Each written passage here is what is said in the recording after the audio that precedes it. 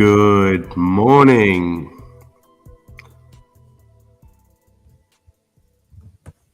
Today we have with us Will I Am and Richard. Welcome, Richard. Good morning. Peace and respect, everyone. Will I Am. That's hilarious. That's my name, though. Of the Black Eyed Peas fame. Right, that's me. That's how I make my bread, get those ends. I know.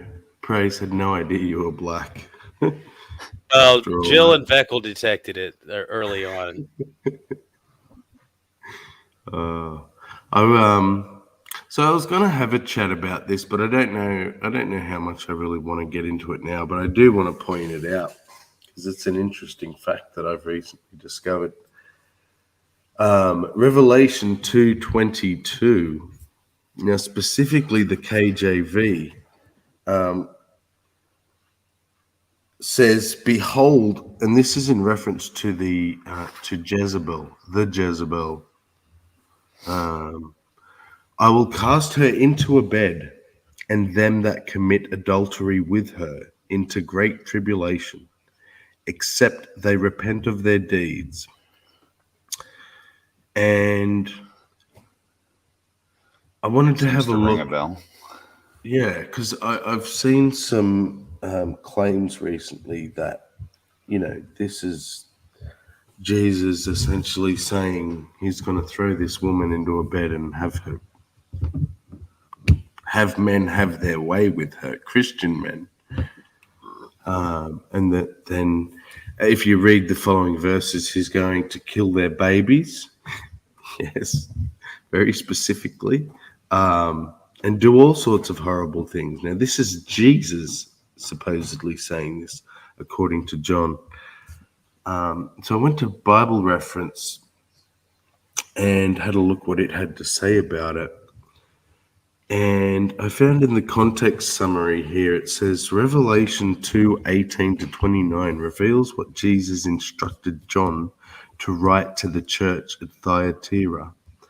Although the church exhibited commendable virtues, it allowed an evil woman, here referred to as Jezebel, to lead its members into immorality and idolatry. Jesus predicted strict punishment for her and her followers. The church would know by Jesus' action that he searches the mind and heart and deals with everyone according to his or her works. Yes. So, because I've had many conversations lately where I've asked that question, is it works or faith? How does grace work?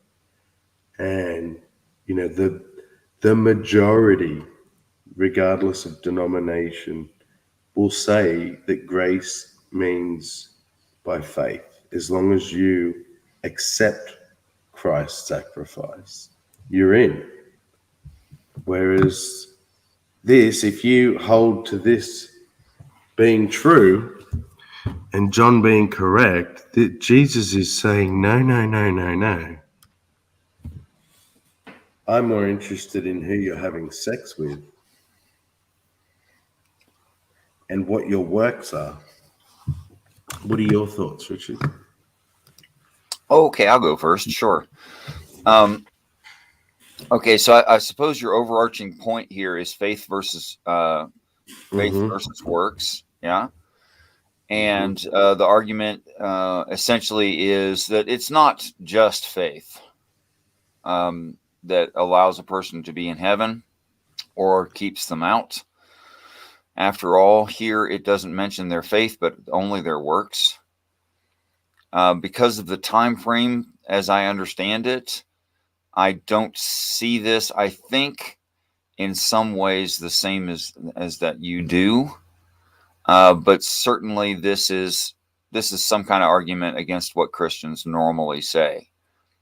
I would put this actually in the what they would commonly call the second half of end times, or the final 3.5 years of the great day of the Lord. And because of that, faith is not mentioned, because these are faithless people, which makes good sense to me. If they were faithful people, they would have ascended at the halftime show.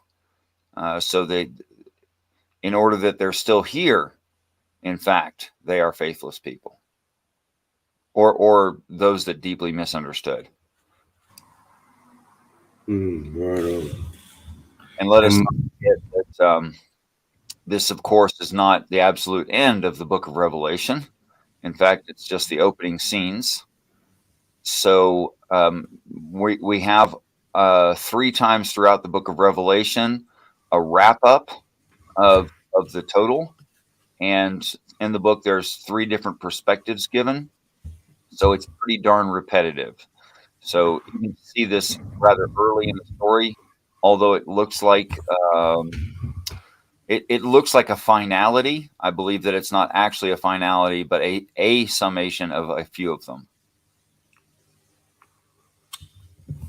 Okay. Will, do you have any comments? Sure. I know we Revelation. spoke about it before, but go Yeah, on. I think Revelation's based on a dream. I think it's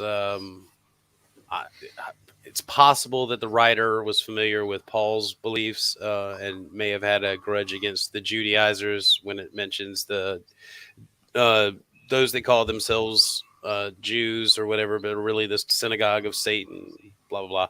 Anyway, seeming to have kind of a anti-Jewish slant to it, but beyond that, I don't see any reason to believe that it's based on anything that's really going to happen.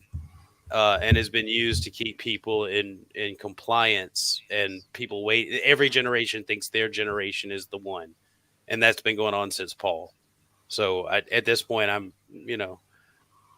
I definitely see the othering that you're talking about, and it's actually a bit of a conundrum for me, or I think for the Christians. I think this is obviously just rubbish, but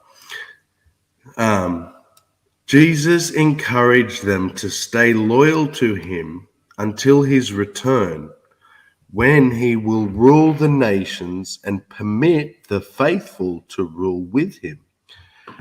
Ooh, Who are they that's ruling? horribly specific. Who are they ruling? The Okay. unfaithful? So, see what I'm getting at there? I could speak to that. The ruling over is ruling over nations in one section, and in another place it says it reads ruling over angels. So when your average reader picks that up, and them wanting the biggest promises to themselves possible, of course, because we're greedy, they think that is in reference to the average reader or practitioner. So long as they have the real faith in the real Jesus and the real God, that they're going to rule in heaven. That's what this refers to. But rule over who? Angels and people from this earth, depending on who you ask. But aren't all the faithful going to heaven?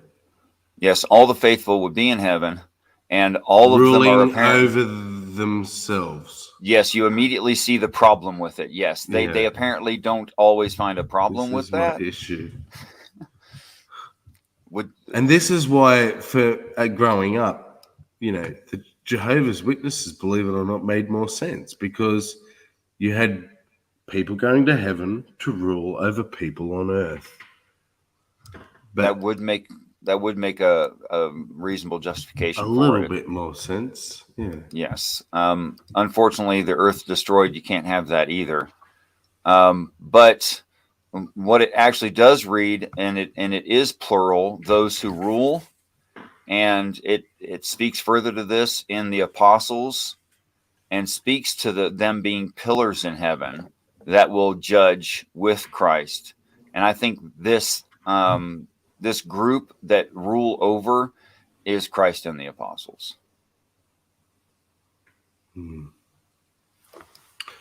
So that's really I had to say all about that. I wanted to point that out.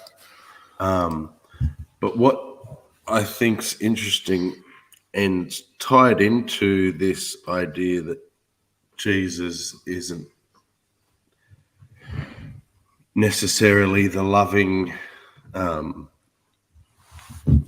peace bringer that people make him out to be, that he does come with a sword, and the idea that, you know, Yahweh of the Old Testament isn't the Christ, isn't the same God that Christ is supposed to be one with.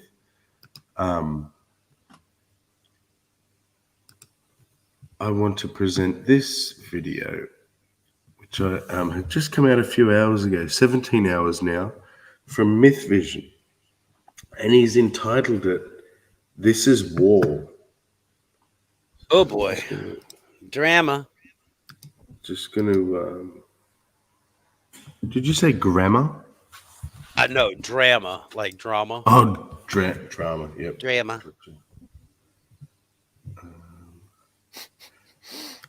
Here we go. It's not as dramatic as it sounds. Probably a bit clickbaity. Let's see. We are Give it at a little war. speed. War. Yeah. Get your armor on and get ready for battle. Okay. No, not in a physical way, of course. I'm simply making the point that we're in an ideological war. I think we've been in one for a very long time. But I want to highlight something as a content creator who was once a devout, extremely devout Christian who sincerely wanted to know the truth. And if God was true, I was going to scream his gospel from the rooftops for the remainder of my days until I passed. But over the years of studying and my own difficulties in life made me start realizing both the combination that maybe this God isn't really there. And maybe this book isn't really giving me the only way or the truth. And there are several paths in the world that supposedly lead us to bliss, to some form of heaven or something. And it wasn't just Jesus and Christianity. It was my recognition of seeing mythology, comparative mythology, that really made me go, hold on, this isn't the only story. And that was the early phases of my coming out of this Christianity. Early phases, just recognizing that other gods made claims, did miracles, were some people that ruled and were judges of the afterlife, where when we die, we go there. So is that God going to be the one ruling it, or is it Jesus? Or is it someone else? So just that first initial recognition made me go, hold on, there's other claims, and a lot of them sometimes have similarities. Nothing is identical, even though originally the Zeitgeist movie tries to paint it that way. I noticed online that a lot of Christian apologists, and I'm going to use the term, they'll probably think the same thing of me. Pause it. I think my argumentation and what I'm doing. I'd like to know how he knows that they are similar and not the same, unless he were familiar with all these different cultures. That was a pretty universal statement. I don't think he's going to be able to back that up.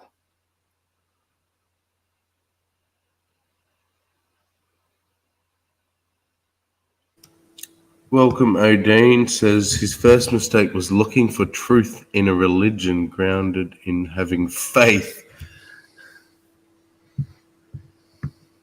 It's an interesting observation. Plastic Jesus says Jesus is a badass motherfucker and he's going to kick your sister's ass for sucking the gas out of my 60 Chevy. What the fuck? Zero, dear. I love PJ.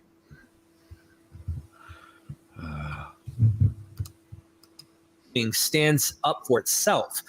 I think there's nothing is identical, even though originally the Zeitgeist movie tries to paint it that way. I noticed online that a lot of Christian apologists, and I'm going to use the term, they'll probably think the same thing of me, and that's totally fine with me. I think my argumentation and what I'm doing stands up for itself. I think there's pearl clutching. I think that they are special pleading, without a doubt. Their religion is true, even if it's birthed in the framework and world in which several deities, several apotheoses, several miracles, several portent divine miracle births, several of these are taking place, but theirs is true. See, I think they're buried in an ideology that has them trapped. And my goal with Myth Vision is not to convince the apologist YouTube channels. Would I love to see some of these apologists stop being apologetic in the way that they are framework, that making their arguments for Christianity and such? Sure. And I can guarantee you they know their arguments aren't going to do the same for me, not even a little. In fact, their arguments make me realize something psychological is really going on here. And I know we're not supposed to psychoanalyze. I get it. I get it all the time from Christian friends of mine that I talk to. Let's not get into each other's minds and try to pretend we know. I can only tell you, as someone who was a sincere Christian, what baggage came with the mindset of this one book, this New Testament. Oh, and these particular books within our New Testament, which we have established as canon over time, these are telling us the truth. And the true story, the historical, reliable story about Jesus and his resurrection, his birth, and his divine appearances, if you will, in the world. We have no real serious observations from Christian apologists on looking and recognizing that this is exactly what was going on in the Greek and Roman world. They want to dichotomize and say the New Testament was kind of ultimately free of those myths and pagan ideas. Really, Christianity is something unique and nothing is like it. It never has been and never will be. But little do they really recognize or pay attention to those comparisons and how significant they really are on establishing one's ontology of whether or not Christianity is the true religion.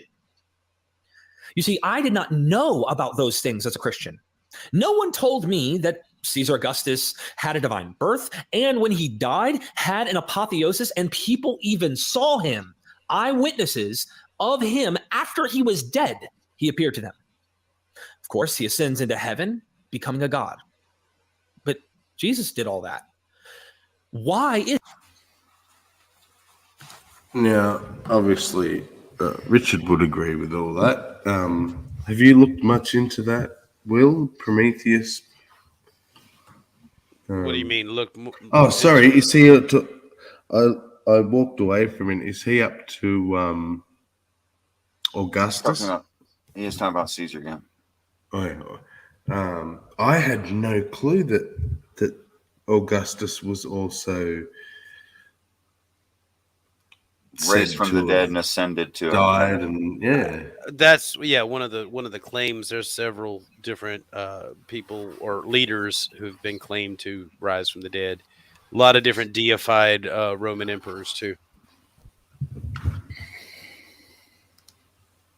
So this is really nothing new for Christ. Yeah, you can find this pre-Judaism easily, actually. Of him after he was dead, he appeared to them. Of course, he ascends into heaven, becoming a god. But Jesus did all that. Why is it that we only talk about Jesus and not Caesar Augustus? Well, we're within the baggage and framework of Christianity. We have a long-standing tradition, and that has been kind of rolling downhill onto us, and the weight is overwhelming. You kind of have to go with the... And there's the God box, Will. Box special. flow. And when you have your tradition that you're raised in or taught, this is what you believe. And when you start with your conclusion, you go out of your way to try and prove that conclusion's true. I mean, Paul does say Jesus rose from the dead, but if he didn't, we're still stuck in our sins. Christians are, when they argue, they're arguing within the framework of the Bible. I've even heard Christians argue, well, the Bible says, one of the Gospels say that an enemy was convinced that Jesus rose from the dead. For example, look at Paul. I do possibly want to go down the path of examining these kind of ideas, but Paul may have converted as an enemy and then finally taps out. All right, I'm in the game. I'm convinced. Maybe you make some sense, because he also lived within a religious bubble. So it's not like this guy was a full-on skeptic. This guy was a Jew who really believed in God's word, the whole nine, and he already had a epistemological framework where Christianity could fit right into that. He wasn't a full-blown skeptical thinker who didn't have the idea of angels and demons. And okay, if that's a problem for Paul, if that's a problem for Paul, that's a problem for Derek.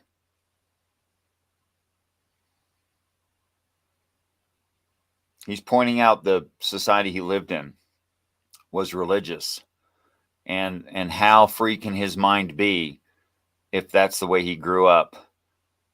Well, Derek here grew up in a religious society. How free can his mind be if he grew up religious? Just wanted to point it out.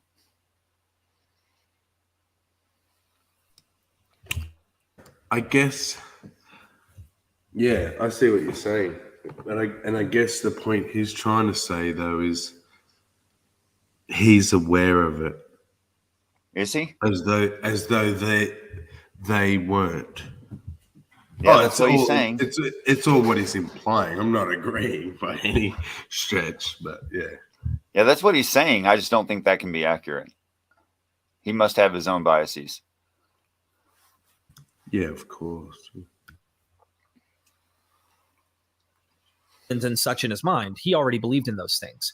But they'll say stuff like enemies of Jesus ended up realizing he's the Son of God. Reading that story and being convinced that the story is telling them a reality about what's really going on. Ladies and gentlemen, we call this really good storytelling, not this is what historically occurred. And these are the problems I run into. It isn't my goal to try and convince the Christian apologist, like I said, and I know that they're probably very confident that their arguments are never going to convince me. My war, my battle is over the winning the minds of the audience out there in the world. Yes, for those who are staunch fundamentalists, I am doing the work of Satan. But to some Christians who are not fundamentalist, believe it or not, ladies and gentlemen, they say, I'm doing the work of God. I'm not even kidding you. They're so impressed and amazed by the historical research we do at Myth Vision, and they are being educated on a level you aren't finding anywhere else. I'm really impressed with the audience that we have grown here at Myth Vision, and the idea that a atheist like myself, or let's just label myself a skeptic for those who want to pigeonhole me in a category that somehow automatically makes me not worthy of listening to. I'm a skeptic, and we're doing research that I've never seen any atheist, any skeptical channel do on this level. I see a lot of Christian apologists, they'll find stuff that Lawrence Krauss might say about Christianity or Michael Shermer might say about Christianity. Scientists that their specialty is not within Christianity. They take that stuff and they want to pick it apart. I see some Christian apologists that also want to take some of my works that I do with some academics. Okay. Now this is not necessarily on purpose. This might be something that Derek thinks is true, but there was an evidence set up there where if you listen to me and you appreciate my story, you are intelligent and open-minded.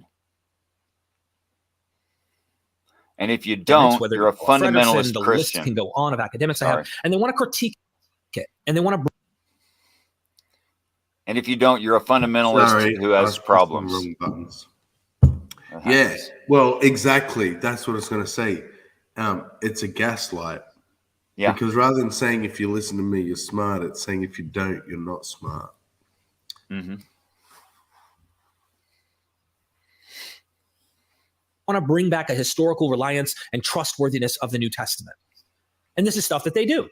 But at the end of the day, I know that I'm not going to convince them, and I hope they realize that their words and what they're doing isn't convincing me. It's just driving me deeper. And I'm thankful for the engagements because it's actually helping me grasp more of a conclusion on where I stand on these being man-made religions.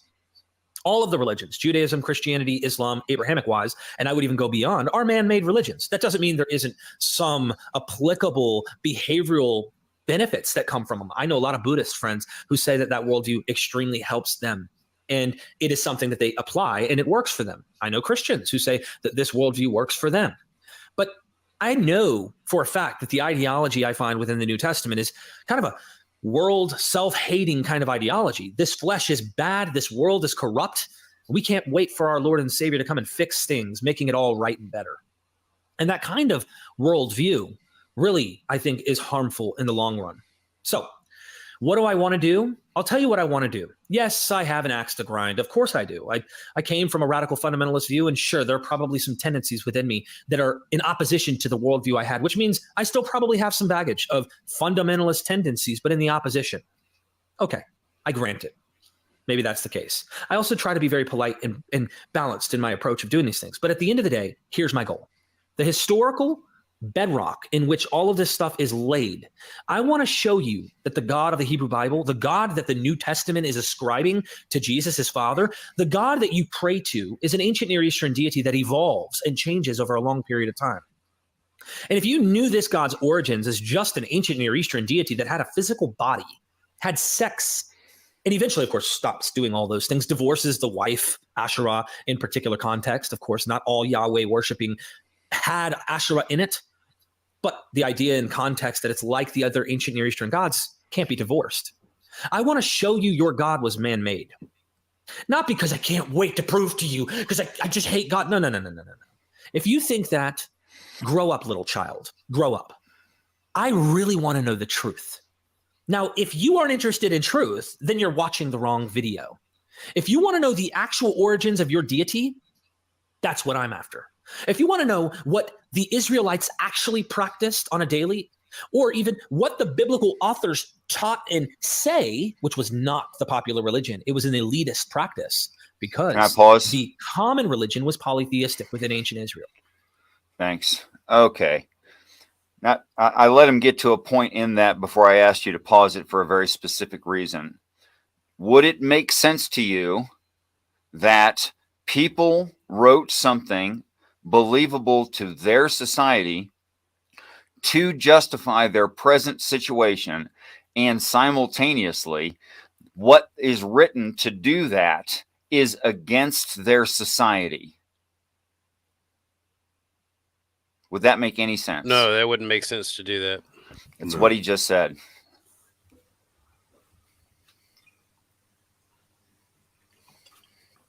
How did he say that? You can back it up about, let's see, about 45 seconds.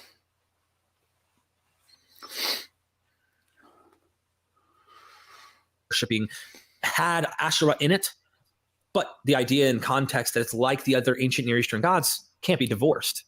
I want to show you your God was man-made.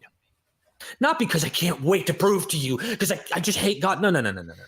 If you think that, grow up, little child. Grow up. I really want to know the truth. Now, if you aren't interested in truth, then you're watching the wrong video. If you want to know the actual origins of your deity, that's what I'm after. If you want to know what the Israelites actually practiced on a daily, or even what the biblical authors taught and say, which was not the popular religion, it was an elitist practice, because the common religion was polytheistic within ancient Israel. If you want to know that, you're at the right place. If you want to not be dishonest or unbalanced, or if you're not wanting to be special pleading and pretending that your book is the one and no other books, literature, ancient tablets, etc., are conveying. What are we doing here, bro? Where have you seen this before? Because this just seems This just seems like it like started professional well, wrestling. Yeah, if you're quite done with this, Kelvy's kind of put a challenge where he wants to present something from Irenaeus that he's studying, which suggests that Jesus is Yahweh. Good morning, PJ. Would you Hello, be cool with how him? do you do? Oh, PJ. Good morning. Yeah. Hey guys. Yeah. So I don't have Kelvy's. I don't have Kelvy's email or anything to give him the link. But Kelvy, are you able to come in and give me this information before I post a link in the side chat? I don't want to straw man Kelvy, but I've asked him 3 times to justify statements like Jesus is Yahweh, and and just ask him to explain to me overall the Trinity. I've asked him to consider the logical problem of the Trinity. I don't think he has a way to address those things. Well, you're a lot to handle at one time, Richard, because you come off like a jackhammer at every point, and I promise I'm hitting soft. I know, but that doesn't change the way the impact feels. It's still it's jarring. Because you actually pull people out of a Christian reading frame, which is like having an ear ripped off. Probably, yeah. I won't apologize. I mean to. I know you won't apologize, and I'm not asking you to, but I do ask you to consider that, because I've told you throughout my time talking to you how difficult it is to disconnect from one way of thinking and try and plug into your reading frame, which I get. It's still a lot. The harvesting fields of earth. Hearing Derek say, "Yeah, I have a bias. I'm coming from a fundamentalist point of So I'm sort of being fundamentalist from the other perspective now." He said made possibly, me feel Yeah, but almost implying he is. I'm pretty sure he basically said, "I am doing that." Trying to be honest. Yeah. Yeah. I just want to make But- it clear. I want Kelvy to come in and give his information. Clockwork. I know you want a link, but if you come in, we're not yelling over at everybody to keep peace. We got the controls. We can hush them anytime we want. So that's all I'm asking is if you come in, don't yell. Not until Irene gets here, and then it's do whatever you want. There's Kelvy. Here we are. Ah, Kelvy, my dear lad. I'm fucking ready. I'm ready for this shit. Give me Irenaeus. I'm not. Give me I just woke Irenaeus. up like 20 minutes ago, so you're gonna have to give me a little bit of coffee digesting time. But No, sir. I demand your Yahweh. okay, Now. that's a good start. that's what we call some faith, there, my man. We demand Yeah, Yahweh. that's actually better than Sammy meant it to be, because he's in an office right now that has not a lot of like cloth in it, so that echo is completely accidental, actually, and genuine. You might as well just yell, "We're waiting on the Lord." Hey, Yo, Dean. What's up, dude? all right, but if I'm not mistaken, you're what I think that you're going to be doing, Kelvy, is For the you're going to. last 3 weeks or month or something, I've been restudying Irenaeus. This is where I first started spouting off earlier. And throughout this work, because the biggest work is against heresies, right? But peppered throughout the work, because he is describing a lot of what the heresies are. But then within it, of course, which makes sense, he describes what he calls our Christian faith, our Catholic faith. That's what he says. So whether or not you want to say it's all fake, it's all bullshit, but whatever. But this is what he claims Christians believe. And then when he gets beyond merely describing what the heresies are, when he describes what our belief is, over and over and over again, and I've taken out excerpts, even the last couple videos I've made specifically of Irenaeus himself. And I'm not saying this is proof, but I am saying it's evidence that at least Christians at that time thought that Jesus was God, was Yahweh himself, that the Father and the Son both are God. Okay. Infinity, Wait. All that's right. not- but that's Hold just on one particular. Okay. Wait. Let me ask you now. Why would Irenaeus be an authority on this? Oh, and he gives scriptures too. He doesn't Right. just believe me. He gives out scriptures over and over and over again. That's what takes most of the time in making these videos. Okay. Try to put scriptures verses to the words. All right. But on what? I mean, What makes him an authority on what the actual teachings of Jesus are? well, okay. So technically, and I'm not trying to be cute, nobody would be an authority except Scripture. So if somebody seems to be properly expounding Scripture, or properly dividing the word, as they say, and can't be contradicted from the word, because I know people like to mock, well, you try to prove the word from the word. All that really means is that the word cannot contradict, or the Bible can't contradict with the Bible. So I don't know if you asked me about Irenaeus's like credentials or the authority of his argument, because if somebody's argument has logic, then the logic itself is the authority, right? So let's face it, it's against the heresies is the books series, right? The writing series, right? Yep. Okay, so he's claiming to have a serious bias against teachings that at the time were considered valid, since there was no orthodoxy, and he's going in and compiling what is to be the future orthodoxal views. No, where you just said there was no orthodoxy, I don't agree with. Because that's right there is presuming that there wasn't that's presuming your position. Well, then what is the option here?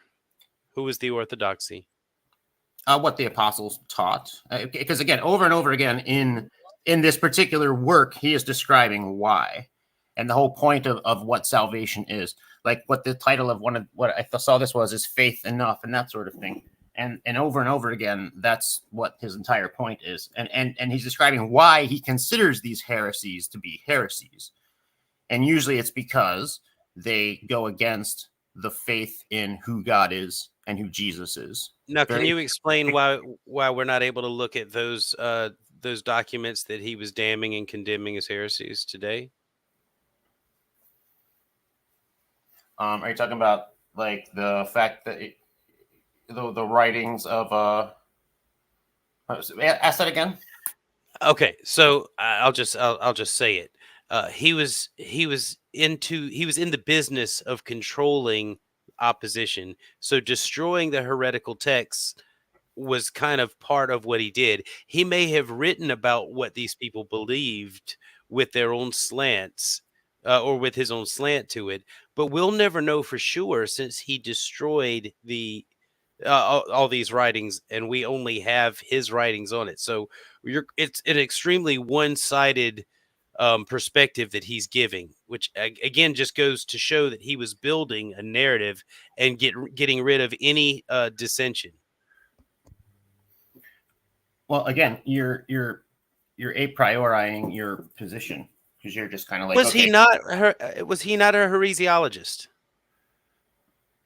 I think we're all supposed to be. That just means like it's like we're all supposed to be our own nutritionists. We're supposed to choose what we eat. So I mean, for this person to get up and say that, look, I have an experience and I have chosen to compile this information so that all you people, you Orthodox Christians or whatever, can be prepared. Because the actual work is called Okay, on the detection. you're not describing eradication. what he did. You're just saying he compiled certain I'm not saying writings just and that. destroyed He had the to others. compile to make a book. That's not And so destroyed one the thing I said, others. Exactly, that's all I'm saying. Right. Sorry. Are you denying that he destroyed the others? I don't The know. other writings, the What? heretical writings. I'm not speaking anything of what they did to physical manuscripts. I don't think physical manuscripts were considered as important as the teachings themselves. Anyway, Right. Okay. So, but What? what we have is a lack of evidence to support his claims about what they were teaching. We only have his word, and he's clearly within a Right, narrative and an understand agenda. that if he says, "Okay, our view is black, and this view is all of these different shades of white," then you're saying, "Well, how do we know what white is?" Well, he's already describing what black is, so. I don't know what your point is in saying we don't have the writings of these. We can't let these heretics speak for themselves, because unless they're going to agree with what I have come to understand personally, to be fair, what the gospel is, then they're not going to be correct. Right, but that's okay. That's his subjective opinion. All right, Yeah, but again, you're acting like it's a mystery religion and that we don't really know what the gospel is. If that was the case, I would agree with you. I'd be like, well, nobody really knows what the gospel truly is. Therefore, they could have had something that we don't really know what the answer is. I believe we do know what the gospel is. And so if what he's saying, if he's saying they did not teach this, then they're heretics. And then in what way they didn't teach that is the specific heresy. But as long as they didn't teach this particular thing, that is, Jesus is God, Jesus died for your sins, that sort of thing, then it's a heresy. It doesn't matter what the details are. Does that make sense? Yeah, I'm gonna just invite everyone else in the room to comment on this while I roll that around in my head. Yeah, the thing that got me was like the teachings are more important than the doctrines themselves. It's kind of silly because if somebody likes the story, like let's say there's Good point. Well, We're arguing about it I'm today. I'm not Yeah, claiming it's to all you. I'm not Please, claiming to please, you that the dude. orthodoxy of our religion is there's some secret that you can't know. That's kind of the basis of the other views, is that there's some special exclusive knowledge that only a few have access to, as opposed to the if there was a truly good God, he would make the information for salvation accessible to every single person. And that's why it is the message of the good God. It's not. Yeah, I could also see like when you're saying that, like you could even use the argument if you wanted to, like if that God that was destroyed before is so good, then why is it represented now like this God is now? That's another one you could like use for a strength, which I don't know, I'm just thinking outside the box a little bit. It's like the reason I'm it's like saying throwing one of your I'm wrestlers just- to the crew, right? I'm just pointing out that you're leaning on an appeal to an authority, but your authority is admittedly gotten rid of all evidence of what his opponents actually believed. Like any other dissenting ideas from that time period, he's tried to make them more heretical and destroy them. Yeah. So far, I'm only in book 4 out of 5. I'm only halfway through book 4. Absorbing it as much as a person can, because reading it out loud is absolutely making me learn it better than just simply reading it. I'll tell you that. But I mean, maybe I'm probably looking at it with some sort of slant, sure, but I don't see any part where I'm like, man, you're really giving these guys a. Well, because you're comparing unfair. it to the books that remain today, which was the intention of the orthodoxy at the time, was to create this canon and this narrative. So, of course, the narrative you have today is the one that they are agreeing to leave the books in that support that idea at that time. Yeah, but are you understanding that when God I'm approaching box. these things, I'm looking at it from, because I can look at it for something to try to disprove what these people thought, or prove what they actually thought. It's either one or the other, right? And then it can only be relative to another can't. view. No, No, that's a no, false Kelvy. dichotomy, bro. Kelvy, you can't find the books that he's arguing against because he got rid of them. That's what I'm saying. I know, but what I'm saying is the books that he's arguing for, i.e., the actual Bible and the scriptures, we know what that is. So my only point is, if the views are indeed against what the scripture teaches, then it is a heresy. So all he's doing is saying this is what they are teaching. Wait, when was the Bible compiled? What could they possibly? Okay, so now you're changing the. No, because you said we have the Bible, and so now I'm saying when was the Bible compiled? Because if you're saying that was all available in Irenaeus's time, then Okay, they well, had to be fresh documents, because some of these again things and again. He quotes whatever he's quoting from, and there's a list of every single scripture that he quotes from. It's like a bunch, except for a few, So I mean, at least okay. I mean, I'm not sure what you're getting at, because unless you're denying to me that in the year that Irenaeus composed this work, he was just making up these terms and calling them Bible verses, because clearly there was a Bible that existed which was considered authoritative. Otherwise, he wouldn't. There were writings. These are authoritative. He even describes the Septuagint and this explains why they're authoritative, and that he does believe God had inspired people to preserve it. Or same arguments people give today for like King James. It's wild.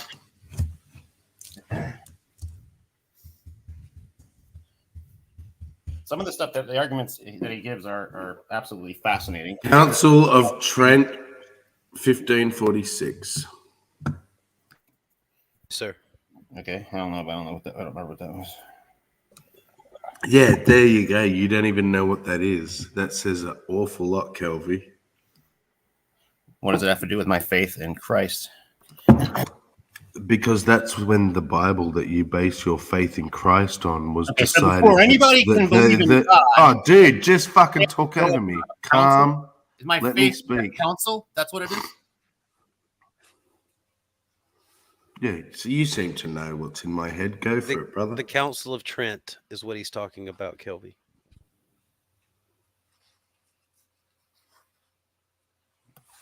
Okay, your point being of this thing that's happening 1,300 years later than the subject that we're talking about. When the Bible was compiled, the one that You don't. Okay. No, you go, Will, because he missing the point of why you raised that. Maybe you can. Well, I mean, I don't. Straw man, you mean? Well, no, it's getting a little heated, and I like Kelvy. I like you, Kelvy, and I don't want to have Yeah, I don't want it to get doesn't too. need to be heated. He's making it heated. Sorry. Explain to him the point I was making. Because you said that Irenaeus, who's in, let's say, around the maybe 130 AD, maybe a little before. Okay, so you're saying he had a Bible, but the books that compiled or that were compiled to make the Bible that you're leaning on today was decided on at the Council of Trent, which is in the 1500s. That's what we were saying. I don't think I said that Irenaeus had a Bible. It did seem like you said that. A bound collection of loose leaf text that have been tied together and bound in a particular, as opposed to scrolls and whatever they used. Hang on, bro. Now that's a straw man. That's not the point. What we're saying, Kelvy. We're saying because Irenaeus. let me tell you what we're saying. Okay, continue. I'm sorry. You're saying whatever you want to call it, right?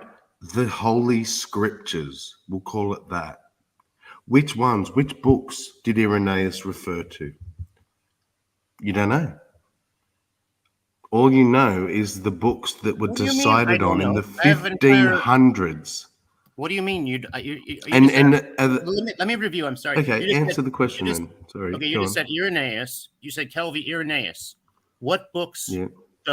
what Bible books or scriptural verses does Irenaeus refer to? You don't know. That is We don't know, error. is what We I don't meant. know. What do you mean we Carry don't? on. We literally Tell have, me then. we Tell me literally which have- books. You want me? What do you want me to give you a list? I can tell you what books he's referring to. He literally tells us. Well, I don't understand. Yeah. You're speaking. What you're saying doesn't make any sense because we literally have him Because you don't know what I'm quoting saying the yet, Bible bro. and saying or quoting scripture. Sorry, if you're going to try to. Okay, wait. Can we just do this in the form of a question, This is the Kelvy? stupidest argumentation. Go ahead. Hold on, Kelvy. What's the argument, I'm Kelvy? very You sorry. need to calm down, mate. I don't know what the issue is here. Okay, the I question don't then. understand. I'm stupid. Why are you being so defensive? No, it's probably You're saying our fault. because Irenaeus doesn't know about some council that happened 1,500 hold years on. later. Nope. He Wait. doesn't have any authority to Try again, say, brother. here's Okay. what I we get mad Kelvin. when kids knock on my Lego bricks too. All right, Kelvy, check I- this out. Listen. I'm going to ask you a question. That when Irenaeus is writing and talking about the Gospels, which scrolls does he have access to that are in the New Testament today, and which ones came later? all the ones that he quotes. I don't know. I mean, he quotes pretty much most of the Bible except for I think one of the Timothys, but no, he quotes pretty much all of them. Matter of fact, I released a video of 4 chapters where he's saying here are the 4 Gospels, and here are why the heretics teach that there are one gospel or more than 4 Gospels, and here's why these 4 are the 4, and why we believe they are the 4. Anyone saying that there are less or more than 4 Gospels are heretics. Do you understand? Interesting that he phrased it that way, isn't it? He's setting up a narrative and destroying any opposition to the narrative by using an ad hominem attack against anyone who would disagree with him. That's your opinion. Is it not what you just No, described that's what he's happening? doing. Well, if there were only 4 Gospels, unless you're just setting yourself up a unfalsifiable narrative, which I think is what you're doing. Okay, man. Dear. Well, I'm not sure what you mean. Okay, so let's say A good trained pet Because needs no you're being bars. defensive. Hold on. instead of Well, trying how to about no? Wait. real quick. Can I just say real quick? Okay, so what we're talking about again? Let's just review real quick what we've been saying.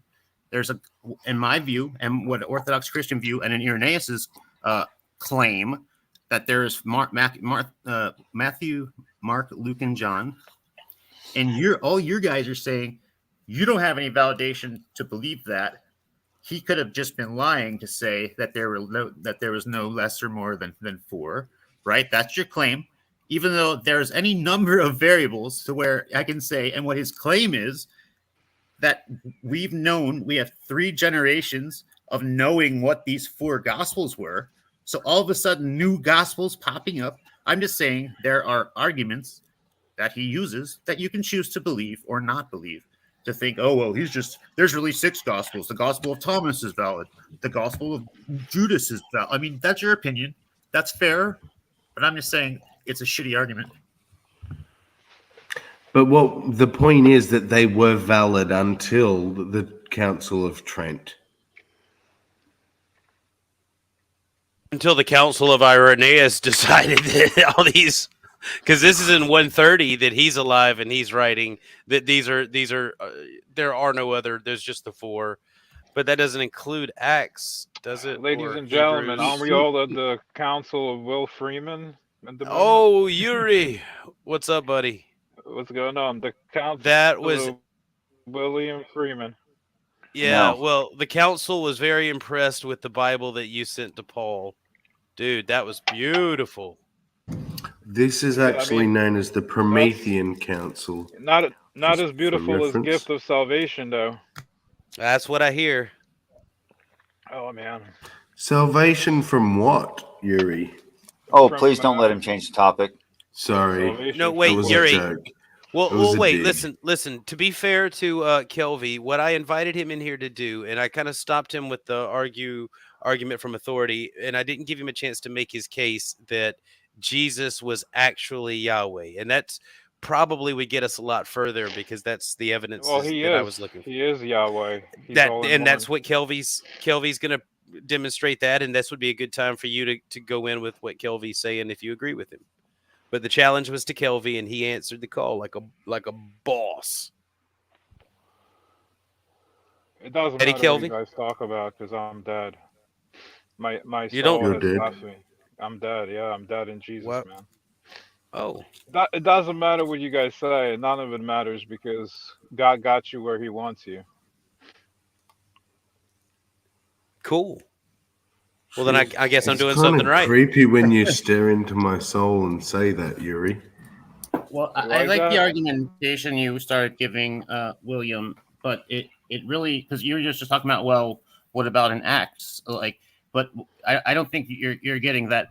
I'm going to You're grant. I want to in this grant. verse, Listen. I want to quote- move past that. I want to grant all of it. I quotes want to all grant those full Bible. authority. He quotes all those Bible verses and all those Dude. scriptures. He quotes Acts. He says every single thing that you've heard probably already from. Kelvy, you're dragging us back to the place where I just said I grant you all of that. So you're not going to find an argument with those things. I'm going to grant all of that. Now let's get into the evidences and the logic behind Jesus and Yahweh being the same thing. Can I explain it the Combo way I break. understand it before we get into it? Please don't, Yuri, because you're interrupting a conversation. Meanwhile, I've been sitting here silent for quite some time. I'll tell you Okay, what. Richard, go Give ahead. yourself 5 more minutes because I'm gonna pour microwave another coffee. Go He has ahead, to Richard, go. if you want to go while Go ahead, he's Richard, go. coffeeing up. Sure. Okay, let's say, just for argument's sake, Jesus is a normal guy. Well, why is his sacrifice different from someone else's sacrifice of their life for their brothers? On the flip side of that same coin, if Jesus is Yahweh, then you have a God that dies. Now, I'd like to know then, in that case, if he doesn't die, if the Spirit of God leaves him, which could be given some support for in why have you abandoned me, then again, you're back to it's just a regular guy that dies, and why is that special? But if you have Yahweh on the crucifix dying, then you've got a dying God. So was it a part of the God that died? Is it partialism? And thereby the God the actually, man. I'm sorry, It I was don't think I was done. Richard, it's the man that died. That's fine. That's going to have problems, which I already pointed out. Or is it all of the God that dies, so that you can say that Jesus is equivalent in numerical identity to God? Now I'm done.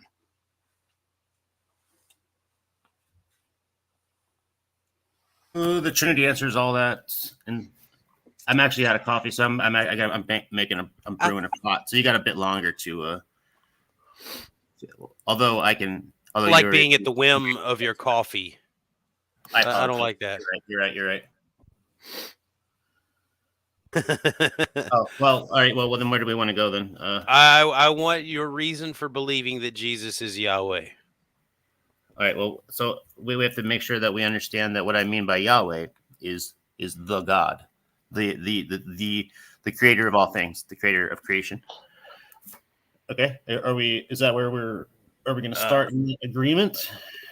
Sure. You're saying the God that's written about in the Old Testament is the creator of all the things. Yes.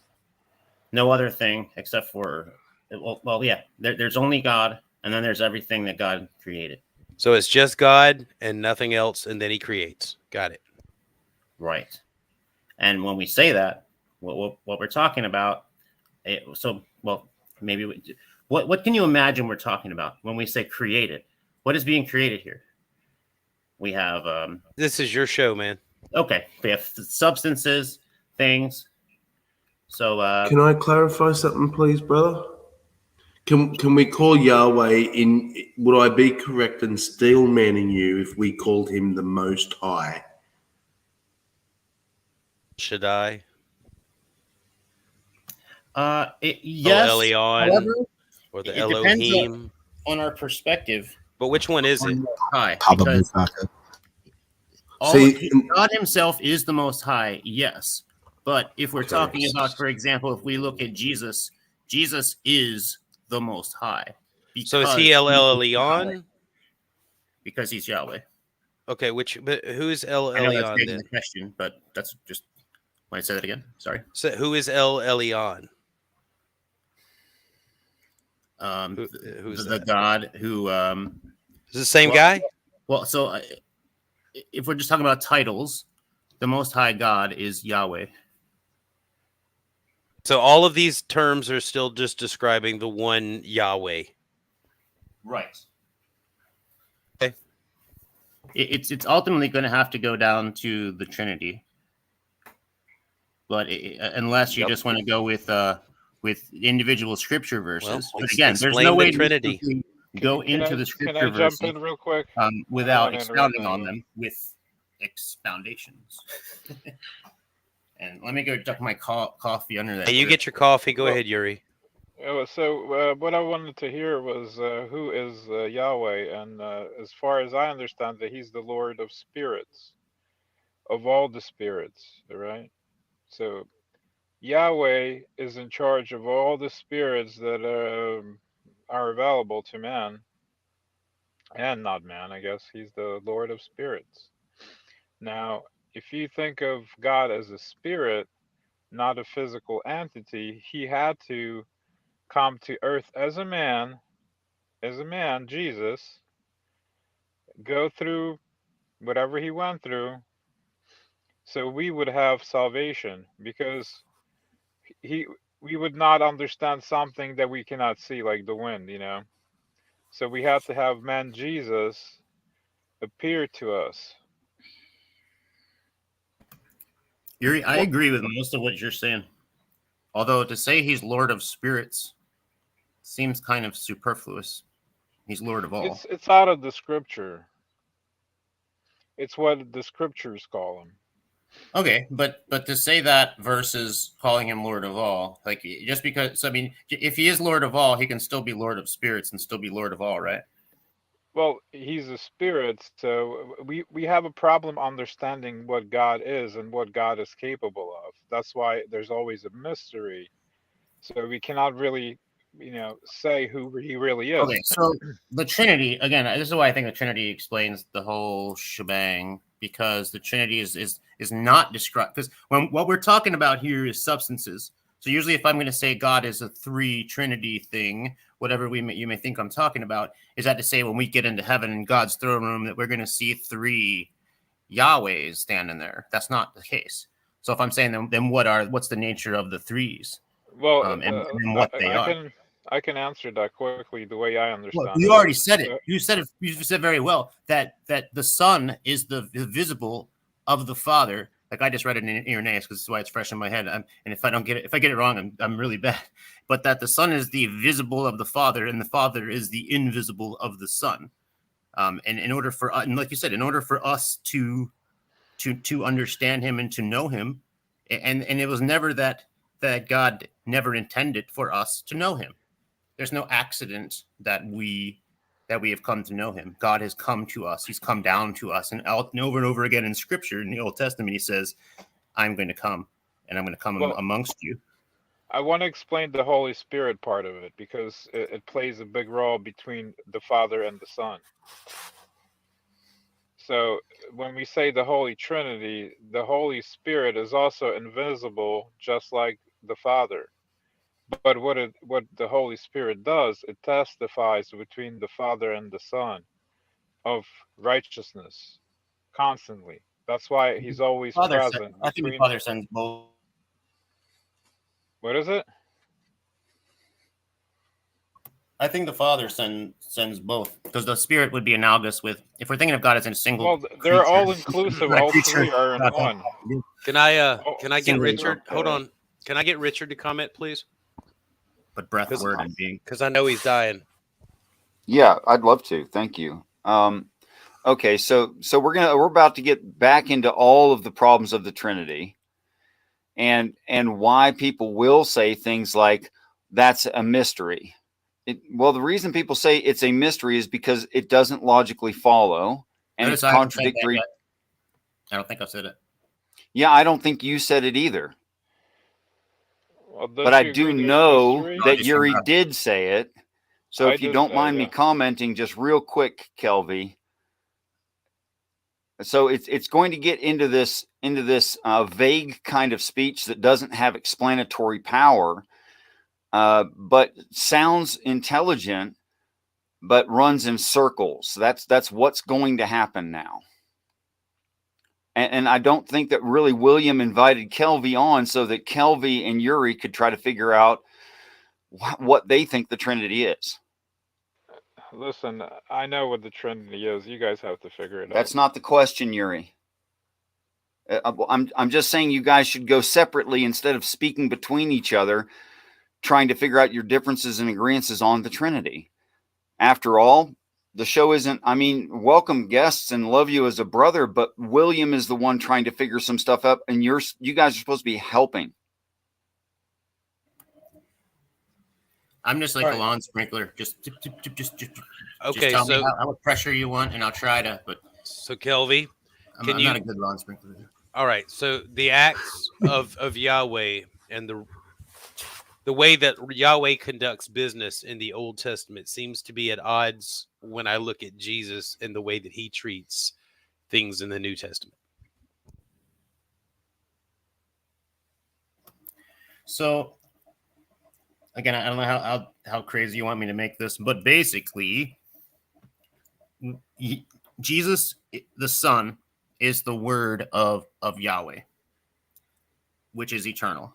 Who is eternal? So, and what that means is that anything that the Father does that is an expression of him beyond him being an unknowable, unsearchable, unseeable, completely and utterly holy being is the Son, is the Logos, it's the Word, and it's how it's one of the ways through which he interacts with creation. So any place in the Old Testament, like the burning bush, for example, like where he appears and talks with Abraham, for example, where he's walking with Adam in the garden, for example, that is Jesus. Okay, can I pause you for a second? Because what you've seemed to be describing to me is that Jesus is God's, Jesus is the avatar No, of so the source. not precise. Okay. Because so there's another concept which I'm kind of studying now, although so this is going to be kind of, but the notion that because all things that exist are created by God and are also created by his word, by his logos, what that means is that without God having a logos, or what am I saying here? Sorry. That basically everything that exists, because it has a form, shares that with Christ itself. And so now we've got a separate being. Like pantheism. But now we have a separate being. No, because if what we're talking about is an eternal being alone in eternity prior to creation, who is the fact that we have a being who exists. That's one sort of underlying principle. And this is what the Greeks termed hypostases. And instead of persons, they said three hypostases, which is underlying principles. Although they still ascribed it to persons because everything God does is personal. Okay. God doesn't break off a piece of him part of a piece of himself. All right. Well, hold on a second. Because we're starting to stack claims now, and I'm a little confused. Okay. And I also have to vent the Richard. Richard, release. Thank you very much. Yes, sir. I'd love to. Okay, so at the end of the Garden of Eden, when man and womankind, Adam and Eve, have eaten of the tree of knowledge of good and evil, the angels proclaim, Elohim, proclaim that they have become as one of us, as gods. Also, again, Jesus speaks the same in the New Testament. I tell you all now that you are gods.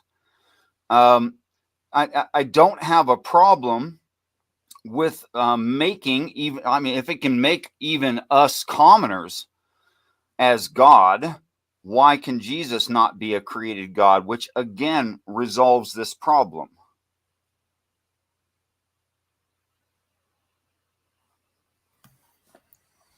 Okay, so your position is that when he says this, he means that we're all Yahwehs? No, that's not what the word Yahweh means.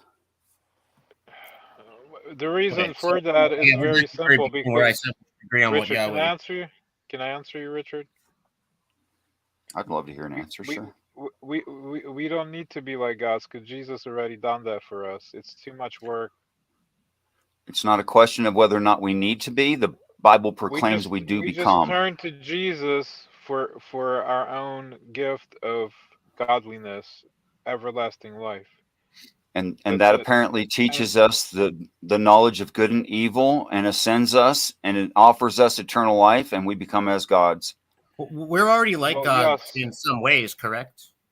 Well, only the Minor ones ways, who maybe, receive the gift. You probably. gotta When he's receive saying the we'll gift be of like a salvation. God, he's meaning in a certain way, because he's specifically saying, and as far as the term of life, because again, one of my positions is that the death, the spiritual death of the creation of sentient humankind is a blessing, almost a mercy, because otherwise we would go on forever in our sinful state, and so that therefore to be made to die is that we don't go on sinning forever. If you don't mind me saying, we're getting a little off topic here. My point was there's nothing wrong with the Yod He Vav He creating a God in the Son. And that's the part that's trying to be avoided here. So that he has equality in power and essence to God, so that he is a dying God As soon as instead it's of a created, dying man. as soon as it's created, Sorry. it's not a God, though. It's a problem. The reason we say salvation, it's salvation from our sinful death.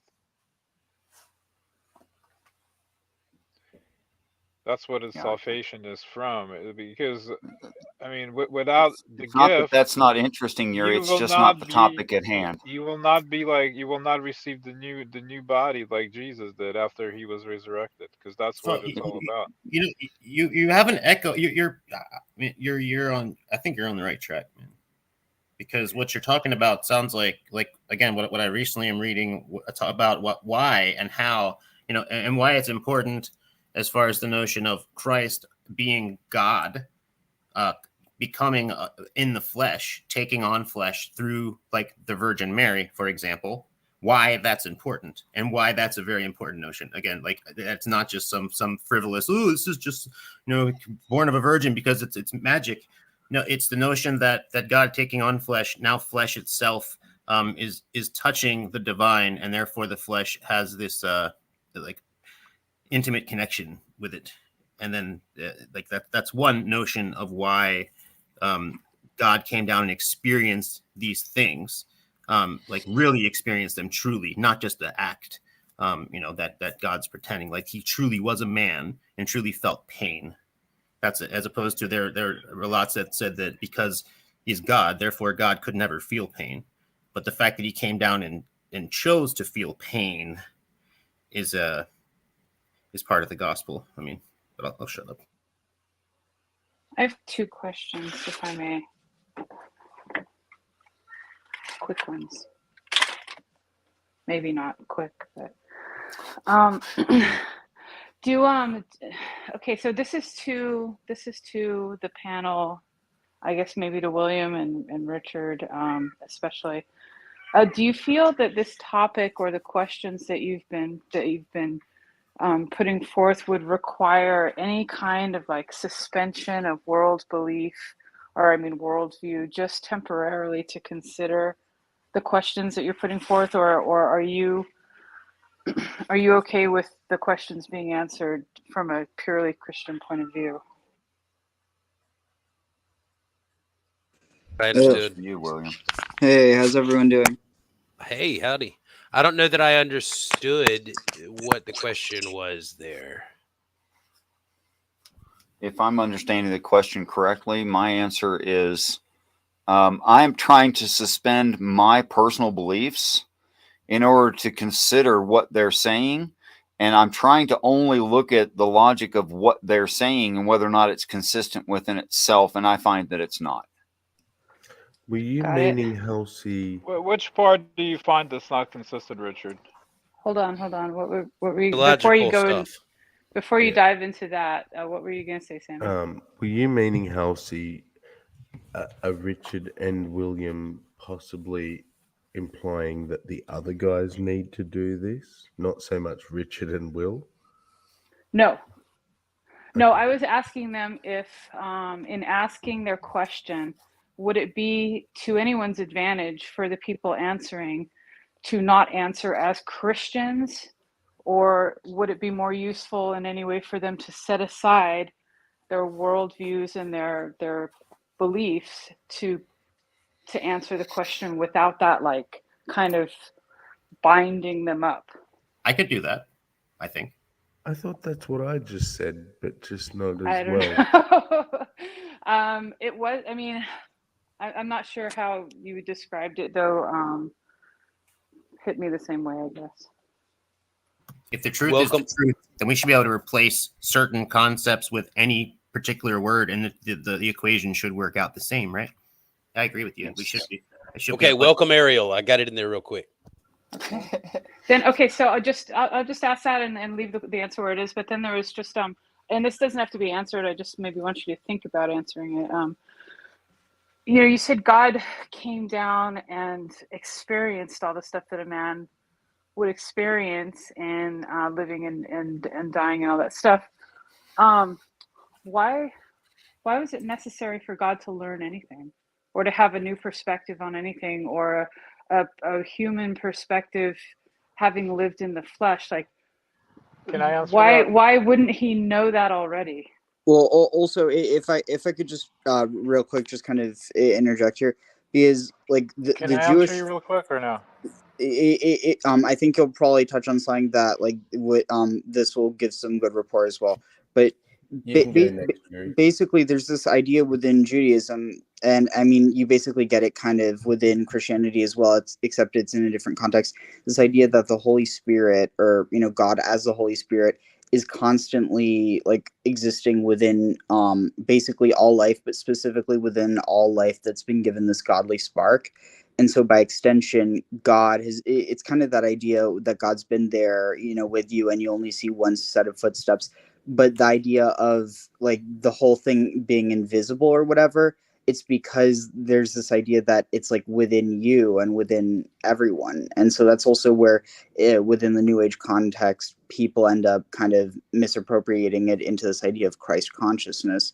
But it's basically this idea that the idea of Christ and the Holy Spirit are very much connected. And it's only later that we get this idea of the Son being like, inherently something that needs to be incarnate. Bodhisattva Jesus. Christ the Great. Okay. Okay. I don't want to sidetrack it or get it off course. So wherever you guys were going, I know there was original question. The reason Jesus came was so we would No, have it's okay. I don't need mercy to be like at the time of sold judgment. on. Yeah, I don't need to be sold on the ideas of Christianity. I'm more So we interested would get in judged like, by a man, not by God. well, I'm just wondering if like you guys were originally talking about like, that one author that picked the scriptures that were supposedly heretical out and said don't read these. And then you're also talking about the Council of Trent, right, in the selection process, and why that whole thing is important. Did that all get resolved? Did that get dealt with? No, it didn't get resolved. It came down to the Trinity, and they should be moving on to how the conceptions of the Trinity and whatever faith they hold makes sense or does not. Wasn't that like, I mean, and I apologize for getting emotional earlier, but I mean, isn't that more of a tactic? Because if I'm saying, hey, this is what they believed in the year 180, and here's what they were listing, this is what they considered to be scripture, and you're basically trying to say none of that's Okay. valid because what we consider scripture. So I think that's where we ended up. William, you said, let's just move on. Right, we're still getting bogged down in the Trinity when I'm asking why you believe that Yahweh matches up with the character of Jesus. There we go. That's where we left off. I was trying to find where we kind of, that was a turning point into the last conversation, into this conversation. Oh, I just thought about something. Maybe that's the idea of, like, people have this idea that when Jesus comes back that, he'll be this conquering warrior. I think in some ways that's probably connected to this idea of viewing him within a more Yahwistic context as opposed to being more like, this prophetic context, which I think you could even connect to Eshmoon and possibly even to Baal. I mean, there's a lot of connection between Jesus and Baal. Well, my main thing and why I was mentioning Irenaeus so much is because I've recently been going through it and I've been amazed at how much he is hammering over and over again how he believes Jesus is God, the same God of the Old Testament that spoke to Abraham, etc. Like he's like the fact that people say that the Trinity, so we can argue about it because he didn't say the word Trinity in Irenaeus in this work, but he talks about Jesus, the divinity of Jesus, and Jesus specifically being the God, like over and over again. That's why I'm amazed how people over and over again claim that the Trinity wasn't, or at least the divinity of Christ wasn't established until far later. Like what I'm reading completely blows all that out of the water. So I guess my point, though, is what do you think this idea of Christ implies before there's any idea of incarnation into Jesus? So I mean, I went on that a bit before about the activity of the it's the inscrutableness of God. It's any kind of scrutability of him that we can see. It's basically any form of form. It's the prime form. So if we agree that all creation is consisting in part of formations of concepts, then God in eternity is the prime concept. And what are the underlying principle of things? It's one, to have an existence, which is a binary. It either exists or it doesn't. Two, to have data or information that basically is what it is, an expression of what it is. And two, what that thing is actually doing, which we can call time, space, breath, movement, spirit, animation. And that's the third person of the Trinity, because everything that God is personal, because he is personal. So if God's moving in spirit, that's the spirit, the person of the spirit. If God is speaking to somebody, for example, or being born in the flesh, that's the form, the logos, the second person of the Trinity. God always being inscrutable, of all authority, above all things in eternity, is the Father. And so I have a question. Wait. Clockwork, do you have anything? Because I know you said you've been quiet for a while. Did you have something? Oh, I haven't said anything. I've just been listening to all this word salad. Okay, well, okay, go ahead. Please, none of it makes sense to me. Feel free to pick apart anything I'm saying. So if you're claiming, well, I had a quick question about your you said that Irenaeus was really hammering on these ideas, and it sounds like he was doing it without any exception and was definitely separating the so-called heretical texts like with definitiveness, strong definitiveness. Is that what you just needed, like a yes or a no? I don't want to go on without assuming the wrong thing. Yeah, he in no way thought that they were in any way truly Christians in any way. So yeah. Okay. So is it possible that his words and efforts had undue influence on the next phase of what ended up in the Bible? I don't think so, because again, he meant all the scriptures that he mentions as authoritative, that he's quoting them as saying, look at what this says. They're like, he's appealing to their authority. So there's only like again, one or two scriptures he doesn't quote from. So no, I can't agree that from what he wrote decided what went into the quote unquote Bible from what you're saying. No, I'm not saying what he decided and, decided that. I'm just saying, do you think that his efforts and words had more influence than they should have in the later, and in the world of Christianity in general, it's possible that there were definitely motivations that were political and having to do with needs for power and control to get rid of those heretical texts because they just basically conflicted with the ideas that they were trying to, Well, that goes down to if it's true or not. One, of course, and I'm not trying to be smart saying that necessarily, but again, when Irenaeus is writing this stuff, so this is 180. So by this point, Christians are not. They're not necessarily persona non grata, but they're not really accepted. Sorry, did you say 180? 180. This is the time when Commodus and Marcus Aurelius were. This is the time when Maxus Decimus Meridius, son of a slain, or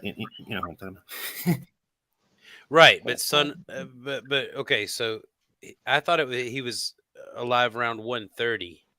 Did I say Marcus Maximus? Well, the year against heresies was written was the year 180. So this was whenever they produced the collection of Irenaeus's writings. No, Irenaeus was alive in the year 180 and wrote these works. Okay, so he was between 130 and 180 or something like that, at least. Yeah, he died in the year 20 something when he was old, or I think he was martyred. They don't really know how he died. All right, fair enough. Go on.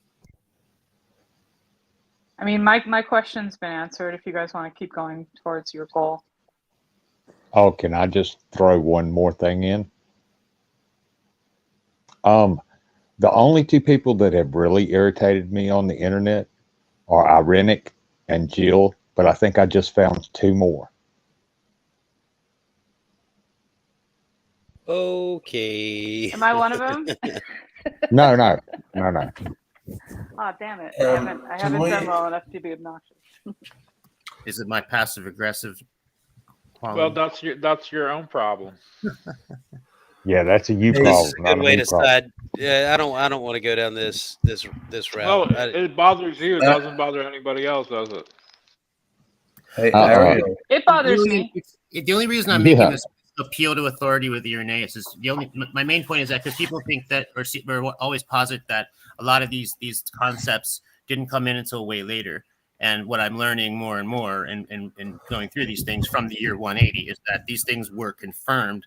He expected all true Christians. He wasn't saying, "Oh, a bunch of us are compromised." He was saying like, "This is." I agree as far as an appeal to authority from that perspective, but my only point that I'm trying to prove on Irenaeus again is that during this time it was already firmly an established view, and being that they were still an underground cult, essentially, there wasn't a big opportunity for them to come together and agree on this. And one of the things Irenaeus also hammers on is how all throughout the entire Roman world they preached the same gospel.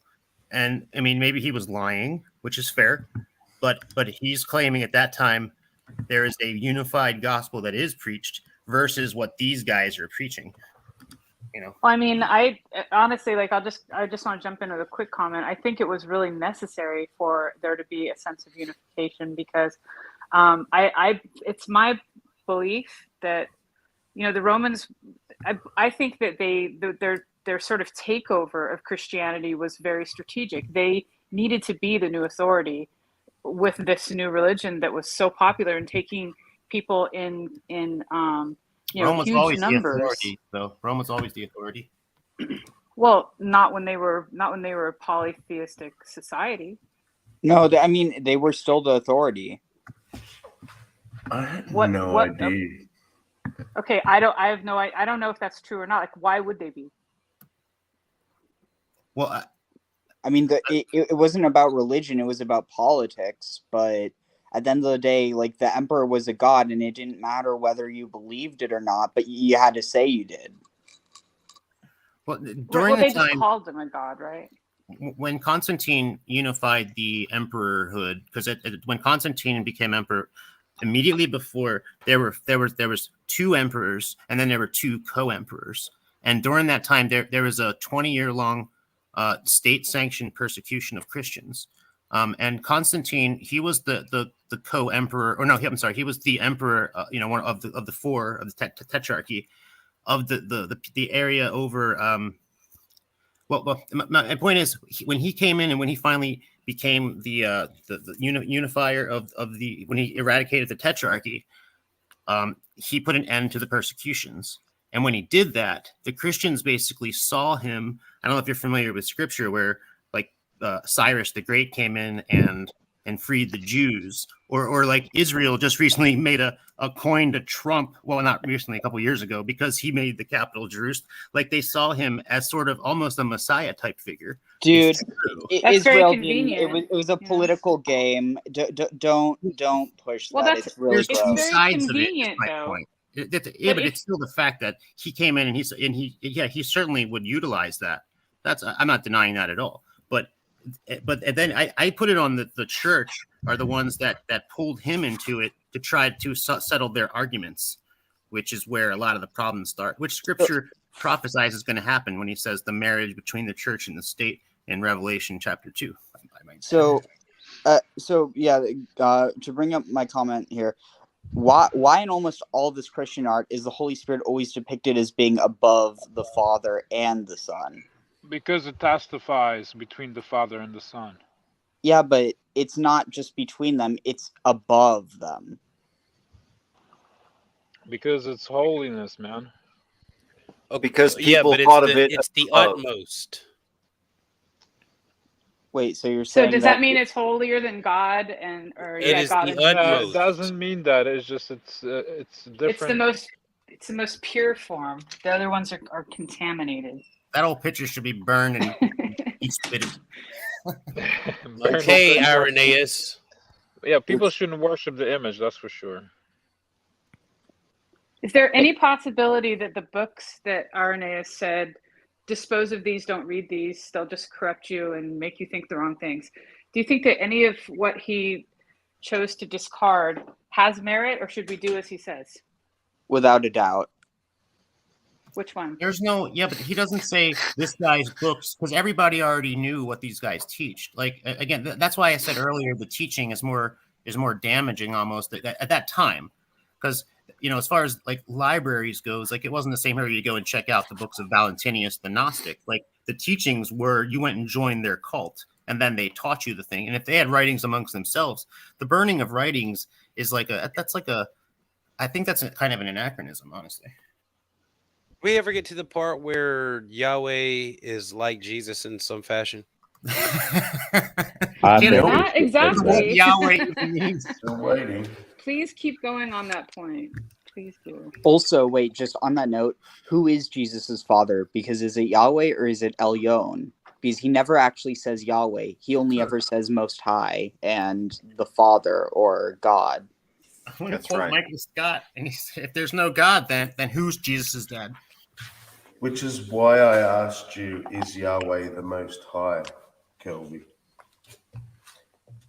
Yeah, I know. Of course, I think there's a plain answer to this that makes sense intuitively, because it's the same thing that we experience here on earth in our relationships familial, that I do nothing but through the power of the Father, and I do what I see my Father do before me, and I will give to him who overcomes as my Father gave to me, giving the same rewards as he received to the Christ. So I think it's quite plain, but those scriptures are almost never brought up.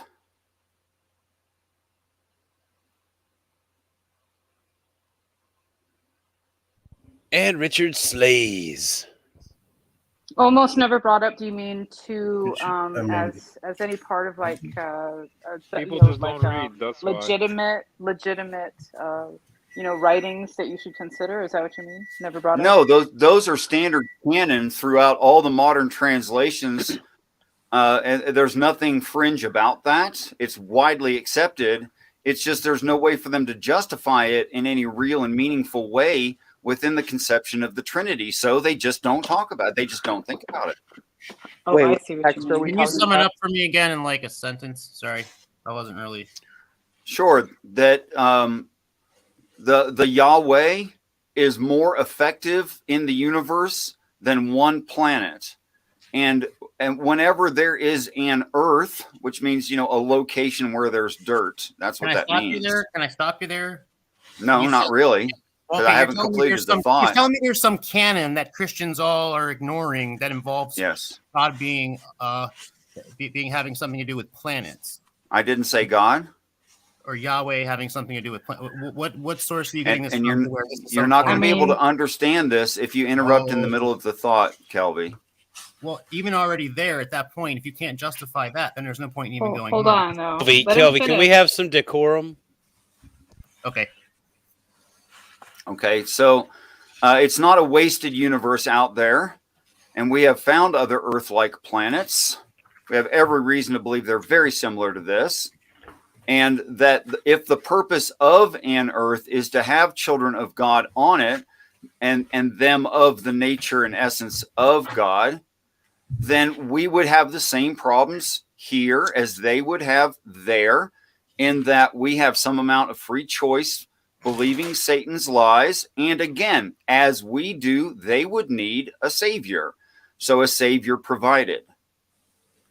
So then you just have multiple occurrences of the Son created by the Father, ascending, becoming in the position of the Father the next time, creating a Son.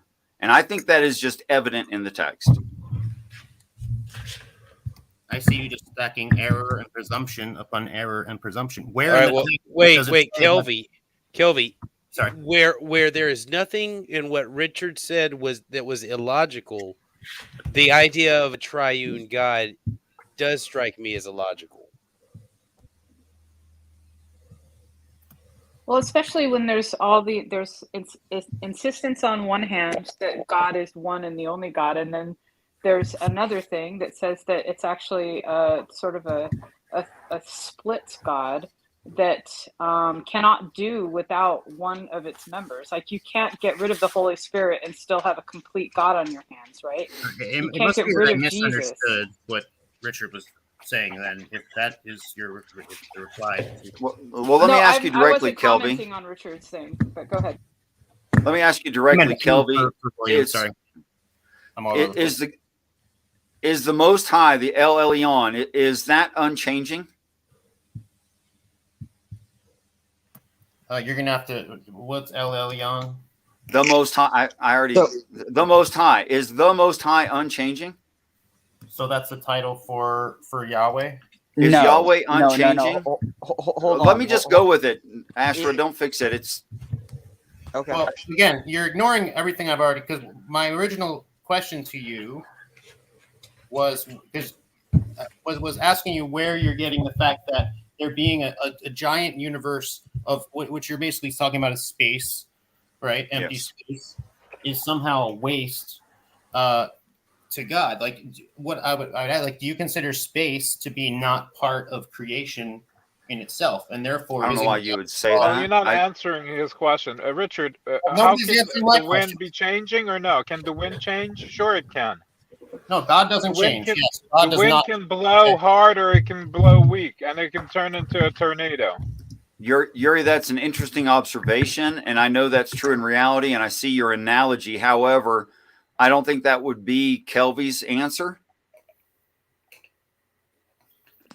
I was just going to say to clarify real quick, El Elyon, it's only ever ascribed to Yahweh because of the Hebrew Bible, but originally it was a separate God, which would have been basically this idea of the God of the fathers, not necessarily this idea solely of like God the Father, but God of the Father, or God of the Fathers, this idea of a patriarchal That's God. what I was going to bring up. Yes. According to where? Okay. Let me just make it as an assertion instead of. I had the patience at first to run down the logic. And I wanted to lead through the necessary logic with you, but now I've lost patience for that. So let me just make it. If I could just make it as an assertion, it would be quite clear and easy. Your entire point, even though I'm trying to express, there's some points I don't quite understand, and I'm asking for a. I understand that, but you're just like, no, don't try to understand. Just believe me, bro. Hold on. No, it's not what I said. You're straw manning me. I think you're straw manning, and you're avoiding the topic. Let's listen. So if I could just make an assertion, just after you, ma'am. No, I was just going to say, let's listen to the entire end of Richard's thought. And if you think that what you were saying about what he is about to say is true, then, respond with that, but it might not be. So just, I've already forgotten 4 different objections already. So let's just continue. Maybe I'll have some more. That's fine. I bring a notebook and pencil. Not a bad idea. Okay. So I have like 10 pencils and 5 notes. I can't, I'm too ADD. Scribble stuff down then. So if the Yahweh is the Father, but the Yahweh is unchanging, why is he not the Father from the beginning and only called Yahweh? If he is only the Father when he has the Son, then he has changed. So the formation of Christ makes him always either always the Father or situationally the Father. And I don't know how you would answer that. He's always the Father. The Son's always the Son. That's it. He doesn't become. There's no changing. He didn't become the Son. The Son has always been the Son. Okay. The Father. Oh, never mind. There you go. So then you have eternally begotten Son. Yes, Kelvy? You probably have to define what begotten means. Okay, because the idea of a son means to come from the Father, and Yes. begotten also implies that it comes from. I'm trying not to be rude here, Kelvy, but I'm biting my tongue a lot because I don't know why you don't see. I know how people try to use words to trick people into logical corners. So it's a trick. No. It's my bad. I'm losing. When I'm trying to be specific, when I say difference between, for example, Go ahead. What word did you just use? Versus procession, progression, hierarchy. There's all these different concepts that we can't just act like don't exist when I'm trying to be specific and say, oh, you're trying to. I mean, I understand, and that's fair. So, well, if I could just say one more time, though. I'm a little frustrated because my question was what Yahweh has to do with Jesus as far as characteristics, and we are you want to get rid of all these on the people Trinity. And just have me answer, or no. I just if we could try to find a place to put a period at the end of this objection until we could get to the question that I really want answered. And I want to clarify, Kelvy, that nobody is here attacking anybody, so you don't need to be defensive. I'd like to point out this is the 3rd time you've been asked to do that and did not. You've been given more floor space than anyone. This is about breaking down. Why are we sitting here listening to the fact that God has some wasted space out in the galaxy? Why are we listening to this? And I'm getting yelled at for interrupting you. All right, then I'll say why. I'll say why, because your ideas are all on equal playing field here. Yeah. Fair enough. Yeah, I mean, if you could stop tap dancing and just answer the question, that would be great. All right. Well, and I answered why. I'm sorry. Go ahead. I was just going to say, and also just try not to make assumptions, because I heard you make an assumption that Richard is implying that, God somehow, you said wasted space, like all of the other possibilities for life. I'm not sure what you're implying, that he has nothing to do with, or I'm not sure exactly what that's all about, but, I'm not sure if you got what Richard was trying to say. You remember when I said, is it possible for you to maybe suspend some of your beliefs in order to like fully participate in the conversation? Like, I don't know if that's possible, because Yeah, for some the people it feels like reason a betrayal, you know? the reason I said, for example, the thing with wasted space is because that is one of my objections, because to me that's what it would seem like his assertion would be implying, and I'm So just you're objecting to communicating some.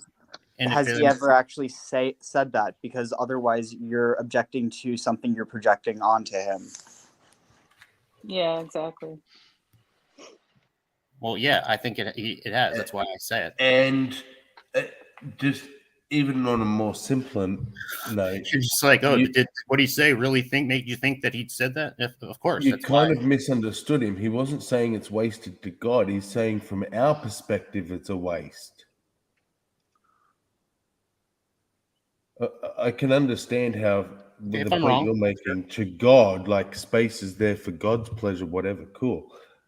But that wasn't the point that Richard was making. So you kind of missed his point. Could you sum up your point, Richard, again in like a sentence or a few sentences, just so that we all know exactly what you meant? I'll keep myself muted this time. I'll try. Is the back in 1 minute thing valid right now, or is he here? He went for a cigarette. Did he go? He got a little Okay. stressed out there. Got it. Okay, so real quick then, All right, go and ahead. I apologize, but proof that Jesus is so.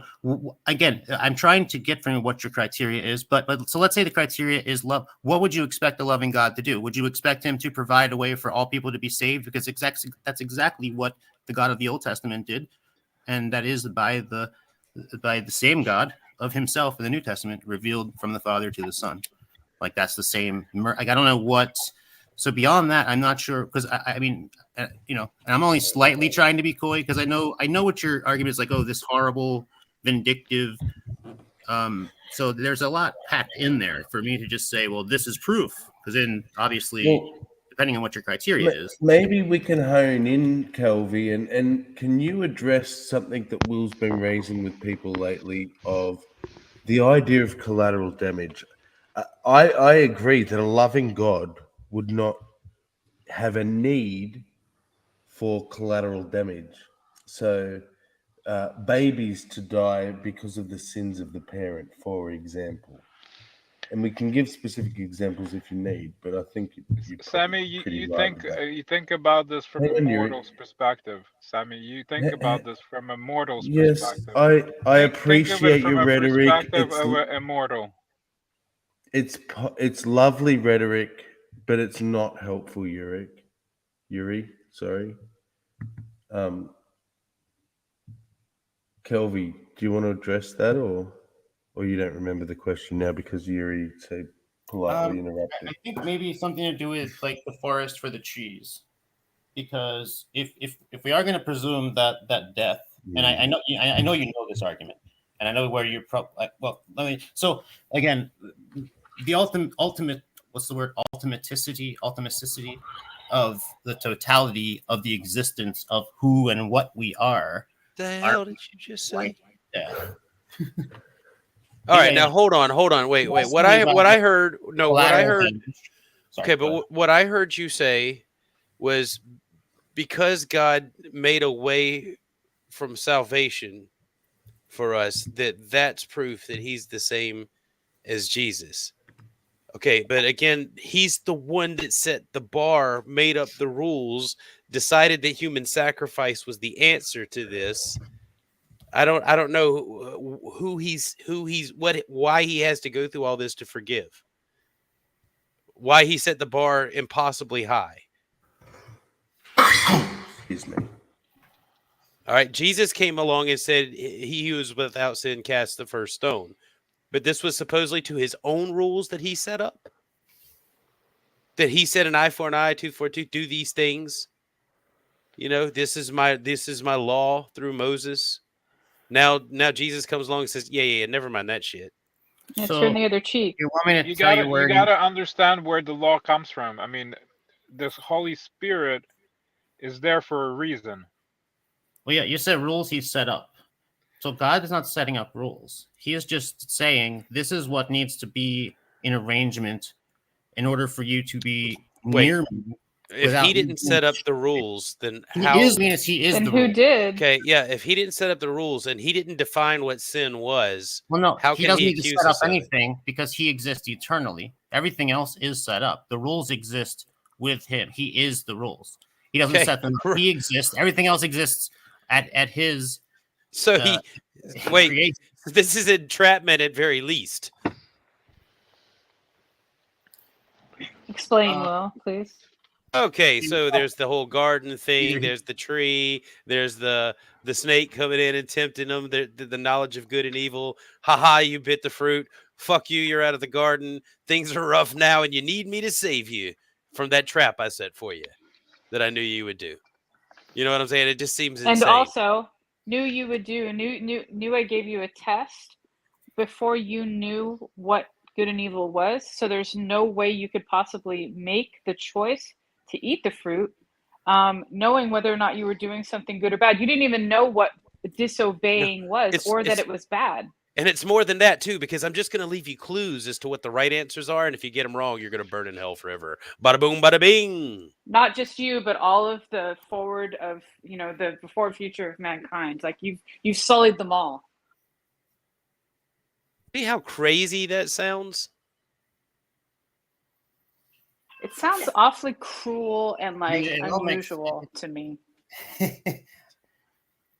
I can imagine how crazy you believe it sounds to you. Yeah, I can. Okay. All right. I doubt it. You just gave a bunch of look. I denied Christianity for a good part of my life. Actively. I didn't just. It wasn't a passive. I didn't even study it. Like it's. So again, maybe. So that's fair. I don't know exactly your perspective. Well, I wouldn't have a problem with Marcion's Christianity.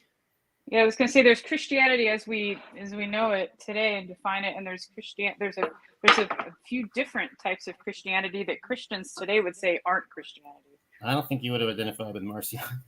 Why would you say that? He thought that Paul was. Do you agree with all of Paul's writings? That's funny. I mean, his writings were the earliest. So you agree with Paul's right? Well, I think Paul himself disagrees with Marcion. Well, maybe you feel like that, but I don't think that Marcion felt like that. That's fair. Well, so I guess that's where you would say, well, we'll never know, because Irenaeus had them all rounded up and burned all throughout the Roman Empire and burned. No, I don't have to say it if you do it for me, bud. No one expects It's very convenient, to say the least. No, I think that underestimates the. I'm challenging the integrity of Irenaeus. Yes, that's fair. Again, it's what would have happened if he would have been noble? What do you mean by integrity? Right. If he would have been noble, he would have allowed the other things to remain and challenged them on merit, rather than destroying them so that he wouldn't have to confront the questions. I think he did. How else do you challenge something other than write what they believe? Because you're suggesting he's writing what they didn't believe, right? That's what you're suggesting. That hours and hours of work. Sorry, go ahead, Kelby.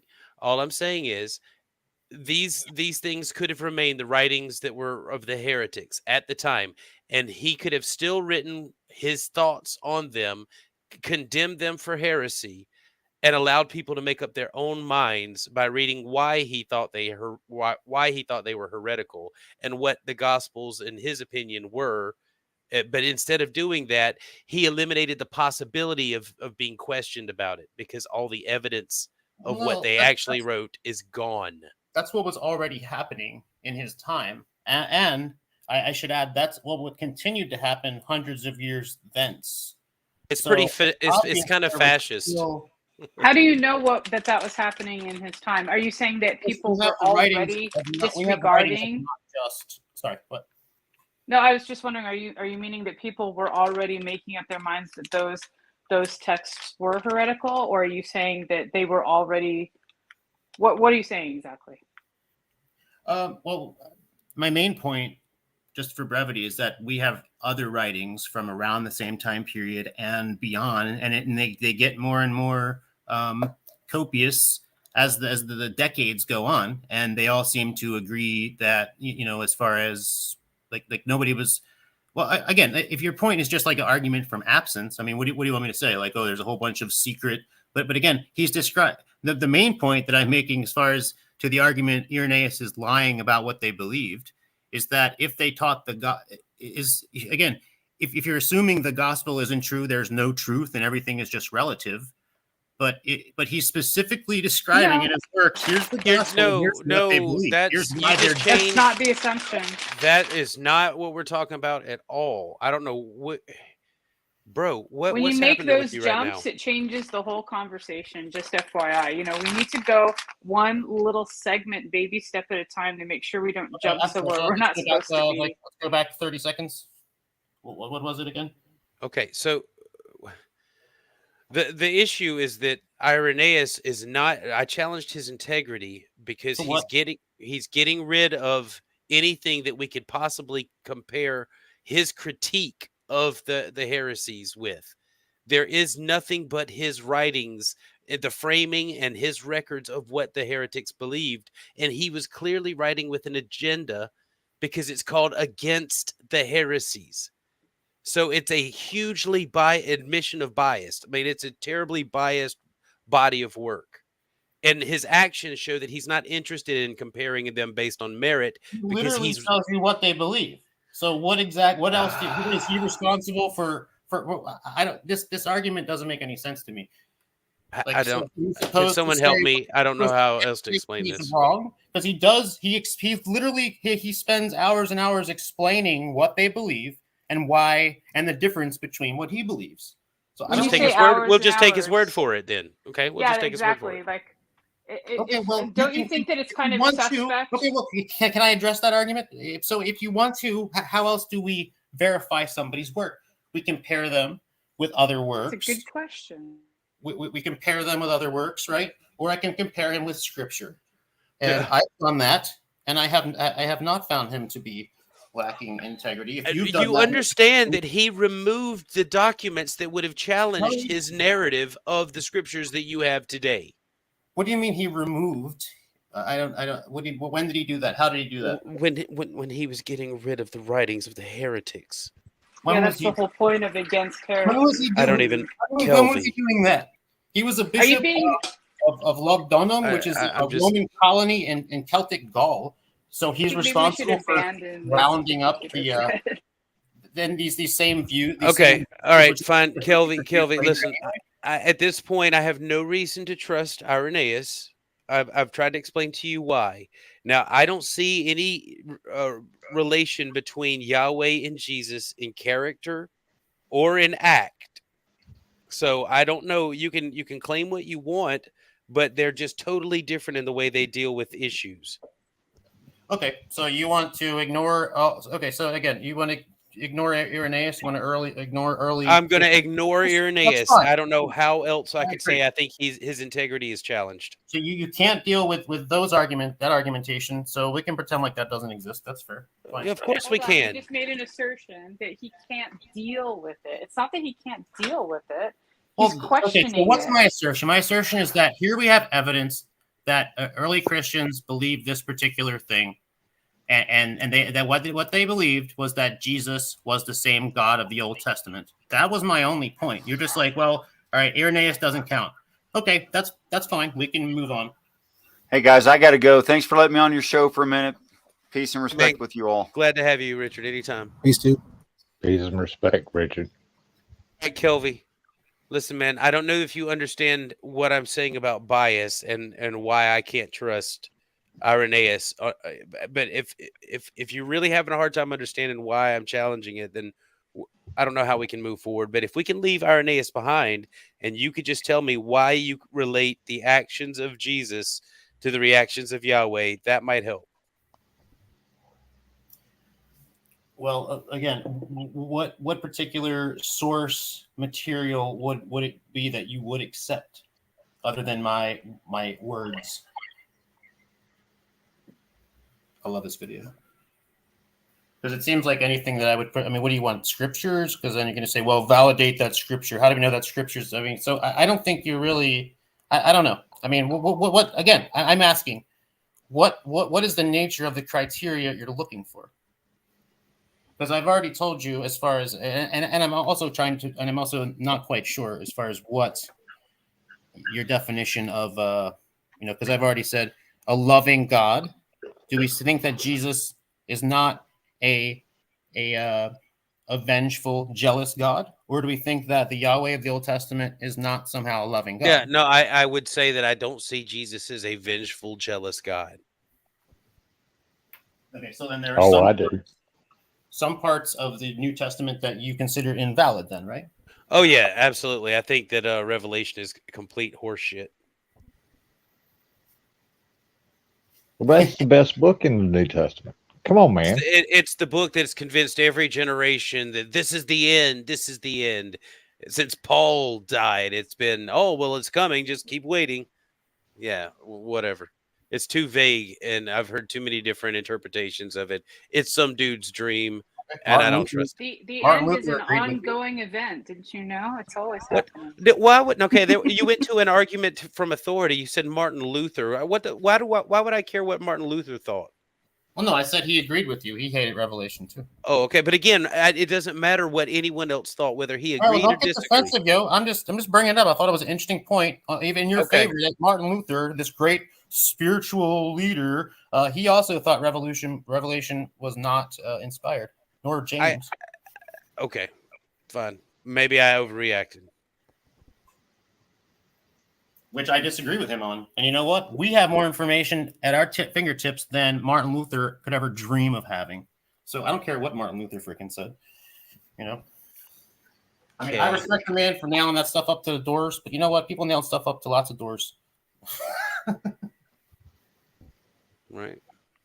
Well, I mean, I don't know what else to say, man. You're right. Maybe I've set the bar of evidence too high, and I don't know what I'm asking for you to do here, because I don't know that anyone's going to be able to convince me that Jesus acts anything like the God of the Old Testament. So, well, yeah, I mean, you're right. A perception of who Jesus is rather than the caricature. You're on the right track there. We don't want to believe in some caricature. I was just recently, I was looking at a bunch of Mormon tracts where they all had like this 70s version of this like white carpenter Jesus with his sideburns, his flowing blonde hair. And I was just, it's hysterical, man.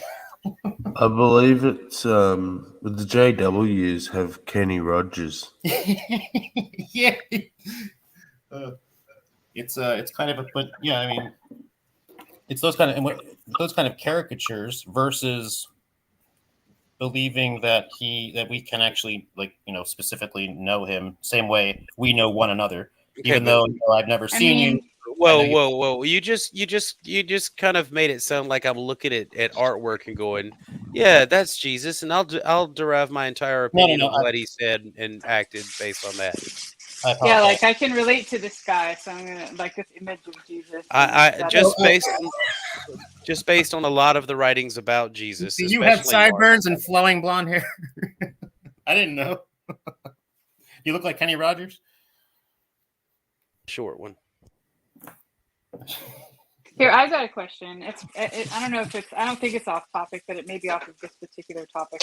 Why would we put so much trust in Irenaeus as a regular human with possibly corrupt motivations to do what he did when he, advised against and disposed of some of the so-called heretical texts? Like, why do we trust him? Because he's just a corruptible human. Like, why put so much stock in him?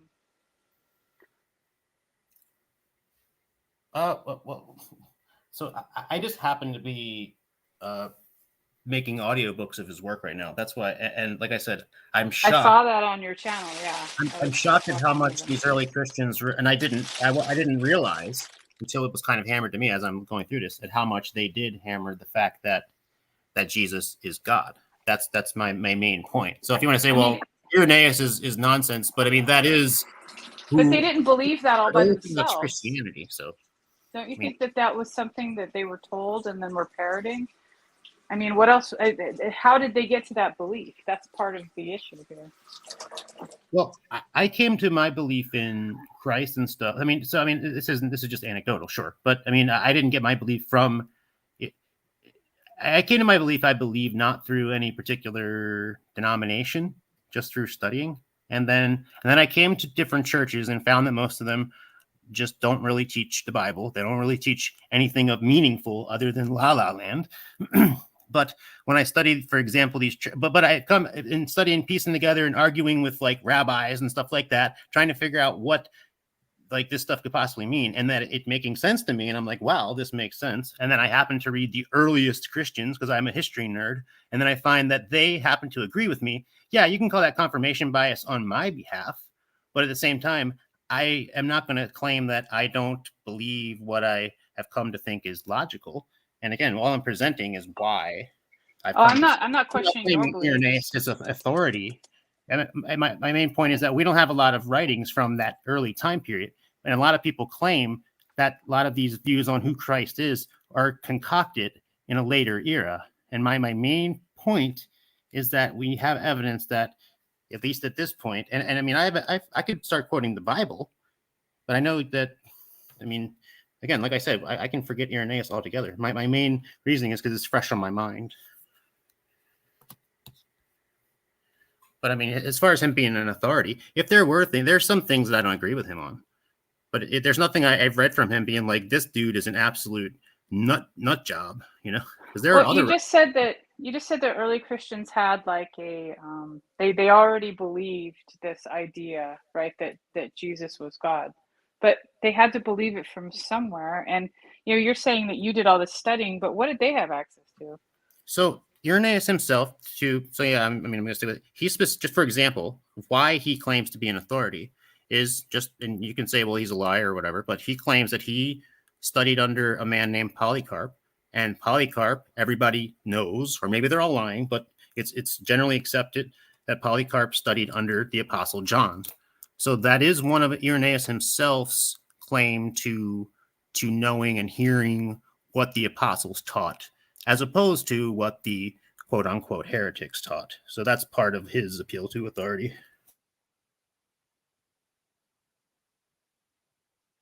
Some would call that the succession of the apostolic succession. Some have taken that too, and that's where we get this whole monster of churches and Eastern Orthodox and schisms and etc. Steven Seagal, I think, claimed to be trained by a master who was dead before he ever went to Japan. So I don't know if that's if that's relevant to this, but it just seems like you can make a lot of claims about authority. When you talk to ghosts, anything is possible. Yeah. Thanks, Steve. There's a legitimate cult that worships Gadget from Rescue Rangers. Right, so we're just talking about passing on a bunch of claims, and that's what we have to hold on to, and that's great, but it's frustrating. It still leaves us in the same place where we just have to make that jump if we're going to believe it versus have solid evidence for something. Well, I'm not going to deny that, because we would ultimately, like, again, I used to take a more Hegelian approach of just sort of, before I was a Christian, just kind of, we can't know anything, so who cares? I mean, what we can know is what we can pretend. That's like a somewhat agnostic approach, right? What makes it impossible that Jesus, when Jesus is speaking about his Father, that he's not referencing a God that's foreign to us, like that may actually exist, that's not Yahweh? Yeah.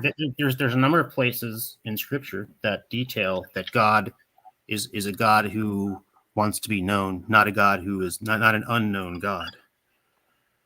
Like that we have over and over again, God's declaring. Well, if he wants to be known, doesn't that make him sort of unknown, like by default? Well, if he was unknown, then nobody would know him. But people do know him. That's the claim. The claim is that I know him.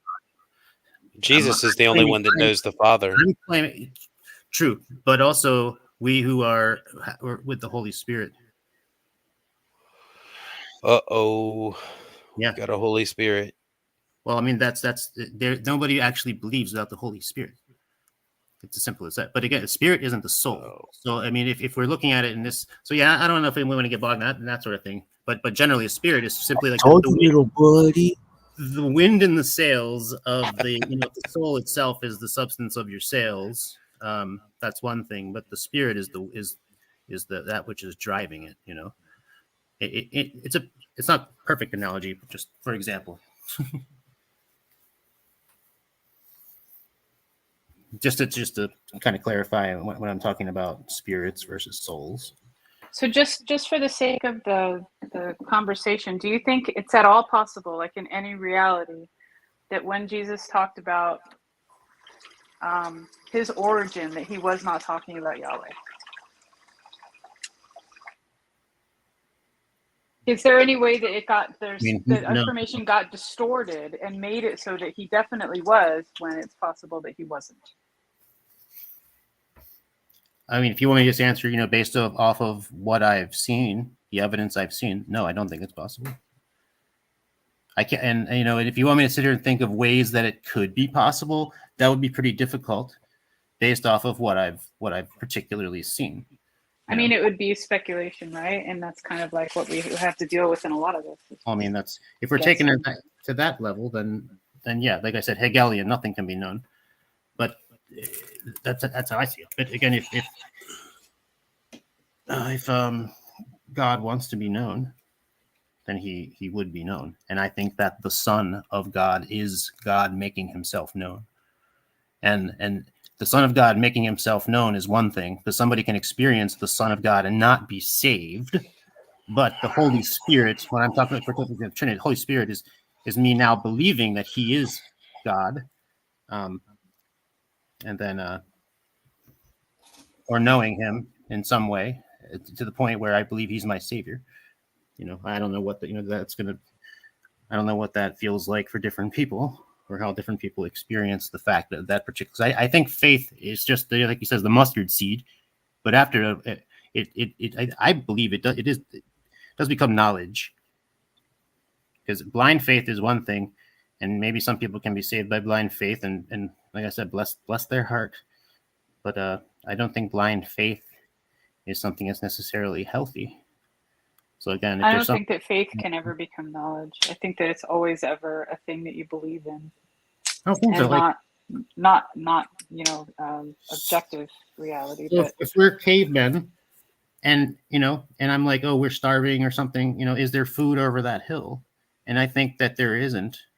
I mean, I know these arguments. If I think there isn't food, if I have faith that there could be food, then I'm going to go and travel, whether or not I have a full knowledge of the awareness. So isn't that faith?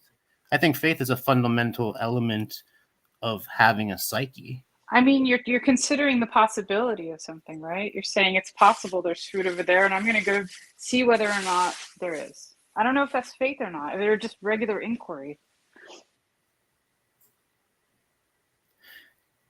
Well, it's just a thought of possibility. And that's where we say it's that there's a simple fact that we have the ability to know things, which makes us a rational substance in some way, as opposed to irrational substances like rocks and trees.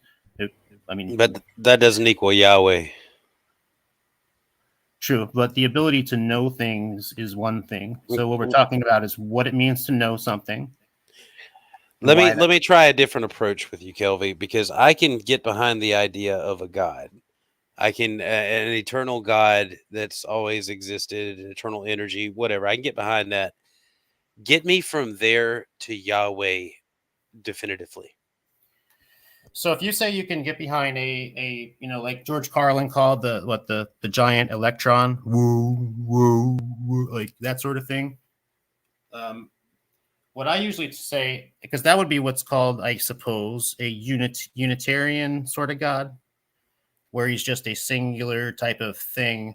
My general argument to that, and tell me what you think. I didn't give it that limitation. I just gave you a starting point. And I'm like, if there's a God, a creator God or something like that, fine. But how do you get me from there to Yahweh being that thing? A limitation. Well, okay. Well, anyway, so let me. In order for a God to. So we already agree. So you seem to already agree there could be a thing. This to me rectifies the first person of the Trinity, the Father, the absolute authority that he exists. So next, if a God is able, so then I would have to ask you, do you think a God is unable or able to actually have some form or figure or have some data that he is about himself? So then that is the second underlying principle of this God. And then the third would be the motion, the wind, of the or time, as later on is translated as what we know as time in our version of it in our creation, but of what he is basically every interaction, the very sort of the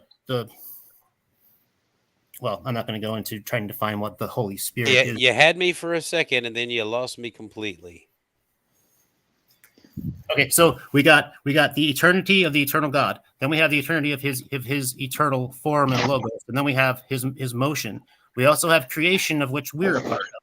So how does one interact with the other? Why do we just presume all these things all of a sudden? That's where I don't. Where did all these things just come from? That's fair. We can back right back up. So I said the original first part, which is the fact that he either exists or he doesn't. You said yes. Something probably maybe exists. Yes. So then second part is, does he have data or information about him or not? Does he have information about himself? Is it whatever it is, does it have actual... Is it sentient or whatever? I think so. Whatever, even if it's not. Is it white, black, blue, gray, Are you talking about the Bible when you say data about itself? We shouldn't be talking about the Bible. No. Okay, just making sure.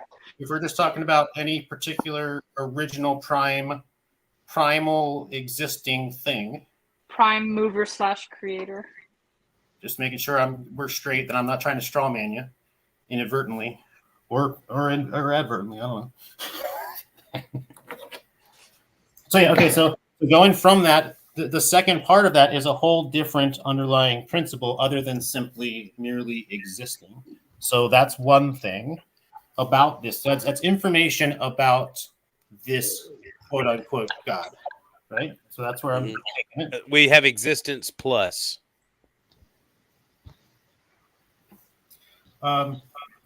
Well, existence, yes, but that's eternal existence. There's no point where that wasn't. It's existence plus some sort of mind. I would go that far.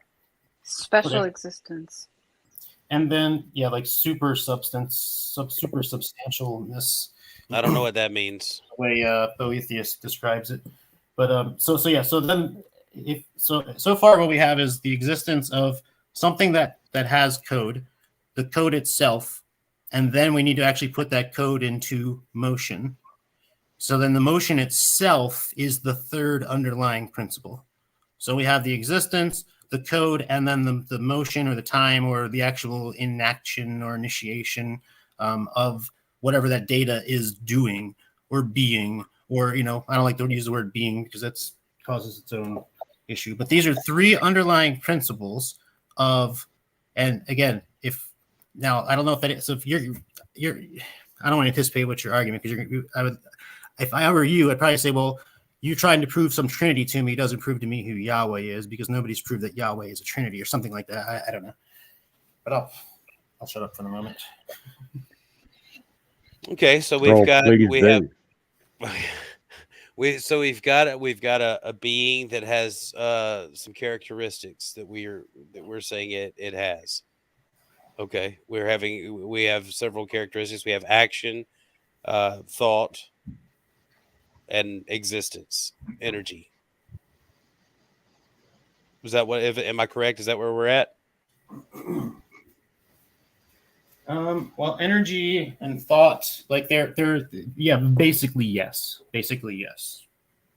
But again, those words, especially after reading these quote unquote heresies, they literally deify each of those things you just described. They use the Greek words for like nous, which is the Greek word for thought, and the word for energy, the word for sensation, the word for like all these different Greek words. They deify. I'm not opposed to that being possible either. Okay. That's what they call the aeons, which I'm sure you're semi familiar with. Sure. The divas. Demons, daemons. There's lots of different ways to say it.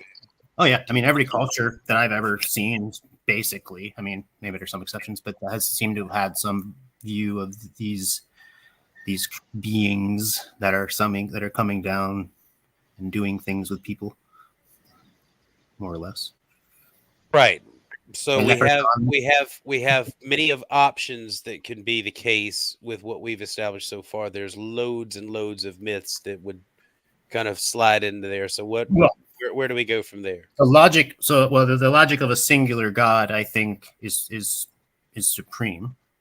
So Why would you? That seems like it. Can you substantiate that with so with going reasoning? back to where I was just coming from, there being something that isn't nothing. So that being one thing, then that's something having something about itself, some information about itself, who he is, what he is, that being quote unquote logos or reason, however you want to sort of characterize that. And then what it is, who it is, the motion. Again, and every single thing that this thing does is what we would call personal. So we're already starting with a singularity of an eternal being, and that's the Trinity God. So anything that comes after that, And that we have a jump there. Well, there we The go. Trinity, Yeah. you did So that. we have You a jumped. singular being Yep. that's a Trinity God. That seems to be a little contradiction there. How did you get there to it necessarily being we a have Trinity? we have a substance that is uncreated, right? That there's either one or two things. There's a substance that's not created, and then there's a There's substance. an uncreated substance. That's fine. Now go keep going. Okay, the uncreated substance is Yahweh. No, This that's is a claim. making less and less sense. Yeah. Go ahead. Okay, and the Keep uncreated digging substance. your hole. God You is the give it a uncreated name. substance. God's motion is uncreated. God's reason and logic is uncreated. All these, and God's existence is uncreated. So these three underlying principles are uncreated underlying principles. There are three of them. If we're going to attribute them to something that we know, they would be considered persons. What about his mercy? Is that uncreated?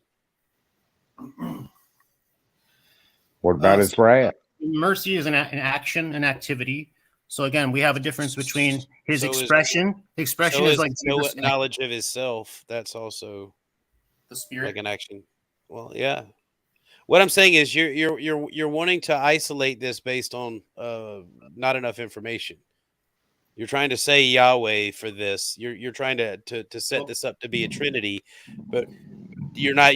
What if there are other characteristics or things about God that you could throw in there to make it a quadrinity or whatever you would call that, like 4-part, So 5-part? Yahweh means just he who is in the state of being, of existing, of coming, of in motion. Like everything that is about himself is who he is. So if even if I never understood what Hebrew was, I think that the very notion of us like what we're describing, a singular source of all things, is logical. Now, I guess what you're saying is, why isn't it just like a like the demiurge, where they think there's something above that thing? But I think that the most logical conclusion is that if you were just, you can't just keep kicking the can down the road. I think you would agree. There's going to be a source, a singular source.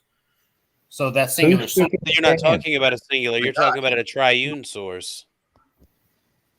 Well, okay. So again, I'm talking of substance, of what the substance is. If you're telling me that this source only has no underlying principles, but is a singular unitarian type of thing, I don't see how it can logically express itself to any creation or do anything within creation. So if you think that there's a God that's like that, I don't see how that God can logically function. But what would keep it? What would keep it? Hold on. What would keep it from doing that? Being a singular being. Not having any kind of underlying form. Why would you limit it? Why would you say that Emotion? and limit it to not having that? Why would you assume it doesn't have form?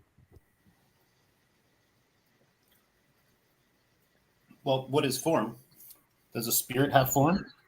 There is something that doesn't have Maybe form. it manipulates. Maybe it manipulates. You're just making a lot of assumptional limitations. You just asked me, why would I assume that something doesn't have something? Yeah. Why would you assume that it doesn't have a form? Why would I assume that what doesn't have a form? The You first just thing, said it. the God Jesus. thing. Which underlying principle? Because the God having. Why does he need Is it new beings for each principle? There's one being. isn't it, God is- I isn't don't it think- sort of the argument that he used Jesus to have form?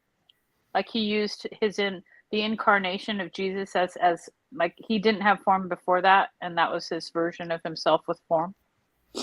That's one argument of non-Trinitarians. Well, that means that Jesus is not as eternal as the source, because he did not have form until Jesus. Yeah, my argument would be that God himself, the true God of all things, whoever we may think that he is, this true God always had a form, a logos. He was never without form and void, so to speak. He always Isn't it? and that's Jesus, the second person. Hold on though. Isn't it possible that he became his creation? Like his form was the created things, and not That's that born he of a needed a virgin. separate. No, I meant like all of creation. Not. I mean, like when he created, like anything, doesn't it make sense that because if there was nothing before him and then he created, doesn't it seem like all of the creation would also be sort of imbibed with him or made of him in some way? So that would be like his introducing form to himself by externalizing in some kind of matter. Don't you think? I mean, when he creates, is it completely devoid of God, or is he contained within the creation? Scripture says all things are made through him and by him. So, and the way that works, in my view, is because this God, this eternal God in eternity, he's not floating in space. He's in eternity. He is expressing himself. His expression within creation is if we're going to talk about ex nihilo or whatever, but he spoke all things in the creation. Therefore, all things that exist have their beginning and that's why it says they have their beginning in Christ. The word, because he's the prime form. So all things that have form, therefore, are sort of an echo of Christ himself. So that's why it also says that the heavens declare, creation itself declares the truth of who God is, as some argue. What you just said makes no sense.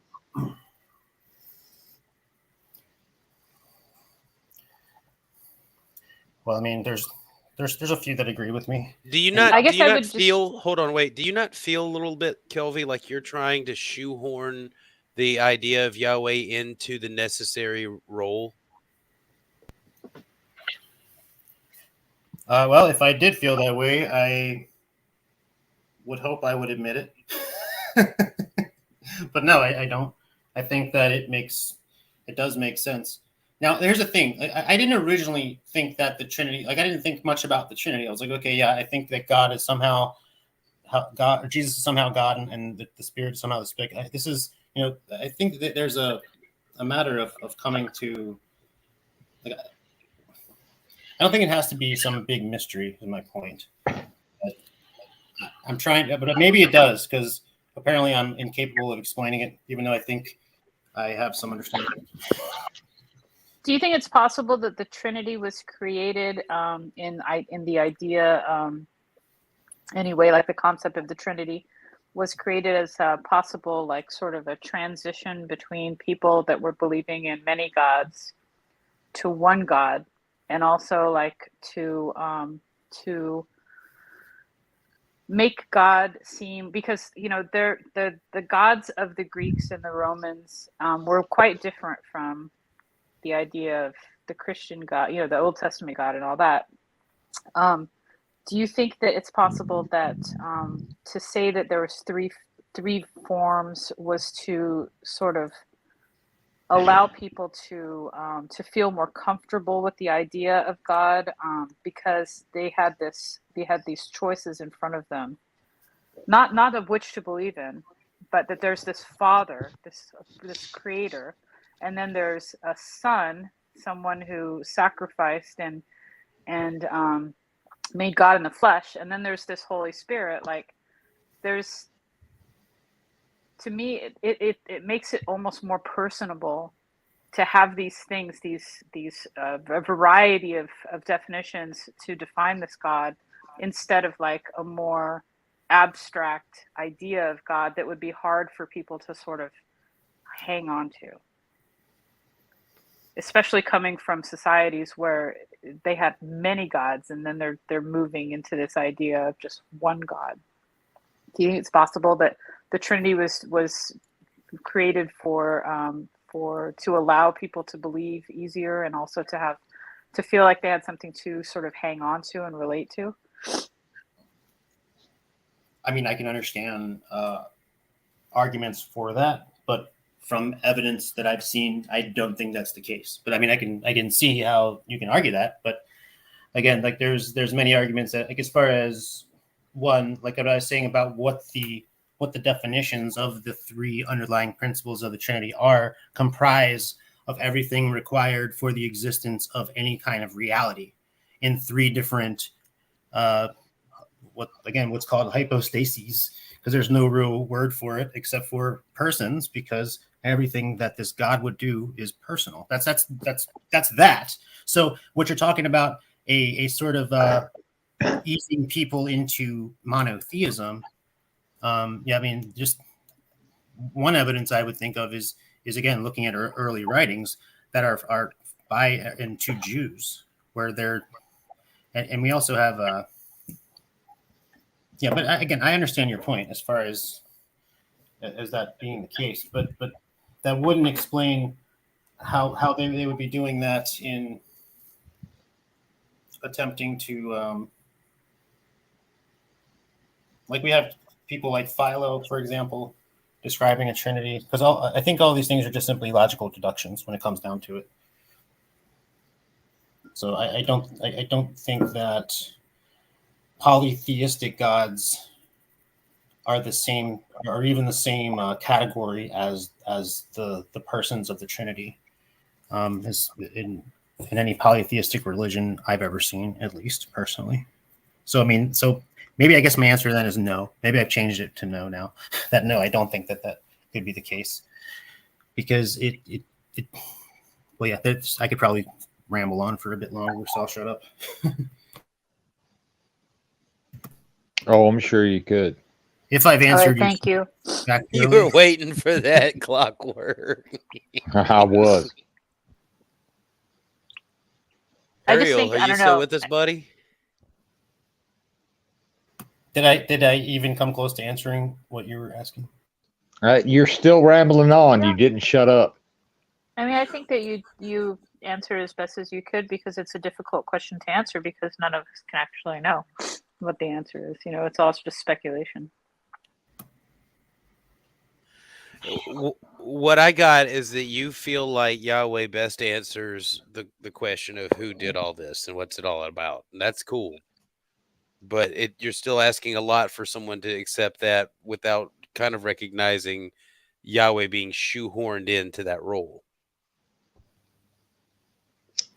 Do you mean like, so if we're talking about a this or that, what I described as far as, you know, these three underlying blah blah blah about things that are, things that exist, and things that move, you know, and have time and space and that sort of thing, and then verses on the other side saying this is this Hebrew Abrahamic God of Abraham, Isaac, and Jacob. Is that your basic contention? That I'm not really making, that maybe you can go with that about this whole. I'm saying that all the myths laid out on the table with all their creation ideas and what their God, the necessary God is, and their pantheons and stuff, it would be hard if you're really looking at them all honestly to go, yeah, Yahweh, the Hebrew legend, that's the one.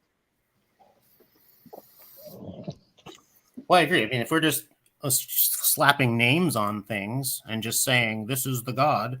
Yeah, I mean, sure, we can do anything with that. Sure. Okay, well, I don't know if we're doing that. But... what are we doing then? Well, I think one, I'm describing how a Trinity can make sense. You know, now what if God is not a Trinity? So God doesn't have a word and God can't move? Didn't say that. I said, what if God is not a Trinity? That's what that means. That's what you're trying to make God, it mean. Yes. You're saying these things are necessary. You're saying, what if God, yeah, I was going to say, what if God it sounds like God move? absolutely has to be a Trinity in order to have a word, which sounds kind of limiting to me. So now we're talking about just principles that are being deified. If he has to have these things, which we find a lot of these ideas, I mean, maybe not eternal, but we have life, we have breath, we have movement. And is this a God created in our image that we have to have these things and he has to have these things? Why does it have to be separate principles of the same being and we call it triune? Why wouldn't it be one being that has many principles? You're like, why is up got to be up and down got to be down? I mean, okay, if you're going to say that it necessarily has to be the Trinity, I'd like you to know how. I'd like you to tell me how that follows, because I don't think you have. Well, because things do have one existence. Things do exist only with some form of form, and things also must exist evidentially within some form of does the Father have form? Can you disprove that? Does what the Father doesn't have exist in does time? the Father What have doesn't form? have data, and what doesn't exist? Okay, does the Father have form? The Father have form? His form is the Son. Nope. Does he have the Son? The Father has the Son? I mean, the Father has the Son. Sure. Okay, so it's all just the Father. It's all Yahweh. Again, this is perspective. You're choosing from where to aim your scope from your own perspective, which is fair. That's fair. But again, okay, I'm not the one trying to propose an illogical concept like a triune deity. Answer is God is Yahweh. God is God, and then these three persons are three underlying principles of what He is. That doesn't follow if Jesus is begotten. Who He is. Sorry. There's two terms used for Jesus in the same. The begotten Son of God means that the Father precedes the Son. That's there are Son does with the Son generally comes from the Father. Yes, I mean that's a definition. Yeah, that's. So then the Father prior to the Son did not exist, because to exist you have to have form, and the Father doesn't have form. Jesus was his form, right? That's the argument. That's the time in which he had form. If your claim is there's a point where the Son didn't exist, then he wouldn't have been a father. So then you're also claiming the Father couldn't exist, which doesn't make sense. Therefore, the Father and the Son must. Well, fathers can exist before they're fathers. They're just not fathers yet. Not to the specific thing that they're fathers to. I mean, God could be the Father of the universe before he's the Father of Jesus. Is that what you believe? I'm just saying, like, and God could have form before he had Jesus, or before Jesus existed, because his form could have been translated into all of the material things in the universe. Like, why do we need Jesus for him to have form? Like that doesn't make sense to me at all. Jesus is, if you're saying God can have form, some eternal form. I'm just saying Jesus is the form.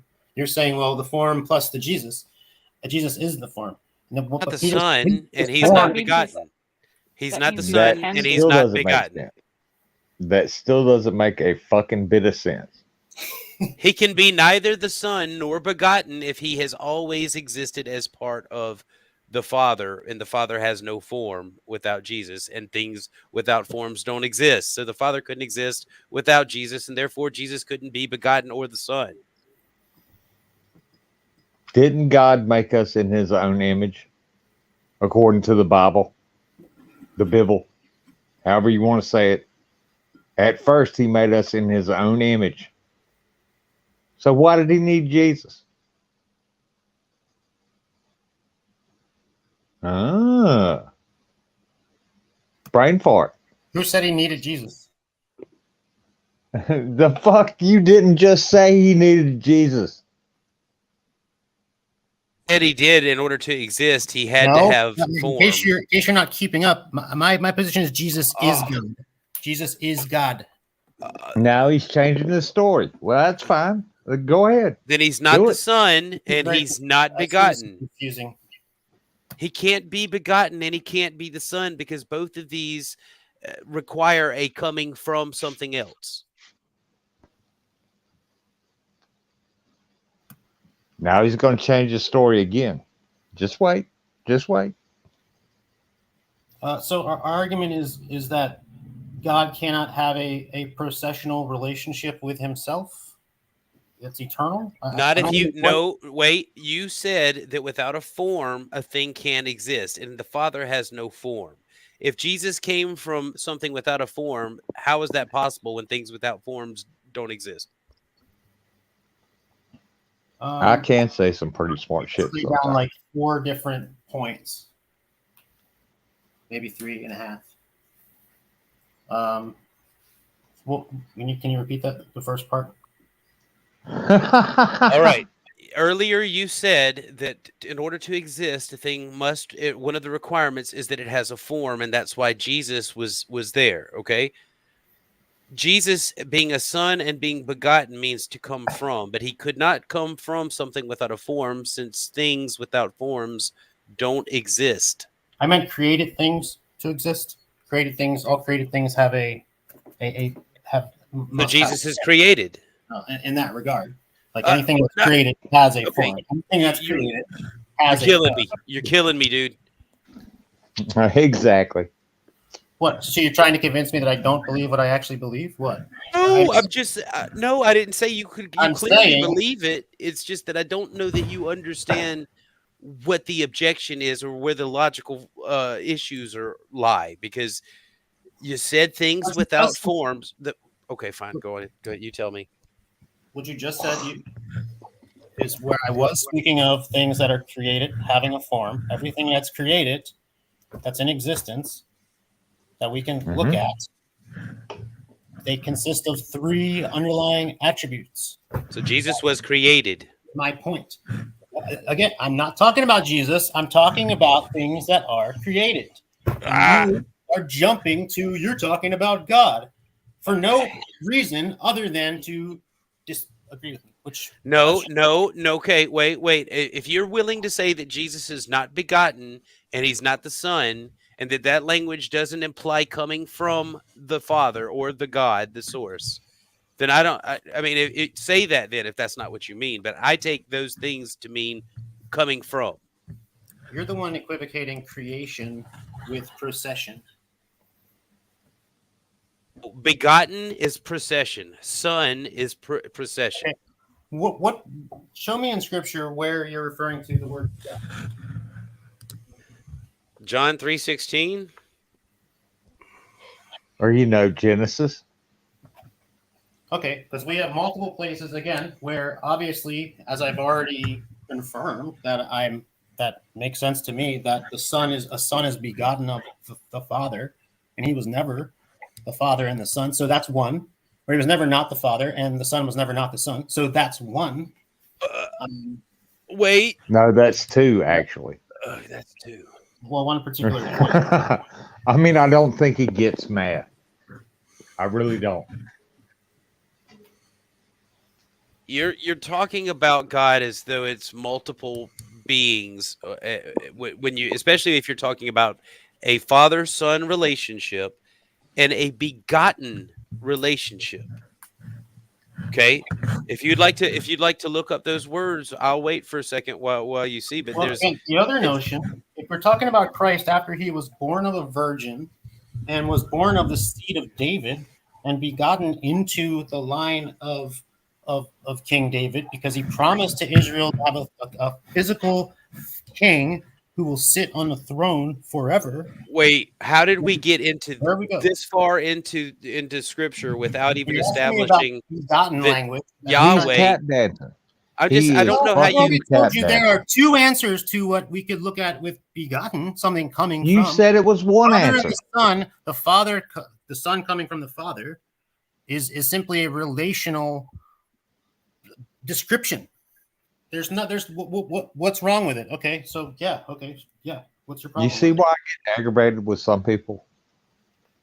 Well, if you agree with me, then you would repent and become a child of God. I don't you repent have for to- you have anything. Hey, all I right, have Hey, no hold regret. up, No. hold if up. God, Fine. if God Fine. If exists, you- he's already a child of God. Let's There go is ahead no and let me becoming. grant you everything. Let me grant you everything up to the point of repentance. Now, let's just say you're right. Yahweh's the God. Now, why should I repent? Why should you want to know the Creator of? What of do all I have to repent of? Okay, if you think you're perfect, it's just a matter of simple. No. I'm just saying that in all my life, I've never done half of the type of horrible shit that Yahweh's been taking credit for throughout the entire Old Testament. So if he's not going to repent, why should I? I don't know. I guess you shouldn't. Oh, a non-answer. Oh, I'm not surprised. You're asking me why you shouldn't want to be judged for. I mean, you're just making assertions. So, How could he no, judge me? How where would he be able to judge me without looking at his own self?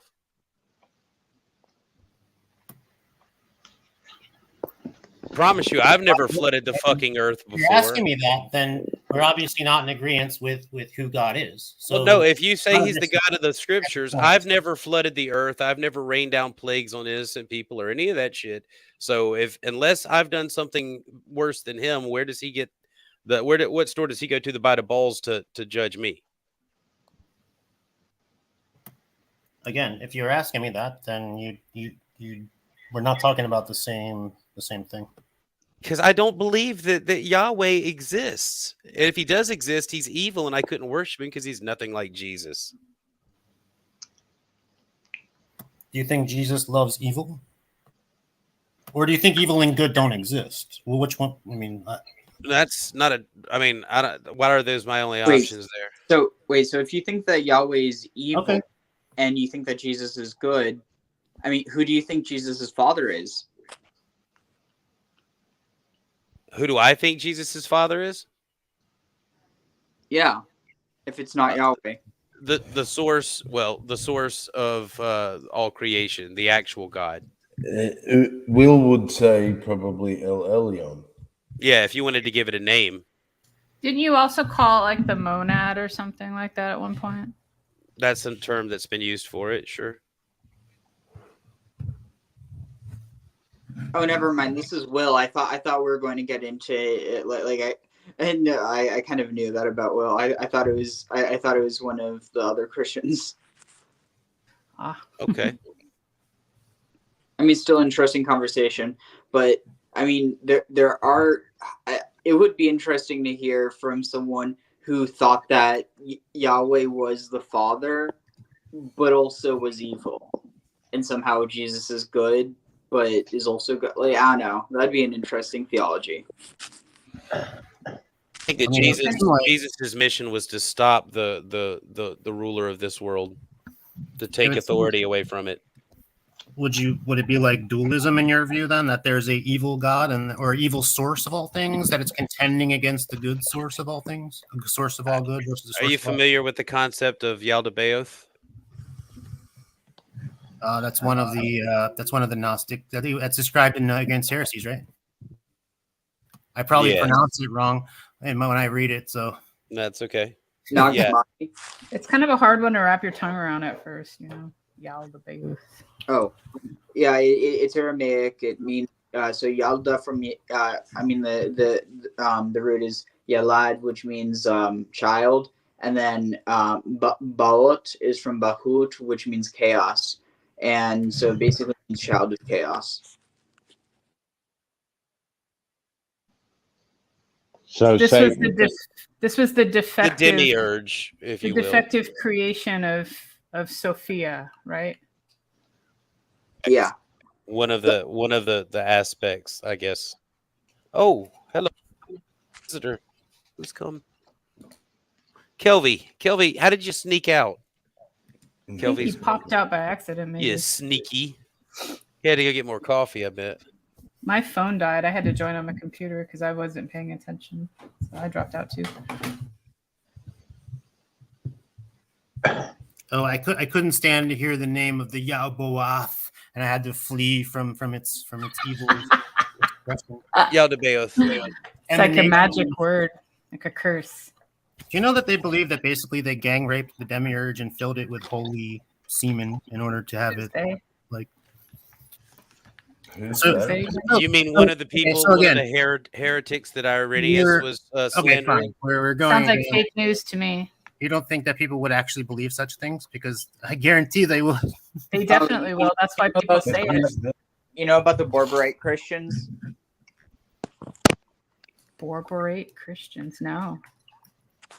Yeah. I think they're the ones who ascribe to, I forget exactly which gospel it was, or what, but basically the one where Jesus supposedly like he goes to the mountain and he tells Mary a secret teaching, and he ejaculates into his hand, consumes it, and tells Mary that was it like we must consume or we must eat this to live, and then she passes out, and then no one believes her or something. Or when Yeah, okay. So No, are we gonna I've deny heard that of a that sect. people don't that- believe that. Manna. Well, I've heard that there was a sect that believed that was what was referred. You know, the living water was actually semen. When they talk about living water, they're talking my- about semen. living I mean okay, so it's like that just sounds completely foolish from a Jewish perspective. I mean, given I'm not saying that's So, exclusive. Again, what I just said but- about the demiurge and the aeons coming and doing like, then if you agree to that, then again, and to suddenly say, well, why wouldn't they be meaning the similar thing? If what was just again, Irenaeus describes that, Why am I thirsty all of a sudden? saying there's no way they could.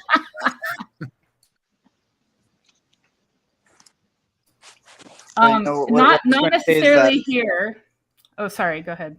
Oh yeah, I was just going to say that living water, at least within a Jewish context, is specifically referring to water that's either like in it has contact with like a living body of water, so you know whether that's a lake or an ocean or a river, or just those things themselves, or Wait, alternatively, what's a living body of water? You said living water is living because it's connected to a living body of water, but what is a living body of water? flowing water. Flowing. Okay, so not standing still. Yeah, Got it. which Not ironically, the slower or the less moving it is, the more life is in it.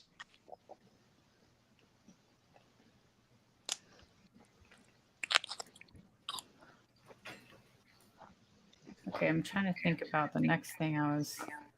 Where are we in this conversation? Where are we ending up right at this moment? I thought we were at Yaldabaoth. Yeah, I think maybe we are.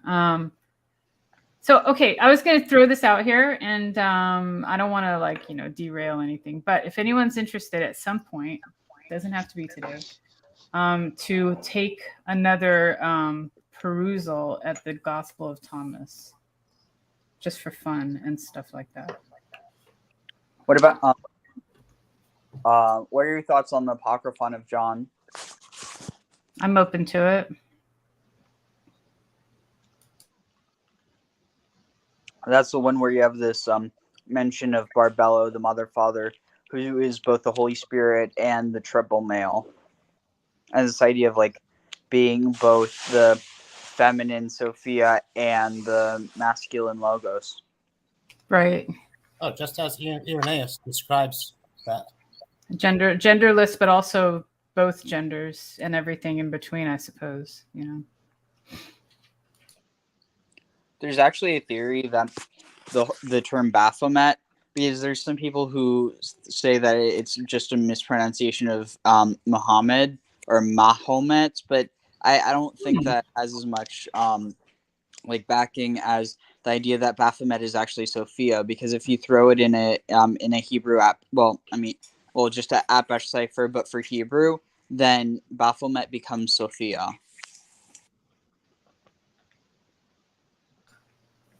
Interesting. So, so you said the Apocryphal of John, but also does that mean that you're not interested in the Gospel of Thomas, or is anyone interested in here? Oh no, I was just looking at that.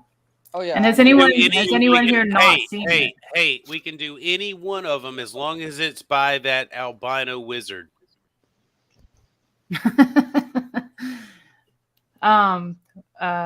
Wait, what do you mean? Like using him as a Saying we source? can talk, we can talk about any one of those gospels, but we have to have it presented by the albino wizard, or I'm fucking out. All right. I'm starting to We'll develop make sure another that- man crush. This is becoming epidemic. I mean, yeah. Have you watched more John D. Lancey videos? I could send you some. Know where you stand. Yeah, I can see it, dude. He's really cool. I don't know how it affected you to find out he was an atheist, but you seem to handle it pretty well.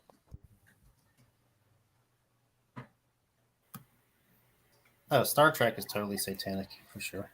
It's not. It's not. It's In it's, what way? hold on. It's more theosophical or some shit like that. It's more of like this future hive mind kind of shit that they're working towards. You know, no property. It's Wait. all like a communist. Definitely sort of Hold on. socialist. What on earth is your understanding of theosophical? Because that's not what theosophical is. That we were evolving. That we were evolving as a species to be able to cruise the galaxies and all that, explore, eventually to become a god at some point. That's Yeah, arguable. but Blavatsky stuff. Honestly, like I see where you're coming from, but I don't Distilled. It's a distilled idea. I mean, but you could argue that for almost all science fiction. I mean, in some regard, you'd be right. But Okay. like, I think that you can't look at theosophy without taking into account you can't look at it without taking into account the fantastical element, going beyond just space exploration, but actual like talking about magic or things that, Right, the ascended masters and all that shit. But they have those in Star Trek. Like they have versions of that. They have super intelligent beings and gods and stuff like that. Maybe minor gods, but Like aeons, right? we got all kind of shit. And and I think Q is another one of those that, if you were talking about magic or whatever, or a god, I mean, Q in that is pretty much it's almost a triune god, isn't it? I don't know. No, that's a I think- continuum. That's 3 heads. They're just like are they? Now that was just a form. When you say continuum, do you mean that they are? I've never thought of them as any kind of hive mind. Like a celestial being type, If there certain were type one- of control. It's Well, I interesting. see them as gods, definitely. Q are gods. Q says it's hard to work in groups when you're omnipotent. And if you think about that, if there could be one single Q, one perfect omnipotent and omniscient, he must have all the power. But as long as there's a second one, not a single one can truly be omnipotent. So as long as there's a whole bunch of quote unquote, Right. there can only be one single. This is again an argument for a single god. Well, he's And the omnipotent hive in mind, his the hive action. mind is represented by the Borg. Right. Yeah. No, he has omnipotence in his choice of omnipotent to be a god.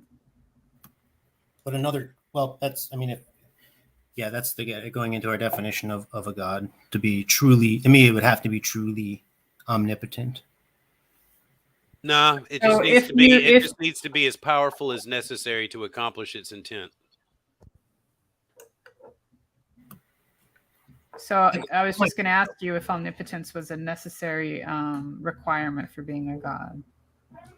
Well, there's arguments like what I would define as a limitation. Others define as an addition.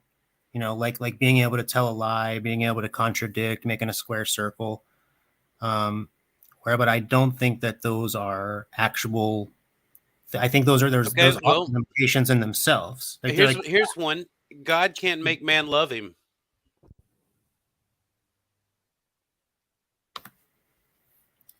I'll agree with that because if we're defining love as a is what it is what love is what we generally understand what love to be, then I agree with that.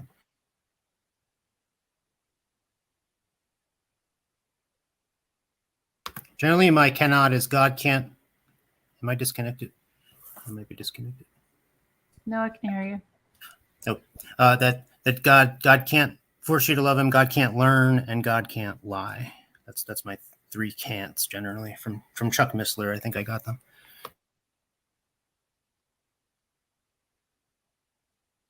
Well, I can point to scripture and verify that. Which I should probably learn the specific scripture verses. Although usually people don't listen if it's scripture verses. Right, because the scripture is just one of the mythologies.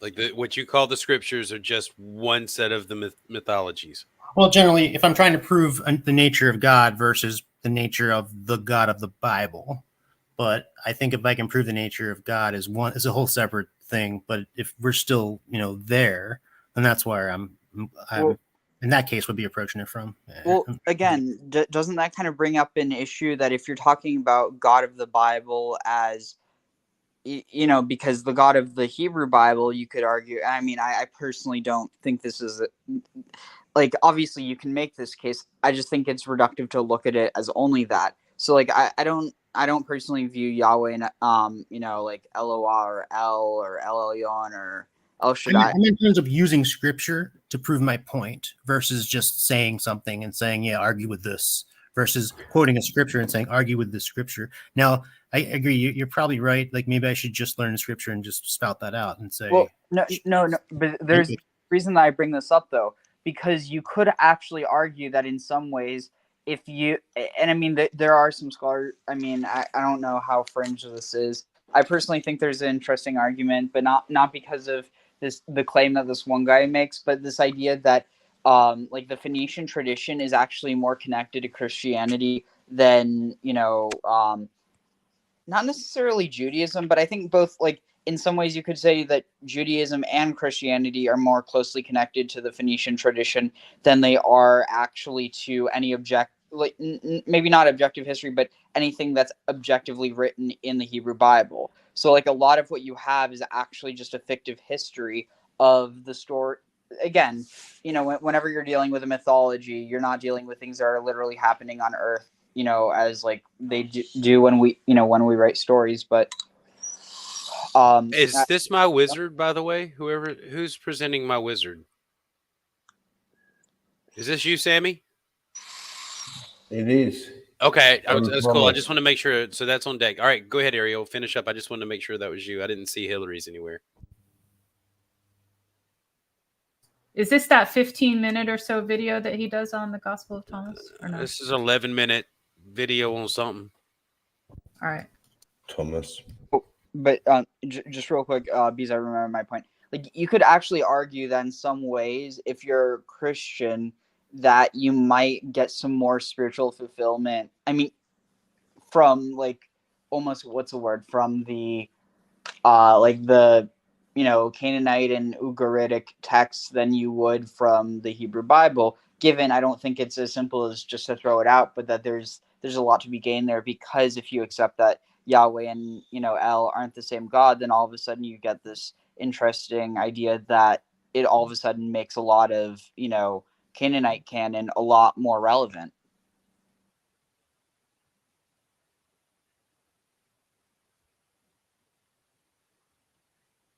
And that's probably misspeaking. There was no Canaanite canon. I mean, canon is a very like actually I don't know. It definitely comes from the Mediterranean. I just don't actually know. It might even come from Babylon. I don't know when that term starts to get used, but you got any comment on that, Kelvy, before we start the video? Which Canaanite god was born from a man and died for people who who murdered him and hated him and died for their sins, and said that there's nothing you can do to please me except for believe in my work. I don't think you can find one or any God. I don't think Yahweh says that either. Okay, fair enough. I do. I think that's exactly the whole point of contention. Then, Right, but you think that was Jesus? well, if we're talking about Canaanite God, I mean, I appreciate that you said that there's no canon, and that we have so many variations of these things versus. No, I mean, like, the idea of canon doesn't even exist yet. Like, this idea that there's certain texts that are correct and other ones that aren't. It's just that if certain texts aren't correct, they aren't held by the community. It's kind of this. It's almost like it's a repetitive thing to have what the community accepts, and then to say, okay, well, here's what's actually accepted, because here you're superimposing something as opposed to actually talking about what society is like. So it's almost like whenever you see a "you shall not" commandment, it's telling you people were doing that. Have you ever read the whole Torah straight through? Not straight through and not the whole thing, but parts of it, and like in the original language. But I'm not going to claim to have read the whole thing. I mean, because the point of those things are exactly to keep a certain people from all those other things. I'll just leave it at that. The point of all the craziness what we see in the Torah and what we see being rebelled against in the Torah, because in the Old Testament we see the Hebrews worshiping Canaanite gods and calling them God and calling them Yahweh and calling them the consort of Asherah and all this kind of stuff. I'm not denying any of that, but there's still the matter of there's always been the truth. There's always been the remnant, and Scripture says that that's been the case too. And that's we who now teach the gospel of Christ. It's the same message that God is our salvation, which is the name Hashem of God's word, which is Jesus, which means God is our salvation. So there's only so many ways God can express the truth. Yeah, but that's also the name of the what's the word, like the person who went after Moses. But that doesn't mean that he's that same person. Like names are important, but I think that it's important to remember that that was also one of the most common names in Judea at that point, as well as in like throughout history. It was because it was a military leader, very very famous. It's not. Right, if you untransliterated, look at the Old Testament where there's numerous places where Moses and David and Abraham say things like, "I have waited for Yeshua Yahweh." Basically, is if you look at it non-translated, because the same "I'm waiting for," it's translated, "I've waited for your salvation, O Lord." But over and over again, be silent and know the salvation of Yahweh. But it's actually saying no, Jesus God, Jesus Yahweh. So because the way the Hebrew is translated, as far as case tenses, I'll admit often it's artwork when it comes down to it. But that's the whole point, is that God is revealing himself as the Savior. Okay, but you could use that same logic to say that Jonah was secretly the Holy Spirit because his name means dove. It just happened that there was never a theology like that, and so no one's making that case. That's fair, but my argument is it's not just a matter of happenstance of what happened. It's that because there is a God. If you're telling me there's no God, then sure, anybody can say anything about anybody's name for sure. But I'm just saying throughout Scripture we see these things. I'm just saying it's not a coincidence, and that it means what it means. And the whole point of it is that God is our salvation. That means God loves us. Otherwise, He wouldn't be our salvation. So going back to the point about Harry Potter, does God love us? Yeah, well, I mean, it's not. I haven't read any of the books, but I'm pretty sure that the narrator makes certain claims, and that Harry fulfills certain prophecies. So that's not, happenstance or coincidence either. But it doesn't make any of it valid. It's just clever fiction.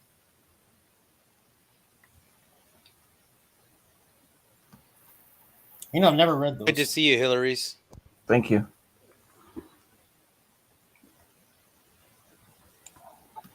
Same thing with the Silmarillion. Silmarillion's really clever. Like the Well, whole idea, aliens, humans, somebody. well, the whole idea of vibrations and songs. Iluvatar was alone, and he created the Valar, who are the powers, and who created or the instruments, like in an orchestra, and every vibration. And if you look at just kind of how everything's just, when we talk about waves and particles, I'm agreeing with you. Yeah. it's and the Valar that were like the hard bass, that was like, who was it, Tulkas, and who was the one of the mountains, and then the one of the waves, was it oh man, I can't remember anymore. We have Auli of the mountains, he made the dwarves, and who was the one, Orome was the hunter, and the ocean was, who was the ocean Valar? Because my desktop for the last 15 years has been the guy who he led to Gondolin. I'm not sure the point. Might be the point. I finally know scripture better than I know Tolkien. Finally, I've prayed to get to that point. Amen. For the sheer sake of getting old and forgetting.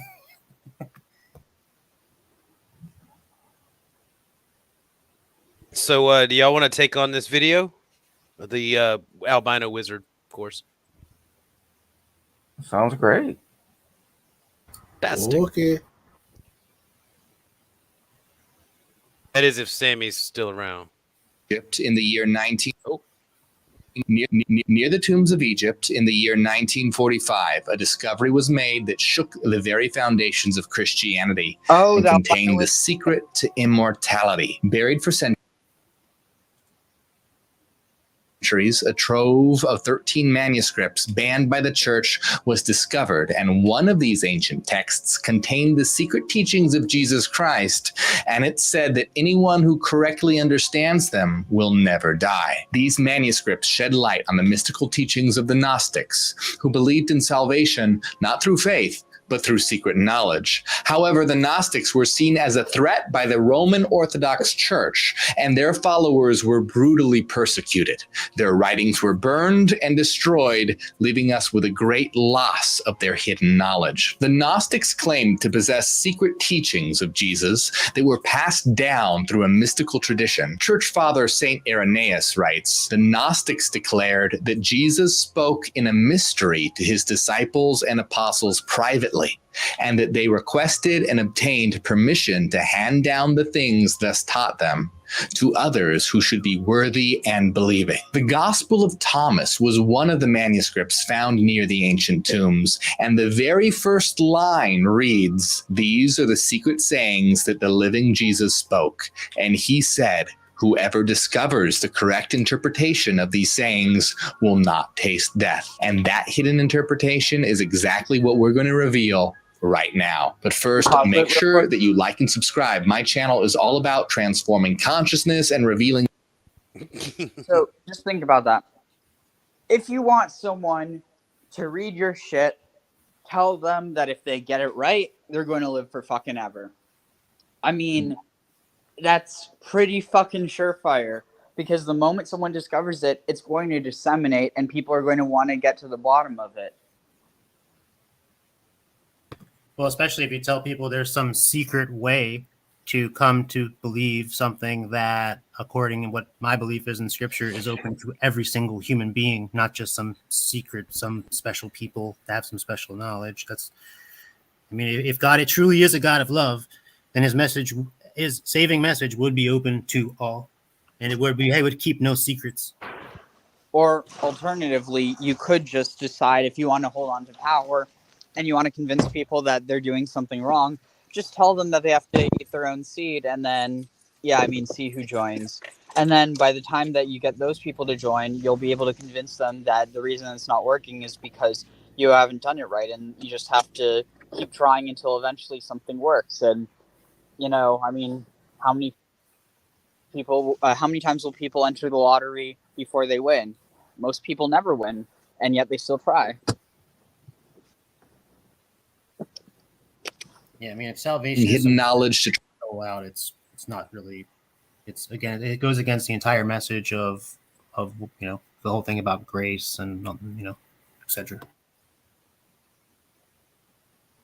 transform the world. So make sure you're subscribed so you don't miss information that could change reality. The opening of the Gospel of Thomas continues. Jesus said, "The one who seeks should not stop seeking until he finds. When he finds, he will be disturbed. When he is disturbed, he will be astonished, and he will reign over the all." Now, this saying implies that the secret to immortality is hidden and requires effort to discover, and that it will profoundly change the seeker. First, they'll be disturbed, then astonished, then finally have the power to rule. Now, I was indoctrinated into Christianity since birth, so I'm intimately familiar with the traditional view of Jesus, and the Gospel of Thomas reveals the teachings of Jesus the church would never want you to hear because it destroys their methods of control and reveals your true power. See, the Gospel of Thomas reveals a Jesus who's more like a mystic, speaking of spiritual enlightenment and inner wisdom. This gospel implies that salvation is not dependent on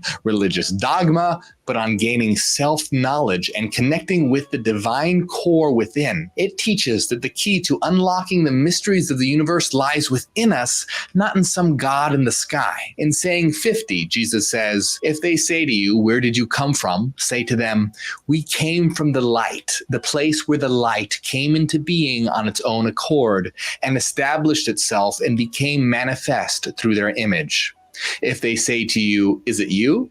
say, 'We are its children. We are the elect of the living Father.'" Now, what does all this mean? Light that comes from itself and we're its children? Well, if you've seen my other video on another one of the banned gospels, the Gospel of the Egyptians, you'll know the Gnostics didn't believe that God created light, but that God is light itself. The very essence of the Supreme Being is that of pure light, from which all things came to be. Now, could it be that the key to unlocking the secrets of the universe lies in the understanding that everything we see, touch, and experience is generated from an eternal light? The physicist David Bohm certainly believed so, stating that every aspect of the universe, from the tiniest particle to the vast expanse of the cosmos itself, was formed from light.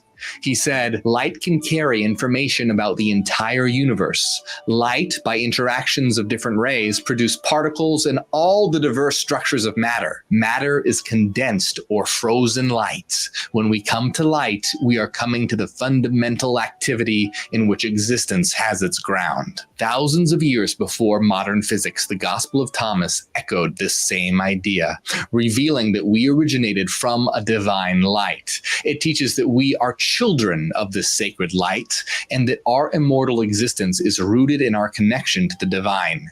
However, it's in saying 3 that Jesus reveals the most significant secret to immortality. When you know yourselves, then you will be known, and you will understand that you are the children of the living Father.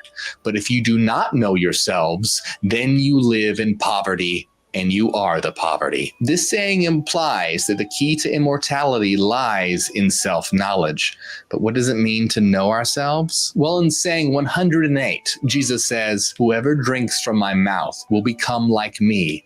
I myself shall become that person, and the hidden things will be revealed to him." Now, this saying is implying that the secret to self-knowledge and immortality lies in becoming like Jesus. But what does it mean to become like Jesus? And why does it say he'll also become like that person?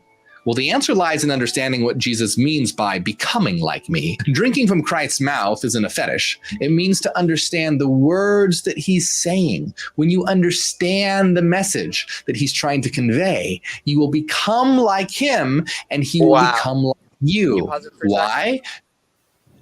So just think about that. If you realize that you're actually God, then when you die, you won't die. Therefore, you didn't die. And so it's, I mean, I'm sorry, but that's like that, like it's clever, but it's bullshit. It's setting it up so that you're telling someone a truth by framing it in a way that, oh, you can live forever because we're all part of God. And I think that's an interesting thing, but the way it's Carpenter framed, and the elephant. Well, I'm sorry. Go ahead, Ariel. If you would, real quick. What is the truth? Oh, I'm not claiming to know the truth, but I just think that it's a interesting paradigm to set up. I'm not even saying that it isn't the truth. I just think that Okay.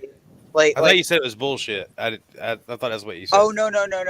What I think is kind of bullshit is that the paradigm that gets set up. It's where it's like, oh, don't you want to know how to live forever? All you have to do is truly realize it. And so it's like one of those things where if you fail to realize that you are God, then that's on you. And again, not but even if you do realize that you're God, it's not like that your body somehow lives forever, which is probably what most of the people who got into it, and again, I'm not saying that there isn't good that can't come out of it, but it is a type of deceptive marketing where you're convincing people that hey, read this, you'll get to live forever in your body. At least that's the implication, when in reality it's this idea that if you realize that you'll never die, because like this idea that consciousness never dies, it just passes from one state to another, then I don't know, it's interesting paradigm. I don't think that it's almost like I don't have an issue with it. It's how it's being presented. And Dude's like, a fucking weirdo. yeah. I'll give you that. I don't know. Is he really saying though that Oh. consciousness just changes form, or is he saying that something else? I don't know, but he makes my I'm not- penis erect. Oh, I'm Whoops. not even talking about Morg. I'm talking about the ideology in general. Okay. Yeah. My No, impression I is have that to agree with you, Ariel, on that. Sorry, go Hells. no, it's just my impression is that God, I hate it when my fucking thoughts just disappear. Not that that we are God essentially, and when we die, we return like our whatever essence or energy or whatever is transcendent of us returns to the source and becomes one with it. And we were just we were in a different form. We were still one with it. We're one with it now, but we're in a form that we can't be directly sort of feeling connected to it. When we die, that's when we have that full connection. That's when we get sort of, I don't know, it's hard to describe the way I understand it. I'm not saying that's what he's saying. That's what I say. That's my interpretation of what he's saying. Almost like that is the claim. like a total dissolution of boundaries. Basically, yeah, your pure essence, pure spirit, the pure potential of you is the thing that returns to the source.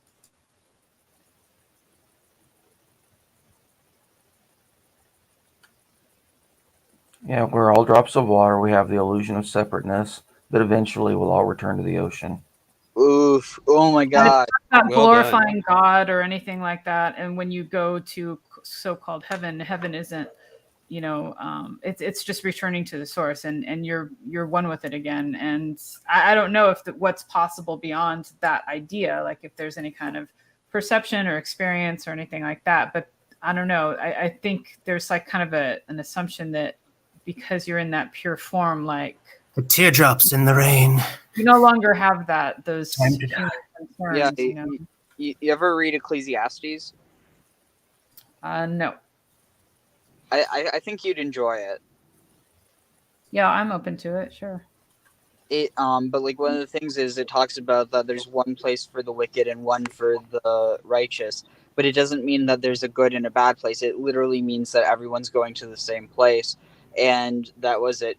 It's better to be a living dog than a dead lion. For the living, for the dead know not that they are dead, but the living know.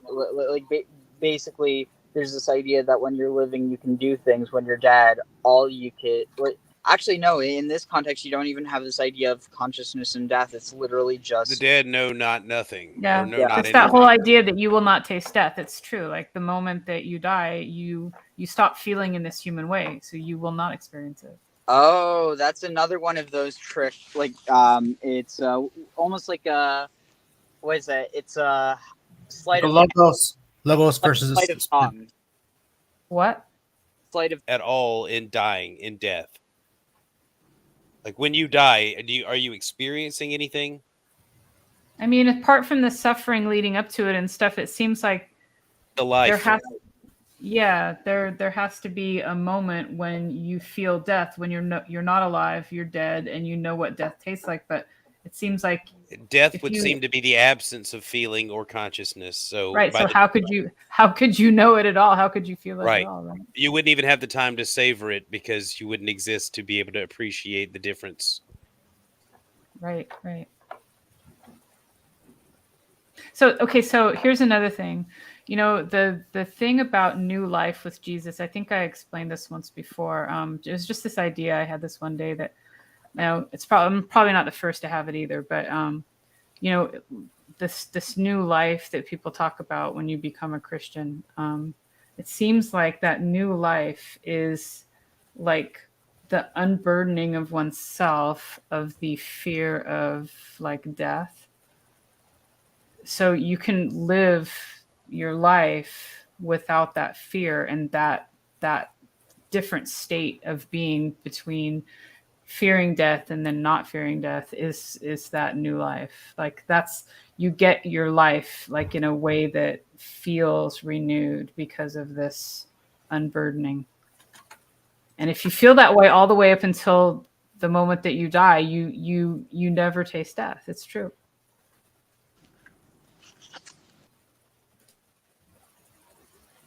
So I thought, seeing as no one was impressed with Thomas, we might look at John then. And you seeing can as use any Ariel any brought it up. source, dude. You can use any source if the wizard is bothering people. We Yeah, can use I've any got the source. Gospel of Thomas pulled up. I've got Ecclesiastes pulled up. I've got stuff sitting here looking at me. You want us to present your screen? I mean, I could share just the text if you want. Oh. But I'm up in if what's that? That's what it says. Oh, sorry. I Oh, thought I wait, was he's muted. having a different conversation.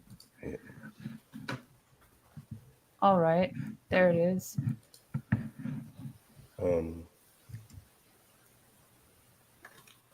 So I don't know if anyone wants to look at any specific sayings or if you just want to go through it.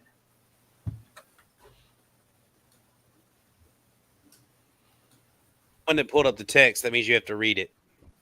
Okay. So these are the secret sayings which the living Jesus spoke and which Didymus Judas Thomas wrote down. Should I just go through them? Or do you want to skim through and see if there's something you want to discuss specifically? I'm starting to get terribly bored with the whole thing at this point. Oh, okay. Well, let's do what you want then.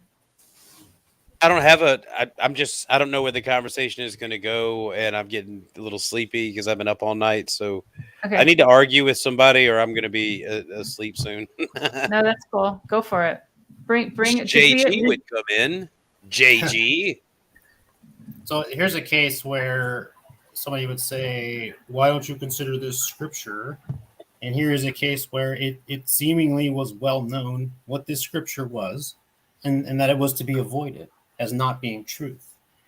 But it's, as far as why, I'm trying to find some fodder for argument here as far as why I wouldn't consider any of this stuff authoritative. You mean like Thomas? Yeah. Well, I mean, there's things in Thomas that make it so that you're not looking for your answers to, at the church. You're looking only basically to yourself, to your own seeking and understanding.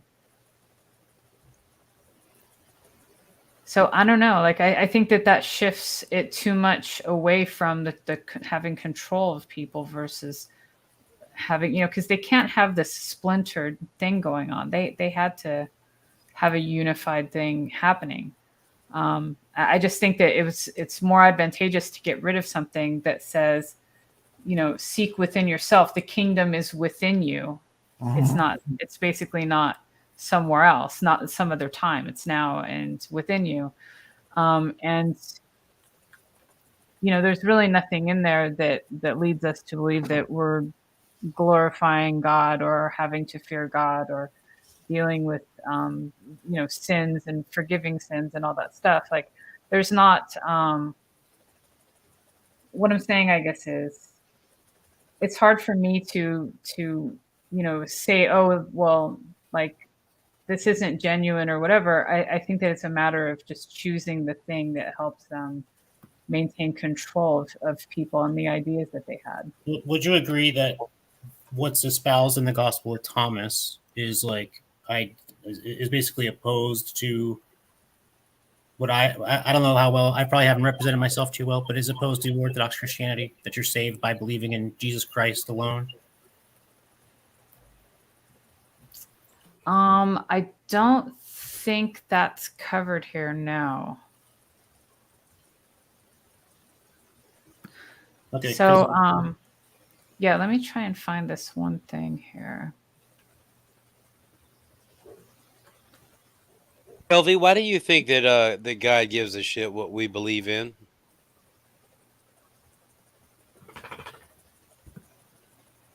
Well, I don't think he created us as sort of automatic lemming automatons that are just kind of blipping around, and he's looking down at us like, what the hell, you know? Okay, but that's not answering the question. He's asking specifically, why does God care? I don't think that that's the case. Therefore, I think the case is he created us because he has a love for us, and of course, therefore, he wants to have that relationship with us. It's like if your child called somebody else father, you would be a jealous father. I would imagine. Hold on. You just made that statement, but I would only be jealous if I was actually participating in their life and they were ignoring me. But if I hadn't, I don't know, bothered to check in a few decades, then I might be okay with somebody else stepping in and being daddy. Can I clarify something that you said, Kelvy? Did God make us because he loved us, or did he love us once he made us?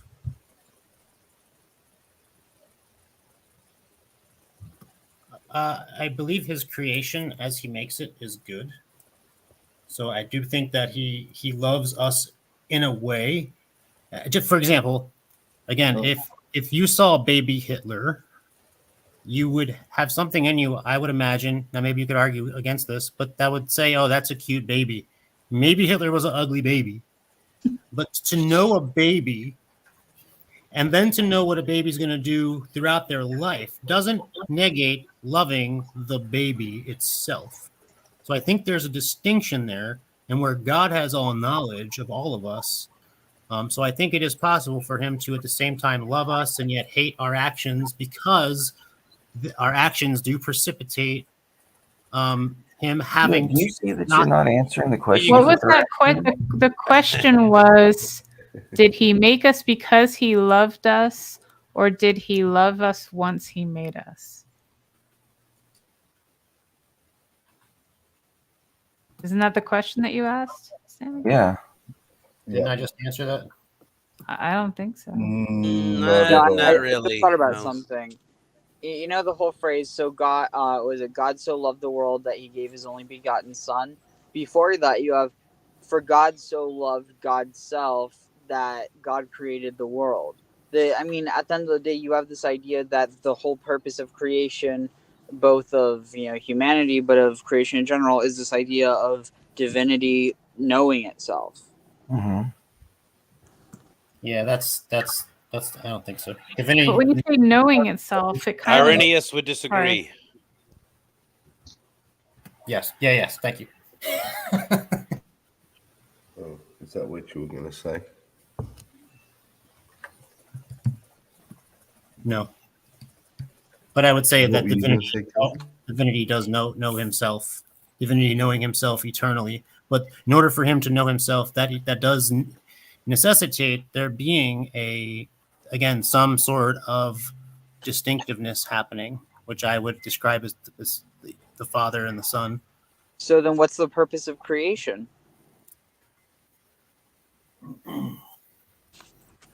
Why do we exist? to read a good book once in a while. Didn't you say a few minutes ago that it was because God wanted to love us?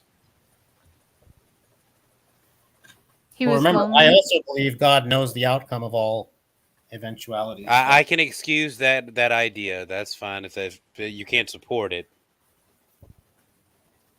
Okay, well, I mean, for sure. That's from the fact that all data and information spring forth from him. So there's no data that would exist that he wouldn't have access to. No, being the origin of it, that doesn't mean that he has exhaustive knowledge of past, present, and future. He did. You need to think about what the Old Testament is saying about him, because he does a lot of repenting. He reacts emotionally to learning new information. I mean, that Okay. you're gonna have to just wipe all that shit out. Believe me, I have thought about that. I mean, yes, those are fair arguments. Yes, I've thought about those things. And what conclusions did you come to? Well, I believe that God knows all things. Like I'm saying, He has access to it. I believe He transcends space. Because in order for what you're saying to be, from how I can tell, time and space and matter, time and space, distance from one thing to another, motion. That you're thinking that they aren't created things that God has authority over. Like when God created creation, that are things that are not Him. That includes all space and all eventualities. Kelvin, you're getting away from the point that I made, which was that if you're going to make all those claims about him, then you're going to have to disregard a lot of the Old Testament that has these parts in it. Are you willing to do that? Or are you going to say that all those things in the Old Testament are true and that God is really learning this information and reacting? Like what? You're saying I'll that talk to y'all later after you if I know something is going to happen, and then if I know something that's going to happen versus witnessing something happen, let's say if I know like a family member is going to get horribly beaten versus witnessing it happening, those are two separate things. So when God comes in and it says, "Oh, now I see this. Now I'm witnessing this, or now I have information," like, or God repent, like none of these things, as far as I can tell, in any way. So God didn't repent. That was just bullshit. But to do that analogy would imply that we knew our family was going to get harmed in advance. That's the difference, and then do nothing about it.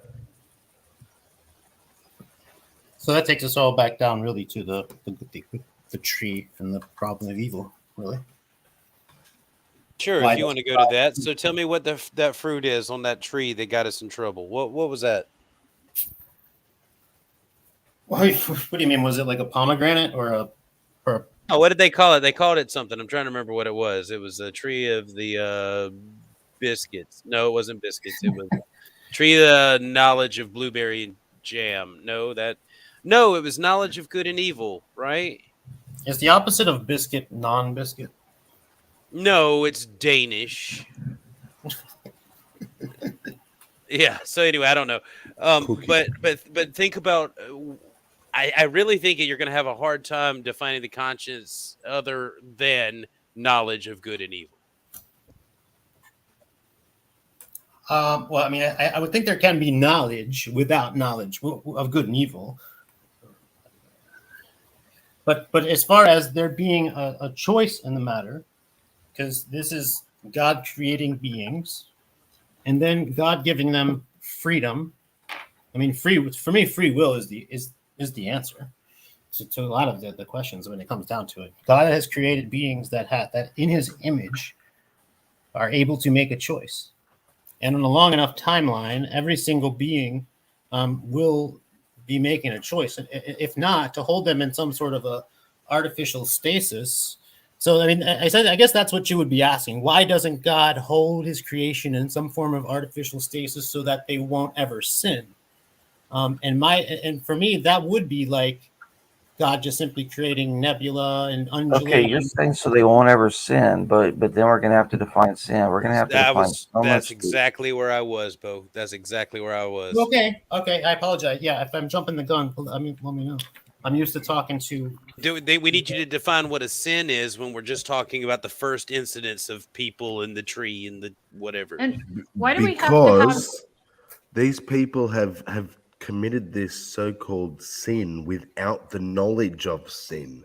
Well, I don't think you can even commit sin. I mean, sin is just not measuring up to God. So to not be God is sin.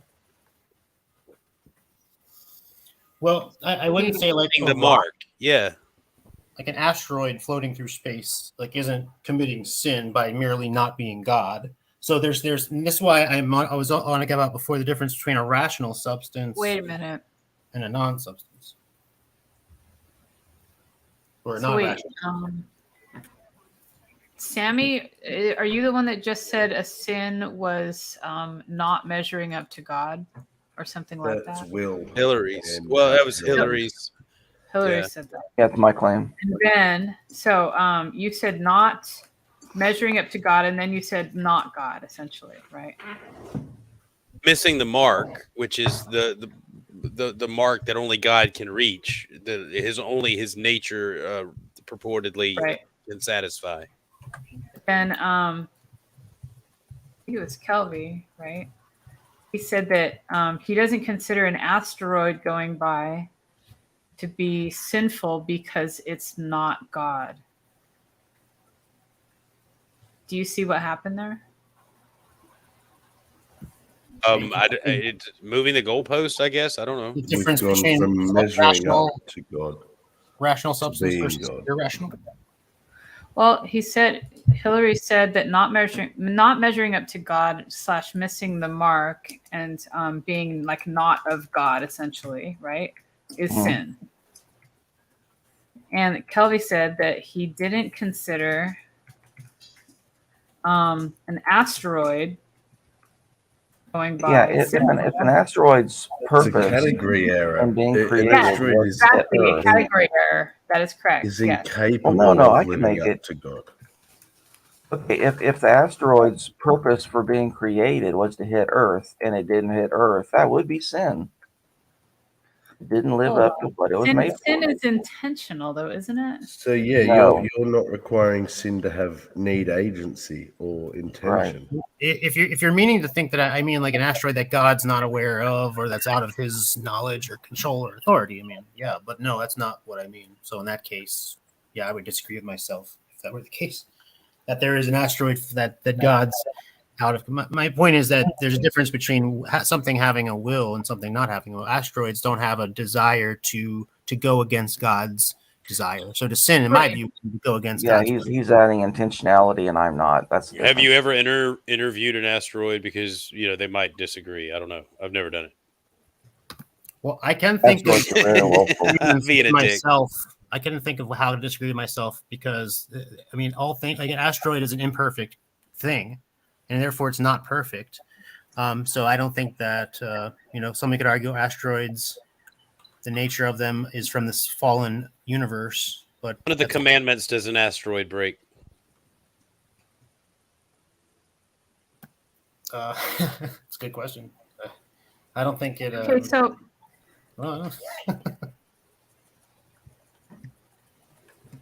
so the thing Personally, that oh, go on. sorry, oh no, it's okay. No, never mind.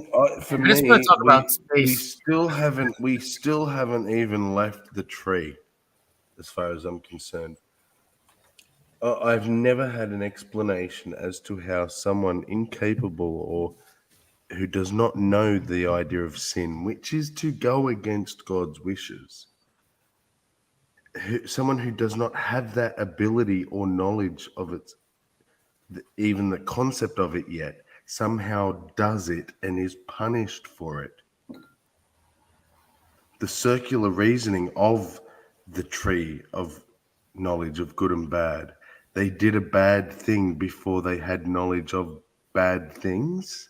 Well, wouldn't that be like having to? You don't have to know why somebody is telling you not to do something, rather than. So, just in other words, then we humans have a higher moral standard than God because we, even in courts, don't hold people who are incapable of knowing if what they did was wrong. We don't hold them accountable. It's all about your ability to understand right and wrong. They're still breaking the law. I mean, that's later on to decide. But doesn't matter. They're not, because that They're we in, don't consider them breaking the law. That's they're why we they're let them off. incompetent. They're incompetent to know the law or to understand it. Yeah. So they're Well, the exempt consequences. from They it, may not know the consequences, right? and we don't give them the consequences. That's the point. No, wait, God wait, wait, does. wait, wait, God wait, says wait, it doesn't wait, matter. wait. One of the tests to find out if someone is insane is to ask them, do you know the difference between right and wrong, or to determine if they know the difference between right and wrong. Okay, if you don't know the difference between right and wrong, you can't be guilty of anything. Okay, but Exactly. what you're saying is a punishment, and in my view, is actually a simple inevitability. God, there was no way for God to do other than what He did with the way and what people are, which are beings that have an ability to make choices. Period. This is just how God has had arranged it for what choices that they had to make, and in my view, this is the best possible way it could have been. Cool. So you don't think that Adam and Eve did anything wrong then? No, of course they did. So you They just did exactly contradicted the way that yourself. God made them, according to what you just said. Well, yeah, this is where it always happens, where it depends on from when we're looking from the perspective, from the human perspective, or from a God, from a transcendent. Okay, Whoa, so whoa, we whoa, need to whoa. special That's a play. lot of gobbledygook. Yeah, Okay. we can't look from God's perspective, so Yeah. that's unfalsifiable if you say that. Just whatever you say, we have to assume that's Well, the right and we answer. have to define sin in a certain way. And if you're telling me to define sin without talking about, God or something, but so all right. So let me try to go back. So you said, does Adam and Eve? Do I think that they didn't commit something wrong? Because why? Because they were ignorant of it. No, because How there's does someone incapable of knowing they're doing anything wrong do anything wrong? because as long as there's still an awareness of some if I'm watching a child stick a knife in an electric socket, right, then that's the doing that's they don't need to Right, be but as doing parents, anything we put those little outlet protectors over the Yeah. fucking things so that they don't electrocute themselves. Yeah. Because Let- we know they're let's- children. Let's we don't grant him prosecute that. the child, we Okay. prosecute the parent. But let's grant him the child goes to stick something in the socket, we smack its hand away, right? That's the punishment.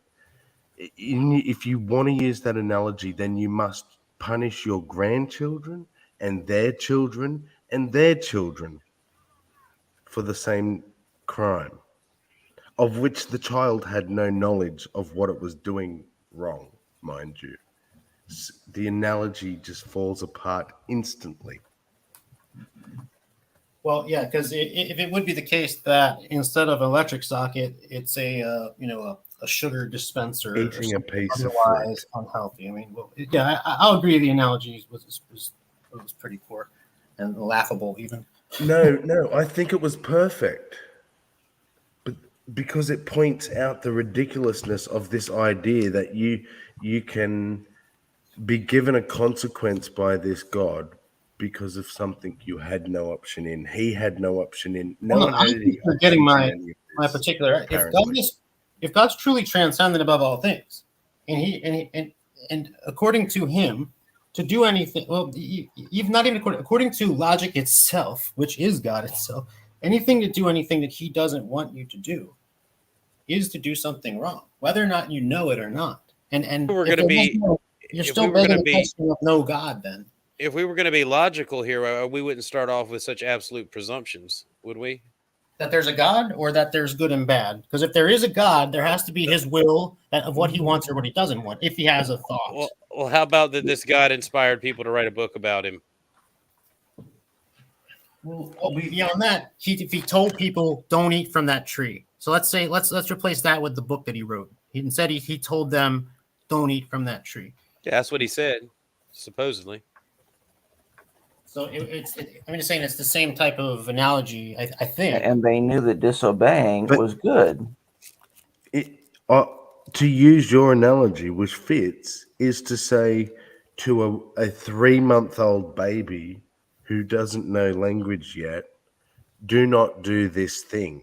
And if you do it, then on that day I will punish you. They don't know what punishment is either yet because they don't have knowledge of this stuff. But the baby does it because it has no option, because it was inevitable, like you said. And then the father punishes the child who doesn't understand what it did. Now that it's been punished, it's like, oh, okay, I do this thing and I get punished. It now understands sin. But then to go on and continue punishing as well, that's what you need to answer. Or, which is fine, which you said earlier, and I'm happy if that's where we're going to settle it, is essentially your God is horrid. And I'm cool with that. Like, well, no, I mean, I think you've come close to truth, when you're saying that we coming to understand sin. But again, I would have to ask you, and if you don't have one, that's fine. And I agree, I'm not proving anything to you, but what is the alternative other than what I said before, that God holds these beings in some sort of artificial stasis, like an asteroid? Then it would mean that, and it also kind of that God design a universe like lemmings differently. He could have designed, for example, a universe where we have knowledge and free will to do horrid things, but no desire to, or the wisdom to understand why it's more beneficial to the individual to not do these things. Or like I could come up with 1,000 different scenarios, and that's from a lowly human perspective. Like, is there something that I'm missing that your God gets, why all of these things couldn't have been an option? That he couldn't have, say, put the tree of knowledge of good and bad on the moon. So we couldn't get to them until we had, developed or whatever. So many scenarios. So yeah, these that would presume again that God created these things and then had to figure out some way to deal with their problems, as opposed to letting things play out the way that they did. And when I say letting things play out, I mean that in a very loose sense. Hey, Sammy, do you mind if I? Moon. Okay. No, jump in, Grant. I was going to say I wanted to muddy the waters a little bit, Graham style here, where I see a second sequence of events happening in the garden there that people aren't bringing attention. I think is worth considering. You have the action of the eating of the apples, but what I see that you can make a strong case for is that the sin was what happened afterwards. God goes to Adam and says, why did you do this? And he doesn't assume responsibility. He just kicks the can down to Eve and says, she made me do it. Then he moves down to Eve and asks Eve, well, why did you do it? And instead of her assuming responsibility, kicks it down to the snake. And, that's a whole different one, that inability and unwillingness to step up and assume the responsibility for your actions. Again, I see that as a separate case, but you can almost argue that's even worse than making the mistake in the first place. Tagging out. I have to say that's a pretty good way to view it, actually, and it makes a lot more sense that the sin occurs after the knowledge is obtained. And I thought for a minute it doesn't solve the issue that God said, though, that on the day you eat the fruit you shall surely die, which I thought implied that eating the fruit was the sin, but it doesn't necessarily mean that. It just means on that day you're going to gain knowledge and you're then going to sin. Well, That is all logical, and that all holds. Yeah, and if we But the take the idea meaning that of the death fall to be happened transformation, then that would make a lot of sense. exactly, the, but to the death hold would that the be actual eating of the fruit was the sin is illogical. once something became inaction imperfect, which we can agree that that happened when somebody Okay, but you're disobeyed. saying imperfect. Maybe it was more like a caterpillar becoming a butterfly, and God just told us, it's really comfortable to be a butterfly. You've got, I mean, a caterpillar. You've got all this great stuff, but if you do this, if you make this chrysalis, you're going to change into something else. I'm just warning you. And then we're like, okay. And then for a long time we didn't, and then eventually we did and became the butterfly. God could actually be happy and proud if that were the case. So you kind of mean like along the lines of what the caterpillar calls the end of the world. Yeah. The master calls the butterfly. Mm-hmm. Yeah. Okay. Kelby, any problem with that? I'm trying to remember what I was saying on the notion of that's gone. It's gone. Is the sin happening after they ate the fruit? Does that jog your memory? Well, I know something along the lines of once something happened that is considered imperfect, the death is what I said before, like a mercy, because there needs to be a separation. Because in order for something imperfect to be before God, it would need to be destroyed, essentially. That would equate, and God is not trying to destroy us. That's not the point. Why is that a requirement? Why? Yeah. Where does it say that's a requirement? Or is that just something you've logically? Well, no, parsed Scripture. out? I mean, Scripture, as far as God's holiness and is not being able to be in the presence of unholiness, is my basis for that. So something simply not perfect and up to God's standards of perfect is considered unholy? Yes. Essentially. Yes. That's the whole purpose of the law, and the blood sacrifice, all that kind of stuff. So why can't he be in the presence of something unholy? Like, what does it do to him? Well, no, I'm willing to accept If that. anything, it destroys the unholy thing. But God is Is merciful. the omnipresent God in this universe with us? I think that's for you, Kelby. Yeah. The omnipresent God in the universe with us. Yes. He's in the universe via his Okay. Father. I mean, I'm So sorry. then we would have to be destroyed. And the Spirit. Okay. So then we're destroyed right now. So we can't be in His presence without being destroyed. We're not fully in the presence. We're separated from the presence of the direct presence of God. We're separated from the omnipresent God that is here with us. Okay, I'm really having trouble with that logic. Of the Trinity some more, I guess. I think you're really stretching. We're separated from God by way of the only way we can be near Him is by His presented Word and His Spirit, which is the knowledge. That's how we, whatever we are, interact with who and what He is. Does that make any sense at all? No, only that you're really stretching to make sense out of nonsense. Right, of course. Yes, everything I've been reading, all this, like, it's all just not. It's all completely illogical. I mean, I'm sure. I don't even have a Are you problem not? with illogic. I just think it needs to have some sort of coherence. I'm fine if you just, it's God, it's a mystery, it's love. I'd be happy with that. So you're saying that even you're just looking for consistency. I'm just saying it needs to have coherence. What the hell does that mean? That has coherence? What you just said? Yeah.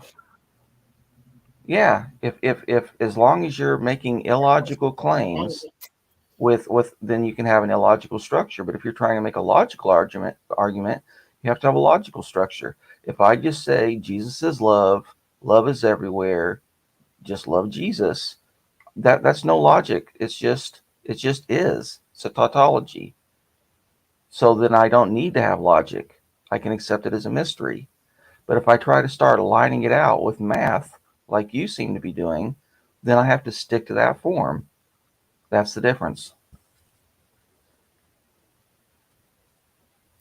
Well, if that's what you think I'm doing, then I agree with you because I'm really bad at math. Okay.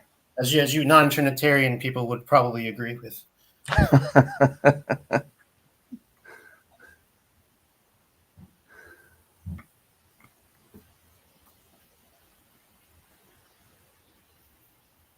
But no, I don't think anything I'm saying is, well, I mean, again, I don't know. If you're saying what I'm saying is a lot, or that I'm making logical leaps. I mean, if you're going to tell me. Not leaps, contradictory. The omnipresent God isn't present. God is with us, but separated from us. So you use the word omnipresent. Yes. I'm going along with how you're choosing to view it. So if you're going to use that as some kind of key to say, well, this means that, because again, God transcends space and time. So present is something that isn't even really in God's vocabulary. If we're going to come Okay, down. are you making a logical or an illogical claim?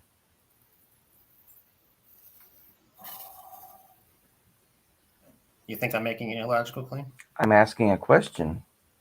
I'm actually giving you an out. Oh my.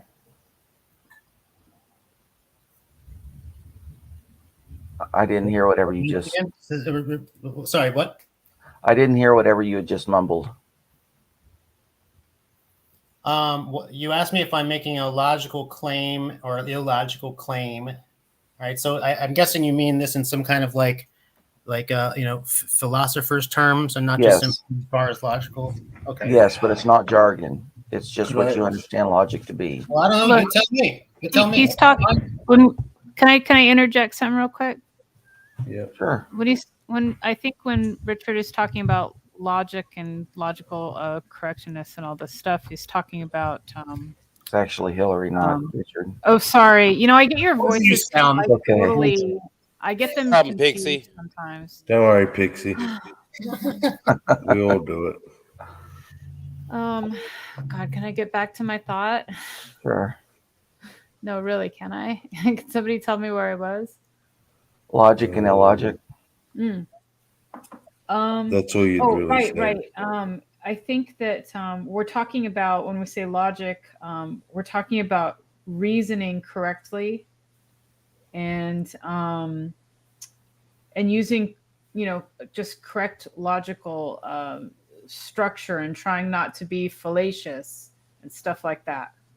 Yeah, but those are jargon terms that he might not understand. That's why I was just saying it's logic. So fallacious just means a flaw in reasoning. That's all it means. So I'm not. Where you just said, made it illogical. You're basically saying, are you full of shit or aren't you? No, that's not at all what I'm saying. No. So if I'm basically, saying, can I put it this way? Logic is 1 + 1 is 2. That's somehow not what you're saying. Hold on, just listen. Okay. Just listen. I'm explaining. Logic is 1 + 1 = 2. Illogic would be love is trees and therefore butterflies. Now, if you're making the second statement, that's my escape for you. If you're saying that, I'm willing to accept it. Yeah. But if you say 1 + 1 is 27, I'm not willing to accept that. Yeah, another way to put it is, if you're willing to accept it, Kelvy, you can say God is outside of logic or above logic, or which your audience might think is rubbish, but that's their opinion. But that's your out. There's also the argument that these ideas about logic are man's definition, and because God created logic, there's a logic that is kind of special because it's only here because of God, and only people that believe in God can actually use logic. Very well stated. Very well stated, Halsey. Like presuppositionalism. No, it's not presup. It's a little bit different than that. It's like saying it's a more sublime form of logic from which we get all of our logical inferences. Yeah, and you have to believe in God to sort of have access to it. Well, no. Again, I think since like I've been saying, God is the source of all things. That includes logic. To be illogical would be God being a liar. So no, I don't think God can be illogical. So if you're telling me something I'm looking at doesn't seem logical, then yeah, please let's Okay, but the argument that you're making only applies if all the claims that you're making are true. I do not think that God being illogical would make him a liar. If anything, that would be one of the characteristics of divinity.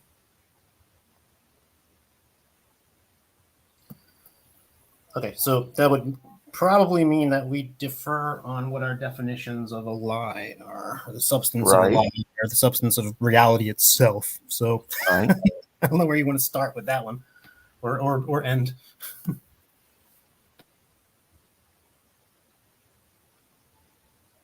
Where do we go from here?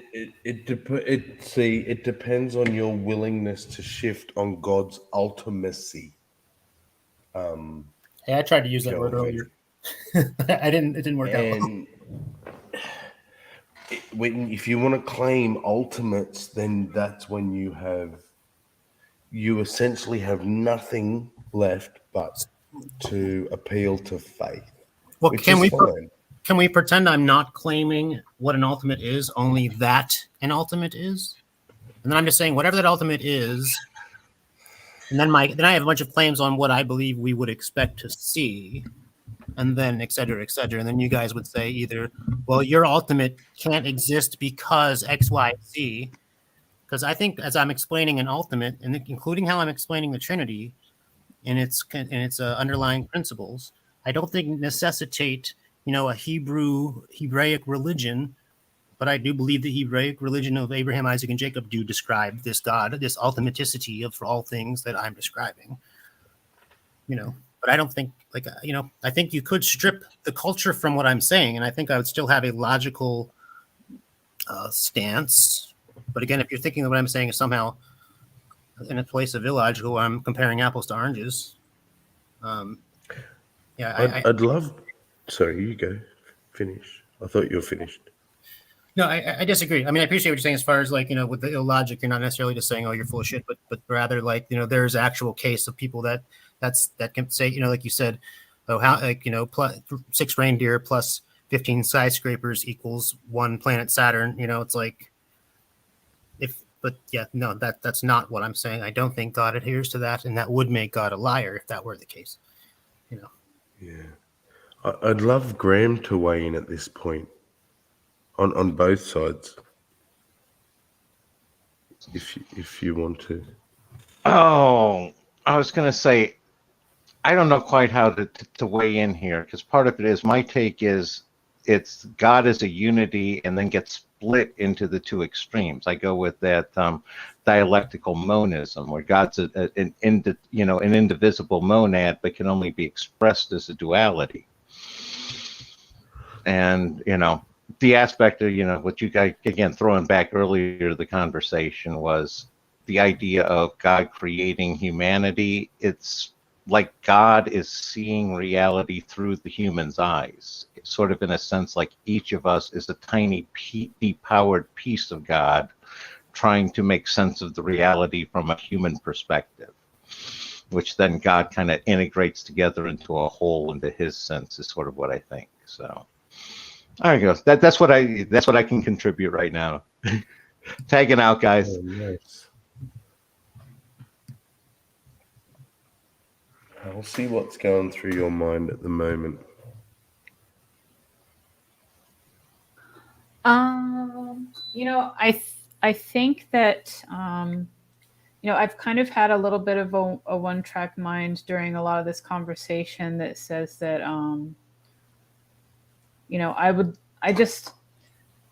the stuff that we've been looking at, I think it would be valuable for almost any situation for someone to know that stuff. And I don't know if Kelvy's ever, become familiar with all the stuff that we've been looking at.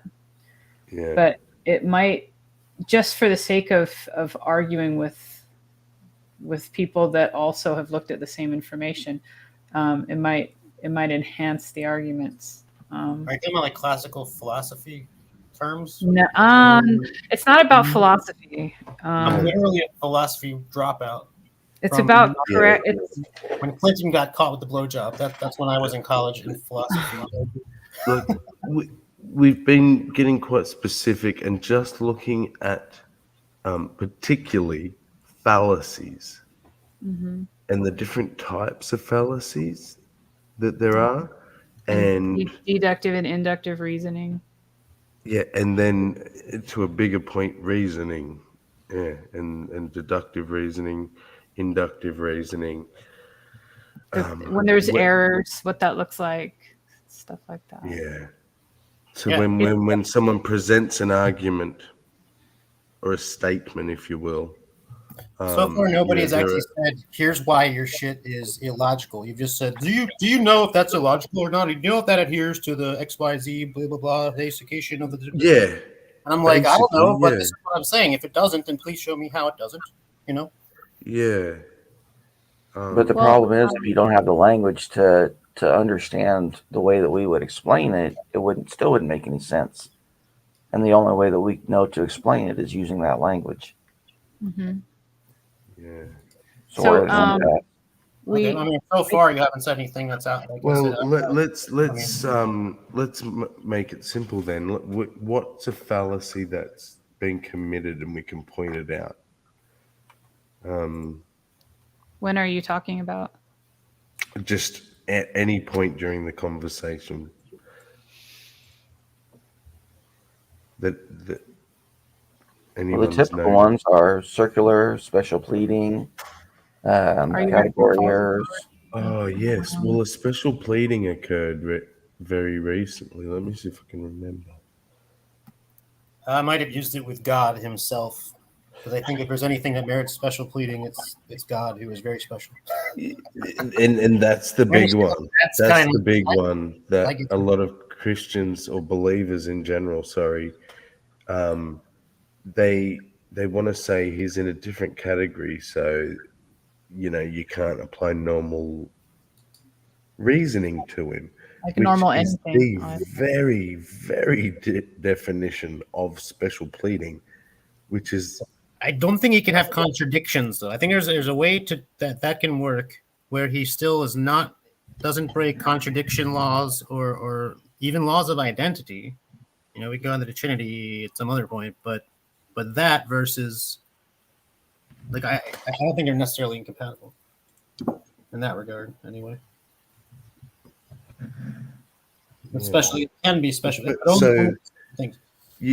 Are you saying that you understand how it is special pleading, but you think that there's an exception for it?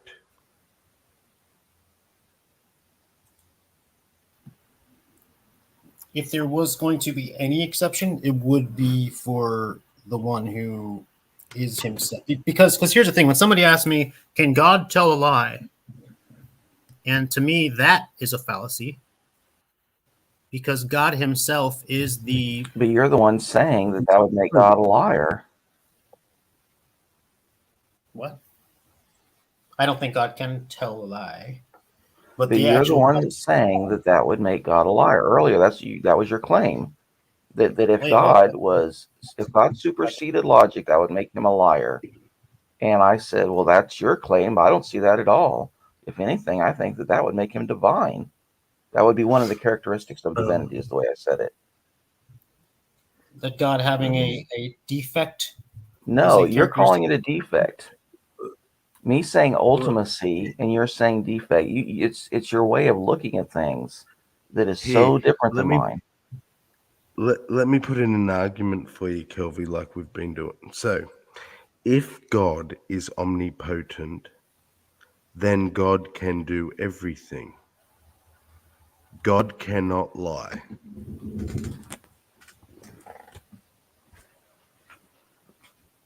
Do you see a problem with that, or is that?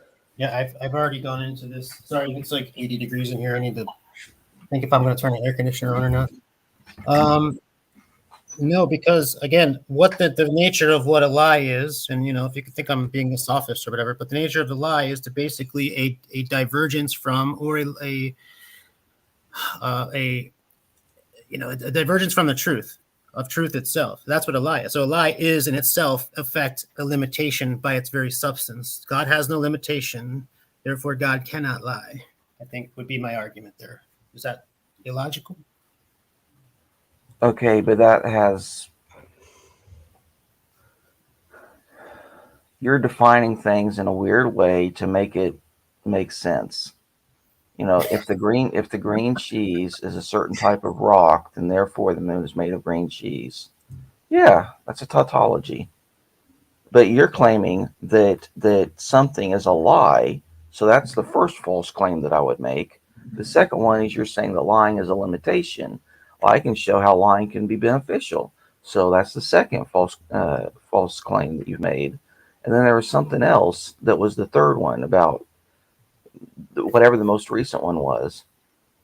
No, I disagree. I don't think that's it at all. Well, we're obviously not in agreement on the substance of the foundation of what we're even talking about. If you're saying that a lie in itself, even as obviously we're okay, but you're getting to lie. So go ahead. So, for example, if I am in a situation where I have to lie, I'm already in that situation. But so you're already at the second step. Question of truth to where my lying. You're already at the second step, though. That's the problem. You're going to lie, and I'm saying one thing that I don't think that it's a lie. If you ask, how do you feel about something, and I give you an honest answer, and you're calling that a lie, then that's just your definitional problem. Okay, so but at this point we're just talking about two individual human beings expressing themselves based on their sensory inputs and what they think is true or not. As opposed to the ultimate awareness of a God who would be transcendent of all time, space, and matter. You're literally comparing those. You're acting like we're talking about those as if they're the same thing. You are putting such tight strictures on your understanding of God that it makes all these problems. I'm not putting all those limits on him. That's the difference. The only limits I'm putting on them is that he is perfect, and that he exists, that he has substance, and that he moves, that he does things in perfection. Yeah, that's it. Okay, then we have to get into the definition of what you mean by perfection. Limitations of imperfections are ultimately just simply perfection. I think it's superfluous to okay, and then we're going to have to get into what you mean by imperfections, because something that I would consider to be perfect, you're then calling an imperfection. So right. we're going relativism, aren't we? What? Aren't we just going into relativism or something? No. If one of us pretends that one of us are God or not, I can see how this argument is pertaining to the original point of what the nature of truth. What are we even talking about? It's like the nature of truth itself. My general point was that God himself, because he is the original prime mover of all things that are true, all things therefore that are not true are a deviation from God's self. And I think that also ties into what the nature of sin is. I'm just trying to go straight from the originator of creation onward to things that are created, and then onward to what sin is, and then what God thinks of it. So, and then we've gone back to the garden. So God's created things that do things against his will, which again, I'm saying are sin. You're saying, well, I'm not sure. No, it's going further. You're saying that not only is doing things against God's will a sin, which I would agree, you're then saying you then have to intend to sin in order for it to be sin.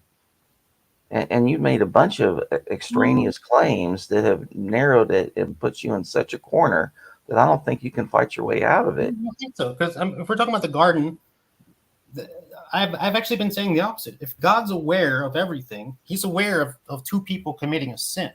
If they're not aware they're committing a sin, God is still aware of it. But you're all questioning of what the nature of a sin is based on an individual's knowledge of a sin, Okay, far you as said relative morality or something. you said that if an asteroid does not strike Earth, that is not a sin because I the didn't say that. asteroid didn't intend I didn't one say thing that. or the other. I wasn't talking about an asteroid striking anything. I was just talking about. I was basically just talking about a rock. Anything that exists that isn't God, but that doesn't have a will, I don't think is necessarily sinning. I didn't talk about the Okay, asteroids. and you said that intent was required, whereas I said that if God intended for the asteroid to hit Earth and it didn't hit Earth, that would be a sin regardless of the asteroid's intent. And then we got off into all these weird definitions, and now you seem to be circling back and making contrary claims to your original claims. And I'm ready to tap out now because So this is spiraled so quickly where I try to hit one point and you won't address, or actually not just me, 3 or 4 panelists have tried to make a point and you won't address the point. You try to grab something else. So we had head down another rabbit trail, and then they ask you, okay, what does this mean? They just ask for a definition, and then you shoot off in another direction.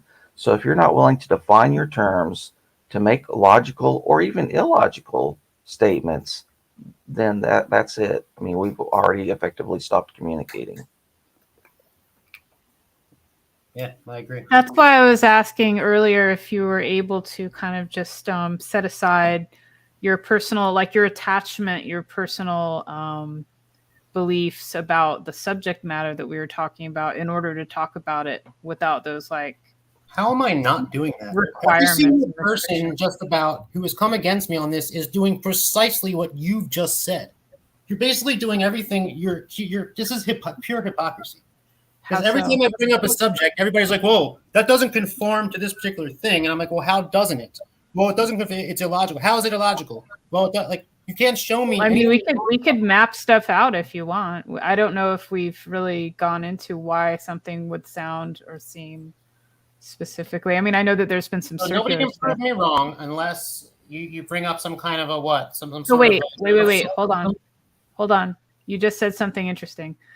If no one can prove you wrong, does that mean you're right? No, I said nobody can prove me wrong without some kind of like great syllogism, as opposed to just saying. I mean, but it's yeah. I mean, what?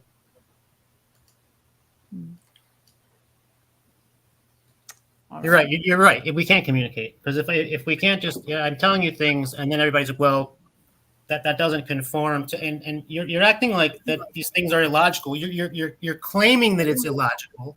You're not showing me how it's illogical. Okay, I've already explained what illogic means, and you're not even willing to accept, or at least it doesn't seem that you're willing to even use that term. You're using the word, but you're not using it the way that I've defined it. I mean, it seems like you're just avoiding every single thing I've brought up, and you're just bringing up this smoke screen. No, you say that you want us to explain it to you, and then when we explain it, you say, well, explaining is a smoke screen, and therefore it's not an explanation. No, I'm pointing it out to you. I'm giving you concrete examples, and you just want to hand wave and say that isn't the case. And then you try to restate my concrete example, but then you add additional things to make it fallacious. What's one concrete example?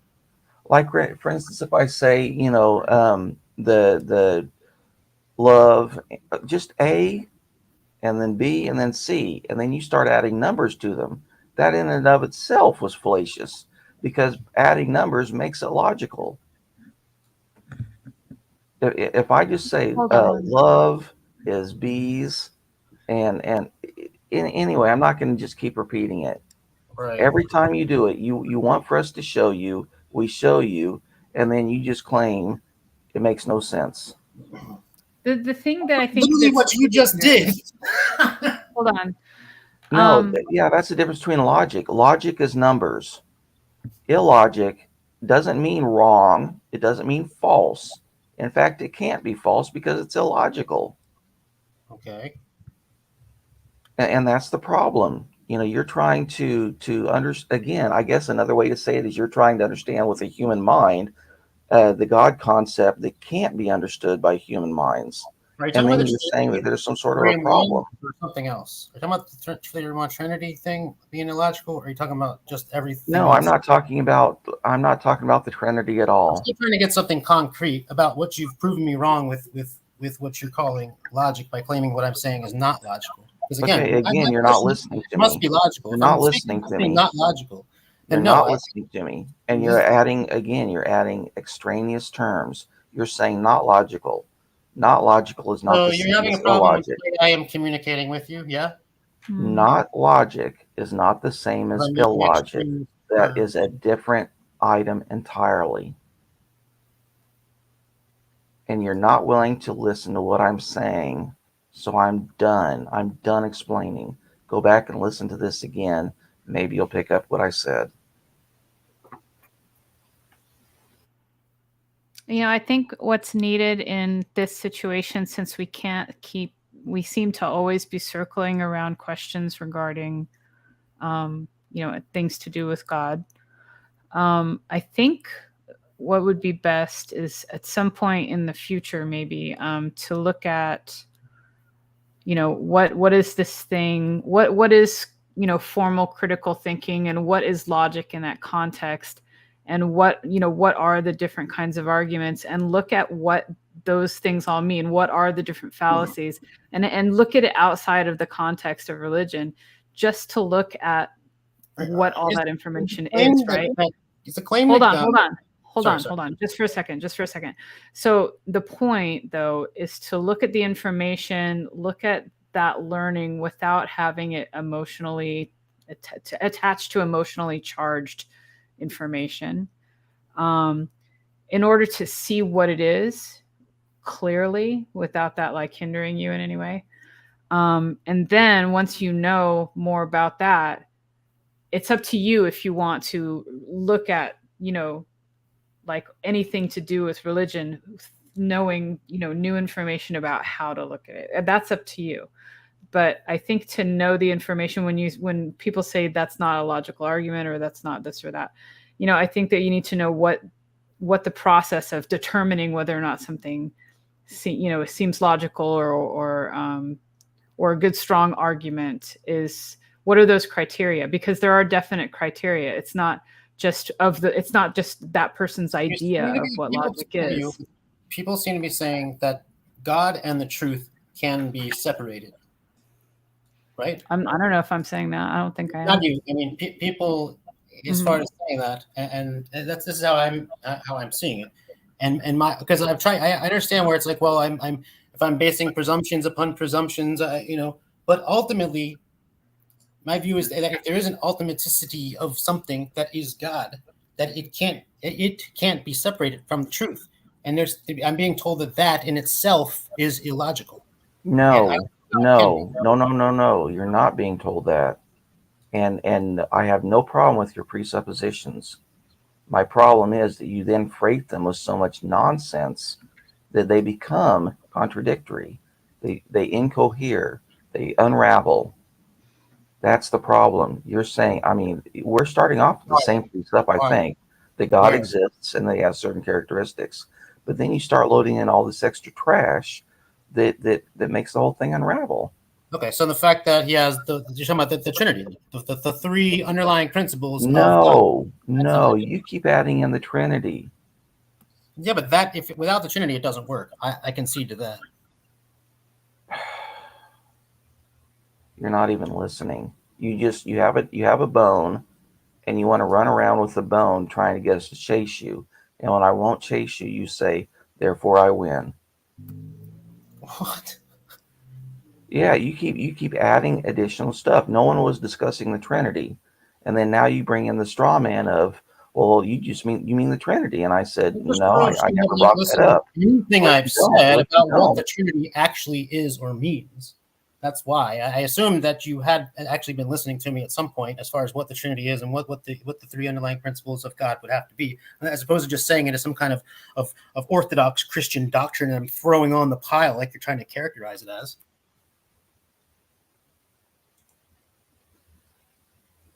Okay, so yeah, you're not communicating here. When I joined the stream, So I was not listening to anything before that. I just woke up. I couldn't sleep last night. It wasn't until almost 6 this morning that I was finally able to get to sleep. So no, anything that you discussed in the stream, I have not listened. I do remember hearing your discussion about the Trinity, but I don't recall, 30 some different people's explanation of every topic. So no, I can't be held to that standard. But what I can do is go by the statements you've made in the last 30 minutes. And when I see you adding stuff in that is needless, then I have to wonder, why are you saying this? Why are you making claims about God lying when no one said God was lying? And then you freight it with all this additional baggage that you can't back up. It's impossible to back up. You still don't seem to understand the difference between being contrary to logic and being illogical. So if you can't even get that one word down right, I don't see where we can go. But you're not really giving me any alternative solution other than to say we can't. I mean, again, if you're saying that there's no alternative that we can know logically, and if that's your position, then that's fair.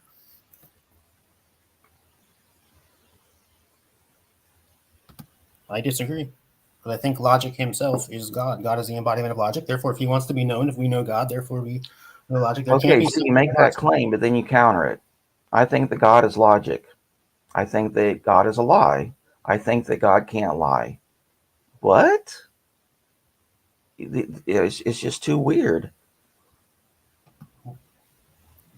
That God can't lie is weird? No, I think that you claiming that God does lie and then can't lie, that those two contradict each other. And I'm not saying that you've made that specific claim that God does lie, but that's the kind of stuff that you infer. And for instance, I say blue is not a number, and then you say, well, that's a lie. Well, then explain to me how blue is a number. And then you can't because you don't understand what illogic is. I mean, I've tried to explain to you many times. What am I doing? Illogic is not non-logic. Tell me what I'm doing that's like that instead of giving me these examples. Can you? You're adding qualifiers onto things that don't need qualifiers. Like those what? qualifiers exclude all the other things. So you're putting God in a little tiny box and then saying this little tiny box that's everywhere all the time, but it's only in this one tiny little place. Well, it can't be everywhere all the time if it's only one tiny little place. Okay, so the argument is over what the very essence of space, time. The argument is over your way of what making God claims. can't be contained in. I mean, nobody's arguing God is contained in anything. So I don't know where you're even. These are just like, that's why I said these are just smoke screens. None of them's actually dealing with anything I've actually said. No, they're fallacies. Saying, if you knew what the fallacies were, we would just name them and point them out, and you would say, "Oh, I see what you mean." But you're not willing to listen to what we're saying. You still don't understand what illogic is. Can you explain illogic to me? I've already done that. I've already given you No, examples. you've done it wrong several times because you're not willing to listen. No.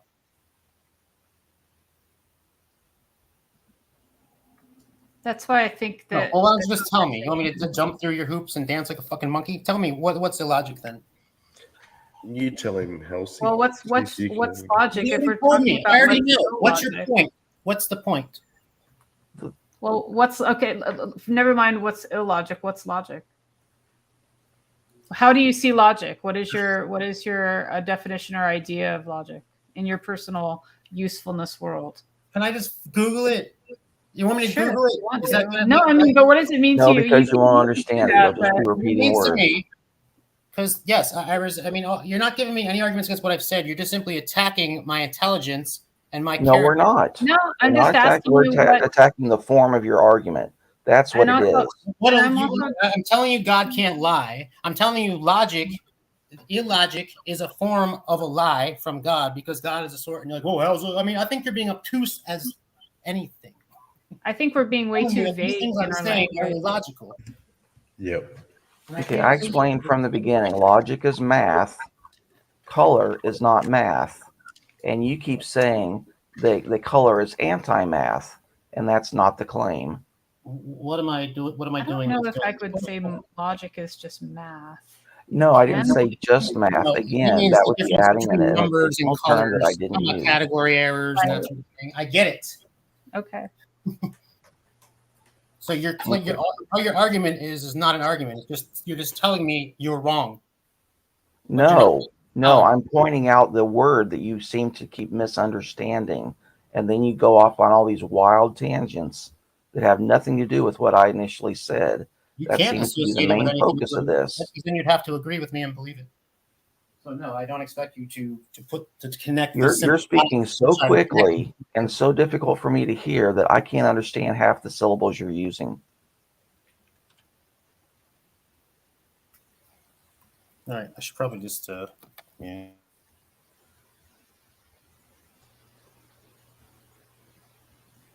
No, my issue was about a logical argument. If you use a logical argument, you have to stick to logic. But if you use an illogical, and that doesn't mean anti-logic, it just means if I say blue feels good, there is no number involved. I'm not quantifying it. I'm not doing anything else other than saying this is. It's not, it doesn't have to be different logical. ways can you tell me that you think I'm full of shit? But what? No, again, if you think blue means you're full of shit, then you have misunderstanding it. Add some blue to your picture, and then you'll be full of shit. There, you happy? Don't be so hard on yourself like your parents. I understand what you mean about fucking whatever you fucking. It's Oh, not no. going to get through. That's So why what I are think you guys arguing about? I think saying that he wouldn't understand is what's making him feel like you've attacked his intelligence. Okay, but I'm not Instead- saying he won't understand. I'm saying he's refusing. He's smart enough, but he's being so stubborn that he's refusing to understand. I explained to him that the color isn't math. And then he comes up with all these weird things about lying and this and that. He just keeps adding stuff to the argument. You know, Well, if I give an algebraic equation and then he starts loading in the Declaration of Independence, that has nothing to do with the equation. I guess maybe it's the way that I see things that makes it difficult for me to describe what I'm seeing. But, you know, I'm just saying if he's making a logical argument, he has to stick to logic. But if he wants to make an illogical, which does not mean contralogical, it just means not bound by logic, then fine. I'm more than willing. For instance, the one of the first examples I gave was if we say Jesus is love, therefore we should love Jesus. That's great. Mm-hmm. But That's not a logical adding argument. math. It's not adding all these qualifiers and all this stuff. And that's all that he seems to be doing is trying to limit God. So wait, even in that statement, so I have understanding because I am now really toasty stoned and tired from work. What you're saying is the whole Jesus is love, so we should love Jesus. The reason why that's wrong is because it's not wrong. Not wrong. No, it's not wrong. illogical in the sense because it's Tog, circular. Tog. No, it's not wrong. Where do you get this idea? It's wrong. It's right, is what I'm saying. The fact that it's illogical makes it right because there is no contradiction. But if I start adding in numbers of Jesus is this much love, and therefore we need this much love before we can love Jesus, then that would be wrong because it's a logical argument based upon evidence that we don't have. Jesus's love is a perfectly valid argument because it's illogical and therefore doesn't need to be substantiated through logic. Illogic does not mean bad. Illogic. So you're saying it's like ad absurdum, if you know what that is. No, it's not ad absurdum. You're misunderstanding. No, that's what I'm saying. I'm trying to understand by saying it's like ab absurdum. Because ad absurdum. I know what ad absurdum is. I'm just not sure how you're connecting that in your brain. So there's a way of doing ab absurdum, like in a sense, in joking, in jest. You go to absurdities. It's illogical thinking, but it's in the sense of you doing. Okay. Let me make a statement, and you tell me where I'm wrong. Jesus is love. Where am I wrong? Nowhere there. Exactly.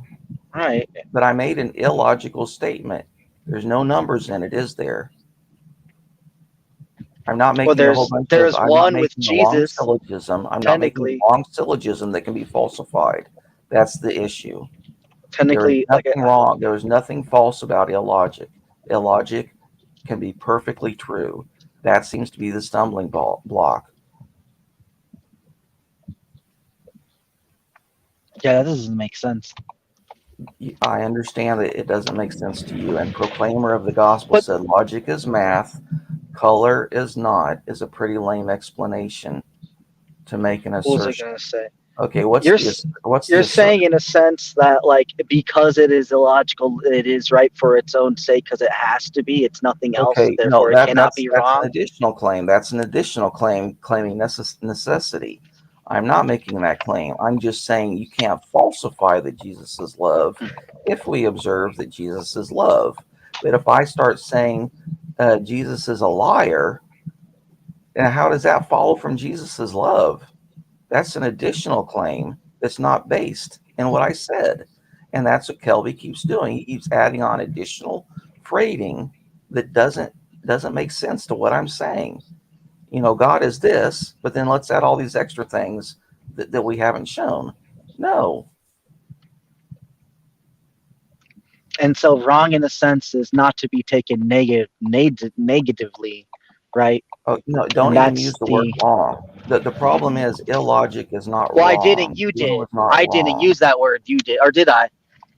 I can't remember now. No, I have to you watch did, this back. Dog. Fuck. Yeah, you and Kelby You have did. repeatedly said wrong. And just Yeah, now and you I said think wrong. that's where you keep going wrong, is that you're taking it to be a negative thing, and Kelvie took it a step further and took it personal, as that was attack on his intelligence. Well, it's like when people say the word no is a negative, but it's actually more of a positive. Depending I on think how yes you is use more of a it. negative than a Yeah, positive. Okay, certainly Helsey's can saying be. it very well. Logic is a process. And so all I'm saying is if you're going to use the logical process, you have to stick to that process. But if you use illogic as a process, then don't start loading logic into it because it'll fail. You can't mix the two processes. I see what you're saying now. So if I say Jesus is love, that is an illogical but completely true, valid, and sound statement. But then if I start saying, but then love is drowning babies, and Jesus drowned babies, so therefore Jesus is love. Now that would start falling apart. You see where I'm going? Now it doesn't mean that drowning babies is against love, but you're defining love in a really weird way now. And that's what he's doing with sin, with his asteroid. You know, I'm saying if it's God's will that the asteroid hit the Earth, and the asteroid does not hit the Earth, that is sin because it's circumventing God's will. Then he's trying to add intentionality. Oh no, it's okay to go against God as long as you didn't mean to. I think that problem might lie within the sense of the wrong comes from a sense of doctrine, and that's why he was saying wrong, because it's not necessary, because if it's illogical or logical in a sense to doctrine, if that's what he's thinking of, then it wouldn't make sense. You understand what You couldn't illogic have. means? And I think so, but I'm just saying in the contrary, if he's thinking along the lines of doctrine, I think that might also be the issue if he's trying to hold something. Okay, And if anything he's- outside of that would be wrong. Like, so if anything, if God per se, with Okay, if he's adding in doctrine, he's Go ahead. already misapplying this. We shouldn't be looking for specific examples. If he could not grasp what I was explaining about what illogic is, then that's the stumbling block. Until that gets addressed, he shouldn't be throwing in all these extra things. Can you explain what illogic is as opposed to against logic? No.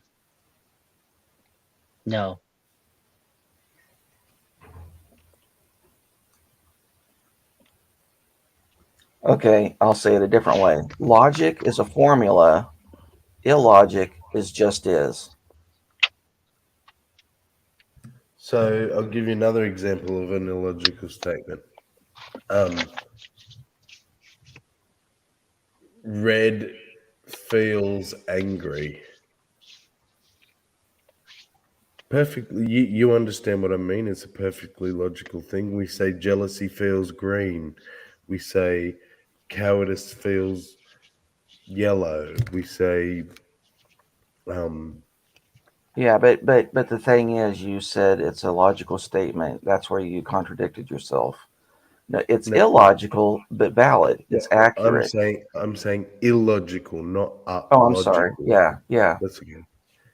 Yeah, it is a perfectly valid and sound illogical statement. There are no contradictions in it, and we're not trying to quantify anything. That is what illogic is. It doesn't mean it's against logic. It's not anti-logic. Or wrong. And this is where, and to totally throw a wrench in this is where we get all these different confusions about what atheist means. And then we start adding in other stuff. A is a Greek prefix. That's all it Without. means. Yeah. I mean, William Lane Craig didn't understand. I still remember in one of his debates, the guy said it just means without.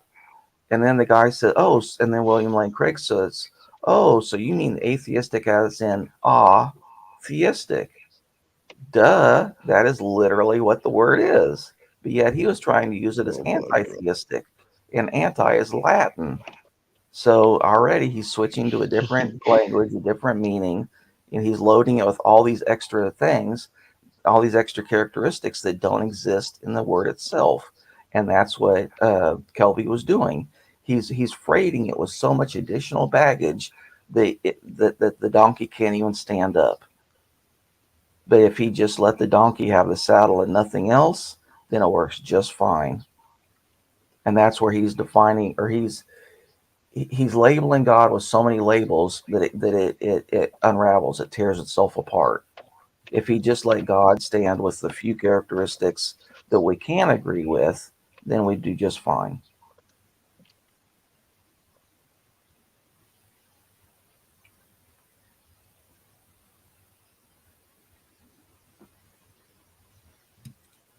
Hey, Tog. Mm-hmm. Should join us for our logic and fallacy and reasoning lessons. I'm actually surprised it took you guys so long to get here. What do you mean? It's one of the fucking shit that freaking Lizard had me go through when I first came to Christianity. He's like, look, you stupid fuck, you need to learn this shit because if you don't, you're not going to understand the fucking shit that people will say where it's inaccurate, where it doesn't make sense, and you can point it out to them why it doesn't make sense.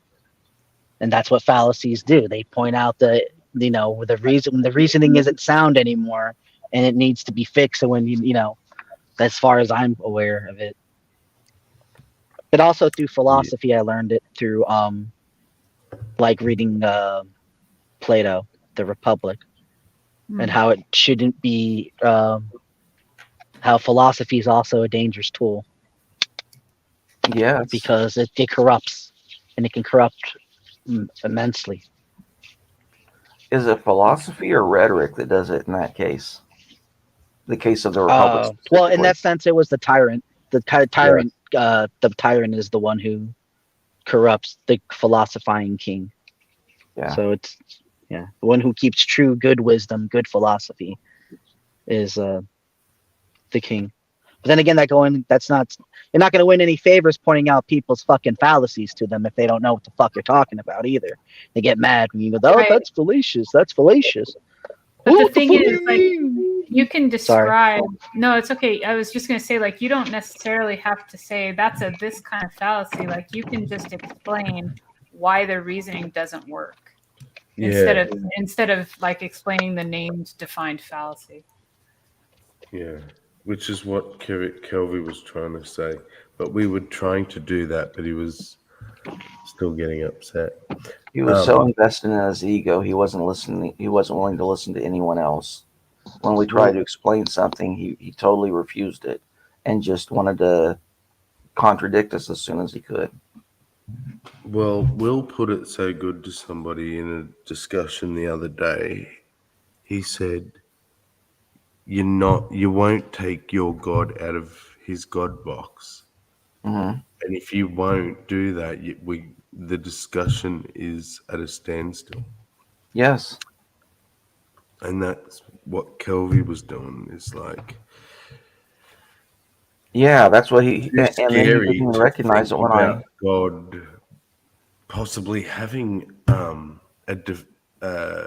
something that God can't do, or not being ultimate, or not being omnipotent. You know, even just for the sake of a thought experiment, it's like, well, no, that makes no sense because God is that. And it's like, yep, that's the point. We're saying, imagine a God that isn't, but it's like they can't do it. Hmm. For me, the reason why I can't do it because it really all depends on the fucking context. Because it's at that point, at what is he not capable of doing and how? Because you have to put it again, you have to put it inside a box, and then it fits into why would he be trying to do that and things like that? Is that even something he would even want to do or need to do or X Y Z? Or is it something we're trying to put on him? But then again, like you said, it's a Yeah, hypothetical, so that's hard for me to yeah, do exactly. because it's a hypothetical too. Because it's like, well, then how do I do that? If I But can't you even do suss that that out all in the real life. time. It's when it's God, it becomes, I don't know, personal. Maybe the mind thinks it's blasphemous to do it. Whatever the reason, there's No, a because resistance. my mind goes back because no, I can easily say it, but it's through man's mean. It's not through God's because it always goes back to man. So that's what my But problem is. see, but there you The go. only way I That can that's suss it out the is God in the because box, it though. goes back to man. That answer, see, is according to the God, your God in His box. So you can't even Well, if okay, so if even if God see was what I mean. uh not omniscient, Almost unavoidable for most. even if God is omniscient, I like if you're saying like that, I don't think I could still put him in that in whatever because I that goes into knowing, right?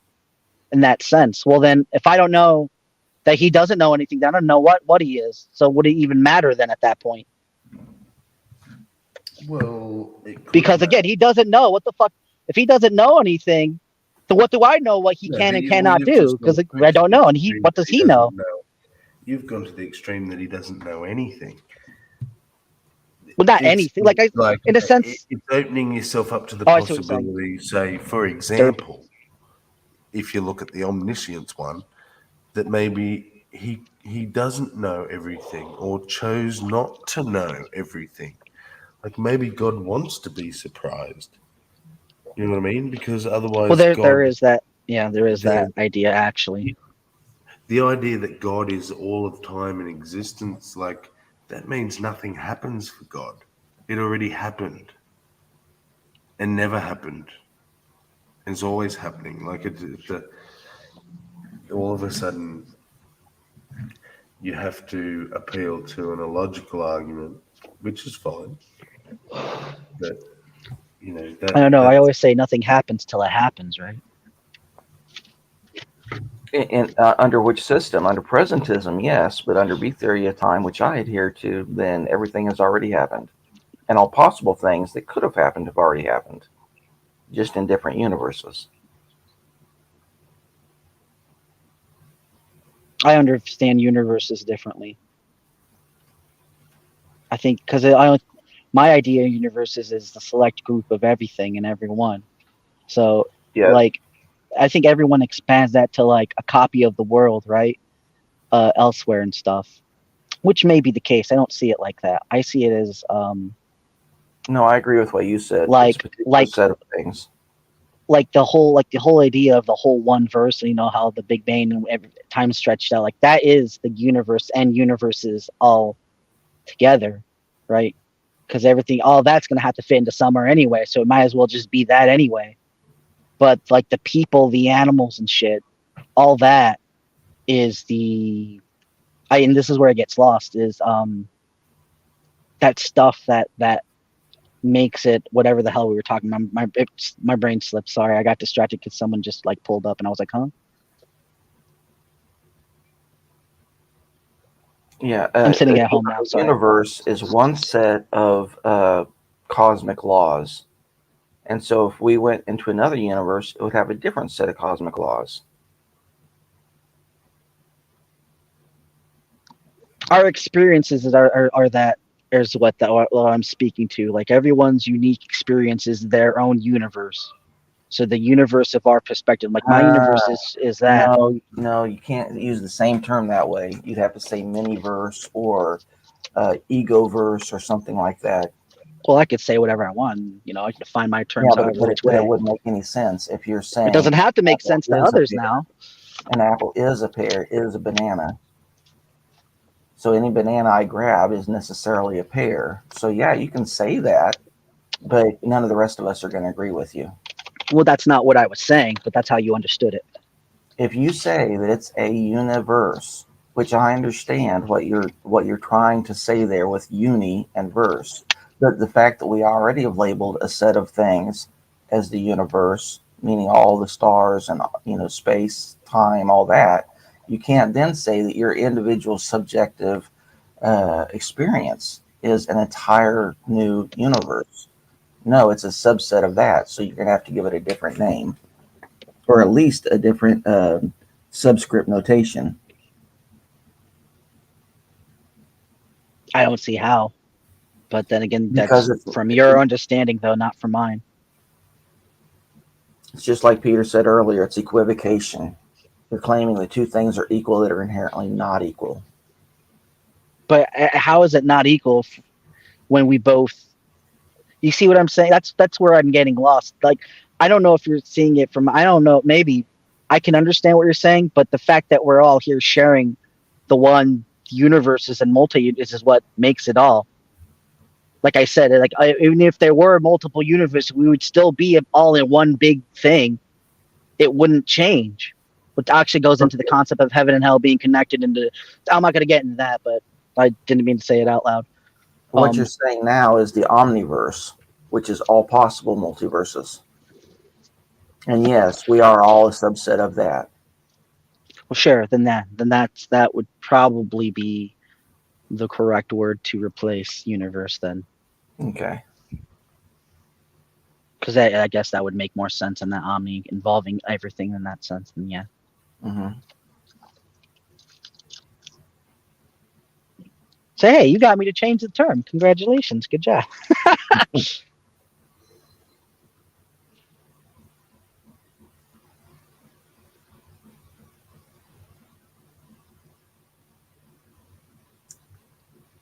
I wish you could do one of Serb's map things. You know how he did? Right. Like the box and the G, because that would make it. That could do that. That would probably make more sense. But yeah, I'm not good at that. Good at Well, that's diagrams. very honest of you, Tog. You're the first Christian or theist to not just get defensive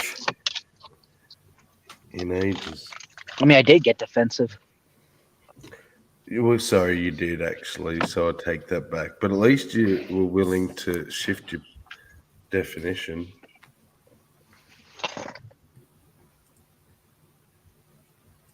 Well, yeah, if it made more sense in that sense, yeah, it was a better definition.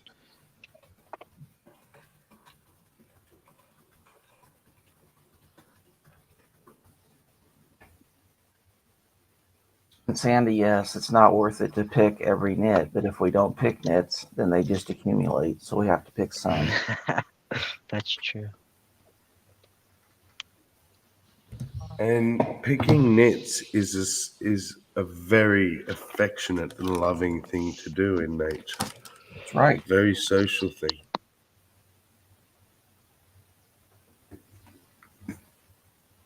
All right, I'm gonna toodles. My phone is at 15% and I'm home. So I'll talk to you guys later. All right. See ya. Bye. No worries. See you, Tog. Oh,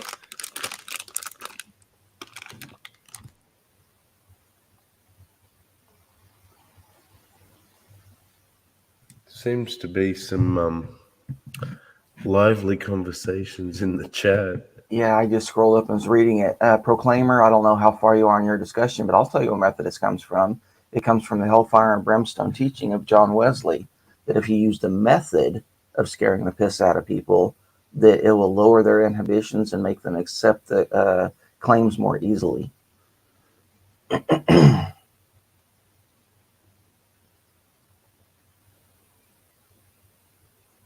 And I don't know if you want to come on the panel. That'd make communicating a lot easier, because that way we don't have the two-way lag.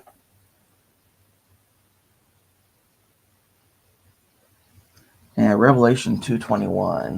Let's see if I can look that up, see what this all started with.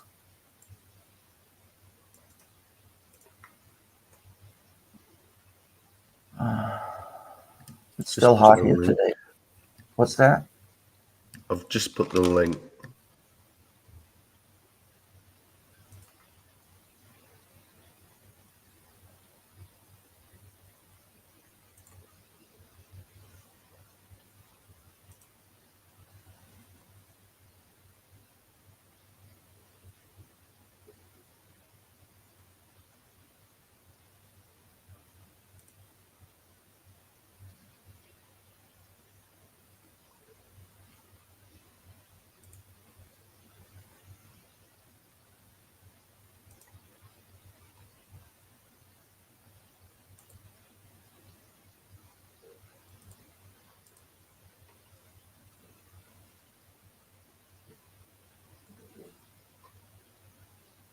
Man, all these different versions say it so differently.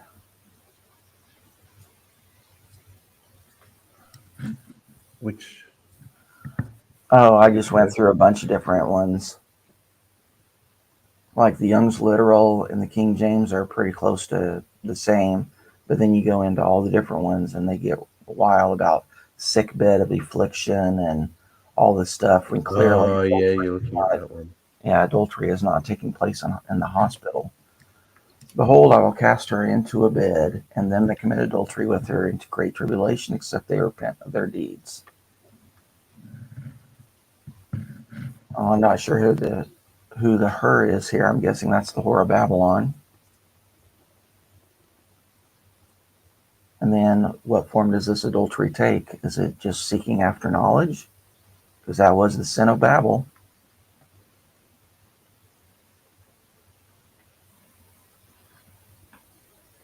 So I don't know what your discussion was for the first 2 hours since I came in late.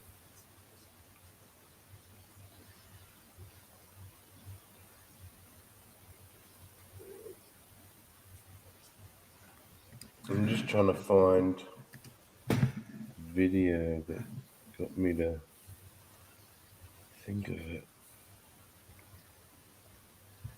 Actually, I know where to find it.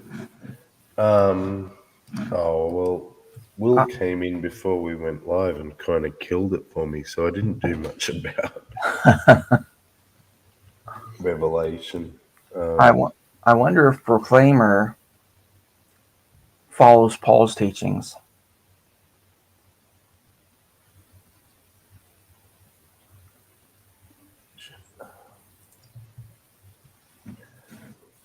So it was a short. Oh, Myth Vision's actually live right now. The oldest Bible ever.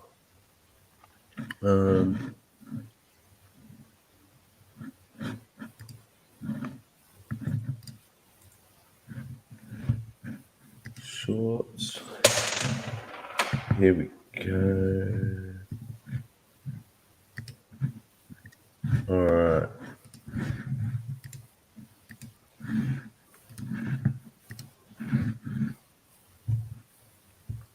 But going, and Christ says, Revelation chapter 2, that I will take Jezebel and I will throw her on a bed. Okay, so now some translations say hospital bed or sick bed. No, the word is bed, and she doesn't get sick as in a hospital. Men come and have sex with her. Mm-hmm. Christ thrown her on a bed. Men come and have sex with her. We're not told if they are raping her or if she's willing to have sex with them. But Christ says he's going to plague these men and he's going to kill her babies. Christ is going to kill her babies. This is Revelation chapter 2, verse 22.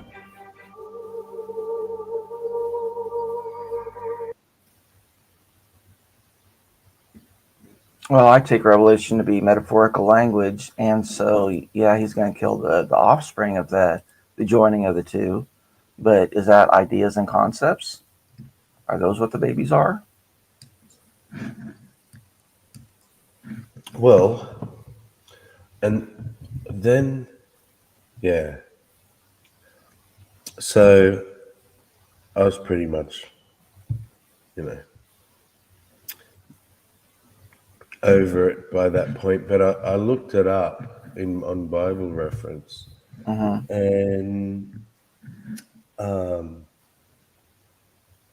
there's sort of a synopsis there. I'm going to make a quick statement, and then I'm going to go get something to eat. Proclaimer dodged my question instead of answering if he follows Paul, I said that wrong. But anyway, my original question, then he says, I follow the teachings of Jesus. Now, I asked the teachings of Paul, not of Jesus. He says, I follow the teachings of Jesus, who Paul followed. I didn't ask who Paul followed. I didn't ask if you followed Jesus. I asked if you followed Paul's teachings. So answer the question or don't, but don't pretend to answer it. And Jesus proclaimed one gospel. Paul then said that he proclaimed a gospel different than Jesus, and that if Jesus should come, and I'm adding a couple of words, but I'll just say keep it to the original. If anyone should come and teach you a different gospel than me, even the angels themselves, you should go and not follow them. So he's saying, don't believe Jesus.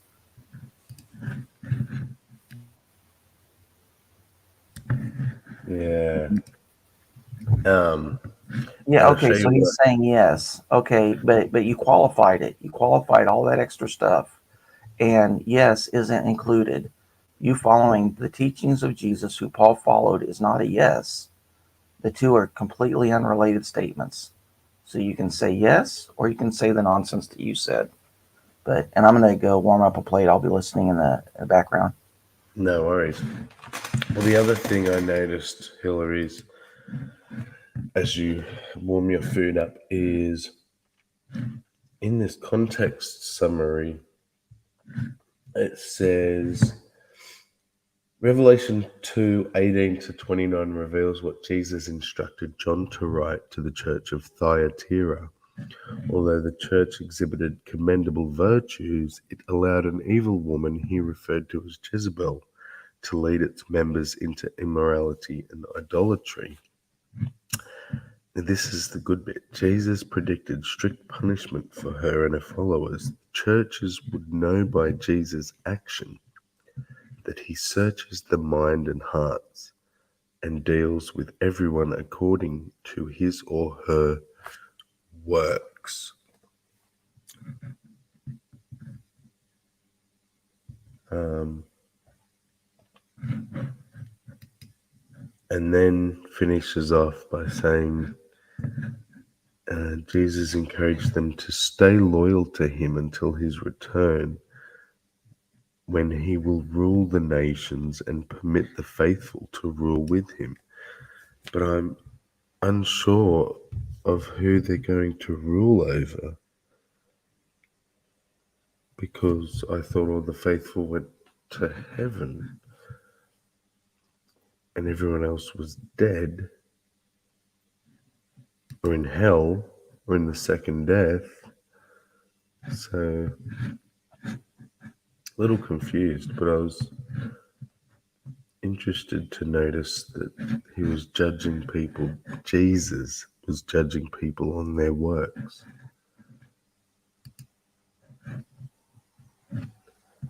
So I'd be interested to know how the fundamentalists and Calvinists who say,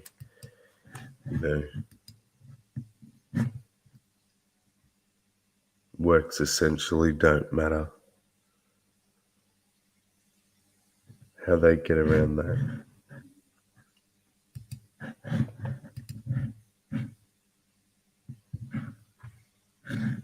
Oh, and we lost Halsey as well.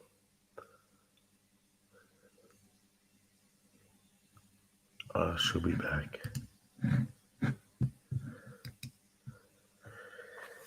Yes, Bond, I believe.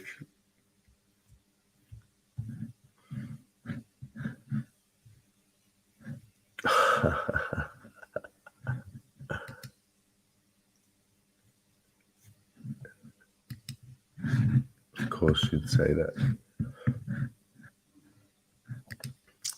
Anyone but not anyone. Yeah, that old chestnut.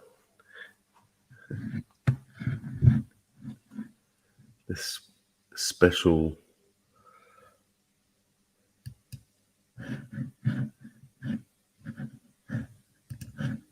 But going back to St. Augustine in the 5th century, St. Augustine argued that when the book of Revelation describes the future millennium on earth, where there be 1,000-year reign of Christ here on earth, that he was actually talking about what was going to happen when the church took over the Roman world, that the church would reign on earth, that Christ would rule through the church. And during the millennium in the book of Revelation, Satan is bound and is unable to harm anybody. And according to Augustine, Satan cannot hurt anybody in the church because they have the power of God behind them. And so Satan is bound for anyone who believes.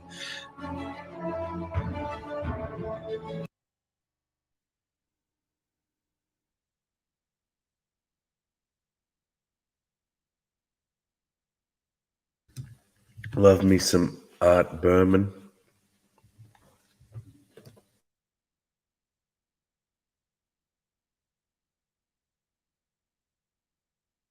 Is when do we know the Gospels were actually on the scene? If I had to, make a prediction of where the field's going to go in the next, like my generation and say the next 20 years, I think that people are going to start to look again at the dates of the Gospels, because the dates we have right now, Matthew's right at 70, and then 10 years later it's Matthew, and then like 10 years later it was 10 years. Like, I guess that's just how long it takes to cook.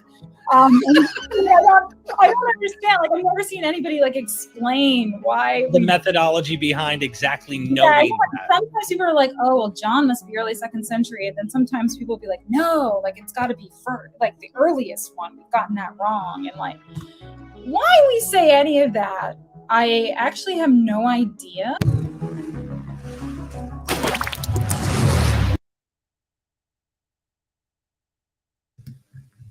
Make sure you let me know when you're back, bro. What the fuck is a gospel?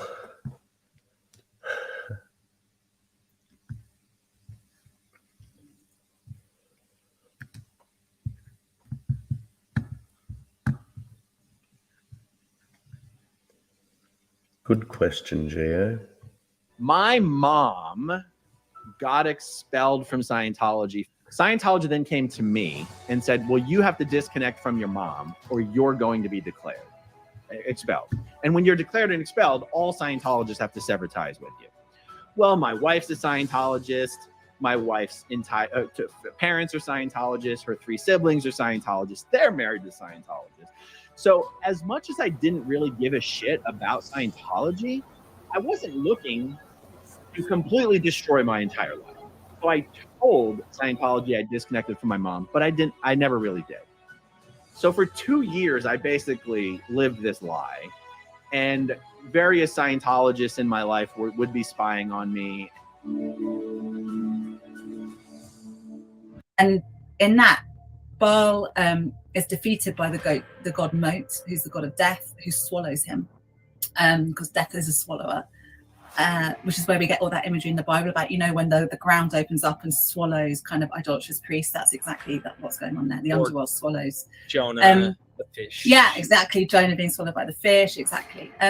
But yeah, with Baal, he is certainly dies because his sister Anat and the sun goddess Shapsh go into the underworld to find him, and they find his corpse. He's buried in a tomb, and then about 3 days later, he is restored. So that, and that is like I said, there's very little in the Bible that's completely original. And in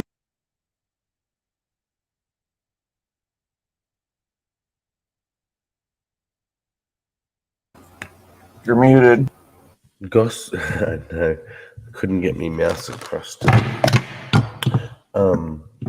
Gospel is God language for believe it or I fuck you up. Welcome, Simos. Jump in, mate.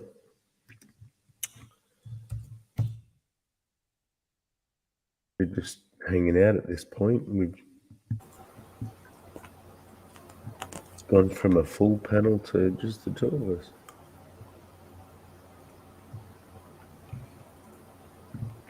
Yeah, gospel could easily be substituted for abaculum by threat. Yeah. The parts of Scientology that I truly believed in was the prison planet story, the Matrix-like story that L. Ron Hubbard tells about how planet Earth is essentially a prison planet. And these bodies are prisons that we as spiritual beings have been trapped in by the evil psychiatrists who have imprisoned us all on this planet and tricked us into thinking that we are bodies, and have pre-programmed us as spiritual beings to report to the implant station every time we die to get our spiritual memories wiped. And then we're, electronically programmed to shoot back down to the maternity ward and pick up a new body. And that Earth is a prison.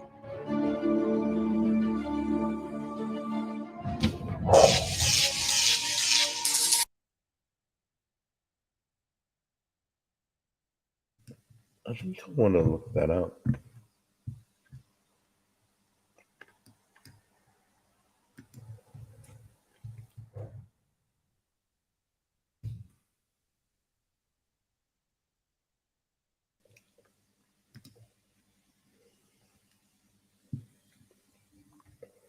Oh, that didn't work.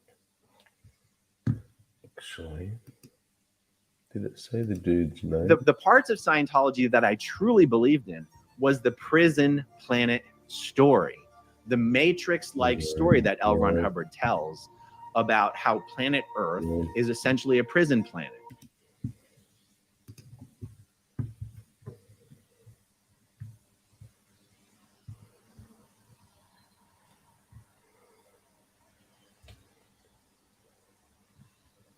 What's up here?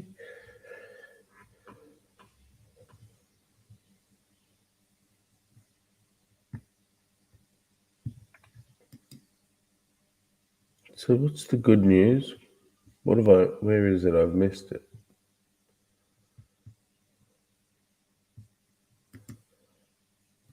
Wildly unreasonable. Jesus is ridiculous.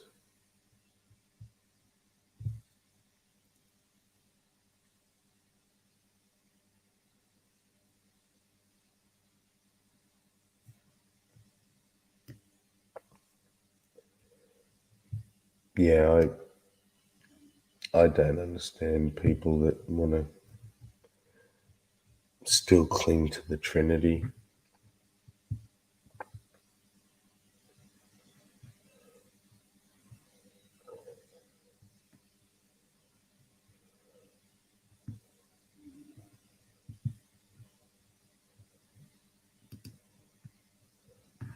Oh, while you were gone, did you hear what I was saying about Revelation and Jesus saying about works? Jesus saying what? That he is judging the minds and hearts of men and judging them on their works. Okay.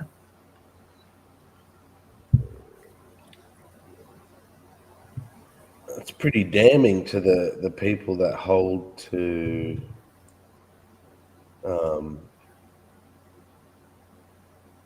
saved by grace and faith alone. Yeah. Yeah, Paul contradicts Jesus in a whole bunch of ways. So choose this day which ye shall follow.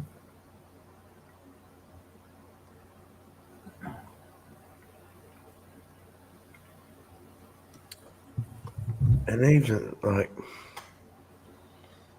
that is a general thing. how do they explain the differences between Paul and Jesus?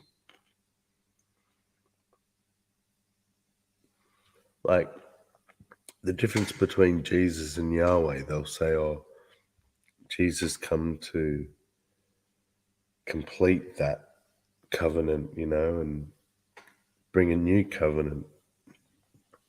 Fair enough. But how do they explain Paul and Jesus?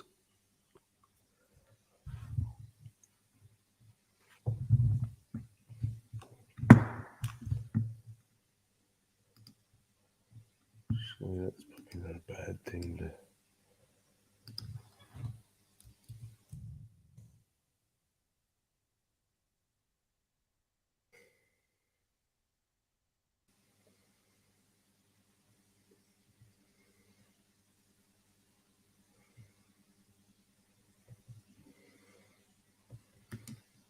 Yeah. Apostle Paul versus James and Peter. What is their beef? Yep. Do you want to have a squiz at that?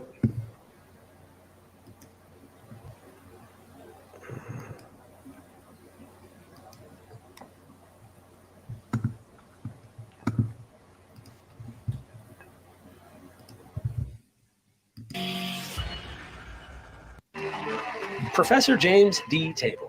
What can I call you? Can I call you James or Dr. Tabor? Is that okay? I'm going to let you call me James. James? Since we're going to talk about a very important James, whose name was really Yaakov. But we'll get to that. I'm interested in this. I just want you to know I might accidentally say Dr. Tabor or something automatically just because that's what I'm used Dr. to. Tabor's fine either way. What did you do with Elaine? Dr. Pagels. Sometimes she's Elaine's- formal though. Yeah. Right. My students don't call me by my first name, but this is I'm okay. I'd like to be a student today because honestly, there's a lot of learning that I have done and I know we will do today. Then you would go with Dr. Tabor. Yes. Is that okay with you? I have no problem. Well, Dr. Tabor, first question I have. I read your book. Everyone needs to go get it. Paul and Jesus. It's truly epic on looking into what this crazy, mysterious guy called Paul was up to. I mean, he was a pioneer in many ways, but there's good, you can say good things, you can say bad things, you can do whatever. Paul's one of those guys. And this is my first question. Paul against the other apostles. Let's get right to the heart of the problem, right? It seems to me, and I had this discussion with your student, Ryan Cataldo. Yeah. And I was like, I feel like Paul's definitely taking jabs at Peter and James. And he's like, I don't know about that. And, Acts harmonizes. And then Second Peter tries to play that Peter's cool with Paul. And anyway, he seems to be extremely sarcastic about the other apostles. Do you think Galatians is clearly talking about Peter and James in a negative light? Whether he is personally antagonistic towards them or not, like when he visited them, did he dread going and hate seeing them or anything of that sort?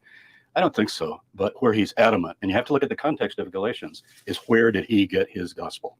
That's absolutely key to understanding Paul. Paul never met Jesus. He tells you, oh, I met James once by the time he writes the letters, that letter, Galatians, 50s, 49, 50, let's just say 50, year 50 CE AD. So he has met James. He said, I stayed with Peter for 2 weeks. So he probably got to know him pretty well. Just staying with somebody and talking all the time. I'm sure he wanted to hear a lot. So I want to think that they were friendly, and Paul was probably very curious. But in terms of the message, look what he says in the very first chapter. And remember, the context is he's worried that some are drifting away from what he calls my gospel. He uses that term. I explain that in the book. It's a very definite term. My gospel. Why do you say our gospel or the gospel? Sometimes he says the gospel. But my gospel, and he says, I did not learn it from anybody. I didn't receive it from anybody. I got it as a revelation of or from Jesus Christ. I say of or from because the genitive there can either be, through the agency of Jesus or directly from Jesus. I even like from, because you get the idea. He says later in other letters, I received this from the Lord. So I'm going to go with from. So he got it from Jesus. So is it a revelation about Jesus? Yes, of course. But it's a revelation about Jesus from Jesus, meaning Jesus revealed himself to Paul. So that's important to him. And the whole point of that chapter is to establish his independence. If readers haven't, your viewers, readers, whatever, if they haven't read it lately, you should read chapter 1 and 2 of Galatians. 2 of the most important and revealing chapters in the New Testament. I think they're unquestionably authentic. They're kind of the key to the whole historical Jesus debate because you've got a guy in the 50s who's testifying kind of in the first person about his experiences of, receiving the revelation from Jesus. And he calls it a revelation of Jesus Christ. So that's big. Now, but the tone all the way through is, yes, I did go up to Jerusalem to those who are in Christ before me. And he said, I went up by revelation. What does that mean? There's a conference. We call it the First Jerusalem Conference. It's recorded in the book of Acts, Acts 15. There it's very, very kumbaya, very friendly. Everybody hugs and kisses and no disagreement. Paul does say they reached an agreement. Unfortunately, we don't have the minutes of that meeting. We've got Luke's account many, many decades later. And I think, we get glimpses in Paul's letter of what went on. But what's really interesting is the language that he used. He said, I went up by revelation. What does that mean? That means Jesus said, you can go. You're my guy. You can go. And I took Titus with me as my show and tell, I call it. Now, I don't know. They're not going to drop his pants and show he's uncircumcised. But the idea is, here is a Gentile. He couldn't do Timothy because remember, Timothy was Jewish. But he's got a Gentile, Titus, who is clean, morally, spiritually, sexually. He believes in the one God. He doesn't worship idol. He's like, this is what my gospel is producing. Come with me, Titus. You're my helper. You're my friend. I'm sure he loved him very much. So he said, I took Titus. I went up by revelation. And then he said, and we met and we talked. And then 2 times he says, and to those who were reputed to be pillars. Notice the language. The Greek is interesting, but you can also translate it. I think the RSV or one of them does this. I like it. And the so-called pillars of the church. I love that. The so-called pillars. What they are means nothing to me. Now, he doesn't mean they don't mean anything to me, like I trash them, I hate them. That's not what he's saying. He's saying in terms of two issues here. Is Titus okay? That's what the issue is. Is my guy okay in the eyes of the authorities at Jerusalem? That would be James and all the other apostles, now including Matthias, who replaced Judas. So and the rest of the Jerusalem church, which is the headquarters church. This is the Vatican. This is going to the headquarters in that day. And you're getting the approval of, quote, the Pope, the Papa, the head of everything, Jesus, brother James. We'll talk a lot about that. Yeah. So anyway, what does he say? He says, I went up. The two issues are, is he okay? And here's what I'm preaching. Are you guys okay with this? Because I want to know, am I running in vain? He loves runner images. He uses them quite often. He's a Hellenistic Jew. He grew up in the diaspora. He's probably seen, sports are big. Like it would be a baseball image. He does it in Philippians when he talks about the reed, getting that winner's It'd be like if you said something to me about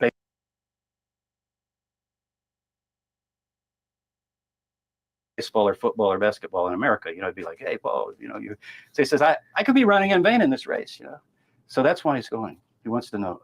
And I laid before them my gospel. He says, I laid it before them. But notice he's saying, but what if they had disagreed? Guess what? I'm going to listen to Jesus, guys. And I know you were with them a long time ago, but you need to get updated. I heard from Jesus, and he gives the chronology. 14 years ago, and then 3 years ago. We don't know if it's 14 plus 3, 17, or does he mean 14, 3, and then 14 altogether? But either way, it gets you right around 50. 49, 50, right in there. But then 2 times he says, not only what they are means nothing to me, but they added nothing. Now that can mean that they agreed, and it's possible that they did agree. I think they did. Acts 15 is, I would say, accurate in this sense that James said, no, the non-Jews, I like to say non-Jews, Gentiles kind of it's actually a Latin word that means nation. So, right. And that Israel's called Gentile when Abraham's going to become a great nation. It's going to become a great Gentile. So Gentile is not a good word. The non-Jews, the non-Israelites. I think the decision was generally agreed. It's rabbinic, really, that non-Jews have a place in the world to come if they follow the basic, what are called the Noahide laws, the basic laws that are applicable to all humanity. But Jews are under a special covenant, the Sinai covenant, the Horeb covenant, and they obviously are obligated to follow the whole Torah. Now, whether James added also an oral Torah like the Pharisees and the Sadducees had done with all their interpretation, you got to interpret something like how do you keep the Sabbath? What is this? What is that? But Paul, the laws that they generally list in the book of Acts are like things like sexual morality. It's translated fornication, but it just means you got to live a sexually moral life. You can't eat blood, which is a little odd, but that's associated with idolatry, because the meat in an ancient city like Corinth, the Makelon, the meat market, that meat has all been dedicated to Athena. So a lot of Jews I'm not going to buy that meat that was dedicated to a pagan god. I'm going to have my own kosher and my own way of getting meat and so forth. But basically it's just like clear ethics that would apply to all decent people. The rabbis would say, like, don't murder, don't lie, don't cheat, don't steal, live a sexually moral life, and turn from idols to God, the one God. So here's Titus. He's doing all that. He's cleaned up, or maybe he was never that pagan. I don't know. But the point is, he's a good example. And Paul says, this is okay. But what if they had said, and this gets to your question, no, Paul, actually, they should start moving toward the Torah. Hey, 6 months a year, we'd like to see them convert to Judaism, take on the whole Torah. He would have walked out of the meeting. There's no question. Now, they probably didn't say that, but there are pockets and groups within the Jesus movement that are thinking that would be the way. Like, if God has given all of these commandments for our good, dietary laws and all sorts, the festivals, they're beautiful festivals that Judaism treasures today. Don't you want these Gentiles that have been worshiping Isis and Athena and Zeus and so forth. They need a culture. They should kind of move toward, Jewish culture. And finally, maybe the males can become circumcised. We can mikvah them, dip them. They can become Jews. Now, if they had said that, I think Paul. So I'm trusting Paul. I think he's I'm saying that Acts is probably accurate on the main parameters because Paul said we agreed. And certainly Paul is agreeing. Right. Now, here's the stickler. Here's the stickler. And it's tough. And I take a position in the book. Okay, is Acts 15 is giving you the ideal. Jews stay Jews and they believe in Jesus Christ and they're sanctified by the Holy Spirit and forgiven of their sins. Gentiles keep the basic, let's just call it the basic morality for all human beings from the time of Noah, before Sinai.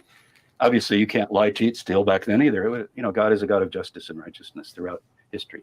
So the question then is, if a Jew really, that Paul works with, because he converted Jews too, and the Jew begins to talk to Paul, maybe privately, and says, this Torah thing that the rabbis are teaching at the synagogue, do we need to follow all of those interpretations, Paul? And I'm picturing Paul saying, well, a lot of the interpretations, the traditions, I've been told by James and Peter, what we call halakha, how to walk in the Torah, oral tradition, the rabbis call it today. The Pharisees had it developed. A lot of that, that's maybe some of that is good, but it really gets down into a lot of minutia. Like if I'm a tailor, the Mishnah discusses, can I carry a pen, a needle in my lapel because it's carrying a burden? And that is the tool of my work. A needle is the tool of my work. Say, well, what's a needle? It's light. That isn't how it works. Are you carrying the tool of your work? Well, then the plumber can carry his tools and the doctor can carry his tools and the construction worker. You see the idea. Mm-hmm.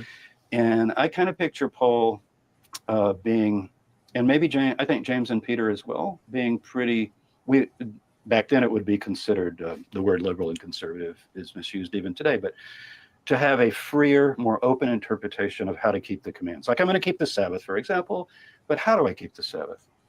And I don't know this because Paul never comments on it, but he does say once in Colossians, which is probably a secondary Pauline letter, but he says things like, and in Galatians too, I can quote that in Colossians, he says, you observe days, seasons, months, years, touch not, taste not, handle not.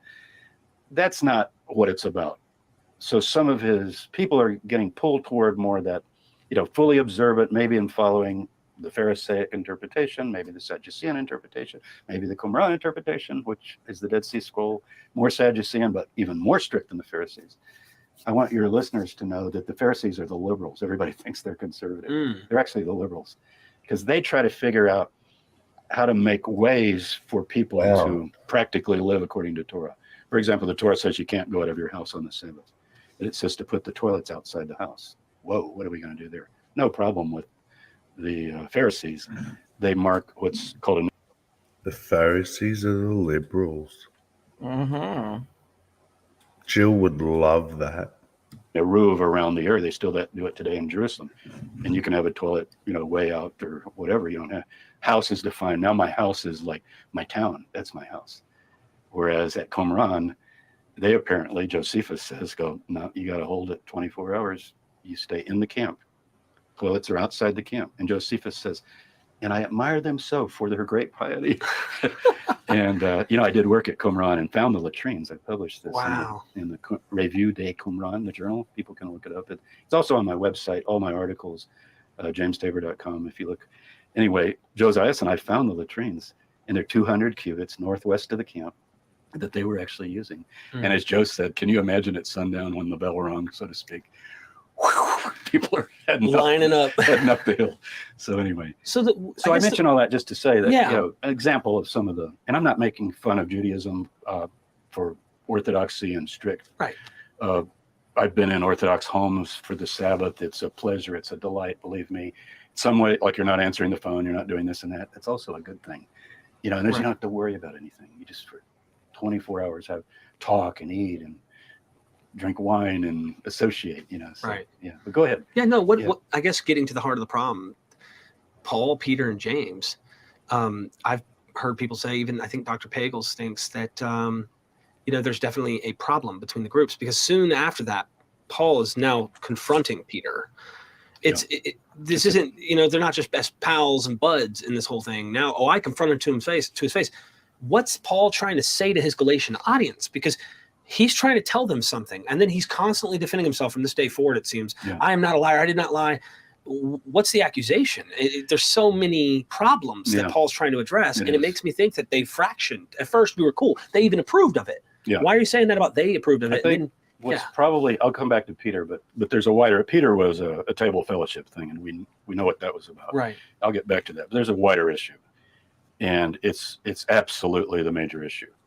And it's actually known in Acts 21, years later, when Paul goes finally to Jerusalem again, and he's coming up with gifts. He ends up getting arrested and so forth, and it's the end of the story. But before that happens, what does he do as soon as he arrives? And he's brought gifts from the Gentiles. This is fulfilling the prophets for him. Right. We'll talk about that later. He thinks these are the prophesied that the non-Jews will bring gifts up to Jerusalem in the last days. So, it's almost like symbolic. I don't know how much he brought, but maybe he had several thousand people donating. And then he goes, we brought this for the Jewish people to help the poor and so forth. So he goes in to see James, and James says, oh, Paul, I'm paraphrasing. He says, so great to see you. There is something, though, before we go further, we need to clarify. Some people are saying that you are going beyond our agreement, the Galatians agreement. Like, we agreed that Gentiles don't have to keep the Torah halakhically, like Jews. We agreed on that, so we're there. And so that's not the issue. But there are rumors that you're telling some Jews, maybe you yourself, that even Jews really don't need to keep the Torah in the full strict way of an observant Jew, because we're so near the end of time that what he says in Corinthians, the form of this world is passing away, meaning we're moving into a time when there's neither Jew nor Greek, and even says that in Galatians. Mm-hmm. There's neither slave or free, there's neither male or female. So he thinks there's going to be this cosmic transformation. Now, James doesn't say all that, but notice, in Acts, he doesn't let Paul answer, which is not a witness to what actually happened. It's a witness to the author of Acts, writing chapter 21, wanting you to know that Paul's still Torah observant, whether he is or not. And is taking the side of James. Right. The side that Jews need to keep the Torah. That's consistent all the way through the book of Acts. But Paul doesn't answer. So what he says, I always laugh when I hear it, he says, so that they will know so that everyone will know that these rumors aren't true. Like he just be like I said to you, Derek, I heard you were doing this, but I know you're not. And in order to show that you're not, could we you go, well, wait, actually, are you sure? Let's have a little discussion of this. Now, thank God we have 1 Corinthians 9. This is earlier, where he's writing, later than Galatians, but earlier than the meeting toward the end in the 50s. And he says, here's my strategy. To the Jew, I become as a Jew. Wait a minute. You become as a Jew. What does that mean? And to those under the law, I become as one under the law. What do you mean as one under the law? Jews are under the law. And by the way, it doesn't mean under the burden or oppression of the law. It means it's the bar mitzvah. You take on the yoke of the law, but Jesus said, my yoke is easy, my burden is light, meaning my interpretations of the Torah have to do with what God really wants. Like, how do you keep the Sabbath? It's supposed to be a blessing. It's made for humans, not humans for the Sabbath, and so forth. Mm-hmm. So don't take it as under the law, meaning like, oh, I'm under this law, it's so horrible, because that's a later Protestant view. And it's still the view of Judaism today by many Christians. They, those poor Jews, they have to do all this stuff. If they only knew Christ. Non-issue. That is not the issue. Paul makes that clear. But he says, not under the Torah to God or Christ, meaning he says, as if I'm under the Torah, although I'm really not in terms of Christ, because I'm under the Torah of Christ. Mm. And then he goes, and to the Gentiles, I become as a Gentile. Well, what does that mean? What do you mean as a Gentile? I think he would, it's usually things like table fellowship. Like, I'm invited over and you have a meal. I don't start inquiring, where did you, I see you have some, chicken there or something, or lamb, let's go with lamb. Where was that? Did you purchase that at the local Isis temple this morning?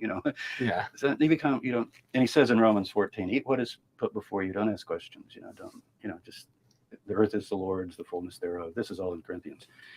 Now, clearly, James and Peter, we don't know enough about Peter, but James and what he represents.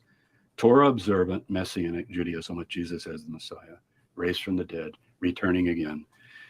He would not agree with that. I think Acts is reflecting probably where James would be on that issue. So Jews are to observe the Torah in an enlightened way according to the teachings of Jesus that we have some inkling of. But Gentiles don't. They're not obligated to keep all those things. It mainly has to do with dietary laws, circumcision, festivals, the Sabbath. Paula especially. Fredrickson's she's hit the nail on the Yeah, head in a lot of exactly. ways. Yeah. So Seeing your message here, Jad, the Apostle Paul wrote his epistle 25 years after the resurrection. Yeah. But So the accounts that are written in that book aren't contemporary. Well, I think that he was contemporary, maybe not his writings. Yeah, but we're not talking about what Paul is. We're talking about the books, when not when they were written, but just the books themselves. If Paul, I mean, I know they claim Paul wrote the books, and we don't have any evidence for that either. Is there a difference between contemporary and contemporaneous? Well, no, not really. Okay. It's just if he had written it within the period of time of the resurrection, then it would be contemporaneous. Yeah. Yeah. But So- contemporary, I think, is larger. Well, contemporary, yeah, it refers to a larger group of the time. Yeah. Which So it isn't, which it is not. It is not of the time. So it's not contemporary. You know what I mean? It's written after the fact. And then it also makes claims before the resurrection.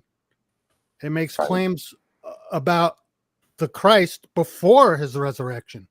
And then it makes claims after the resurrection. And I don't see how it could do either when it's written before. I mean, when it's written after 25 years after the resurrection. But, I don't know. It's problematic to me.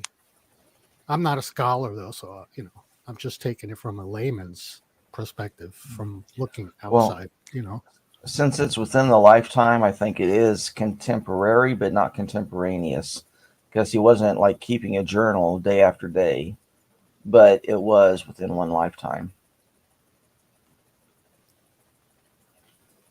Yeah, but then that has nothing to do with the writings of the book. It has to do with whether Paul was, around during the time, which he was. That's what they claim anyway. But that has nothing to do with the writings.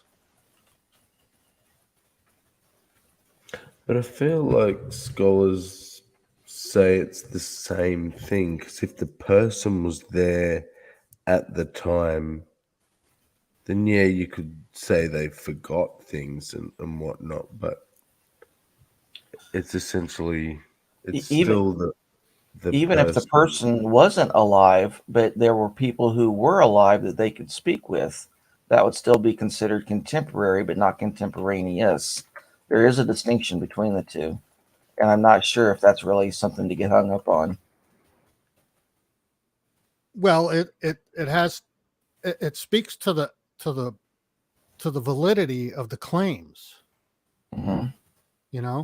I mean, if you're going to claim a certain thing from a text, it has to be contemporary. It can't be written after the fact. You can't make claims of something that written after the fact to something and refer to something 25 years later after the fact. Okay, why would I not be able to write about 9/11 20-some years after? No. You can write about 9/11 all you like, but if you start making specific claims, truth claims about what occurred, about two buildings that you don't have access to, then that's problematic. Well, what do you mean by access to? Because that's what I'm saying. Well, if it's written 25 years after the fact, where are you getting the facts from? From witnesses. Yeah, and that's problematic in itself. It is hearsay. then you're relying on personal accounts, right? Yeah, yeah. Which are very problematic when it comes Sure. to evidence. When it comes Yes. to evidence, Yes, so you're it's not going to be definitely getting anything that's empirical. You're not. correct. Well, empirical. I mean, And it it's just not means going to by the be census. contemporary. It's not going to be of Well, the time. It is. It's The contemporary. It's people not are of the contemporaneous. time, but the information is not of the time. The information is after the fact. I think this, what is that, post hoc, proctor hoc, or some bullshit? I forget what that's called. That's actually Yeah, but that. Oh, okay, but after the fact doesn't mean I'm getting all. You're making so many claims so quickly. I can't keep up with them. Well, it's You can write down. You can document something after the fact. We would be surprised if someone documented something before the fact. But the issue is, are we? Well, that- What is the claim? Like if I say 2 buildings fell on 9/11, they were in New York City, and they fell as a result of planes striking them. You know, I don't need to have been there. I don't need to have even written it the year that it happened. It would still be contemporary, just not contemporaneous. Whereas if I was sitting in front of my TV keeping notes that day, then that would be contemporaneous. So I agree with you about the hearsay and how it's problematic, but I don't think it's not contemporary. It just means we have a very loose evidentiary value, very loose well, evidentiary value. that lends to its validity and soundness as well. I mean, some Well, of it now may you're be making valid.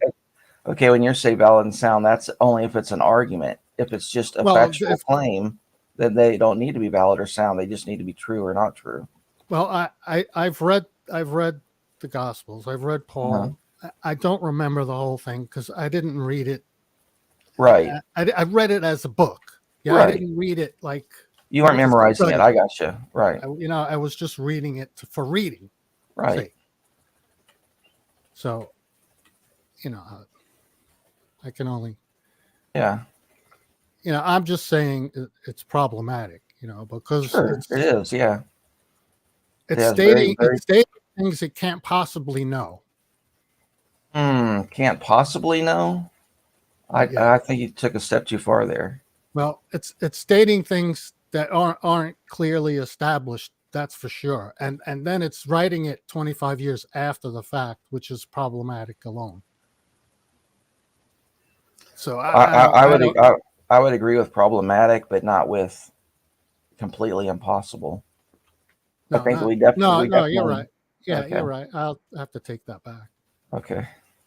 Right, we're in agreement. But I look at this. This is the way I look at these Bible stories and everything. Like if I was to take the book, say, War and Peace, right? Now, I'm trying to remember. I had the analogy before. It's like, okay, let's take the book War and Peace. Okay, let's sit and discuss War and Peace and how that applies to today's reality. Now, you could do that, right? Sure. You could open the book War and Peace and read through it and pick out verses that could apply to today's reality, right? You could probably do that. And you could probably do that with just about any book. Now, if I was to open up Dune, Messiah, right, and go to where all the rites and rituals of the people of Dune, that could be. Why can't we discuss that? Why aren't people discussing that the way they're discussing this? I mean, I know the book is old and it has a past and all this other stuff, but that's how I look at it. People are opening up a book and going, okay, let's apply this to reality. I mean, you could do that with any book. Sure. So that's where I find, as someone who from the outside looking in, I'm not a God worshiper, so I'm looking at where they're getting the information from, and it's a book. Now, there are a lot of books out there, right? Now, I can make any book fit a narrative that I want it to, and then run with it, right? Sure. Well, see, that's the problem I have with the claims. And because from the outside in, it looks as though they're just reading some book and it's their preferred book, and it's based on how they feel, and they want this to be true in their minds and in their psyche, or whatever you want to call it. So that's good enough for them. I mean, I don't know. Yeah. But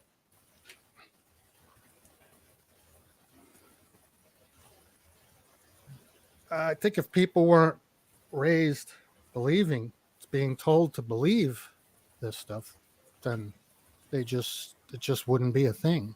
It just wouldn't be. Just not. Well, some people come to it later in life, but yeah, I think it either has value to the person or it doesn't, and people should take it for what they can get. Yeah. Well, when you look at all the terrific things that are in the Bible, Mm-hmm. and events and things, miracles, and I mean, it reads like a science fiction fantasy novel to me. Yeah, it does. Yeah. And it doesn't.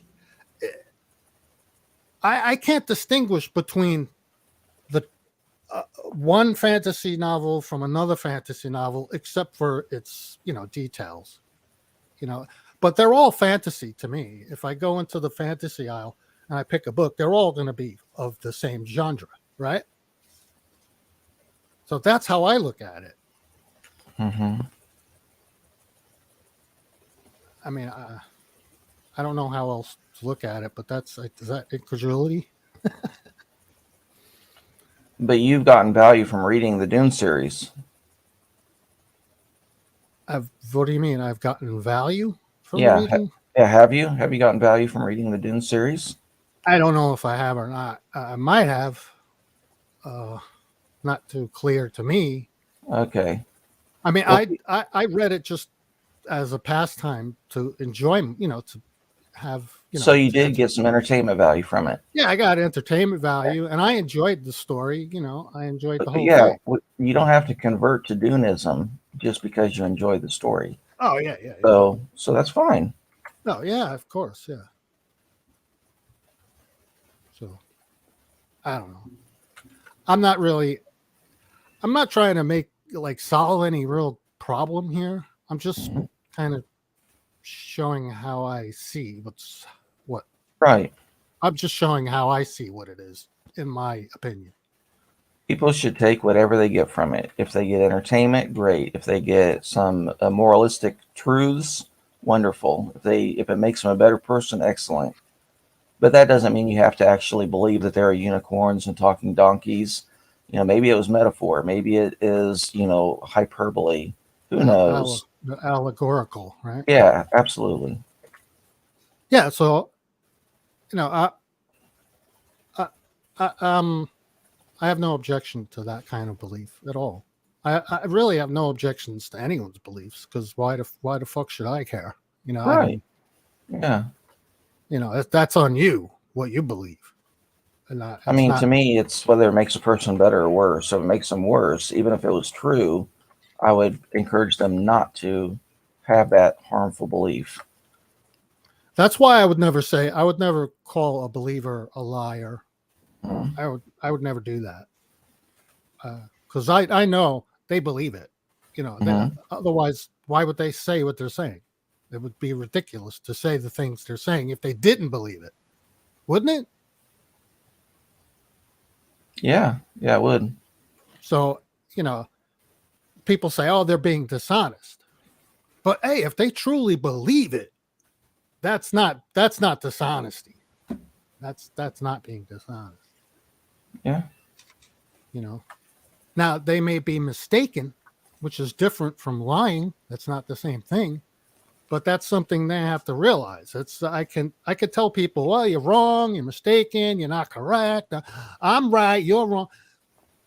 What good is it? If they don't realize it on their own, they're never going to see. They're never going to see what a way to correct the behavior or the thinking. They're never going to be able to. So it's an individual thing. It's much like if I say, yeah, I have personal revelation. Oh, how are you going to refute personal revelation? You can't. So it has to be an individual thing. You have to make concessions within your own mind about what you want to, what you think you believe. I mean, I guess. I mean, I don't know. But I think most people, you're either convinced or you're not. I mean, it's pretty cut and dry to me. I don't think you could sit on the fence. But I don't know. People are agnostic anyway, so I don't know. I mean, I guess I'm agnostic to some degree. I mean, for some gods, how the fuck do I know? Clearly, how could I know? I don't. So I guess I have to be agnostic to some things because I just don't know, right? I don't have any knowledge, nothing. And then there's I'm atheistic to some gods because it's just nothing logically follows with what these gods are supposed to be. There's a lot of them. So that's why it's all, and I've been, I've been playing D&D since early 70s, 1972, I believe I started playing. And that's when I think it first came out, and you open up the monster manual and you see all those monsters, and then you get the god book. There's all the gods, all the statistics for all the gods. And you start realizing, wow, there's so many different gods and they all have different powers. Now, they can't all be real. They can't. How could that be? Not. But they could all be false, that's for sure. Why couldn't they all be real?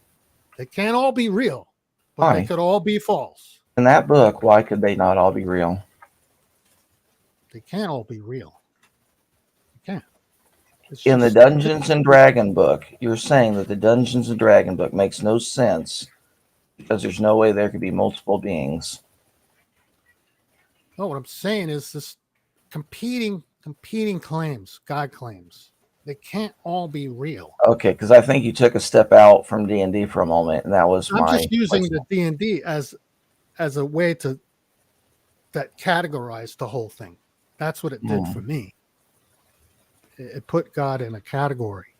The God category, it's a large category. Right. Well, a lot of people say it's a category of one. Yeah, well, I don't know. That's because they have a limited perspective, and that's their own. They're it's like the Euthyphro dilemma. I mean, they're only doing it for Catholicism, right? They're not doing it for any other religion. So there's a disconnect between other religions. It's only focused on one religion. So there's a disconnect between other religions that we know are there. So that's the disconnect with the Euthyphro dilemma, right? There's no account for other religions. Well, they say that they could be demons or false gods. They try to. Yeah. But the Paul thing, I don't know. It's like sitting around. You're going to sit around and discuss. Okay, let's discuss The Hobbit.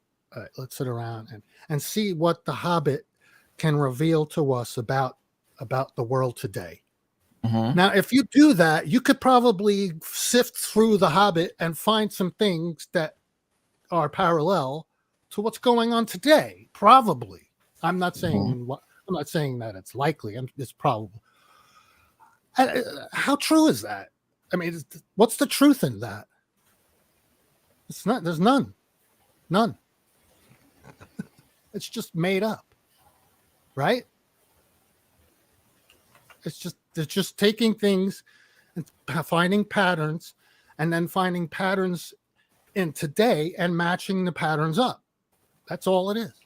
Well, if it's based on human psychology and observation of the world around us, wouldn't that be true?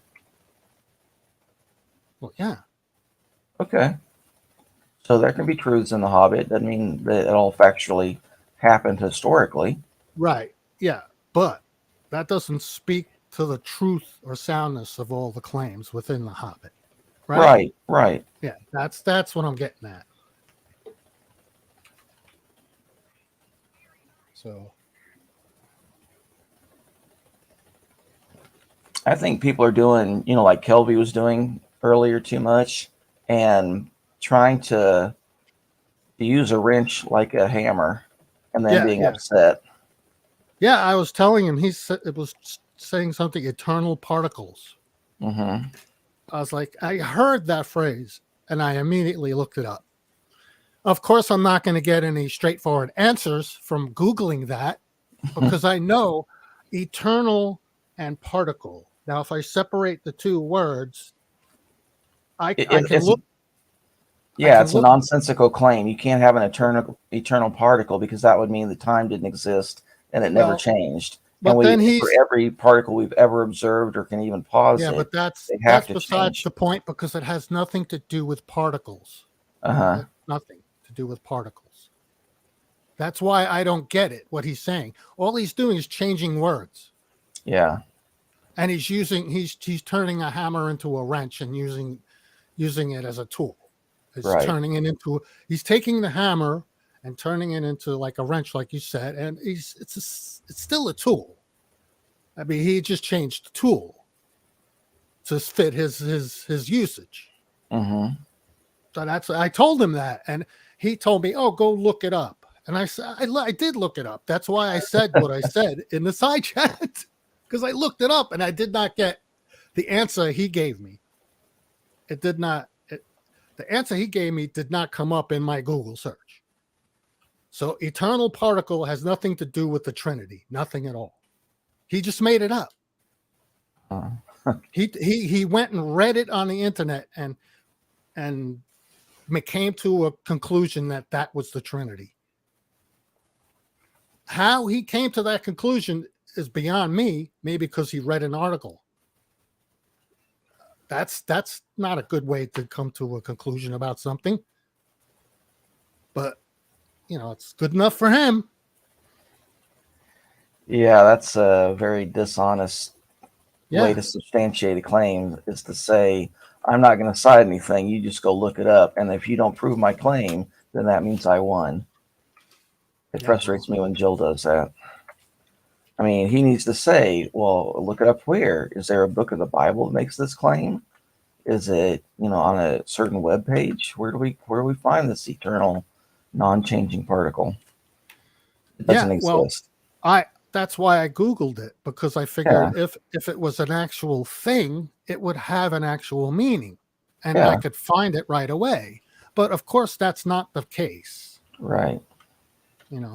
I would have to do some meticulous, research, to find out where he got that from. Mm-hmm. And he could have gotten it from some evangelical journalist, right? Right. Who made it up. So I don't know. I explained that to him, that I told him it seems like he's just changing words to suit his story. Mm-hmm. And he didn't disagree, but I don't think he didn't respond. So I don't know what he thought. But he did come on, huh? He came on. Yeah. Yeah. He was here when I joined. Did he mention that eternal particle thing? No. Oh, he didn't? No. I wonder why he didn't mention it. I guess because it was a bit fallacious. I wish he would have mentioned it, but I guess, I don't know.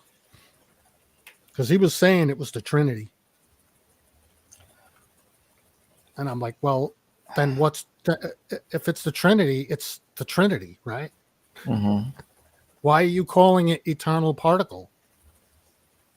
You're just renaming something we already have a name for. which is the Trinity, right? And he's like, I don't think he knew what to say to that, because that's what he's doing. Yeah. Which he could do that, but then he has to qualify. Oh, I'm changing definitions here to suit my story, and then I'll have to go, well, let me see, what's your story? And then I'll have to go, okay, if I agree with that story, we'll use that definition. But no, he didn't even do that. So I don't know. But it was just a side chat thing anyway. You know how the side chat, you save one little thing and it just goes nowhere. Okay.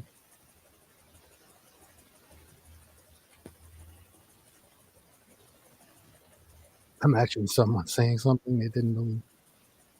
Yeah, imagine that. That happens all the time.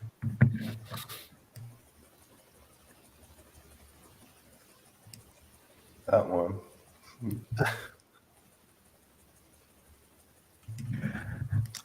That's a good comment too.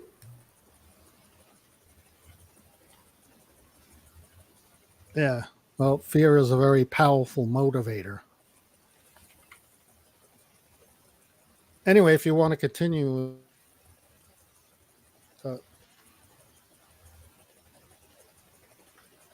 So I think, did he break with them or is he against them?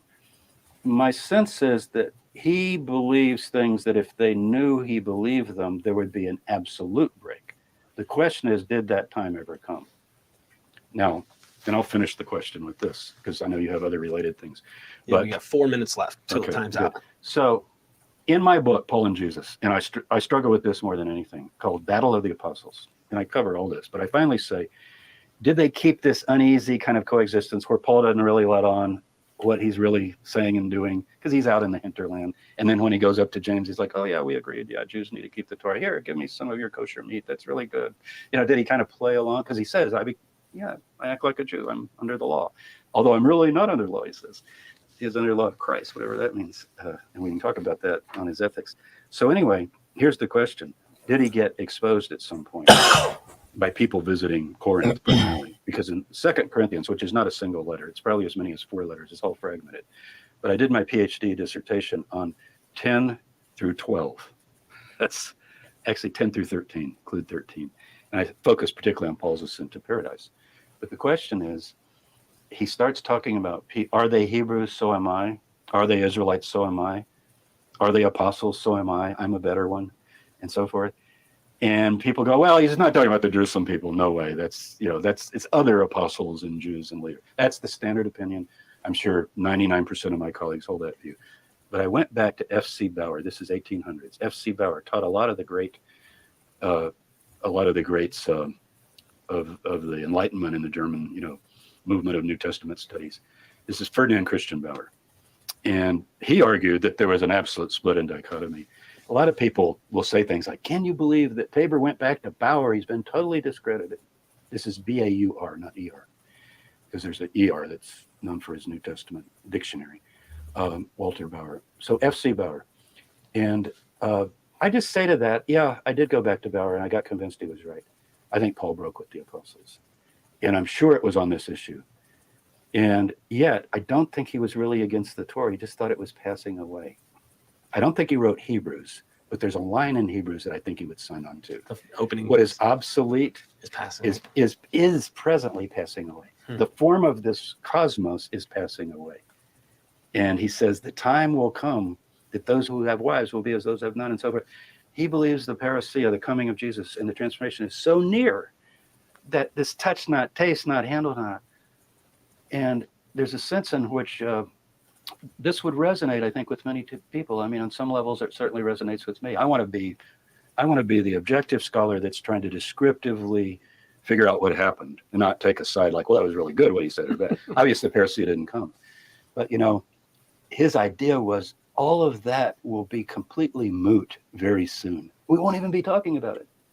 And I want to explore that further, some of the ramifications of that parousia not arriving. But that's a big one. I definitely want to as well. Thank you so much.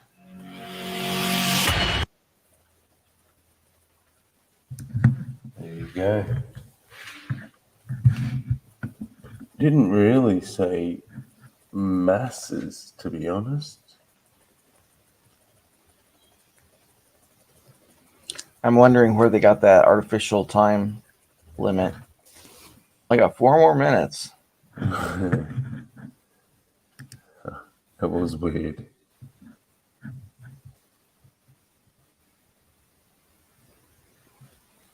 What?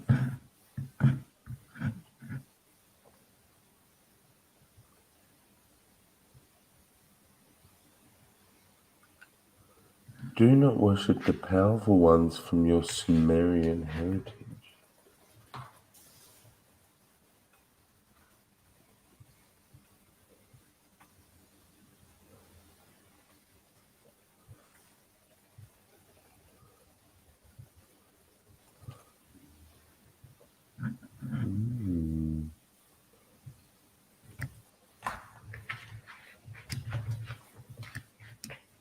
Can we know If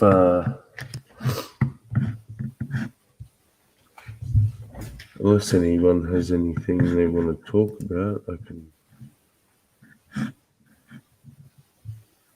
see if this jogs any conversation. Jump in at any time. I always like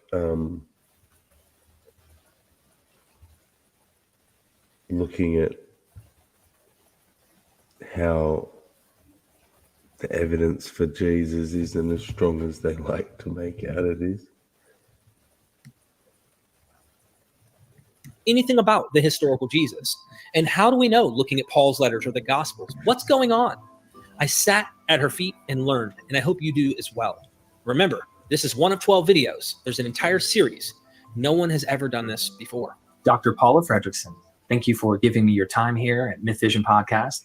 I'm honored to be in Boston for the first time, looking at the sky you for years, and finally have the opportunity to actually sit at your feet and learn from you. I want to talk about Jesus. Hey, remember I was saying, let's get the Book of Hobbit. Mm-hmm. The Book of Hobbit. Yeah. Okay, let's now contemplate the existence of Sauron. Okay. Yeah. Now we can do that, right? I've not read the book, but yes, we could. No, I haven't either.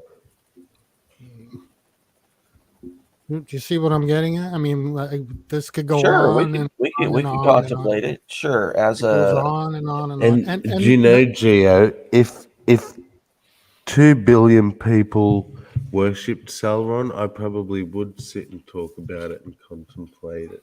Mhm. And for me, not even whether he exists. For me, it's why do people believe it? Yeah, As what long does as he people represent? still believe this shit, I'm gonna be curious as to how and why.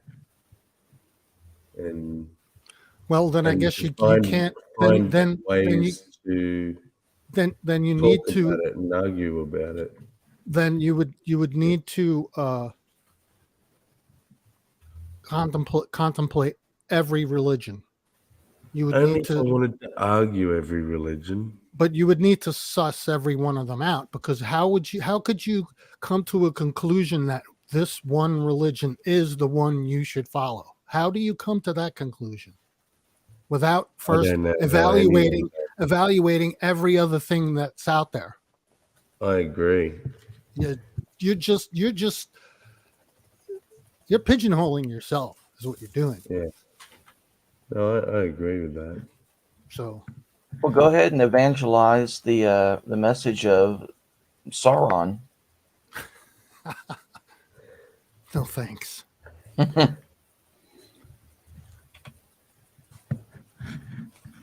But you see, I'm just trying to see how it's kind of frustrating to me as an atheist or someone who was raised without religion to think this way. Yep. You know, If someone knocked on my door and wanted to share the message of Sauron with me, then I would be like, okay, sure, go ahead and tell me. And if what they said sounded good, I'd say, oh, sure, we can set up a time for you to teach me a lesson. And then if the lesson was complete nonsense, I'd say, this doesn't make any sense.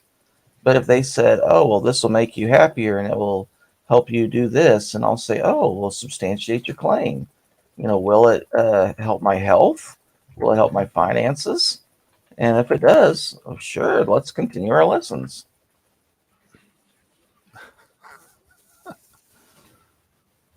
But it rarely gets that far. Not for me, it doesn't anyway. Mm. Because Yeah, I'm no, stuck. no. I'm stuck with trying to figure out the fallacies in it all, and then when I find the fallacies, I go, "How could that be?" You know what I mean? I mean, That's part of why I enjoy it. Is picking it apart. I enjoy picking it apart and proving it wrong. I kind of have a bone to pick, if you know what I mean. Sure. Well, yeah, you've been in it. Yeah. I mean, anybody who's been in it and has come around to find another way to think. Hey, man, more power to you, man. Because you guys have an insight I don't have. I don't have that insight. And a lot of times I feel like I'm left out of the loop because I'm a cradle atheist. Like I don't know what a lot of guys you guys are talking about.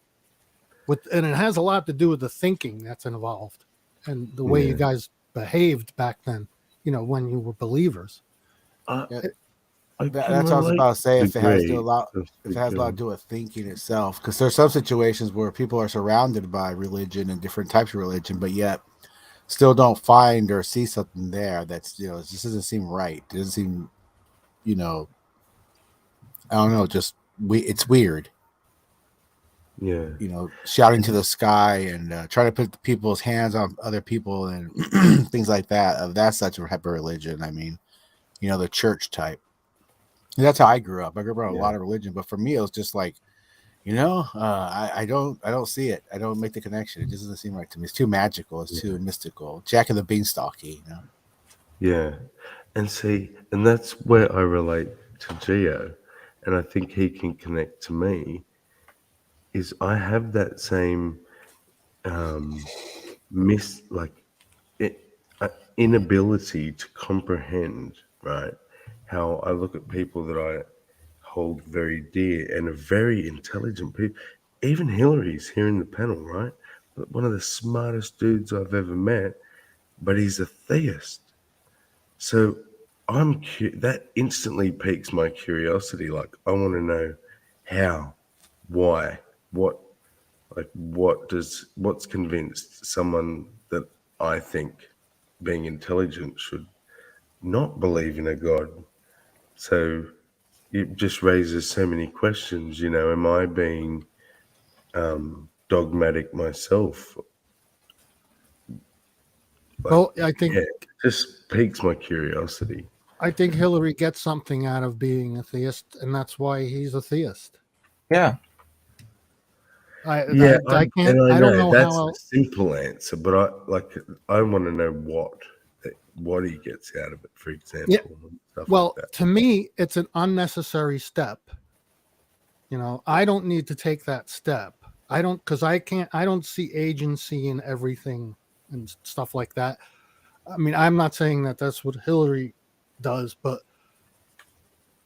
I just don't see that as a necessary thing. Yeah. But no, I agree absolutely. That's exactly where I stand. God is an extra layer that's unnecessary. That I can answer every question without God that God answers. So I don't understand why people need him or have him, she, whatever. And so that's why I'm so curious about how it seems that the creature we are as humans is so prone to this. Well, it comes from evolution, I think. Well, I think one of the words you said there, the key word you said was curiosity. Some people are put in a position where they're said this is how it is, and their curiosity will peak and say it doesn't seem right to me, and they'll grow from there. So it's I think it's kind of like what it is. People look around them and they'll evaluate and kind of judge things, and other people will just kind of fall with it And then I think it's that curiosity, that breakaway, that point of like thinking, that skeptical reasoning, what's this all about and how does it make sense with this? It's kind of like where it goes, where it starts. You think that leads to God? Is that what you're saying, PJ? Well, in a weird way, because I'm neither atheist nor theist myself. It's like kind of like chasing a light. The curiosity thing about it is the more I can learn about what this is and because I mean, life is here, right? You might as well enjoy what we have, what you can, but also it's that, what is it? Why are we here? That kind of little thing still creeps in the back of my head anyway, and it kind of keeps me going. So for me, it's kind of a curiosity thing. It's well, the whole thing. Figure it out. I mean, we evolved to find agency in everything. Otherwise, we'd fucking get killed. We would have gotten killed a long time ago. Yeah. If we said, example... oh, that bush is rustling over there. Oh, that's nothing.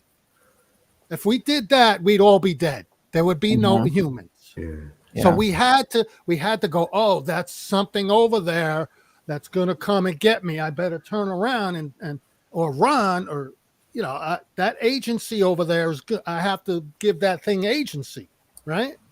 Right, that's reasoning. It's just coming to a sense of something. It's that cognitive dissonance thing. It's like Great Thundercloud says we shouldn't go out there because the gods are angry. Keep the boats tied up. It's making a sense of things when you don't know the actual what it is. And when you figure out what it is, then it kind of just changes everything. It's growing. Yeah, but now we've evolved to a point where we don't have to worry about that kind of situation normally. You know what I mean? I mean, most of us live in the city. We don't have to worry about animals attacking us from the wild. We don't have to worry about that. So now our agency goes elsewhere. Our agency can shift to other things, right? We don't have to worry about that. So now it shifts to an even broader aspect of our lives, which is our brains, right? We have these brains that are terrific. So we're going to make up shit. But it grows together with itself. I will make this weapon even better, so I can kill more of this. Well, I could kill more of this, and now I have more of this to deal with. I could trade this and that. So it kind of goes together. It grows. Both sides. It's not just one or the other. You're right. It's grown along. Like instead of now the bush having agency, it's like our existential or our existence. We can. Can I give you an example? Die, you guys have said so much. You said so much I want to agree with, especially Plastic Jesus. Okay, that X factor out there was a variable. It was an unknown variable, but we knew that when the thunder started coming, that if we took our boats out, bad stuff was going to happen. So instead of coming up with the entire chain of events that leads to it, we just said God. And that was useful for the time. Now, what was I was going to say? What was the last thing? What was the last thing that you said, Sammy? What's that? Was that now we don't have to worry about? I remember. Instead of filling the gap of the bush, we're now filling the gap of what's our existence in the universe. What I would say is, primitive man could have assigned agency to a spear. And so we want that spear to be guided toward the animal. And so what that did is, instead of us mentally concentrating on all the equations to get the spear to the animal, we just sort of gave an embodied agency to the spear. And then that allowed us to do all the things automatically to get the spear into it. And that's a lot of what I think originally religion was. The cave paintings, they would show a flock of animals and then one in particular, and then a bunch of arrows going into it. So that was them mentally preparing for the next day's hunt. This is how we want to do it. We're imagining ourselves succeeding. So then when we do it tomorrow, we'll just do this. And I think that's a lot of what how we say to athletes to visualize before you do the thing. Exactly. Just like that test where they imagined shooting free throws, and then another group actually did shoot the free throws. Well, the ones that imagined it improved almost as the ones that actually did it. It was like 17% for the ones that imagined, 18% for the ones that did it, and then the ones that didn't practice at all didn't have any improvement. So just visualizing it is enough to get those neural pathways in our brain to work. And if we need to call it God, nothing wrong with that as long as it works. The moment it quits working, then we should find some other way of doing it. But the issue with calling it God is then when you start using God for other purposes. Whereas if you call it the neurons in our brain, there's less excuse. Right. You can't get into false equivalency of saying because, the spear went into the animal, therefore it's immoral to such and such.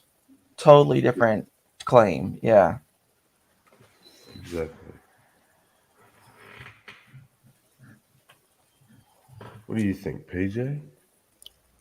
Yeah, it makes a lot of sense that way. I mean, in a weird way, you could twist it around and make even more sense of it, saying, like if everything emanates from one source of one power, it's the sun that gives everything energy. So if you just transfer your energies into something that's an object or whatever you want to call it, God or woo, in a weird way, and even gives you like a placebo effect. Like you said, imagine it, this and that, and it has a lot to do with mind. It's really weird. It's trippy. Yeah. Yeah. Absolutely. I mean, you think about it, every treatment throughout history that was bogus, which was probably the majority, was a placebo in effect because it was doing fuck all, usually doing adverse things. For example, where we get the phrase "don't blow smoke up my ass," that was a medical treatment. Yeah, For getting many things. You Yeah. have a tube put up your ass, and then a dude would burn a certain thing, inhale it, and blow the smoke into your ass. That's weird. I mean, it's stuff they would do in those times too. Yeah. And it would work. In some cases, it would work because you got so many capillaries down there that college kids do it today. They put vodka up there because it gets them drunk really quick. It bypasses their stomach and their liver. People say put that, like, lots of things in there. It's called shelving. It's if like you're stuck out at sea and there's no water, you could put some salt water up your ass and it'll like kind of soak in what it needs. Yeah. People will often put their drugs in their ass, Hillary's, and it's called shelving it. I've heard it called a wallet. Yeah.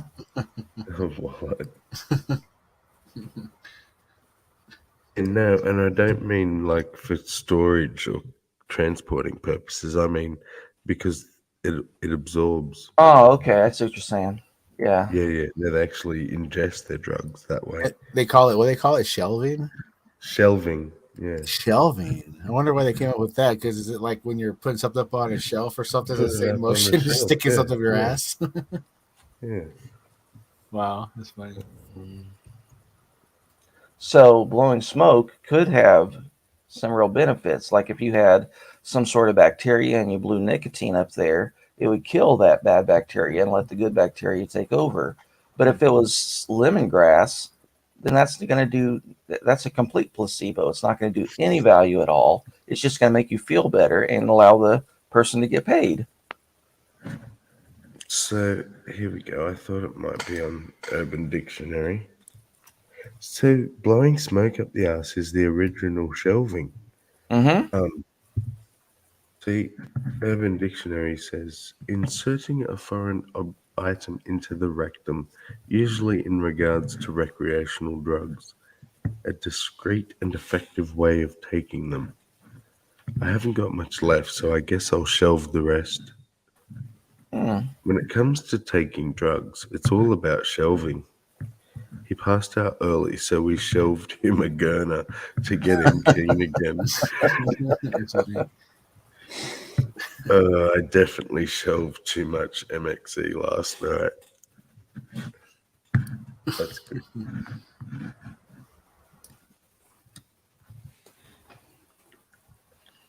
Yeah, so I take it no one here's shelved anything in the past. Nope. No. Sad to say, but you never know about the future.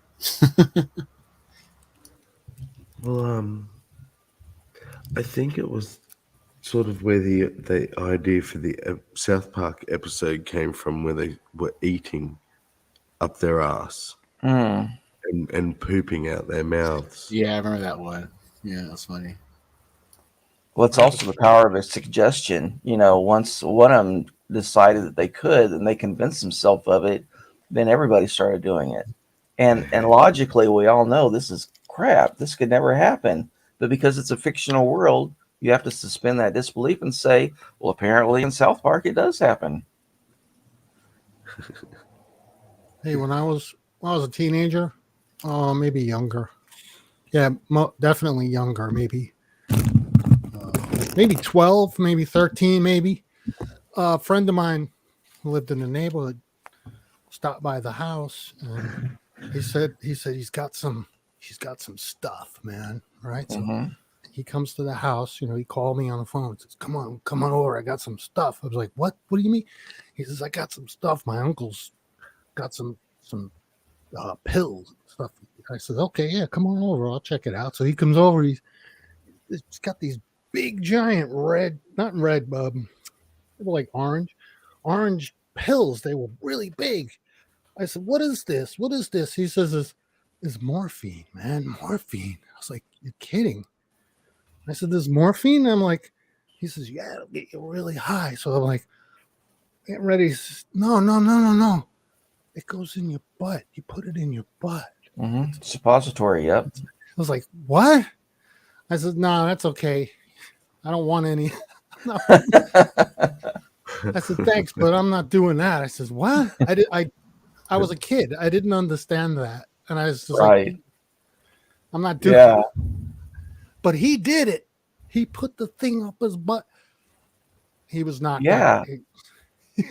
Babies and old people sometimes have to take it that way. My grandma has to take some of her medicine that way, and babies a lot, because you don't want them to choke and you don't want to inject them with a needle. So sometimes you got to put stuff like antibiotics up there.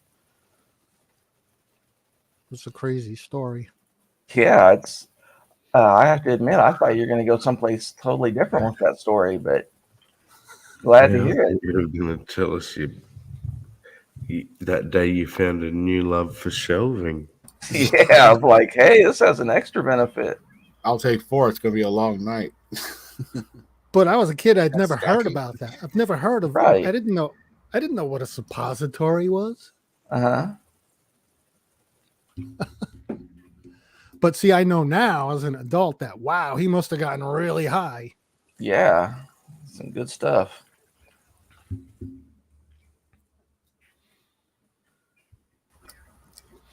think there's one guy who's always tripped out on morphine constantly. I was helped doing network at work with and just dumb shit like that and side work.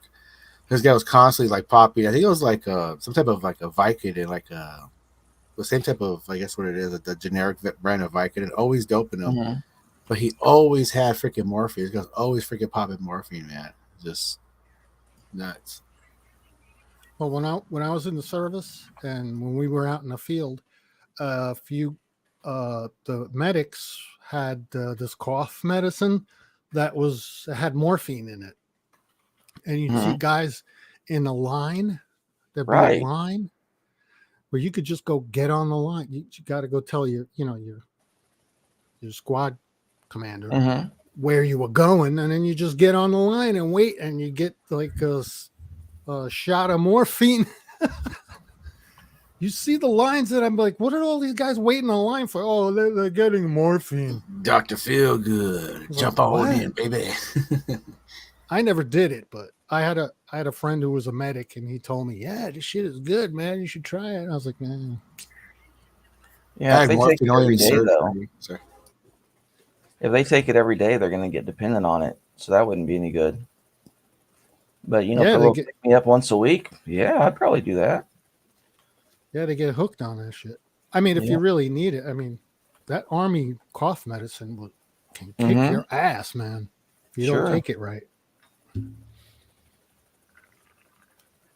See, that's what makes me so angry about a lot of the drug policy. Like a lot of the so-called junkies were people that had been in the military. They had been given morphine or opium, and for whatever battlefield injury, and they got hooked on it because when you're in the military, you can't refuse to take medicine. So the military hooked them on it, and then they said, "Okay, well, we're discharging you. You don't get it anymore." So of course they're going to look for it and get whatever they can, as cheap as they can. Oh yeah. Yeah, it happens all the time. That's why I never got involved in that. Mm-hmm. I think I went to sick call once during my whole 6 years in the service. Once, maybe. I can't even remember. Most of the times they just give you throat lozenges and aspirin. Yeah. So it's like, okay, yeah, I Well, could just go to the PX and buy throat lozenges and aspirins. I don't need to go to the go to the hospital, you know? yeah, in prison, a couple of times a shift, they just hand out huge boxes of aspirin and Tylenol, and then people just get whatever they want. And if you crush it up and snort it, one of them does apparently do something. Now, I know my answer to this, but what would you say to the comment on the screen, Chair? Let's see. At bottom, the reason God makes sense rather than atheism is because God accounts for the answer to the question, why is there something rather than nothing? Atheism has no answer to that question. Well, that's just begging the question.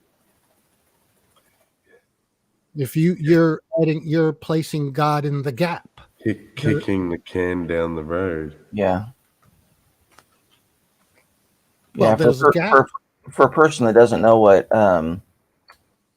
that first thing you said, Gio. Putting God in begging the question. Yeah, begging the question is basically like kicking the can. It's just deferring it another step. And that's absolutely right. And atheism, this is what really annoys me, is atheism doesn't attempt to answer anything. No. It's a non-thing. Atheism is the absence of a thing. Yeah, lacking a God. That's it. Atheism is a stance on a position. A position of there being a God. Yeah. Well, that's what atheism is. It's without God. Exactly. It has nothing. Atheism doesn't speak to the questions that Irenic is posing. Well, for that, if I was going to respond, I would say atheism can use modalism, and so say there is something rather than nothing, and that's all that matters. It doesn't matter why. But to claim that God answers why is nonsensical because, well, who made God? And then to claim, oh, well, it's just a pre-existent being. Well, so's reality. So reality made God? Yeah, but then that's turtles all the way down, right? Yeah, exactly. It just was who created that God, and then that who created that one, and then that. It's just a never-ending infinity, right? Yeah. That's the purpose of the ad absurdum is, this is nonsensical. So let's just see where it goes into more nonsense. Self-replicating nonsense. Self-replicating. Yeah. But the thing is, God doesn't even fit in that gap unless you then have to start applying qualities to this God. Yeah. To make it work. So it has to be eternal. It has to be like a brute fact, or else it is just God's all the way down. Yeah. G'day, Clockwork. But hello, everybody.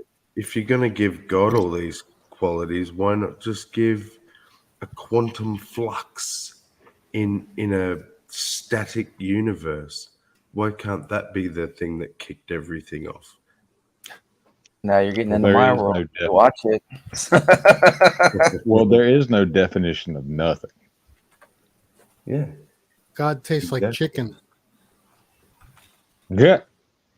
Barbecue is barbecue chicken. Yeah. Oh, I'm I'm a Memphis barbecue denomination. Oh, well, there you go. I like, yeah. Fuck, I like all chicken. Who am I kidding? I don't care what you fucking do to it. Just give me chicken. Oh, that's true. I love a good chicken salad now. Chicken salad sandwich? Hell yeah. Yeah. Are you gonna jerk that chicken? Southern No, Fried I'm just Chicken Baptist. Oh, hey, everybody out in chat. Oh, that's why you said God tastes like chicken. Nerdy asked what God tastes of. Hey, you're interested in seeing the cards that I'm designing? Yeah. I have them pulled up. I just have to share my screen.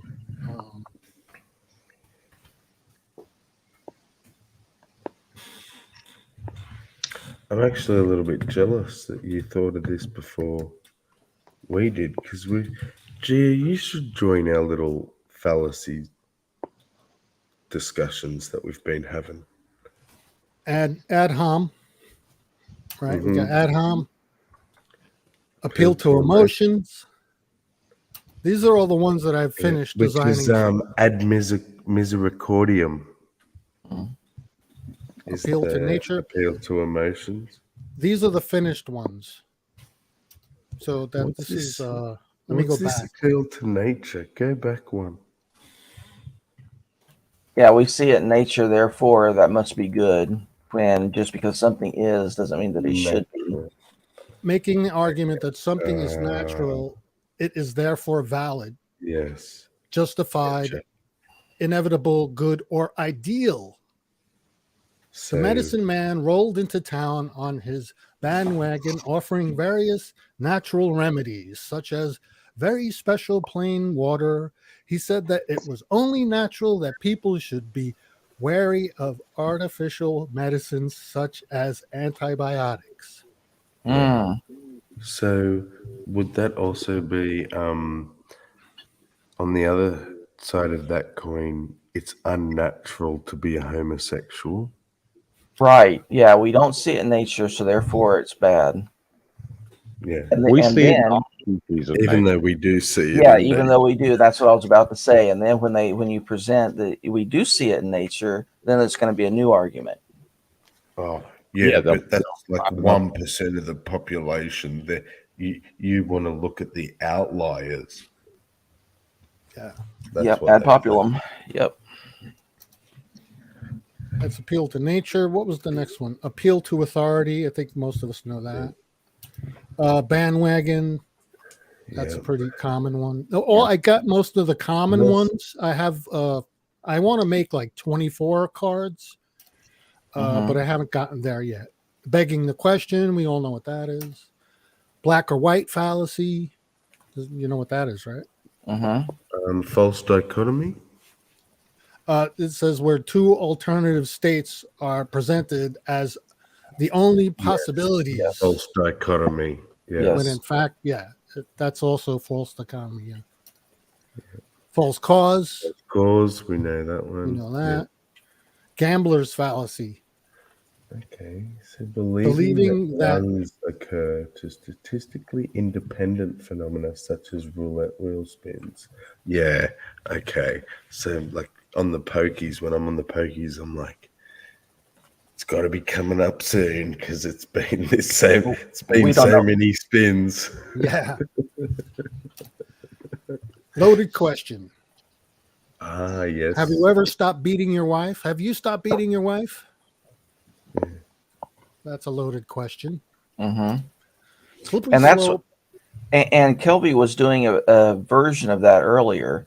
He would say something. Question? Yeah, he would say something, but then he loaded in so many extra claims on top of it that it couldn't stand its own weight. Well, that would mean that God was a liar. Hold on. No one said anything about lies. And then he'd start adding all these other things till the point that, you got so far away from the original It's confusing. Yeah. Let's see. Loaded questions. What's in it? Slippery slope. Special pleading. I think we're going special pleading. Mm-hmm. Straw man. Texas sharpshooter. Mm-hmm. Cherry picking data clustered to suit an argument, or finding a pattern to fit a presumption. Texas sharpshooter. And that's the last one. So I don't have that many. Let's see. 1, 2, 3, 4, 5, 6, 7, 8, 9, 10, 11, 12, 13, 14, 15, 14. I have 14 out of 24 completed. So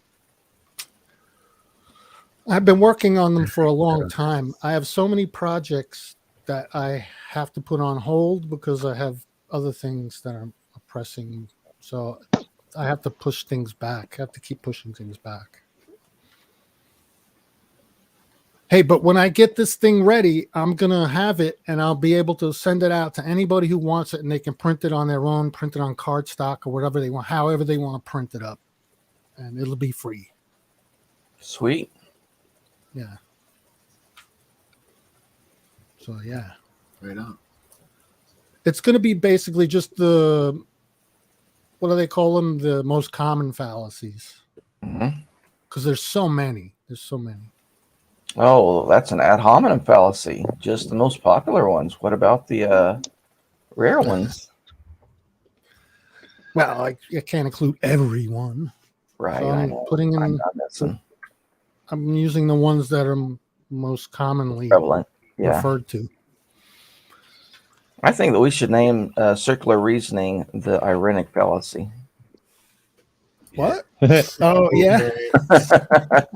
What about the fallacy of the Jillabuster? Oh, yes. I'm going to go have a cigarette. So, where the fallacy is your ability to overspeak somebody and get the most words in means you win. Jillabuster fallacy. Take me off full screen there, Sammy. Let me. Sorry, I didn't. I'm going to go have a smoke. Looking at your Another mesmerizing forehead.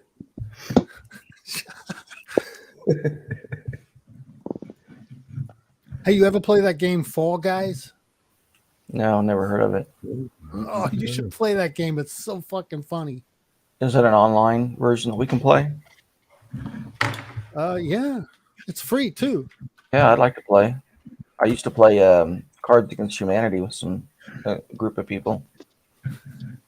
Yeah, you can play this as a group of people. Yeah, it's on. You can get it on Steam. I have it on. I think it's on. No, it's on the Epic Game Store.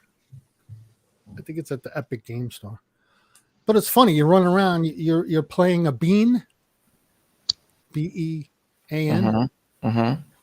You know, and you run around through obstacle courses. Okay. It's funny. You just got. If you haven't seen it, Fall Guys, check it out because it's funny, man. I had fun the other day with it. I thought it was going to be some sort of a word game that we could play like as a group. Hang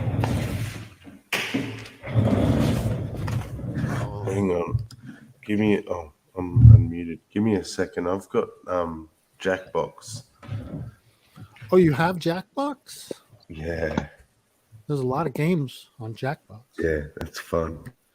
Let me go. I'm gonna go have a cigarette. All right.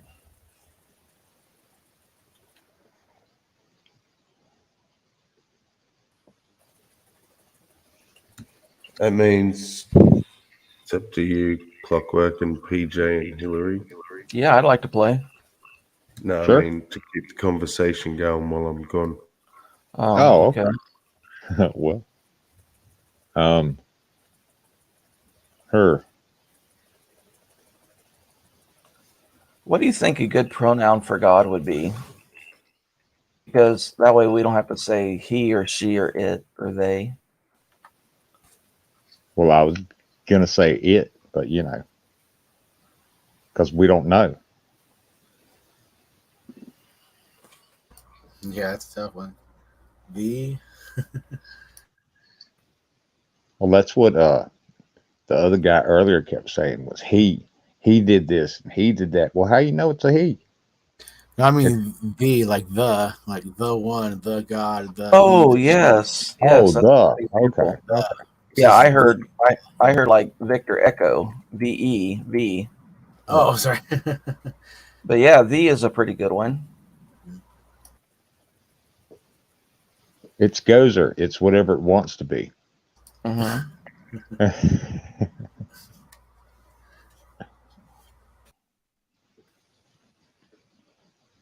Well, then he kept quibbling about Yahweh. Well, what about Jehovah? Isn't that one of God's names? Yeah, it's one pronunciation. Well, Same dude. Saint Jude. Same shit, different stink. Fair enough. Yeah, no, Yahweh is just one pronunciation of the Tetragrammaton, which same as Jehovah. Jehovah's like a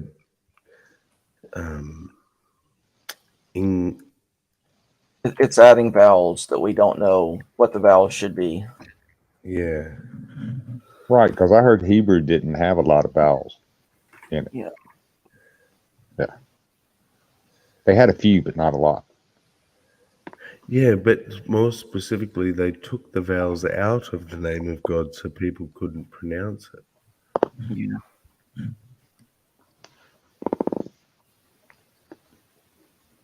Because the idea was to recognize it, but yeah, not be able to say it.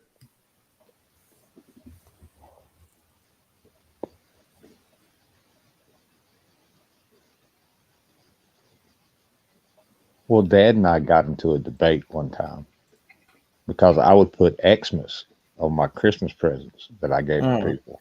Mm-hmm. And he was like, you spell out Christ. And I'm like, Dad, the word for Jesus Christ in Greek starts with an X. Yep. That's where it came from. Because most people couldn't spell worth a damn back then. So they just put Xmas. And I'm pretty sure that's where signing a contract or something with just an X, that's where that came from too. But now I'm not sure, so I could be wrong about that. Yeah, it was just you had to make your mark, and X. I don't know how it came to be generalized as just an X rather than a first initial or something, but Yeah, I don't either. I'm not exactly sure how that worked. But I mean, back then, and hell, up until about 100 years ago, most people couldn't read or write. Hell, sometimes you run into people today that can't read and write. So.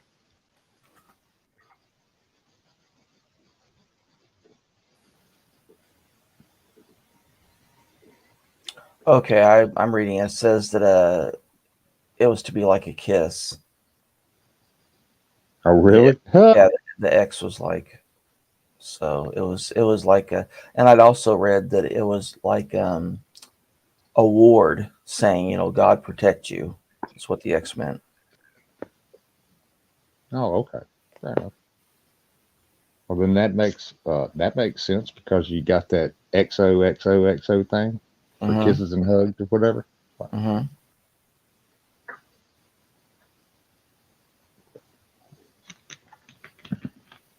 When you were like 12 or whatever. Sure. Well, I don't mean you specifically. I meant like we, the collective, us, use that. Yeah. Mm-hmm.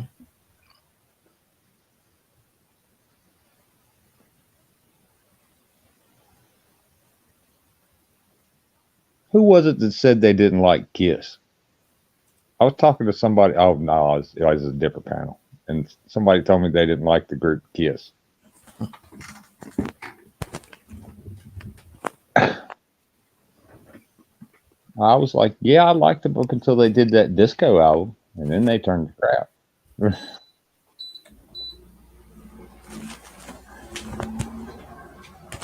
Yeah, the shape of the pretzel is also from nuns making the X of praying hands. No, okay.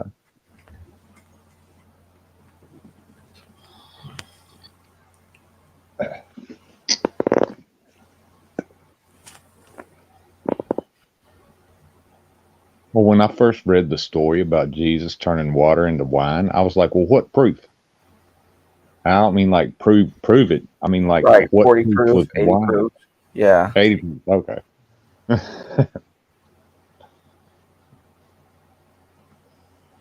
I mean, they seem to get hammered after that. I'm just saying, yeah. Yeah. Hey, this is the good stuff. Why'd you wait till the end to bring it out? I got this 5-gallon bucket, Jesus. Do your stuff.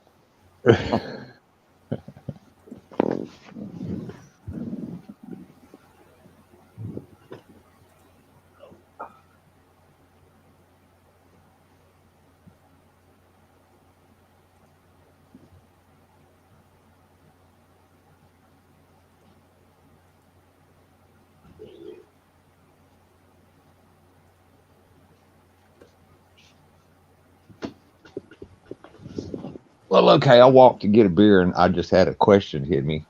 Mm-hmm. Why would it just be wine? Why couldn't he turn it into like moonshine or something?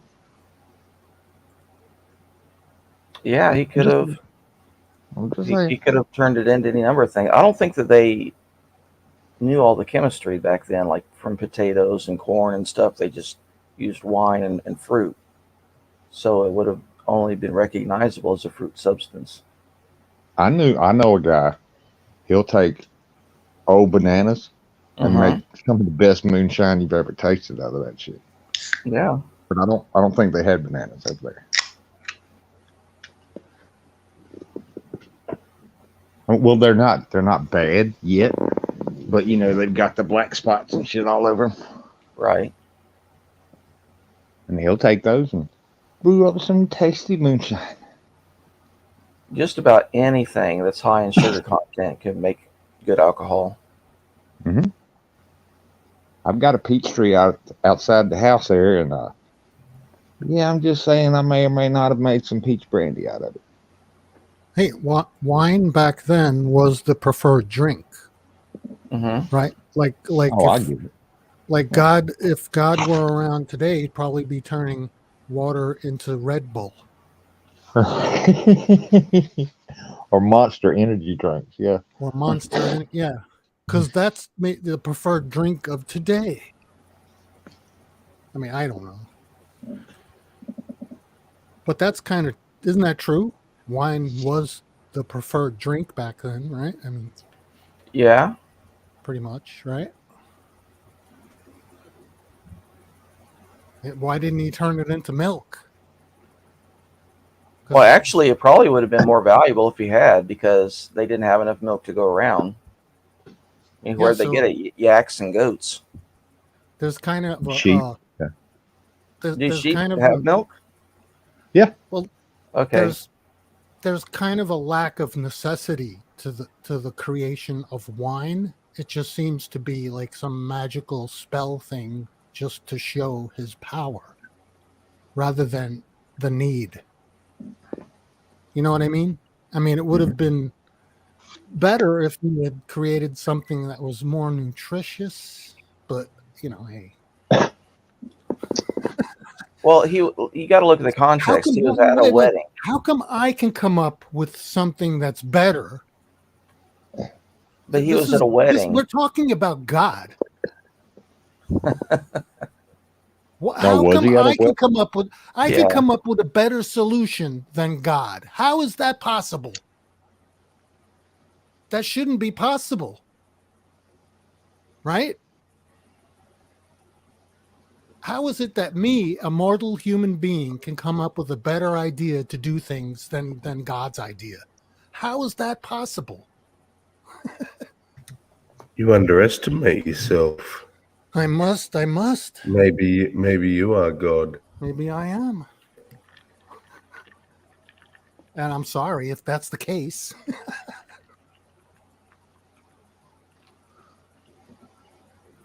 We're not going to blame it all on you, Keo. I'm just saying.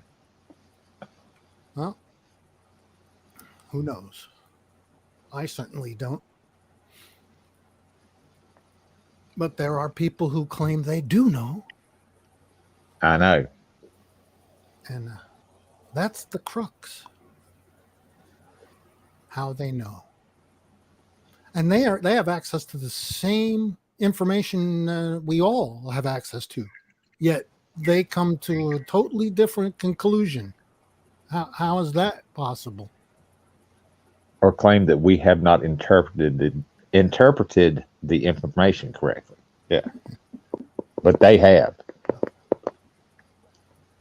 Right. Based on what? How they feel? I guess. I don't know. That doesn't make it real. Nope. But I guess all you have to do is believe, right? Believe Just in the believe. Jeebus. Just Just believe. it. Fake it till you make it. Oh God, I hate that. I hate that fucking saying. Yeah, me too. It's so dishonest. It is. Why would you fake it? Doesn't make sense. If you have to fake it, then why even bother? Just go and do your own thing. Who needs to fake? Why do you need to fake anything? It just doesn't make sense.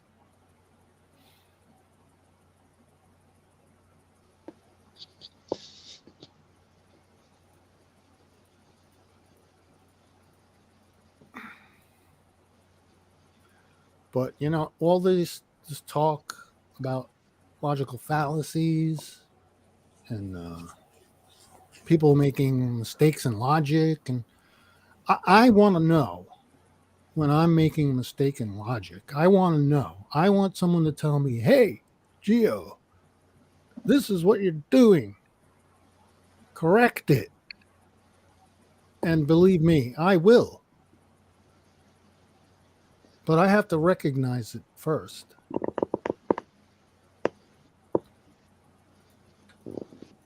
Don't you think that's true? Yeah, I've seen it. Yep.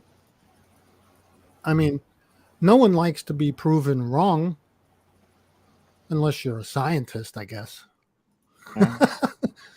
Because that's what they live for, right? Yeah. They live to be shown that what they think is the hypothesis, it's not. And when they go, wait, well, revelation, right? Yeah, I done fucked up. Yeah. That's right. I made a mistake. Yep. It's all tentative, right? Yep. Oh, hey, Sky, they had beer in ancient Egypt. They did? Yeah. Yeah. That's the monks. I think there was a monk who created beer. I forget who No, that was. they had it in It was ancient Egypt. closer to mead, but Mead? you could essentially you could essentially call it beer. It's honey. Yeah, It's it's like a honey wine. Are we still talking about Egypt? They did have actual beer. In order to store the grain and keep the rats from eating it, they would convert some of it into beer by letting it ferment, and then the insects and the rodents would stay away from it. Yeah, there's a reason it's called liquid bread. Mm-hmm. So, Yep. But don't you guys want to know if you're using fallacies in your argument? Sure. Yeah. of course. So, I mean, wouldn't it be better to know that you're making a mistake than to keep fostering mistakes? Like keep on going back to the same mistakes over and over again. That's what it's like, evaluation and trying to make your argument most sound as possible, right? That's pretty much what it is.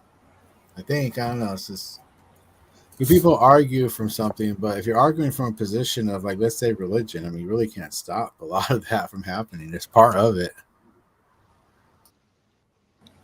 Yeah, but if the arguments are logically just don't follow, I mean, and they're pointed out, why would you continue using them? Because just- they're not smart enough. They're not smart enough That's- to learn from their mistakes. Yeah, this has been crazy. But that's dishonest. That's not really. Well, okay, I'll give you that. Either they're being intentionally dishonest, or they're just not smart enough to learn from their mistakes. Right. It could just be wrong. Maybe they're just so solid in it. I mean, to me, it would baffle my mind too. Like, how could somebody believe in that? Or believe in something that seems so apparently, obviously not so. I don't know. It's Well, yeah, it's Well, like if I had Different contradictory mindsets. beliefs, I would want to suss that out immediately.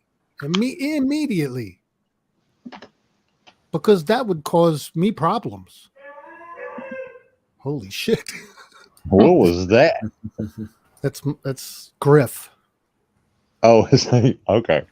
Half Akita, half Alaskan Malamute. God He's a damn. big fucking dog. He's sick. We don't know what's wrong with him, but he's sick. Oh, And we've been will taking. he eat? Yeah, he's a male dog, but he's sick, and no one knows. We're taking him to the vet, spending a lot of money on. Well, it's my housemate's dog. Mm. He's spending a lot of money on, and we're not getting anywhere, and it's just a mess. Just a mess. The house is a mess. We're cleaning up all the time. It's just a mess. But anyway, I mean, I want to know if I'm wrong. If I'm saying shit that's stupid or just doesn't make sense, is illogical, it just doesn't follow. I want someone to say, "Hey, Gio, you know, put your statements together better." You know, I want someone to do that for me.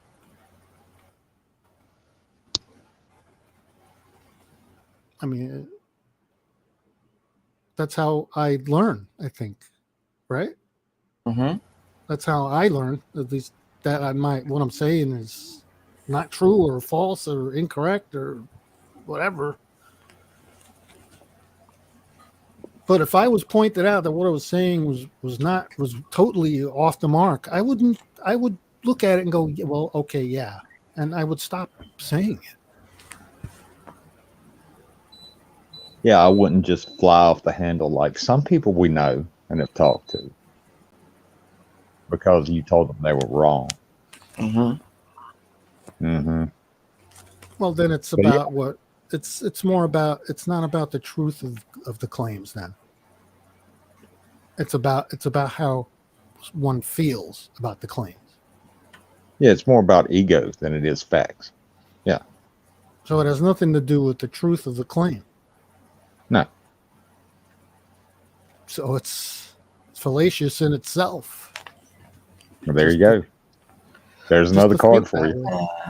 I don't think it's fallacious, but it's dishonest. There's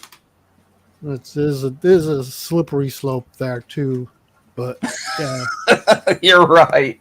The dishonesty fallacy. Yeah.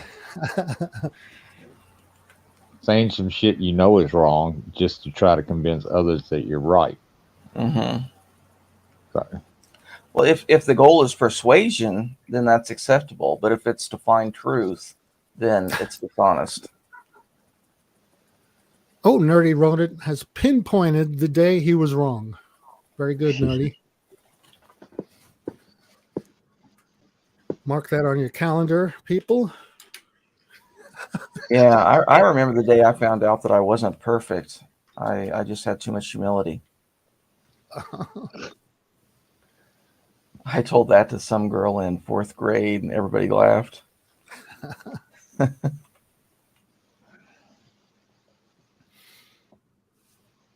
Well, I remember the day that I found out I couldn't fly, and yeah, I broke my arm. Couldn't fly.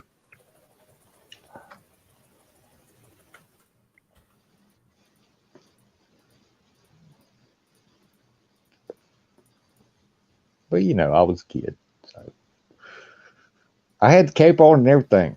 Nope, can't fly.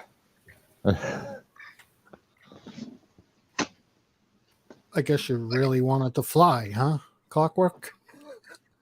Well, I was a kid when the first Christopher Reeve Superman movie came out, and I thought, hey man, I could do that. No, you can't. You can't. You're like 50 plus years old, right? Clockwork? I will be 50 next month. Yes. Oh, you'll be 50 next month? Oh, so you're about my age. Yeah, I'm around your age. You're a year older than me. I'm going to be 60 this year. 60. Oh, really? Yeah. Feels funny. I never Oh, thought the I would. only. Go ahead. I never thought I would. Like when I think back when I was younger, 60 was not even like imaginable for me at that when I was younger. To think of myself at 60 when I was like say 24, it was just not even there. There wasn't even a thought there. But now here I am. Well, And the only birthday that screwed me up was turning 30. Really? Yeah, and I don't know why, but it did. And then later on, my mom told me, yeah, when your dad turned 30, it kind of screwed him up too. But turning 40 didn't bother me. And I'm pretty sure next month when I turn 50, it's not going to bother me. Because I've made it this fucking far. You know what I'm saying? Yeah. A lot of people I know didn't. They didn't even make it to 30. What? 30 really hit me too. Yeah. Yeah, there was something about it. Yeah. Can't put my finger on it, but there was something about it. Well, I've come to believe that it was the true beginning of adulthood. Because I think your 20s, you're still a kid. Yeah. It's like that could be you it. sort of Yeah. realize, okay, you know, the 20s are gone. This is it. Like, I'm in that age where if I haven't had kids, I've got to be having kids now. If I haven't got a house, I should be, you know, trying to own my own house. All that real shit starts kicking in. Yep. I can see that.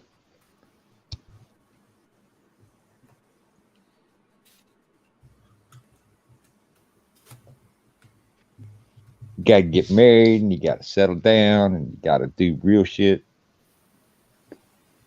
Well, you know, I tried that. I tried all that, and it just never worked out. So.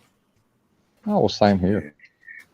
I tried the whole get a wife, have kids, get a house, get the whole 9 yards. You know, middle class. Yeah, do all that shit. Yeah. The whole thing, and it just never worked out. Never worked out. So. I chasing a dream that was just the fantasy, really. That's what it was. Pretty much.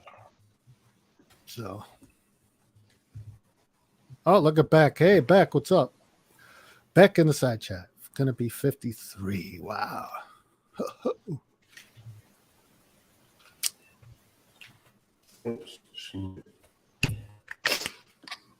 Oh, hey, Beck. Greetings, Beck. No, he meant 52. 52? Yeah. He was a title. Okay, just is nearly installed. Hey, once you guess, hey, I put it once I got past 50, the rest is gravy, man. It's just whatever happens, man, and I'm happy with it. Because statistically, I should not be alive. Statistically. Because of the things I was involved in and all this other crap. I shouldn't even be here, but you know. I shouldn't be here today, man. I get that. Me too. All the risks I took and all the shit I did, yeah. I should be dead by now. Well, I should have been dead a long time ago, but yeah, that's what I'm saying. And it's just and I used to have this mindset when I was younger, when I got out of the service, because I had it's like suffering. I was happy with suffering. I thought suffering was part of life and I should just, you know, what do they call it? You know, just, you know, suck it up and suffer and be happy suffering. And that's how I was living my life. Like, yeah, so what? Fucking life is hard. Big deal. So what? I could suffer. I'll suffer. Suffering. That's what it's all about, people. I used to think that. well, that's because we heard it all the time in the Army. We heard that shit all the time in the Army. Pain is weakness leaving the body. Yep. So I thought that that's what all life is about, is just getting over one suffering or trial of heartache after another, and just, you know, trying to go forward with each little setback. You know, I mean, it's just a series of setbacks and traumas and emotional, you know, it's, but I broke away from that at a certain point, and I don't remember when. I can't actually put a finger on it, but it just, that whole thinking just left me. And I don't think like that anymore. Oh, yeah. I got past that too. But it took a while. It did take a while to get past all that shit you heard when you were in the military. Yeah. Oh, yeah. Well, when I got out of the military, I was still living as if I was in the military. Mm-hmm. It took me a few years to break that cycle within myself.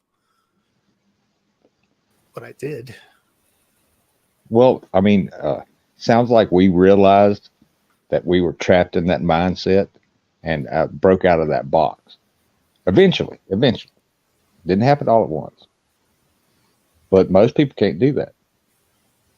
Well, you know what it is too. At some point in my life, there was no more utility to think like that. Like, it didn't serve any purpose to think like that. So I just stopped thinking like that. It didn't serve any function. There was no function to it. It was just kind of making me worrisome and giving me mental issues. So I just stopped thinking about it, and it went away. I know that may not be the best way to do it, but that's what happened. That was the best way. Well, that was the best way for you. So. Yeah, that was the best way. That's how I did it. But I don't suggest you do that.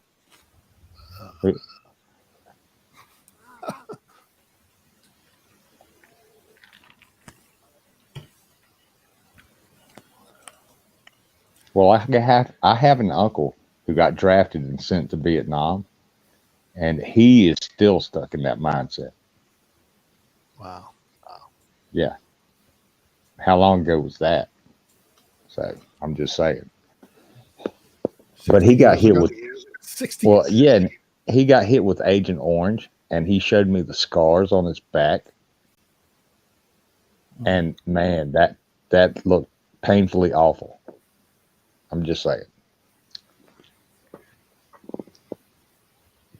He was in the bush, and they dropped Agent Orange on the area he was at, and yeah, he got it on him, and yeah. And he's not very right in the head, but you know, he's okay. He survived so far. Well, I'm actually glad. It's ready I to was play Jackbox. Huh? I'll share that he's ready to play Jackbox. Jackbox? Yeah. I don't know if everyone can play. You need another screen, don't you? Or you need to have 2 tabs open at least? All of us need to have 2 tabs open? Yeah, well, you need to have the Jackbox tab open. That's one. And then, Okay. of course, you Okay. need StreamYard tab. So you need at least 2 tabs open. You need to use Jackbox.tv. You're roboting pretty badly. Jackbox TV. Yes. Yeah, I'm there. Just got to enter the room code. Is that the room code? NYZV? November, Yankee, Zulu, Victor?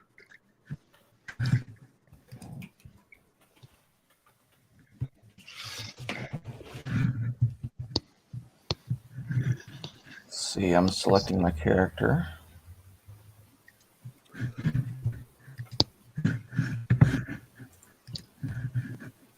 All right. 2 of us have chosen. 2 of 8. Yep.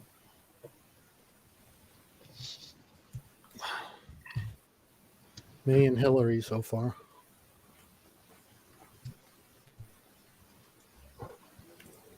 What you do is you go open a tab, you search Jackbox TV. I think most people know how to do it. Jackbox TV. Put in the code. Put in your name. Choose a caricature. Hello. Hello. Hello, Beck. I want to play Jackbox, so I came in. How is everybody? Doing well. Good. Glad to hear it. How are you, Nice. Gio? Oh, I'm great. I'm great, Beck. Thanks for asking. It's good to see you. You too. I haven't talked to you in freaking months, man. Yeah, I know it's been a while. Yeah. Glad you're doing well. Those in the audience can play too. Sexy Sammy, how are you? Good, mate. How are you? I am fucking great. All right. I don't have to do any mental health stuff today. No meetings, so. Okay.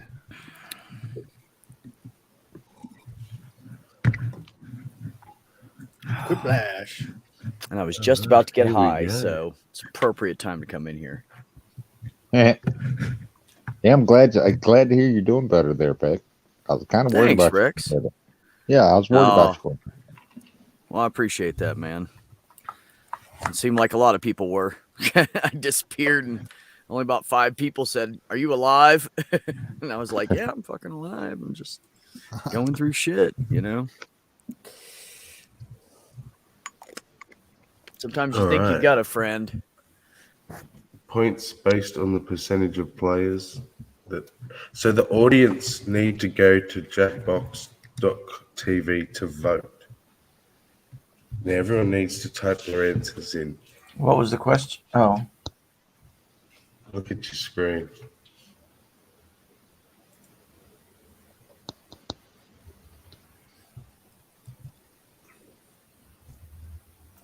Is it supposed to be funny or?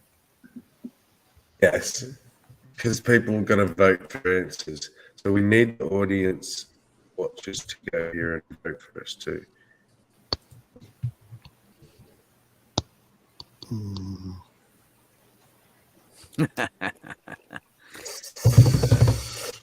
shit.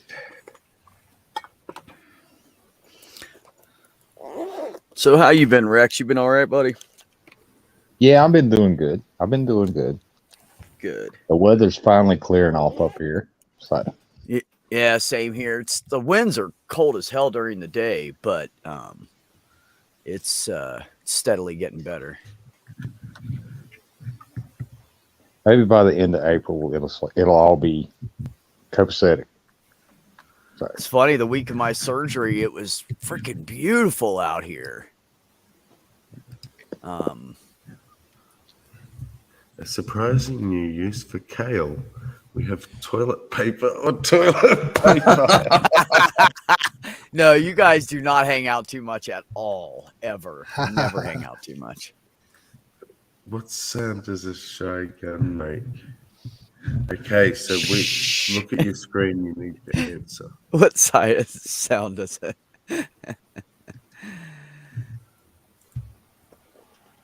I like the fizzle too. Rex gets it with You know, any of you guys in the audience can come in and play, affect our points and judge, pick. Yeah. Just You get can a Jackbox TV and enter the code. Yep. And then just, it'll throw you right into spectating. You know, you're rich when you have a room just for masturbation and edging or sexy times. Same answers. Sort again. of. Yeah. Sexy times. Yeah, but sexy time implies you got somebody else with you. Yeah. Yeah, you're right. You're right. Yeah, It's if a you got a bold room. choice. It's a bold choice to send someone a bouquet of tissues or Bouquet of bumblebees. tissues. You send somebody a bouquet of bumblebees, I'm pretty sure you're not going to be fucking with them anymore. You're going to be very single. The worst breakup line. It's not you, it's your mother. It's my dog, he needs more space. They're good answers. It's your mother. Thanks, guys. I like that one. Oh, Geo ripped off. I'm not good at this game. Just so you know. Just try to think of the wackiest thing you Oh, yeah. can, and that's usually Yeah. if you think you can make somebody laugh, it's probably a good answer.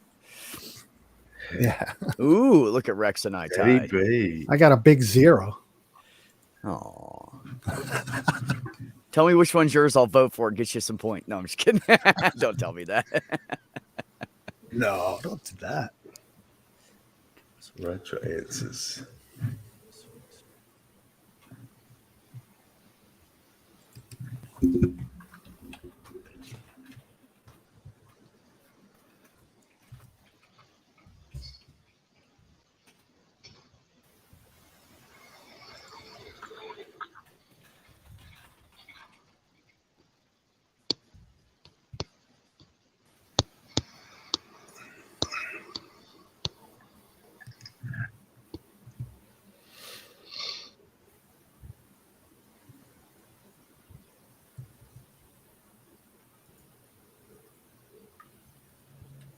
Ah. No. What? Why do I have to think about this? I don't want to think about this question. Oh, I don't have much enough room to write what I want.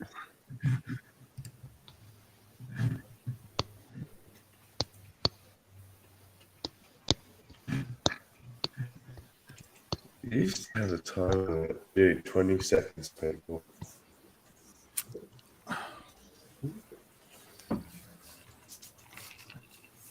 Okay, here we go. All right, what do we have here?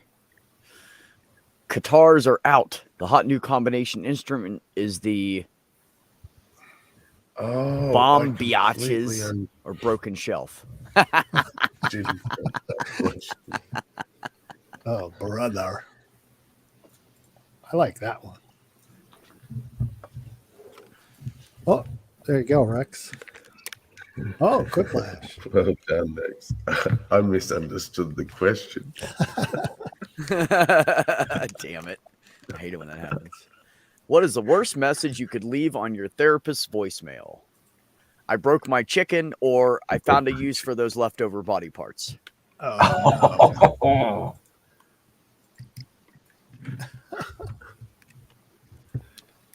Damn, I haven't even smoked yet. Wait till I get high. quick flash. Oh, I got 0. Oh. The worst thing someone could place on your chest before shutting your burial casket. Yeah. Lemon pound cake or your legs? I'd say Boston Steamer. Why a Yeah, lemon it's pound not cake? fake. I need to know the answer to that. It's a dump. Somebody just takes a dump on your chest. Oh, come on. Not one person? Lemon pound cake sucks, man. I love lemon pound cake. Oh, yeah, sure you do. No, I really do. Like I'll fucking just sit down and eat the My whole thing in favorite. one sitting. Nah, nobody loves lemon pound cake. I'll pound it. I love it. A comment that would have offended you 10 years ago, but now you don't give a shit. Is that your face or you're stupid? Is that your face? No, it's your ass. Geo. We need to make Gio a better insulter person. He's not good at this. You're too nice. How does Santa Claus get into houses without chimneys? 1, through your mom. 2, he uses semen for lubrication on the air duct. Those are both pretty good. He calls local law enforcement. Your mom. Your mom. Hillary. Oh, damn. You got me on that one, Hillary. Good job. Or as I prefer to call him, hello, Mr. Email. How are you? Mr. Email. All right. I think If this is Daddy golf, B's I'm gonna doing take great. the lead. Yep. Oh, shit. God, I can't believe I'm in the lead. You guys need to warm up. She is winning if it was golf. I'm usually losing. 3 lines should explain this round. Don't overthink it. Yeah, maybe maybe that's what I'm doing. Overthinking. Just let your don't think about it. Just let whatever falls out of your brain. Why is it showing me? Yeah. Because you're in last place. It's giving you some encouragement.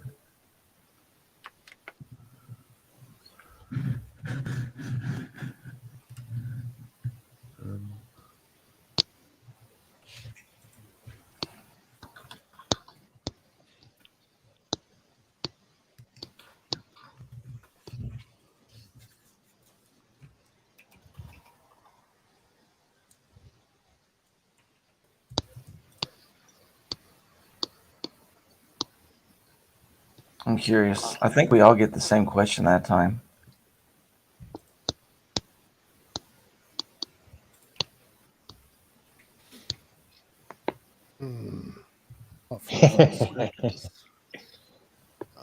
No, I like that question.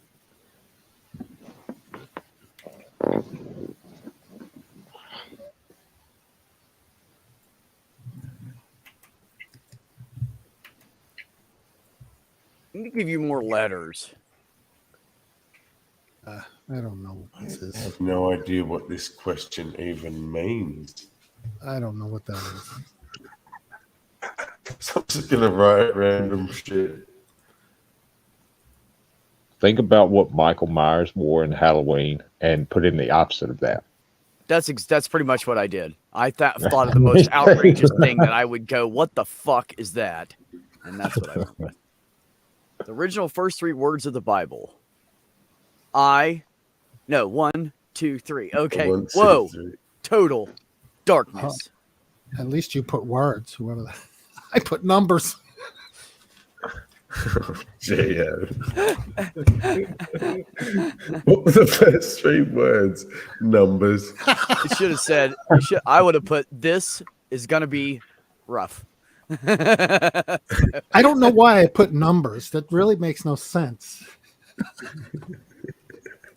You need to play this game more and get in the groove. That's what it is. Yeah. I've played this game for years, so 3 that's keywords that would be most certain What does that would this most certainly mean? pull up Daddy B on the first page results. Harder Daddy, Daddy Cream Puff, Daddy Fluff Bottom, sexy, bold, hip. Oh, I gotta pick hey, one of how them. you doing? Well, hello there. I picked the one that's totally not me, but it's okay. What is the first page results? What does that mean? When you enter something on a search engine and he comes up on the comes first, up on the first page, yeah. Yeah, like the 'Cause you first can page dig further and get abstract, weird things, right?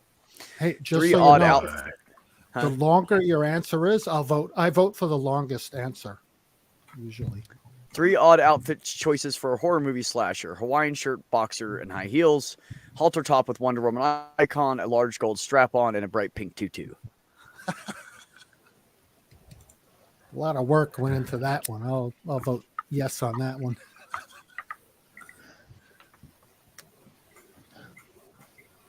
Who's Thanks, Daddy P? Daddy Beat.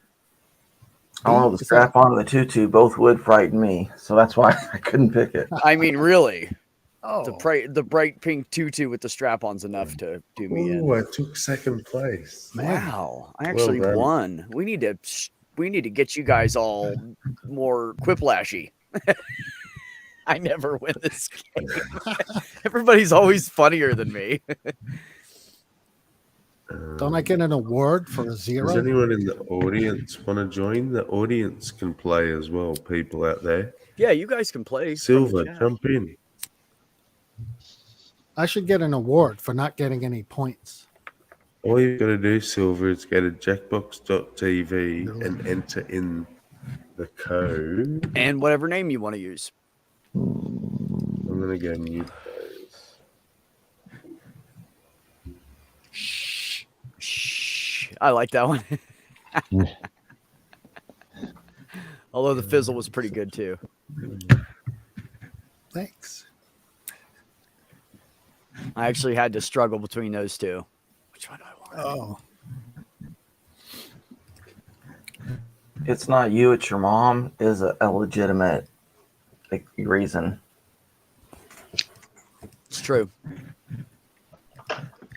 Hello. Seems to be. If I messaged my therapist and said I found a use for the leftover body parts, he would just send a laughing back because he knows I'm not like that. He knows I'm not that kind of crazy. He would say, okay, you can tell me the rest of that joke in session.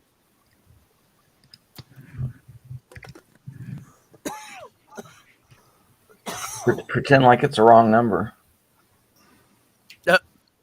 I meant to speed dial my boy. That'd be fucked up. Okay. I'm gonna get Code a little is turd. VMQA. Oh, yeah. V. Anybody Mike, that can't see it well in the audience. Or doesn't know what to Victor, put in. Mike, Quebec, Alpha. There you go. And just remember, you can play at home, people. Hey, Gio, did I tell you? No, I should what? tell you and Sammy because you're still current smokers. I quit smoking a month ago, and All I right. have only had like 3 cigarettes since then, and not like whole cigarettes. Terrific. Pretty good. Thanks. All right. Yeah, that's good. I actually have a Congratulations. pack of cigarettes in my truck, and if I get a huge craving, I will go out and get one. And but I'm making myself like smoke outside, and I'm keeping the cigarettes out in the truck. And I'm so fucking lazy and high half the time in the evening that I look at my fucking vape and go, screw it, I'll just smoke this. And I knew I would do that, so I just left the pack in the truck. I'm not gonna go out there to get a cigarette. Well, that's part Well, of I had to quit. I had to quit for my surgery. Lowering your tolerance is a good way to. Oh yeah, since I switched from cigarettes to cigars, I can't even smoke a cigarette now. They taste Really? disgusting. Yeah, they taste. Oh yeah, disgusting. they're horrible. I know they taste horrible. I love them. Here we go. What should have? Oh my goodness. Huh.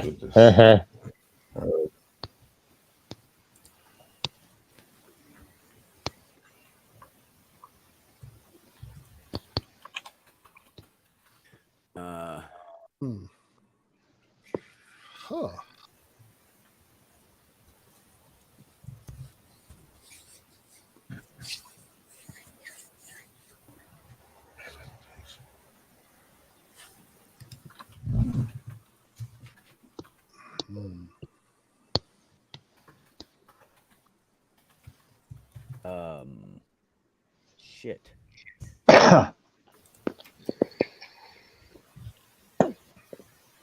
I went with my second. I'm happy with these.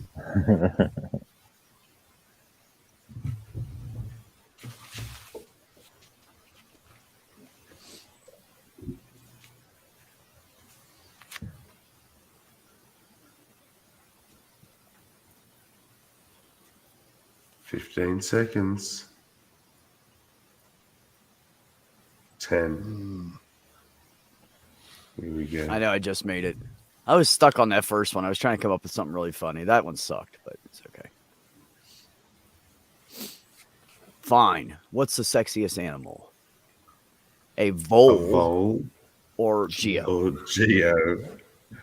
I resemble Is that. that supposed to remark. be a foal? Hey, Yeah, P-O-L-E, I think is what they mean. I'm not an animal. P-O-L-E. But Geo, you won. Yeah. I'm not an animal. I'm not an animal.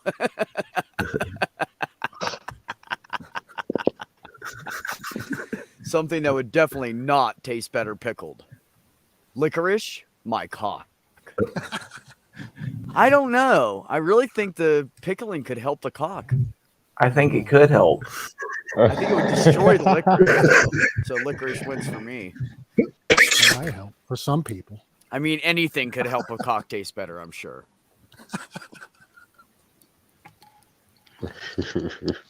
Hillary! Short of things we do not like to ingest, of course. Which will go unnamed. Hey, I love What some should have happened at pickled the eggs. end of Titanic? Heat miser warmed the water. They all lived happily ever after.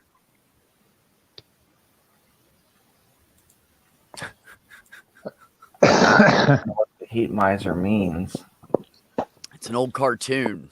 Okay. Heat All right, miser hey. and cold miser. There were brothers who opposed each other. One could create fire and one created ice and cold.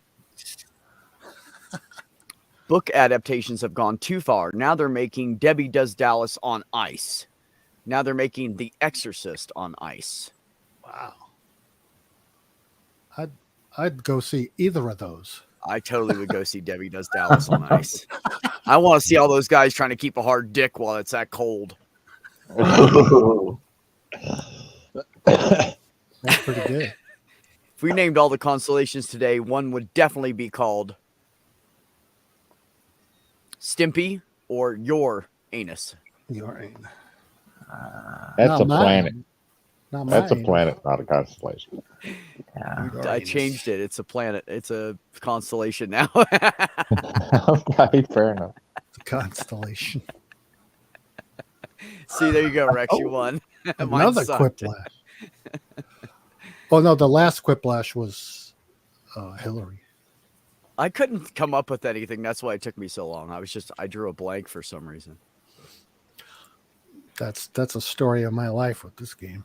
I didn't say shoot a blank. I said draw a blank. Sorry, Gio. I'm in a mood. I'm getting high over here. Watch out. It's all right.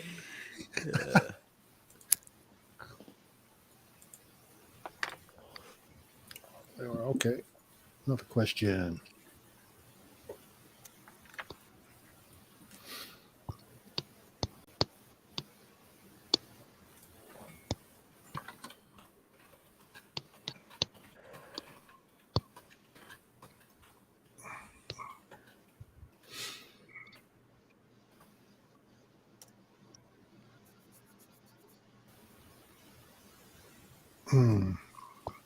I'm drawing a blank on this one, so I know how it feels. Yeah. Drawing a blank, not shooting a blank. Not shooting. Not shooting blanks. Reiterate that one.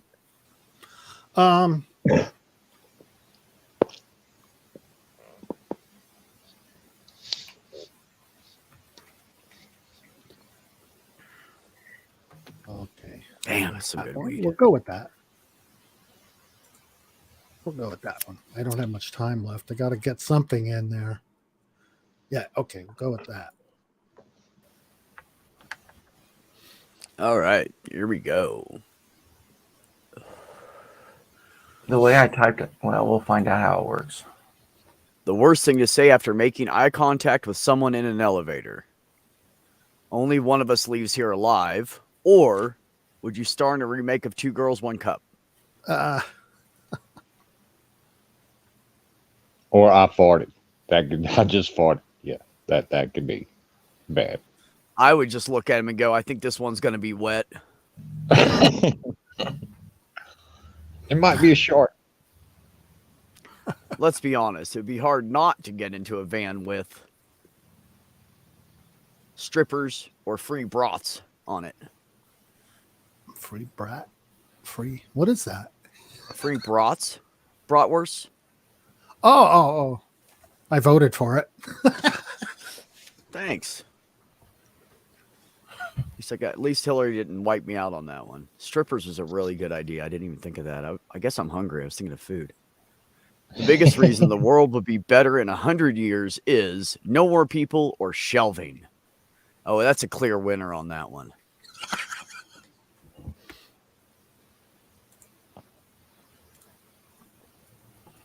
Good job, Jiva. Yeah, everyone loves shelving. We really do.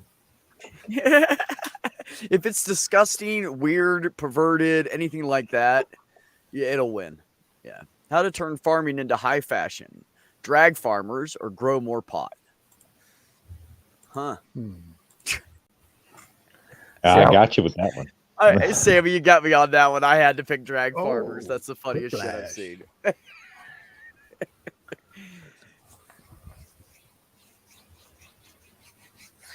The title of Geo's Masterclass series. How not to play Quiplash or One Man and a Graphics Card. I don't like the implications of that one. I love the implications. So I'll vote for that one. Don't you do artist stuff? You can't do that without a graphics card. It wasn't an insult, you goofball. I know. I thought about what you love to do and what you do. Hey, I got some points. I don't believe it. Ooh, I'm not last. Ooh. See, that's usually where I'm at, is like second or last place. That's my spot. Hey, I'm happy with 0.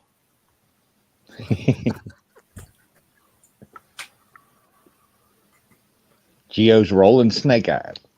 Yeah.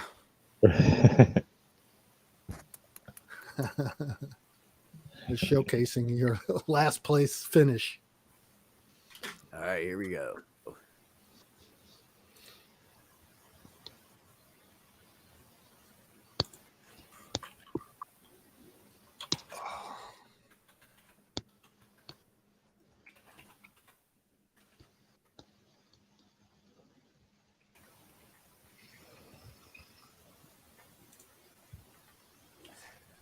All right.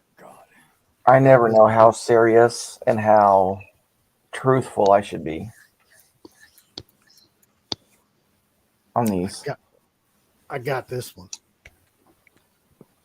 I don't know what that means, but I got it.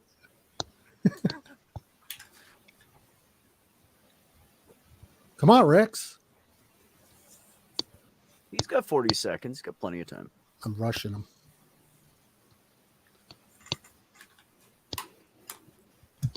Yeah, I think. I wonder how long I've been talking muted. Who's muted? All right. Here we go. 3 deep thoughts a sloth has on an average day. My ass itches. I need a good brushing. Are my nails pretty?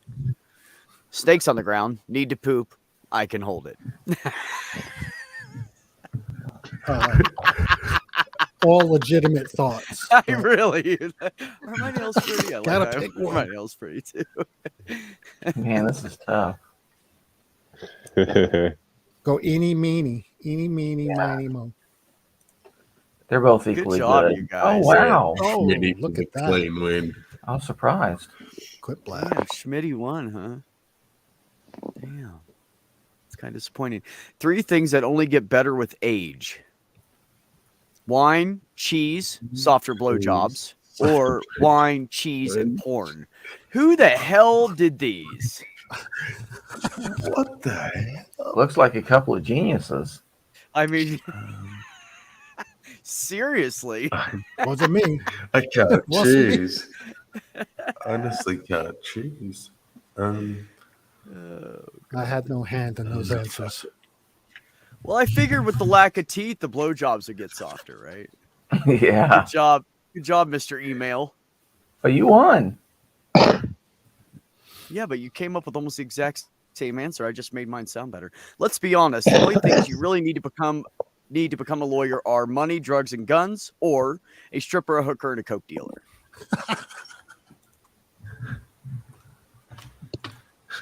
Yeah. You guys both went the same way for lawyers. That's hilarious. I managed to I get like yours points on better that. because you need the money too, Gio. So I picked you. Drugs are cool. Oh, look at Does that. he hold on to it? No, I ended up in Yes. second. Good job, Sammy. Sammy's the 10,000 big points. wiener. That's a lot of points, man. They look like a piece of poo with a crown. Yeah, no, it's hilarious. You know, Sammy, if you don't want to show me on camera, you could just ask me to turn my icon on. You don't have to leave me covered up with a comment. I just realized that. Too many. There you go. Hang on, look, I can even put you up high. There you go. Oh yeah. Thanks, We were buddy. covered up. Better. Are we doing this Too many again? windows. I was going to show off Yep. my pussy, and I was covered. Look how cute he is. Can you stroke it for us? There we go. That's what I like. All right, play at home. Silver, jump in. Virgin, right. Sandy. Go to jackbox.com. If we're waiting for you people, Jackbox.tv. Jackbox.tv, not com. TV. Yeah, This is the jackbox.tv, and then type in Alpha Kilo Golf Uniform. Alpha Kilo. Oh, beautiful. Did I do that right, Gio? It's been a long time. Yeah, yeah. Oh, okay. Did it good. Did it good. I was worried about Kilo. No, it's Kilo. Watch you be Karen or something now. They changed Kilo. it for modern times. Nope, it's Kilo. Code Karen. Code Karen. Come on in, audience. If you guys want to jump in, do it. Got plenty of time here. We got 4 more spots. Oh, it says press to start. Is that me? No, don't do it yet. Gio, don't wait do till it yet, we no. can see if anybody else wants to come in. All right. Yeah, that would be you, because whoever right, goes so- in first ends up in charge. Silver. So let me know when we're ready. Well, I can't see the chat. Is anybody in chat wanting to come in? Yeah, join now. Hurry up, because we're going to start in a minute. If you're in the chat, yeah. Yeah, we'll give it like another 20 or 30 seconds, and then All right. gives me a chance to get in. Come on, bro, Joe. Silver Wolf. Jackbox TV. Oh, I think it's Hillary. All right. People worry that they're not funny, but Should I start the it? questions, I'm going to start it. the questions make you funny. Yeah, I was gonna say I'm not funny Questions normally, funny. but I can be funny in here. Yeah, the game does it for you. Silver Wolf's going to hide. Okay, I'm starting. Here we go. Go for it. Here we go.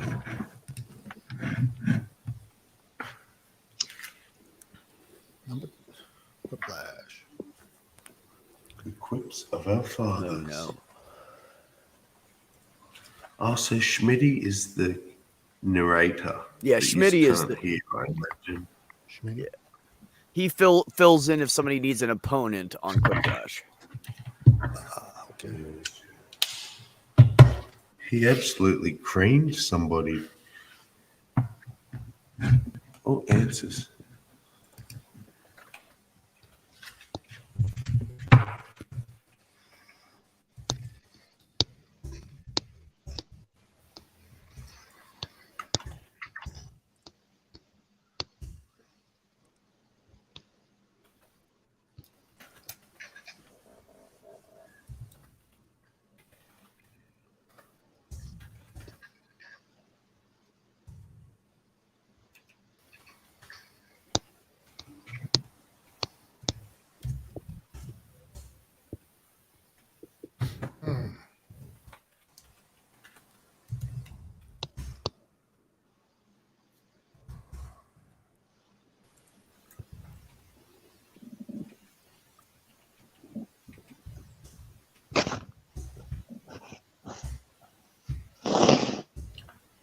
The game doesn't have sound, I don't think.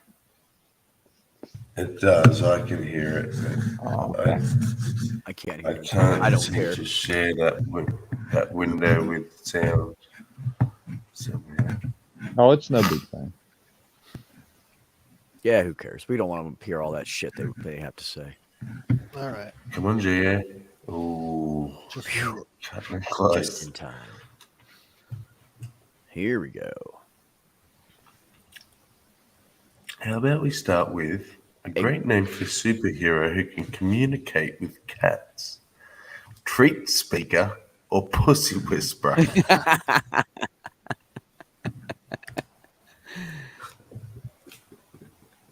Oh, come on. You have treats. You win, man. I have cats. I don't protest. Mother called you a toddler tyrant. Oh, sorry, Sam. When you forced Candy Day or told that bitch, give me titty now. I was 12. Oh, shit.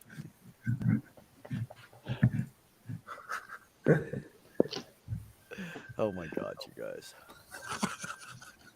I just had a Game of Thrones flashback. Thanks for the vote. I like yours. You better. read it.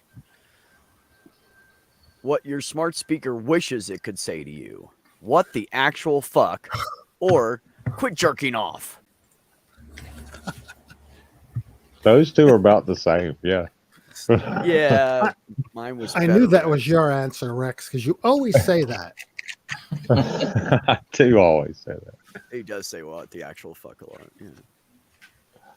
Hurrah! The United States is the world leader in obesity, illiteracy, and foreign invasions, or bullshit. Again, the same. Those answer. are about the same too. Jesus Christ. But I'll give somebody the credit for typing all that out. Yeah. Oh, Gio's like, God damn it. quick flashed me.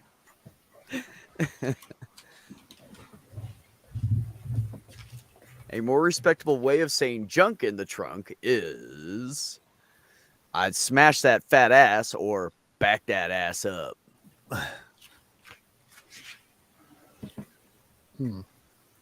Beep, beep, beep. They're both very similar.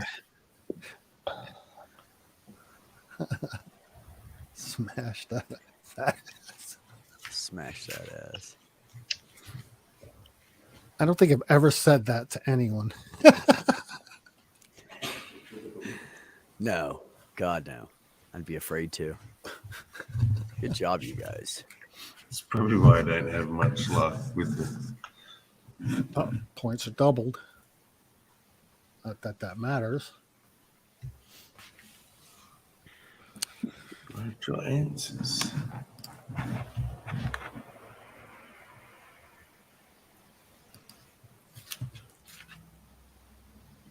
Oh shit.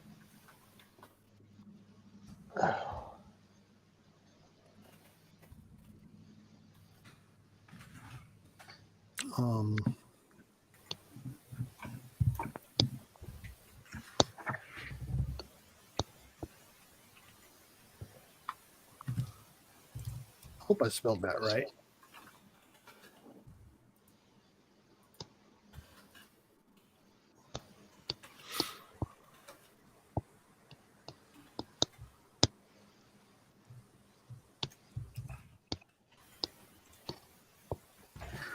I gave some lame answers this time.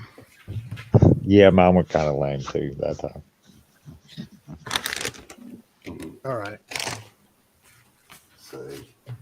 We'll be the judge of that, guys. Yeah. Let's see what we got. Forget karaoke. The next viral series will be called Carpool Sex Acts or Carpool Mud Wrestling.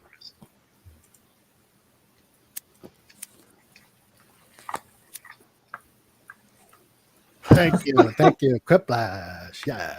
Good job, Gio. And I was thinking the other one would be hard to clean up from, but mud wrestling. Hillary would win a talent competition by counting fingers and toes or line dancing.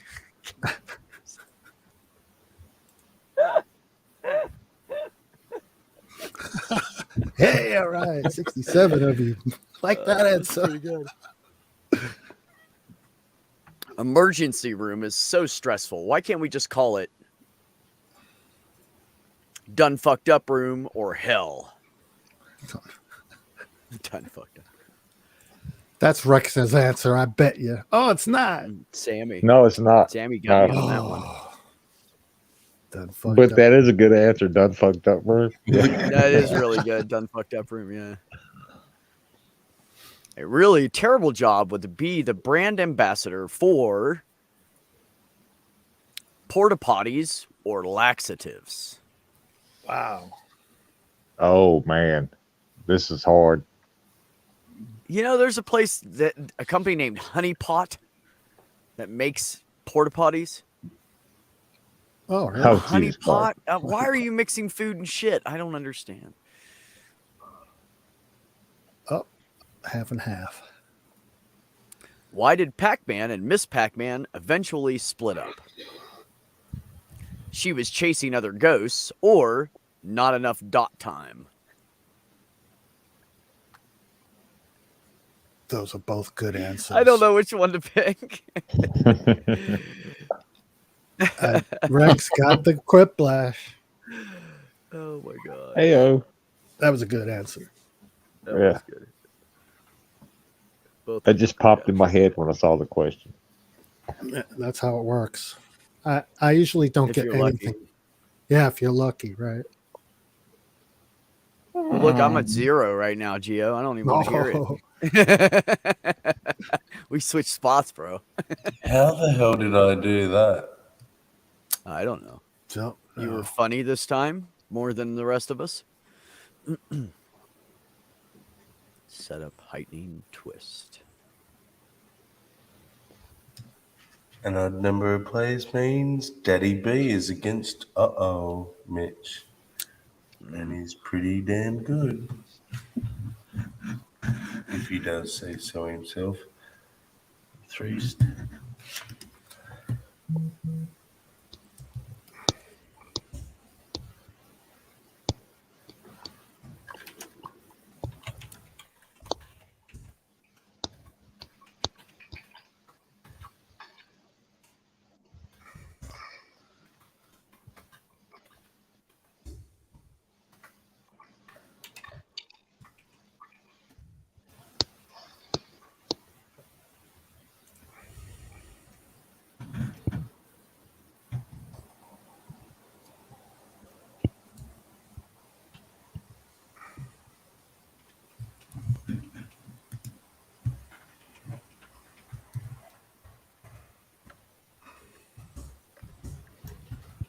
And this is fucking hard. What a shit question. You know what I just realized, Sammy? What's that? You have that icon up in the corner. Nobody could join from the audience if they wanted to after you start because nobody can see it. Fuck, nice catch.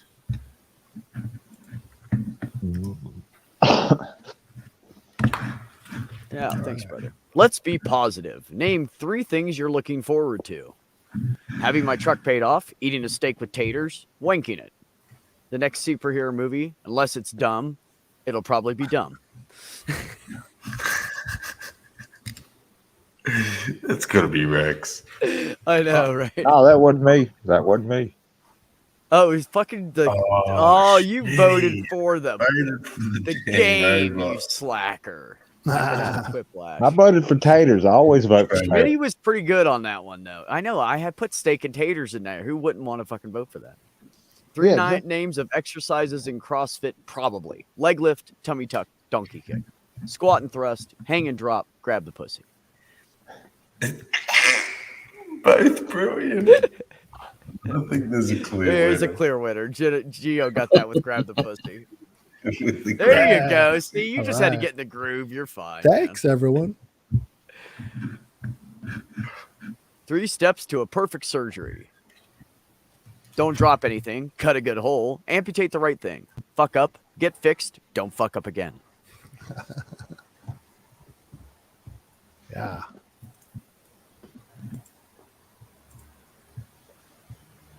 You know what I was gonna do when I went in for surgery, but I forgot. I was gonna put Put a an X tape on one piece side of and say tape. not here. I was gonna put a piece of tape across my belly with arrows pointing up, 2 of them, and say, "Remove these." That's what I was. But I forgot to do it before I got so excited I forgot about it. Good job, Gio. Can't say you never win Quiplash now. The second time. Well, now you can go to rarely, but you can't say never. Rarely. Ox side chat is always allowed. There's a time delay anyway, so we won't see it. I'm gonna have to. I'm going out to smoke a cigarette, so I'm gonna have to drop out. Well, or we can all just take a 5-minute break. It's not like Yeah, it I'm be gonna that take a long. little Or make bit them too. take a Okay. piss and get coffee and. Okay, that's a good deal. Yes, Ox, all you have to do is type in jackbox.tv, and then whenever we come up with a new game, it'll give you a 4-letter code, and you just enter it. Pick a little icon guy. You'll have choices, and then just wait. And that would be that.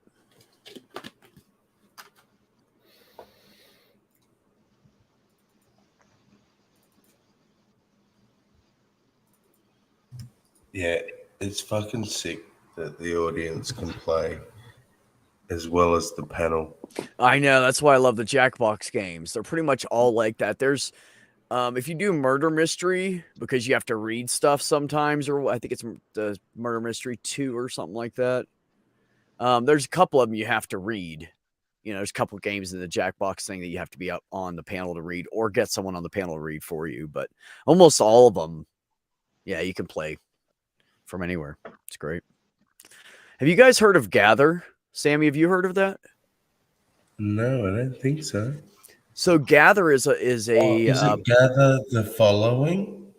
I don't know what you're talking about. It's for games. No, different game. Yeah, Never no, mind. this is Carry on. a platform for games, and it basically is laid out like an outside deck area, and then you have a building, and you have different games. And so every section where there's a table and chairs, whether there's a game there or not, once you enter that section, you talk to those people that are in there and only them. And nobody else can hear you in the whole place. Yeah.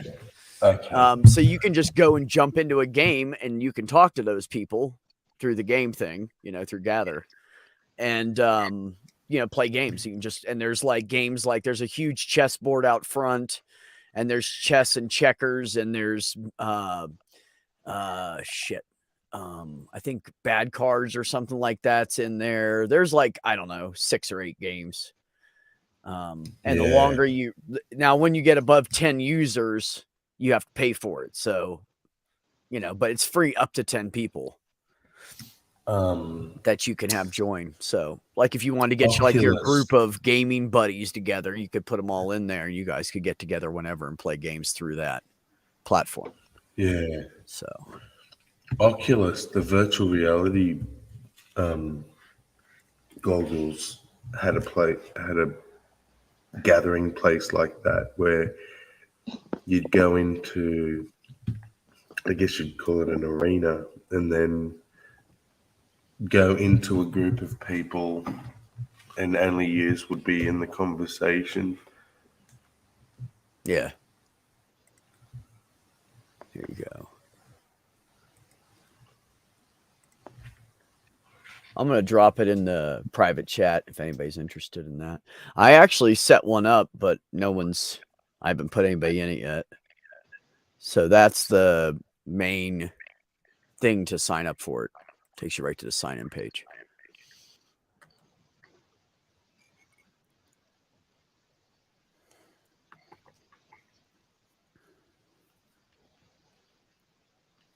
Done fucked up room. That was good shit. I like that one.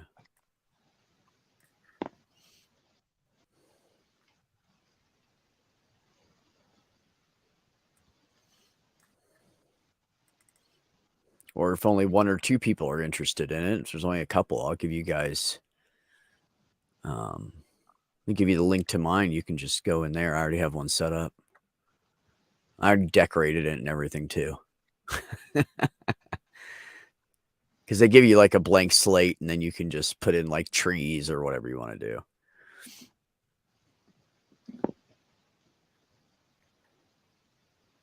You said something about chess earlier, and I used to have a friend, and he had a shot glass chess set, and we would fill up the shot glasses. And And every whenever time you somebody lost, captured your guy, you had to drink. that's right. Yeah, it's By the nice, end of man. the That's game, we fucking were awesome. fucked up. Yeah, by the I end of the game, we were fucked up. Well, I bet. You know, what do you have? Like, was it 14 pieces? How many pieces is it? 12. Something like that. I can't I don't- remember right now. Yeah. I can't remember if there's 7 or 8 across. It's either 14 or 16, I think. I think it's 7 across. Yeah, we'd smoke a joint before we started playing, and then we'd start drinking shots. Just whatever he had, Oh, yeah? vodka, you know, whiskey, you know, whatever. Yeah. Whenever you lost a guy, you know, you done fucked up. Yeah. Take a shot. That's funny. Oh, here it is. Here you go. There's the link to mine if anybody wants to use it. You're welcome to go check it out before you do your own or whatever and see how it's set up and see if you want to do it.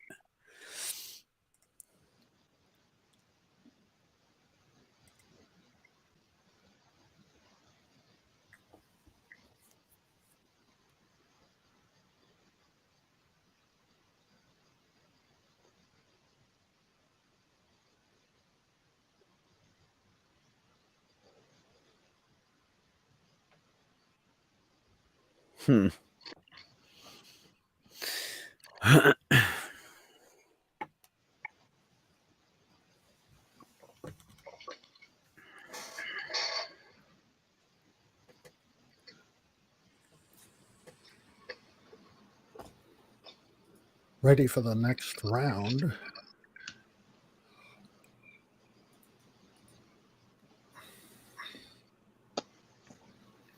Gio, I can't believe it's been a month now since my surgery, and it's blowing my mind. Wow, has it been that long? Yeah, I had my surgery on March 9th. March 9th, huh? Yeah. So how do you feel overall? You feel good or? Yeah, I feel pretty good. I mean, it's like achy all the time, kind of achy sore, like I got in a fight and somebody punched me a lot, kind of achy sore.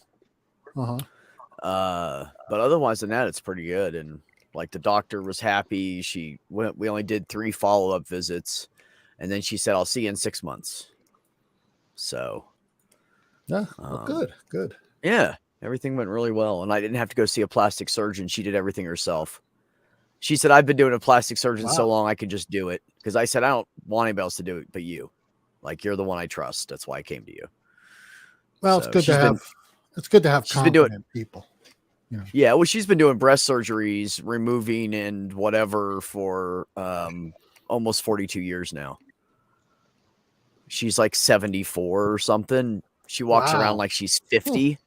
Dude, I had no idea. When I saw her online, I thought, oh, she's probably like 60, you know, maybe 61, maybe 62. But no, she's like 74 or 76 or some shit like that. It's in her mid 70s. Wow. And I said, "Man, you're lucky." And she goes, "I know, right?" I said, "Your hands don't shake or anything." She said, "Nope." She said, "I guess I'm just meant to do this longer." She said, "I'm going to keep going till they do." What's that? She won the gene lottery. She did the surgeon gene lottery. Like her eyes are, you know, she has a mild prescription with her eyes, and her hands don't shake, and she walks around. I mean, literally, she walks around like I do. That's terrific. Yeah. Well, I'm glad to hear it. I'm glad to hear that things are working out. But she's also just a good person too, right? So. All right. Ox, if you're home. It's nice. Yeah, that's home. great. What the fuck? Ox, if you're listening, I think is what I meant. Just grab that code there. Whiskey Indigo Kilo Uniform, and you'll be right. You'll be apples. Yeah, everybody just get in here. Did I Oh, put it I'm in right? charge now. Oh, no. No, I'm kidding. I forgot the I. I bet it puts me against Mitch. All right. Good. We got Ox now. We don't have to deal with the computer anymore. Ox, baby. Ox, baby. Dun, dun, dun, dun, dun, dun, dun. Okay. Anybody else want to come Anyone in? else gonna play? Sandy or Skyworks or I don't know, whoever else is in the chat still. That's pretty much it. Yeah. Let's just do it. Okay. We'll go then. Let's do it.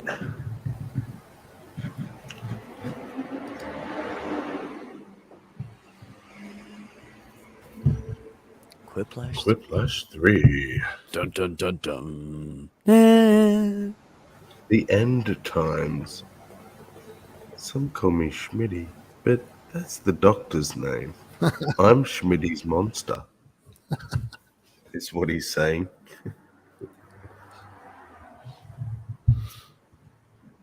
Off we go.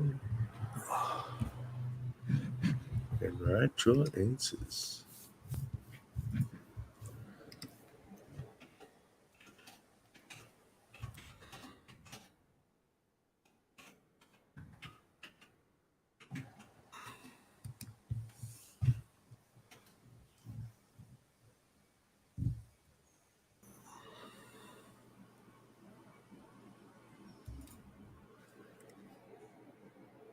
Mm.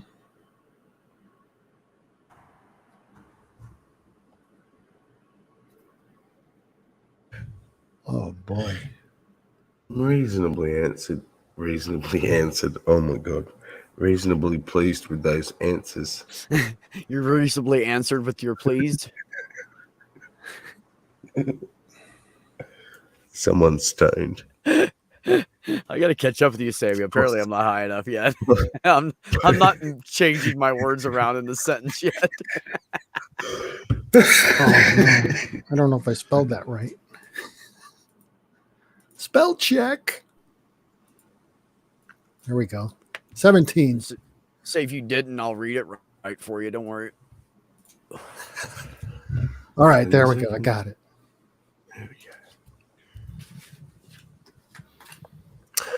Oh, so a safety quip is if you can't think of an answer. Right. Doctors say blank is not addictive, but you're hooked. Doctors say hookers are not addictive, and peanut butter is not addictive, but you're hooked. That makes sense. Hooked, hookers. Good answers. What good answers? Peanut butter. Not a quiplash. I thought it was a Quiplash off. I like the peanut butter was so random. If you don't have any teeth, the tooth fairy will gladly take your toes or kidneys or left testicle. Does it have to be the left? Specifically? I mean, I need to know these things. Yeah. This must be some kind of a fairy rule. Go left or go home. And do you have to put it under your Job pillow? box. That would suck. Can you get my left testicle removed? I owe somebody. An appropriate pickup line for church. How about a blowy, or want to have some communion at my place? How about a blowy? One of them's really direct. I'll say that. Rex. Geo. It's Oh, supposed come to be on. appropriate for church. What's wrong with blowies? You people don't know what you're talking about. You can tell she has never been to church. The best name for a mom gang: Moms and Crips or Karen's Corner. Karen's Corner. Mums and Crips. Moms and Crips was for me. Oh, 50-50. Split. Modern pirates don't steal treasure. They steal that ass or homemade Cheetos.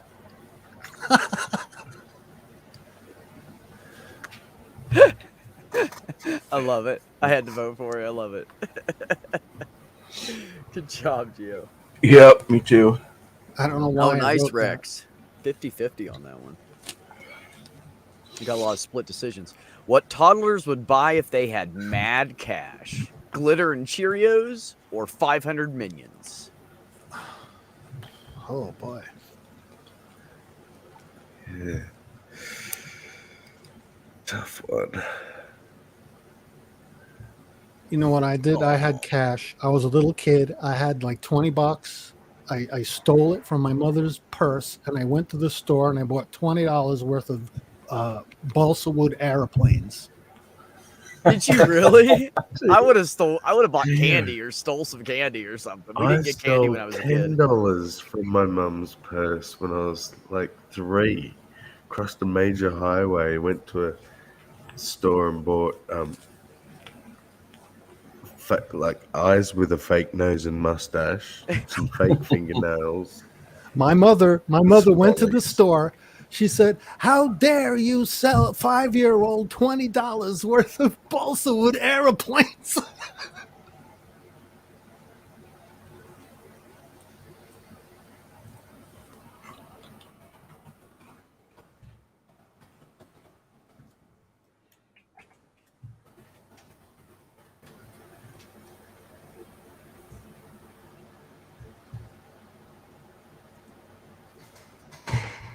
First.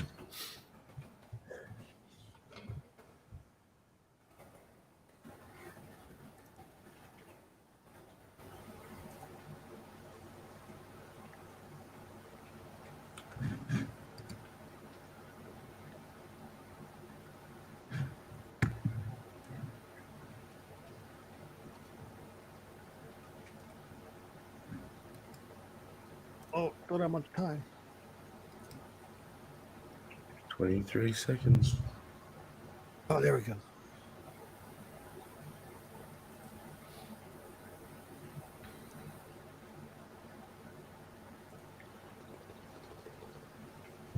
Yeah. All right. I had something that should never be decided by a coin toss. Abortion, whether to keep the child. Well, that's the same Oh answer. my god. Oh my god. What the fuck is wrong with that, you twisted motherfuckers? Well, I mean, they're right. That should not be a coin toss. I know.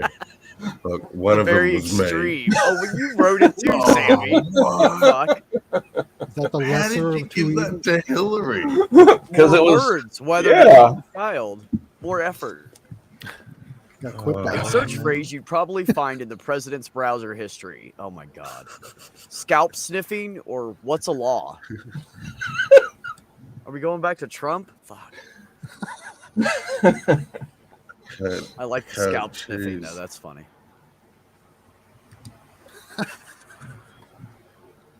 Did he tell somebody their hair smelled good and never had a big fit about it? Oh, thanks, Rex. Good job, you guys. I need to hide treasure in a place Rex will never look. Where should it go?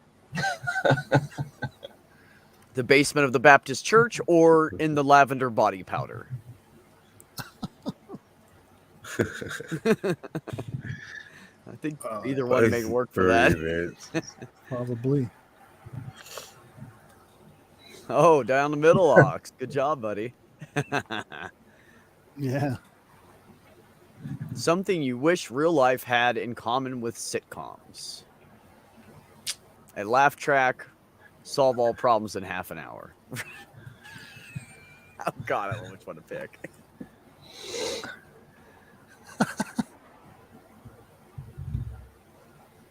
Oh, all right. I think it would be great Jeez, to have a Bex. laugh track follow you around all day. That's hilarious. Want to Yeah. know what gets rid of a headache fast? Try masturbation or weed. Well, both of those are good. Yeah, good they're both great. suggestions. I don't know which one to pick. Although masturbation could make a headache worse because you're increasing Yeah, your blood masturbation flow. makes a So headache I'm going worse with for me. weed. Yeah, sorry, Rex. Ox got Well, I just figured weed would be quicker.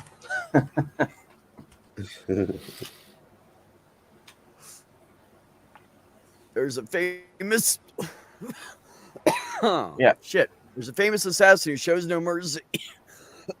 They call her my sister. Or Karen the ball breaker. My sister. That's mean, man. Who wrote that one? Eggs.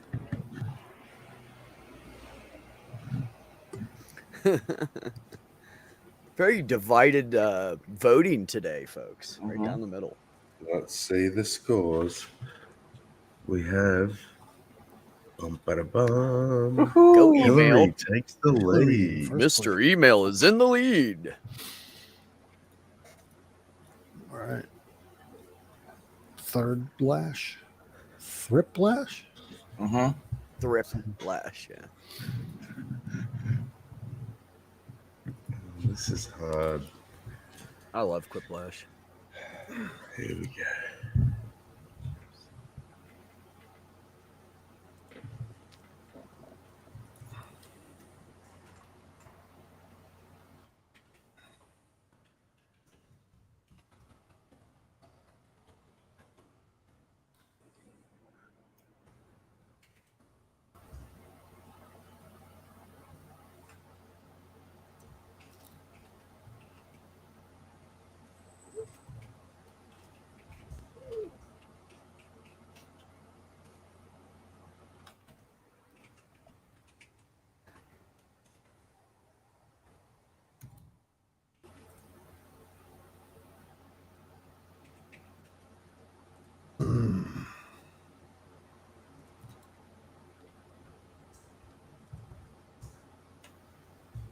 Oh, this is so hard.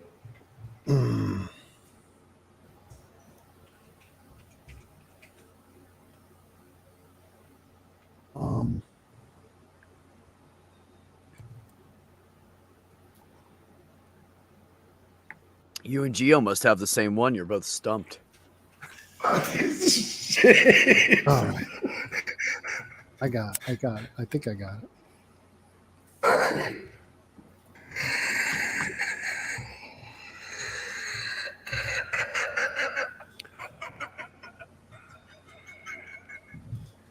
Is someone laughing? I guess. Yes. 3 frustrating requests a website CAPTCHA can make to prove you're not a robot. Look, this is me. Wow. Because I ran out of time. I panicked. Give me pity votes. Come on, people.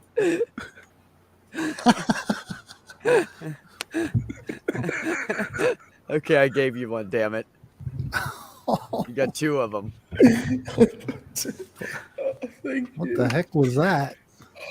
Sammy's like, I didn't know what to type. 3 weird things for a bodybuilder to yell as they do some heavy squats. China, you're my mother's sister. Hey, you. Do you like the color pink? I need to call my mommy. That was a wet one. I think it's pronounced China. Oh, I'm sorry. We're not living in Trump land anymore, Sammy. We don't call it that anymore. The motherfucker gonna end up in jail. China. Vagina. They were both good, but China. All right. Quiplash. Thanks, guys. No fair. It's not your worst nightmare until there's blank, blank, and finally blank. Zipper, pecker, pain. Falling, monsters, and finally a puzzle. Okay. I'm sorry. There's a clear winner there for me. Oh. Gio liked the monsters. You didn't get shut out, Hillary.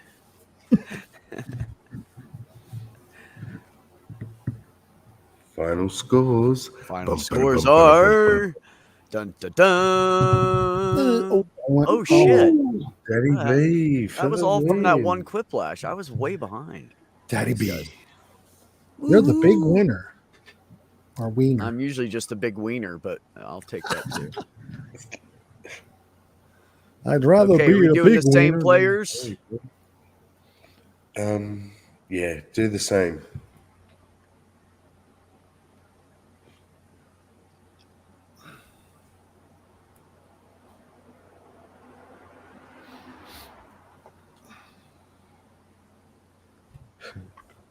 Schmitty fights a dragon. I feel like they made that crown bigger. Round 1. Prepare to fight. All right.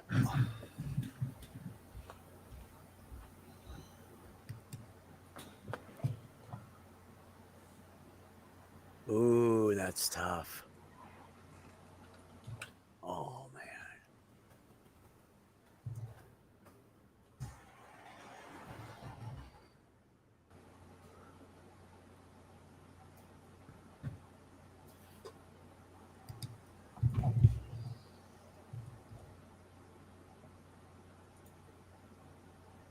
Hmm.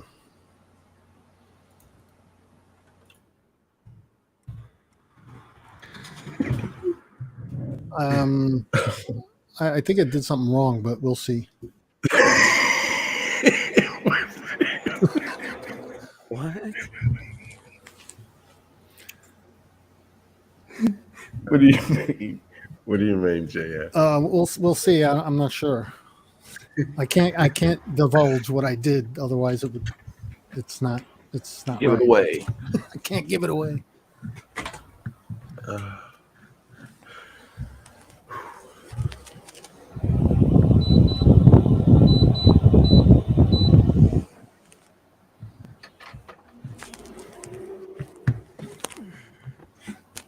Here we go. All right. The worst thing to see through a telescope hurtling towards Earth. A big shitstorm or a giant purple dildo. Purpler. I like God, that. I'm not sure which is worse. Well, I have a Me either. preference. I have a preference for purple dildos. So Yeah, that's the one you screw up the spelling on. I must have missed the time because I went to click and it just disappeared. The amusement park was a bust. Now what do we do with all these cloned dinosaurs? School lunches or Soylent Green? Blah. That was Soylent Green. Yeah, they're both the same answer again. Oh, Soylent. love how. Oh, get me and you, Hillary. Yeah. God damn. We think much alike. We do. Oh, the handcuffs in the bedroom? They're not for sex. They're for feeding my wife. Feeding She's my vicious.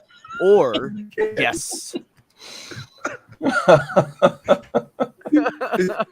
was an easy choice. I can't choose.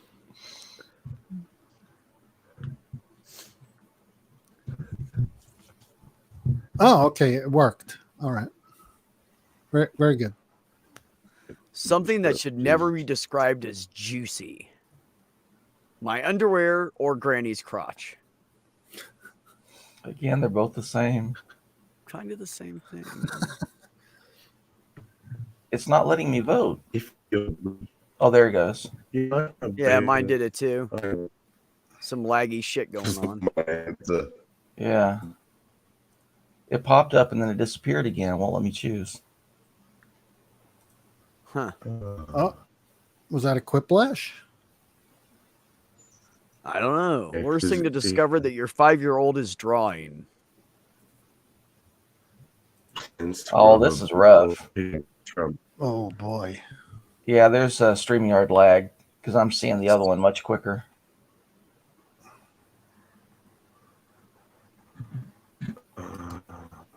Yeah, something's going on with StreamYard for sure.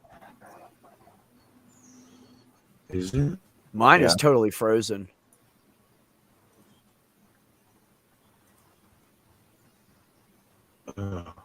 Yeah, something's frozen.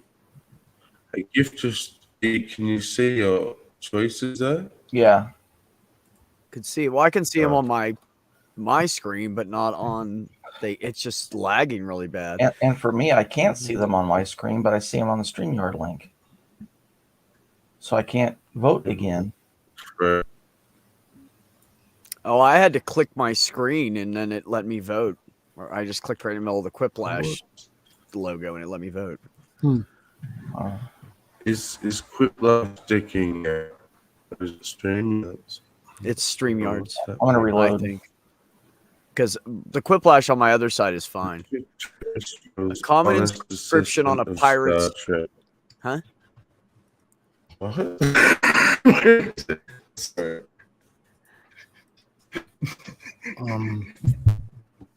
Just go with it. I guess, right? Just go with the lag and type in my answer. All right.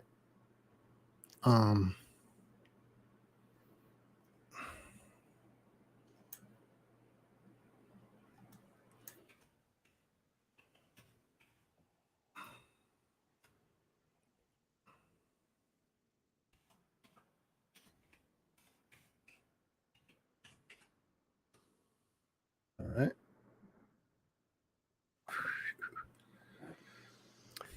Tell me if everybody else sees it moving fine, and if it's just me. It's very laggy, hardly moving. Okay, so it's doing it to everybody.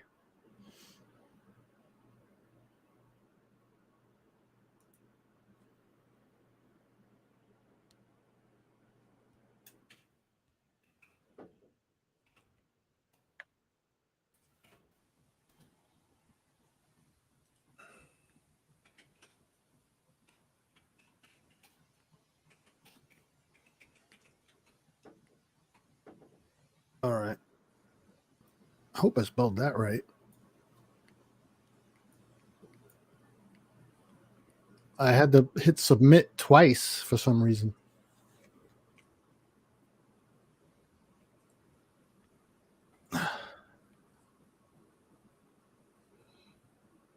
On StreamYard, I it had a isn't even dictionary spinning. book that would make you immediately not read the book. To my juicy, to my daughter, love you, Amy. My wife and daughter. I didn't Oh even my get a God. chance to vote, and it was Yeah, gone. me either. I didn't get a chance to vote. Is it that bad? You should restart, You or beat reload it. it or something? Yeah, again, reload. You're glitching a little bit too for me, Sammy. I don't know if it's just me or Yeah, not. really, really badly. All right. Reload.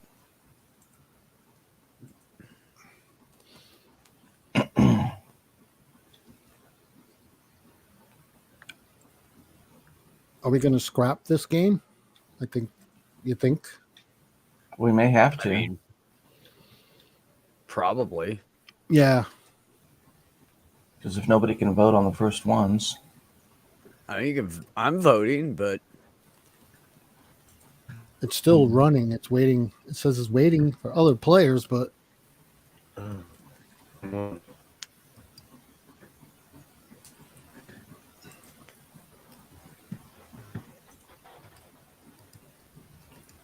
Well, I think I had the first two questions, and if people weren't able to vote on them, then I'm just out of luck. oh, it's still going. Look at that. Let's start again, shall we? yeah. Please. I just chose an answer. Me too. I chose that you're effing crazy. Yeah, I chose that one too. But I'm still getting a lag with Quiplash. It keeps doing that. We can't play. You might need to reload your Quiplash tab. Yeah. Is it moving fine for everybody else? No, I'm talking about on StreamYards. My stuff on this side is fine. Just on StreamYards. Well, Did he it help just to leave reloaded. and come back? Or no, somebody didn't come back yet. No, he came back. Oh. Who left? Sammy. He left in the screen. No, I know, but somebody else did too. I was wondering if it helped them. It helped me. Okay. All right. Sammy, we can't understand anything that you're saying.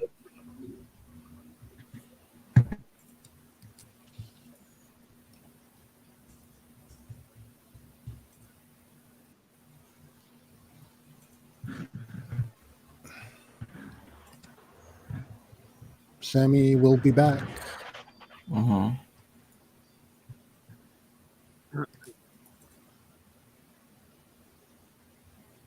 I'll be back. Who said that? Oh, Will Okay. and Sammy? No, it just goes to both because he types it once and it shows up on both streams.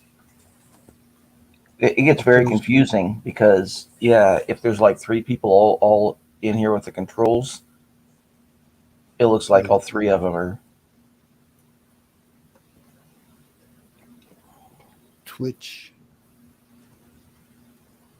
Yeah, I don't know what the question is, but I like Downey Thomas's Pornhub, YouTube, YouPorn, and RedTube. I've never heard of YouPorn.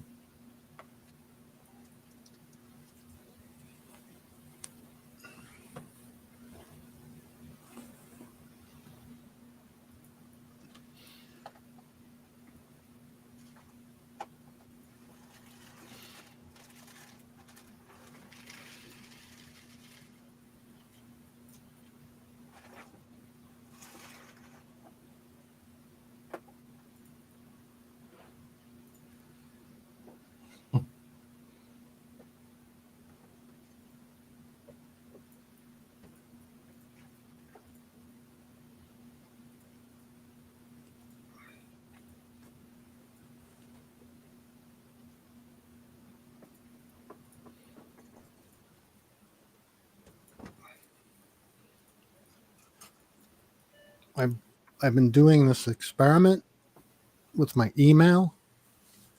Yeah. And I've been deleting my trash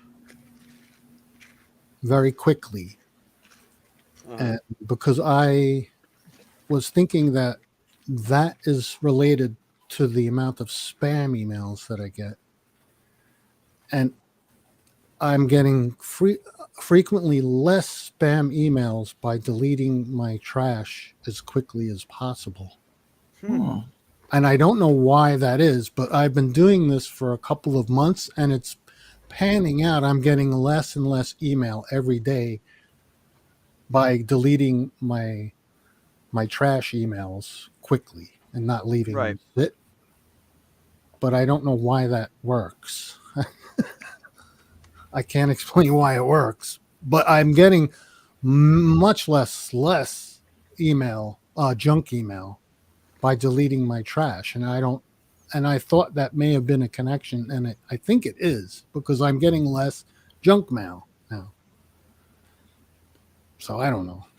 Usually if I go through the crap I don't want in my inbox, I don't care about the spam email. That can sit there. I don't give a fuck. The ones that come in my main inbox, I'll wait until, and then they start bugging me and I'm deleting a lot of them. And I go through for like 3 or 4 days straight. I go in several times a day and I just block every single one of them for like 3, and then it's quiet for like 2 months. And then it starts again. Well, what I heard was if you block an email or if you block someone, a sender, it just sends their email to spam in some cases, but not all cases. So I guess it's the same thing as if you just marked it as spam, it would do the same thing. But it's weird. Because I'm trying to figure out why I'm getting specific junk mail, and I've noticed that a lot of it's related to what's in my trash. Like if I go and I read the junk emails, and then I read the emails that are in my trash, a lot of them have to do with what's in my trash. That's why I made the connection, and I figured if I just delete my trash real quickly, then it can't be used. That's so weird, though. How do they do that? Well, there's certain things that they can see. People can get in and see. Like they could probably see your trash and see certain things in your email. I really don't know. I'm guessing. So I really don't know. But yeah, I don't know either. Since I've been deleting the trash quickly, like as soon as I delete something, I go to the trash, I empty my trash. I'm getting less and less junk emails every day. So spam, that is. But I don't know. I don't know if it seems like by doing that you get less junk email. But I haven't asked anyone else to attempt this to see if it works for them. So because normally trash is emptied every like 30 days by some email programs. So Yeah. it just gets deleted automatically after 30 days. But then it sits around, and then people who are doing that kind of shit have access to it. That's what I'm guessing. I don't know. Yeah, I don't know. It's just a guess. Oh, Sandy says she manually deletes. Do you find that by manually deleting your trash, do you get less email, or you probably don't notice? Because that's something I focused on. Most people wouldn't notice, I don't think.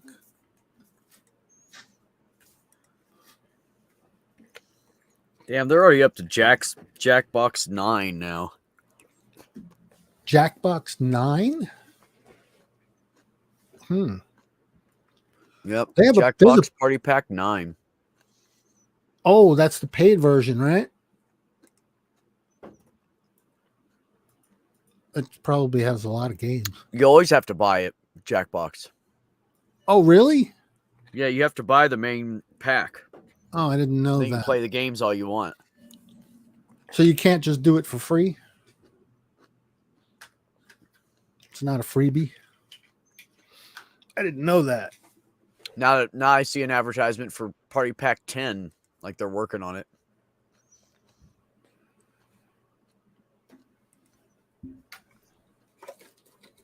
I like that game where you just kind of answer questions and you move along, and it's like a horror house or it's like a spook house or something.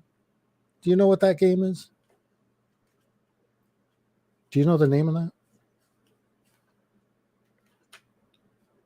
I don't remember the name of that game. It's real simple. You don't have to type anything. You just choose answers, and if you choose the right answer, you move along. Yeah. That's an easy game.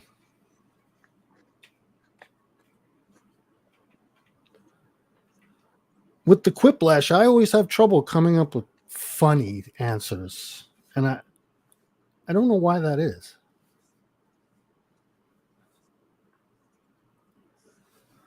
I think I overthink it. I'm trying to. What? I'm trying to be too analytical with stupid questions. You know, it's like, why bother? I don't know. Yeah. So, and then I often give logical answers to questions that really don't make sense, and then that ends up not making sense. It's like, what? That makes sense. Yeah, and that makes you see what I mean?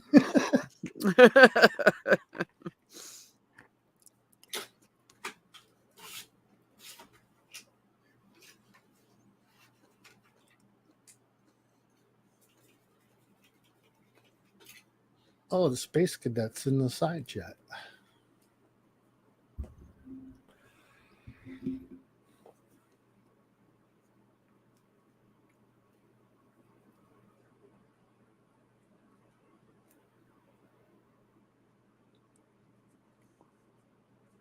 What are you saying, Housey? You can pick and choose what you want, but you can download all of the emails, messages, everything, photos, whatever. Oh, yeah. Yeah.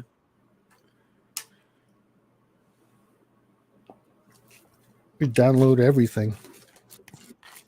Why would you want to? But I mean, it's cool that you can do that, but what purpose would that serve? I'm curious.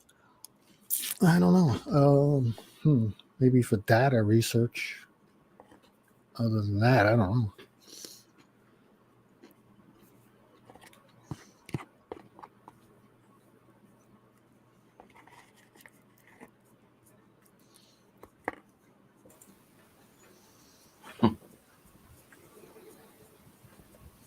I just read side channel's got all the brain power.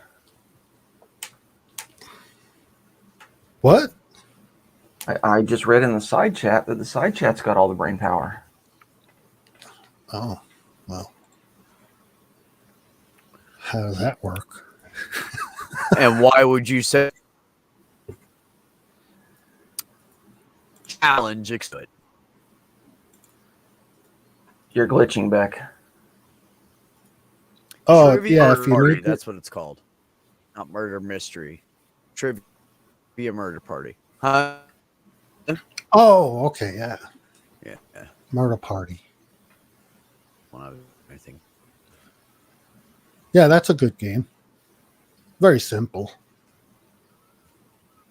You don't even have to type anything. Yeah, that's true. No, I do like that. Now I game want to too. go. I want to go have a cigarette. I should just go now. Go ahead. I just got a bowl. Waiting of on Sammy salad. anyway. Yeah, let me go and have a cigarette.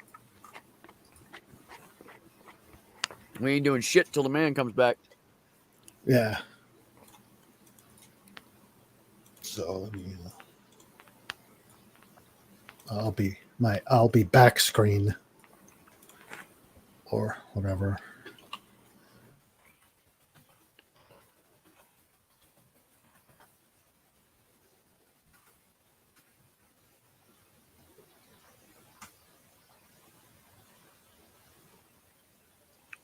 Oh, okay. Well, then that's a good reason. If you want to like find stuff you've used before, then that's awesome. Yeah, absolutely. Stuff you can't access again.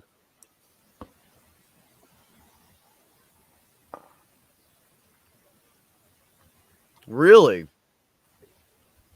25. Do you need that many emails? Do you need to keep that many? Or you're just saying they're there if you need to access them?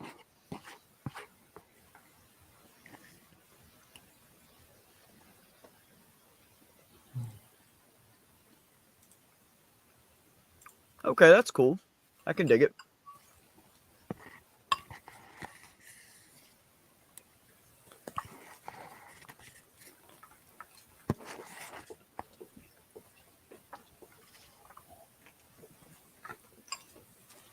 Huh. Okay.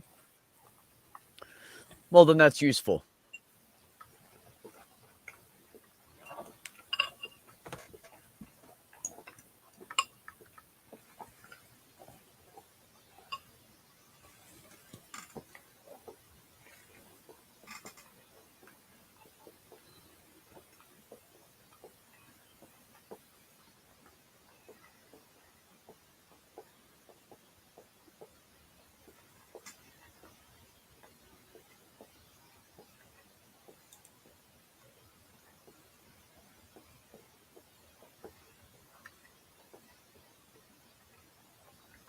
That's the next thing I need to do, Halsey, is I need to eventually one day when money appears in my bank account, I need to upgrade my computer shit here. I mean, I have a great laptop, don't get me wrong. But this laptop's like 4 years old now, and it doesn't have as much space as I need it to have for doing stuff like playing games and stuff like that. So I need to. I bought a basically bought an old computer for basically the box. I know I'm gonna have to switch everything out in it, but having it pre-set up in the box and everything was totally worth like the $100 I spent on it. You know, because it's one of the slimline boxes, and I just have to pull everything out and replace it. You know, that's old. So have all the connectors and all that shit in there. So it's already half set up for me.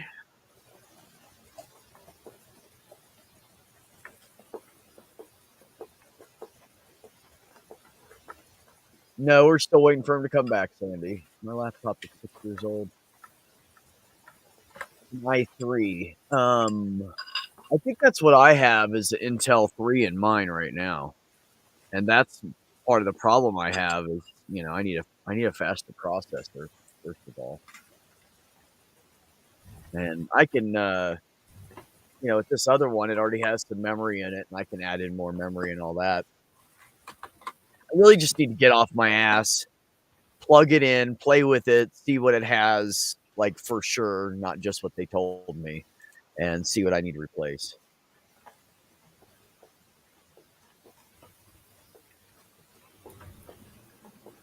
Well, I've been looking to upgrade my rig.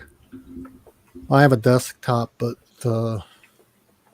trying to save money. But I think a couple months ago I had dental bills, and I have to pay out of pocket for dental. So that fucking put the kibosh. Well, what kind of computer do you have right now? What system and everything you're working with? Well, I have a Ryzen 9. Okay.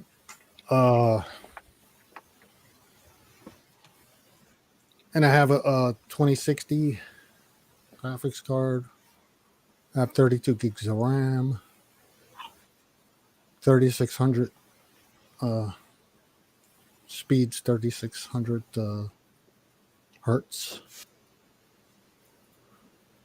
I have a pretty good PC, but it's if I upgrade it, I'll be able to render videos quicker.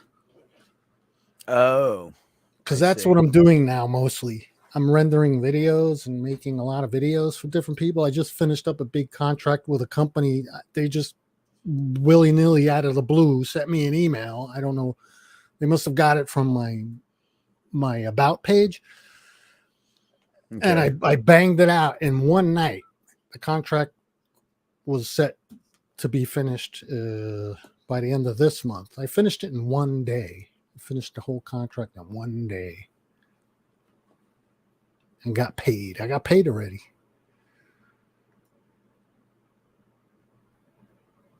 And if I could get a better graphics card, I want to get a 4090. A 4090? Ooh. That's one of the higher up ones, isn't it? Yeah, I think I'm probably wrong about the number. It's 40 series anyway. Okay. It's the newest one. I have the See, I don't know shit about that. I need somebody like you to teach me about that stuff and what I need. And see, here's the problem I have, Gio. Every time I ask someone, hey, what do you think I need for this? They always go, oh, dude, get this and get. And I'm like, dude, hold on. I'm not rich. You're telling me to get shit I can't afford and that I wouldn't even use the full potential of because I just don't do that stuff. You know, I'm not doing like making video graphics and shit like you are. I don't need the top of the line graphics card, you know? Right. So what I need is somebody to be realistic and think, okay, if I don't have a lot of money, how can I make this a good system? That's what I need. And like I've asked people before and they give me like, you know, oh, buy this and oh, buy that. And I'm like, those two things are $1,300. Do you understand that I'm poor? Yeah. I can't just go spend $1,300 on a fucking graphics card and a processor. No.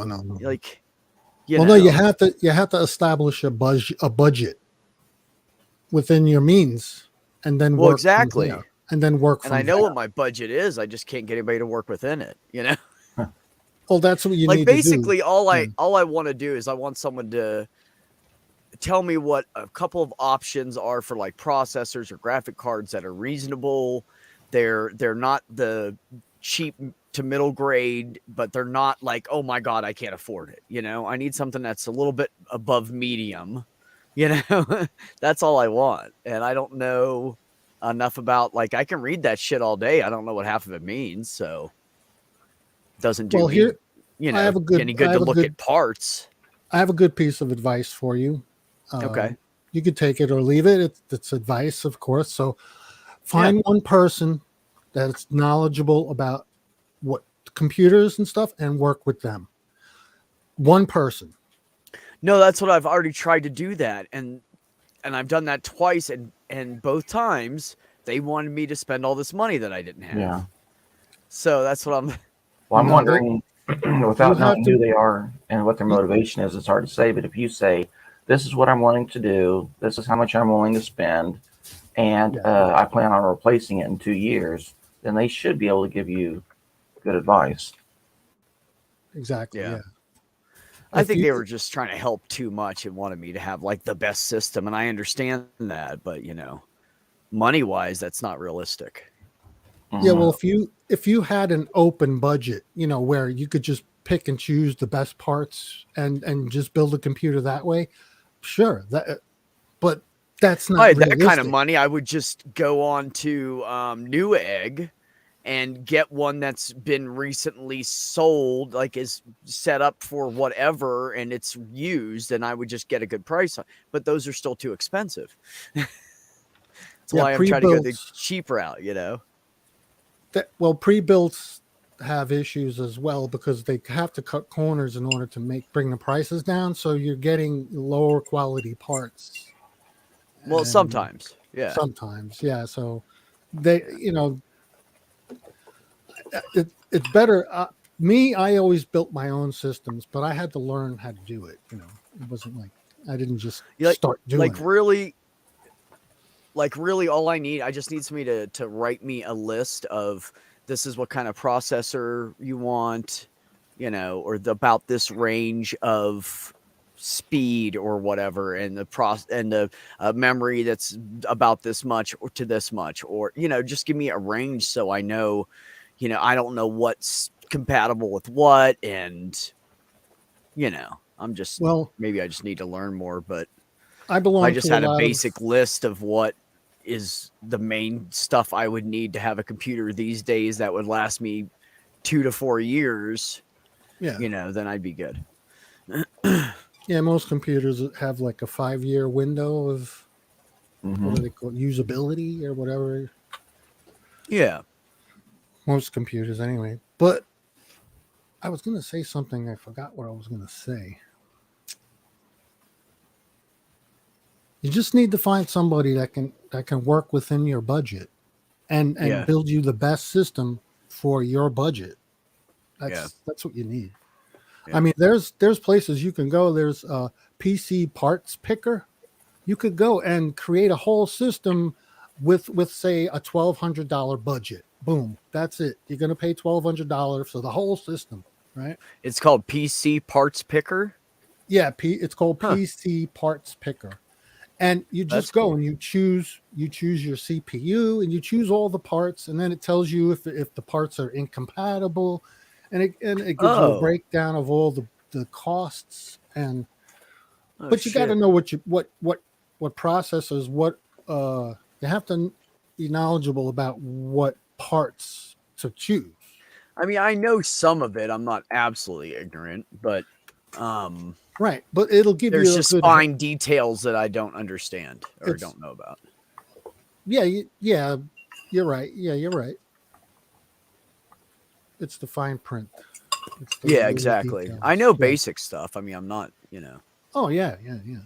Well, if you go to PC Parts Picker, that'll give you a little head start. Oh, I see how they like first PC, intermediate gaming, i7, circa 2013 first build. Home family PC. Okay, so it lets you know that what kind of stuff it's used for. That's cool. Yeah, and you can even search for like a productivity PC, and then they'll bring up a whole bunch of productivity PCs, and you can look at what the parts go in a production. Okay. PC. It's involved, but that's the first place I go if I'm helping somebody to build a system. I go to PC Parts Picker, and I take the budget, and I pick parts that will fit with the budget depending on what the person's needs are. Okay. That you need to find somebody who could do that for you, who can do that for you. And work. I like how this is set up, Gio. This might be all I need. I might be able to, because I can go and dig and see what's comparative to what and learn some shit, Yeah, just check it out. Yeah. So this is great because I love how it's lined up. It makes it so much easier. And the other thing I did was I went and I joined tech forums, and I belong to a bunch of Discord tech discords, And I can Right. ask these people, I could just go on and say, listen, I'm looking to build a system, $1,200, $1,100, $900, whatever it is. And can Right. you help me build a system? And these people will just bang it right out and tell you, here's a system you can buy for $900. And they'll give it right to you, tell you what parts to buy, where to buy them. And you don't Nice. have to do shit. Right. Which is beautiful. I'd love to not do shit. Yeah. But then you have the knowledge behind you of these tech guys telling you, hey, these are the parts for the money you want to buy and for your usage. These are the best parts. Because that's what Right. they'll do. And that's what I do for people on the Discords when people ask, and I have my own channel. I do the same thing for people on my channel on Discord. Right. Because my Discord is more of a tech kind of channel where it's more tech than anything. So yeah, I can dig that. But you need to find yourself a person that can do that can help you do that. But just going to the website and just looking at all the parts and stuff and just, looking at other builds and just seeing what's there is a good way to start. That's what I'm doing right now. Yeah, it's a good way to start. Scrolling through it and seeing. Looking at CPUs. But Lenovo, you've heard of Lenovo? Yeah, of course. Yeah, they make some pretty good laptops. They're almost like military grade laptops most of the time. Yeah, no, I know. I used those when I was in the ambulance. When I was a basic EMT, we had tough books. That's what they were called. Yeah, the Lenovo Tough Book. Yeah, that's. Yeah, I think it was. Those called are a Tough actually Book. good laptops. I mean, they're upgradable. And, really? Yeah. The only thing with because my sister had one, and I did some work on it a couple of weeks ago. I put in all new RAM and changed out all the thermal pastes and stuff, and now the computer works like it was brand new now. But it was old. It was old and slow. All it needed was a RAM upgrade, and it put that computer back to work. Oh, PC Parts Picker. Let me get the link. I have the link here. Tech. Oh, PC. Oh, here it is. PC Parts Picker.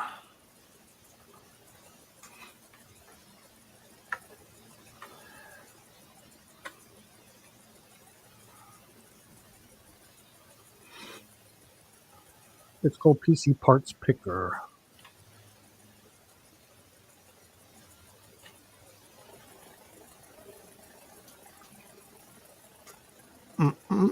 See, this is something I don't know about right here. What? Choosing a motherboard. That's something I have no clue about. Well, the motherboard, it depends on what processor you pick. Okay. And how much RAM, how many PCI slots, all kinds of stuff. That's like the backbone of everything. Well, yeah, that's true enough. I put the link in the side chat for PC Parts Picker. PC Part Picker. It's a good site.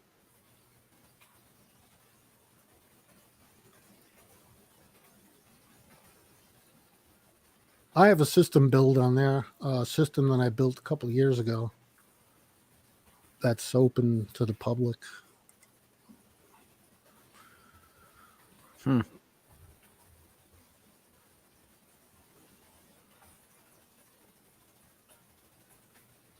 See, Ryzen is one of the top performers. Yeah, I know they're really good. Yeah. These days, yeah. Yeah. Intel, not so much. Because I used to be big on Intel.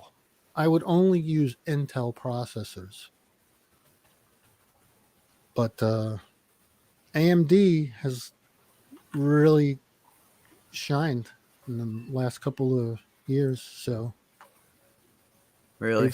they've surpassed Intel by leaps and bounds. Yeah. So Ryzen is the way to go. Now I have a 16 core processor. I'm looking to get a 32 core processor. Ooh.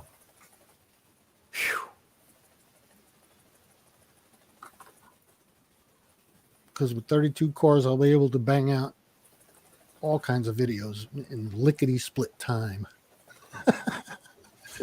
None of that made any sense, split, huh? but it sounded good. Because I'm getting into the AI stuff. Mm-hmm. Yeah, I'm following Nerdy Rodent, and I'm doing all the same things Nerdy Rodent is doing, and he's showing me how to do it. And I just need a lot of RAM and video, VRAM. I need a lot of VRAM and a lot of just regular RAM. Yeah. And the VRAM comes from the graphics card. So you need a good graphics card. But anyway. So you have a Ryzen? Yes. Which one? I have the 5950X. Okay.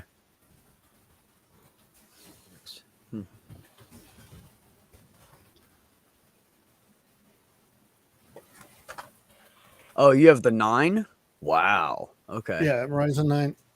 Whew. That's one of the newest ones, isn't it? It's not too new, but it's new. Yeah, I would say it's new. Okay. But I need a new graphics card.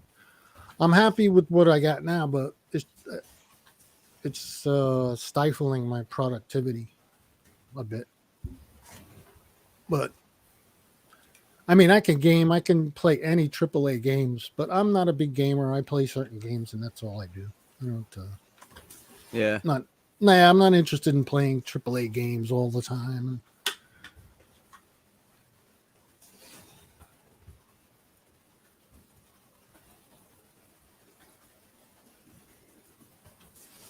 Because what was his name? Wildheart. Remember Wildheart? Mm-hmm. Yeah, he was on some computer. This was a while ago, and he was having trouble with it. And I was like, well, if you can just slap more RAM in there, you'll be good. And he's like, well, I don't even know what's in here. I says, if you got slots open and you can add more RAM, just add more RAM. It'll up your game a lot more than just, right. And it did. He added the RAM, and it just gave him that extra boost where he wasn't having the issues he was having prior. So that's what I think my biggest problem is with this laptop is RAM. What do you know? What do you have now? You have more than 8 gigs? No, I think I have 8. You have 8 gigs? Yeah, pretty sure I have 8 gigs. It's just not enough. 16 Plain old. 16 gigs is now the what seems to be the sweet spot for most things these days. 16. Okay.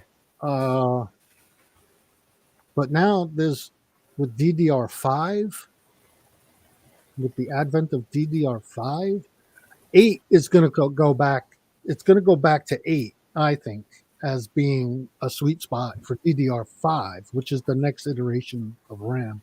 So now it's on DDR4 because I'm running DDR4. I think most people are running DDR4 who are using the modern systems. So,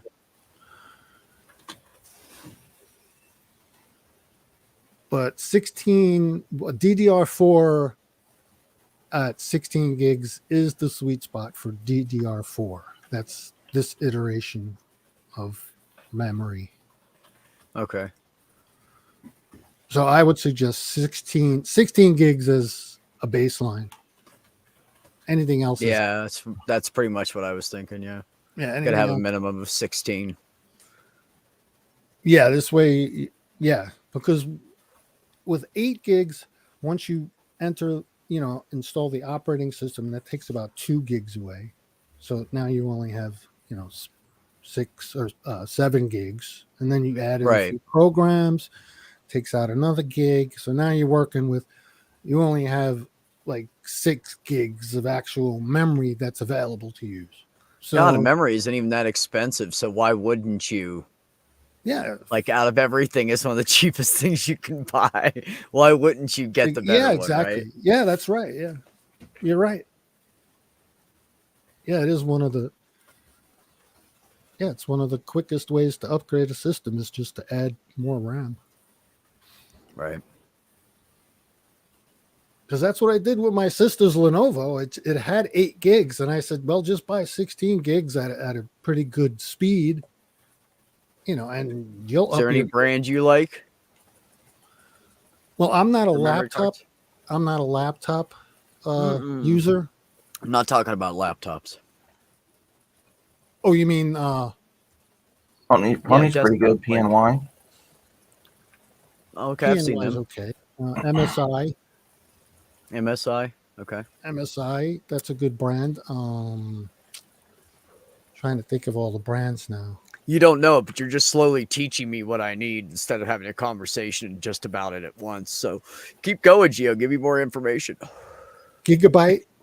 The Gigabyte's good for motherboards. Asus, good for motherboards. I always call them Asus, but yeah, that's exactly what I picked for a motherboard already. I have an MSI Asus. motherboard. MSI. Oh, yeah? Yeah.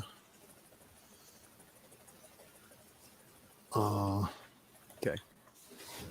Think of things. But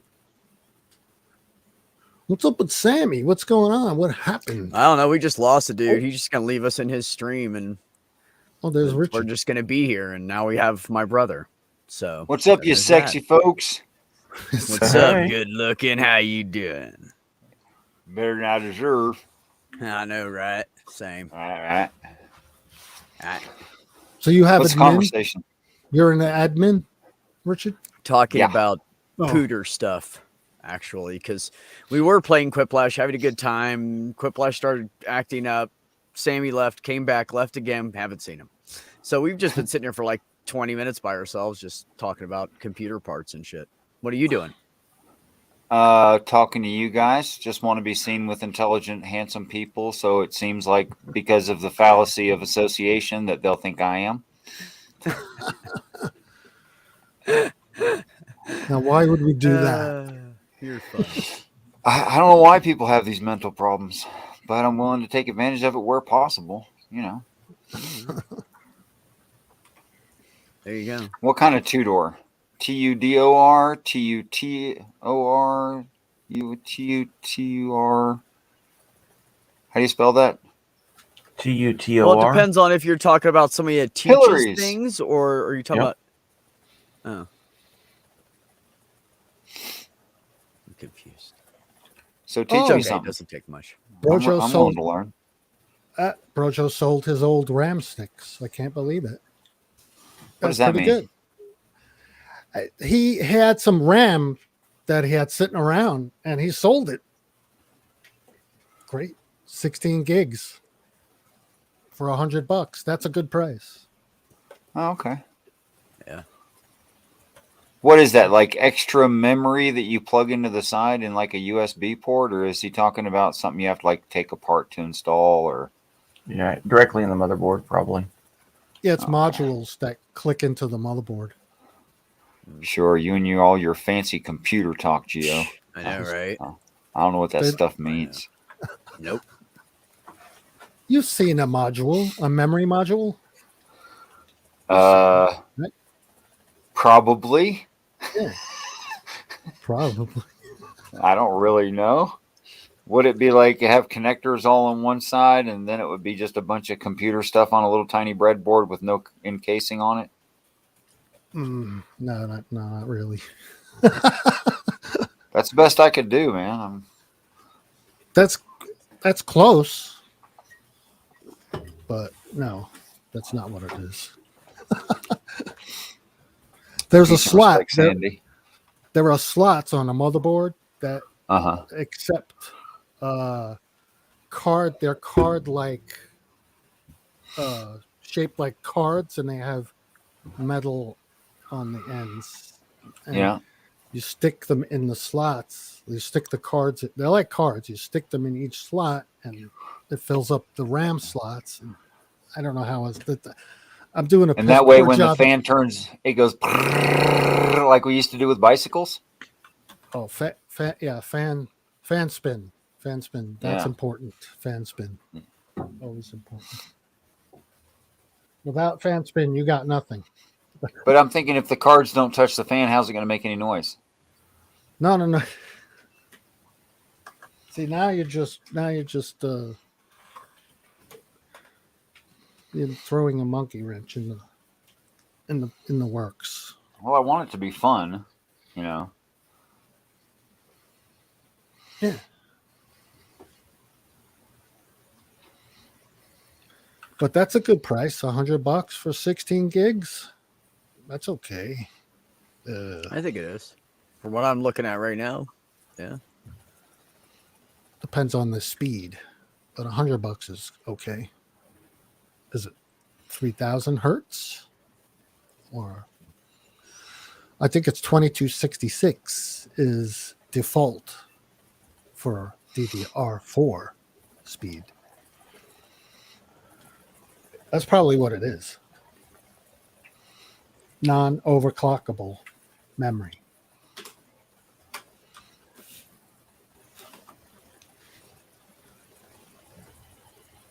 I have memory that's rated for 3900 hertz. And the only way to get 3900 hertz is to go into the BIOS and set it to 3900. Otherwise, the RAM will run at, I think it's 2266. So if you get RAM, you buy 16 gigs of RAM. It says it's 30. Let's say it says it's 3200 hertz. Okay. And you plug that sucker. I don't want to hear it. Sandy's got DDR3. You plug that sucker in and you start up your computer and you go and you say, oh, wait, it says 3600 on the package. How come it only says 2266? You think they're lying to you. But no, you have to go into the BIOS and you have to set the XVM profile, which is the extreme memory profile for the RAM, in order to get 3600. Man, I hate it when that happens. What the fuck? But who knows that? Nobody knows that. Gio knew that. Yeah, but I was building computers and I didn't know that. And I was building computers. I'm like, what the fuck is going on here? How come? Odd looking helicopter. Yeah, Gio was building computers back when, you know, you had to solder your own wires into the breadboard and everything was vacuum tubes, you know. No. Did you make Damn your own near, but not that far. Not that old. Gio, what's your video card minimum memory? What do you think? 8 gigs. Thank you. 8 gigs. I'm pretending like I have money and I'm building a computer online. Just so you know, bro. That's a fun no, game, right? actually, I have a computer case and it has all the basic stuff. I just need to upgrade, you know, like the CPU and blah blah blah. So I'm looking online and seeing how cheap I can do it for. And then I'm just going to go pimp myself out to some old lady who needs laid. And then I'll have a bunch of money and I'll buy myself a computer. That's my plan. Oh, and a processor. You're looking at the processor speed. Anything over 3.5 to 4 gigahertz. Right. Processors. That one I knew. I went with 3.7. And if they're fat enough, you can charge double. No.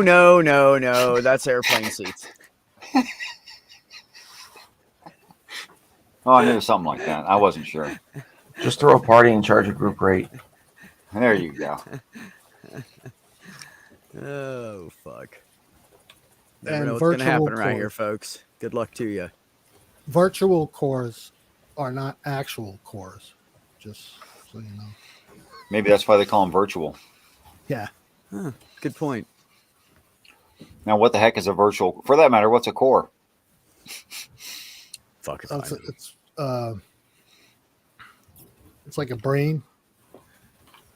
Okay. Instead of one brain, it has, say, 6 independent brains. Oh wow! And then each independent brain can spoof its own brain, which creates a virtual core of its own brain. Okay. Which doubles the core count. So an 8 core CPU has 16 virtual cores. I only know of 3 kinds of core. One belongs in the middle of an apple. Yep. Right. One builds bridges and maintains roads for the U.S. military. Also, sometimes works on dams and stuff like that. And then the other kind of core is where they treat you like you're 5 years old the rest of your life or till you get out. Yeah. Oh, that's the Marines. No, we ain't talking Marine about Corps, that. yeah. Apple Corps, Corps of Engineers, and Marine Corps. That's the 3 kinds. There you go. Okay, I got you. Heard. All right. What gigahertz do they run at? They run at, what is that? The airborne shuffle? Is that? Yeah, the Marines. I think they run at 2 gigahertz. 2 gigahertz. I don't even know what that means. It's just you said big numbers before, so I went low. 2 gigahertz. I don't even know if that's actually something that you can convert. Gigahertz to walking speed. I don't know Well, if that's. if we're going with brain power, I was going to say they're running on DOS 3.1. DOS. DOS, bro. Only a computer nerd will get that joke. I have a brother that's a computer nerd, so I do get the joke. I remember when he was like working in Fortran and Cobalt and back in the day. That's back in the day when you weren't thought of yet. Yeah, that's right. Sandy has a floppy disk reader. Wow. I don't believe in the Earth's core, Brojo, so that's not a real core. Yep, Cobalt. Sandy, Cobalt, and Fortran. I only know the words. I don't know what they mean. Those are computer languages.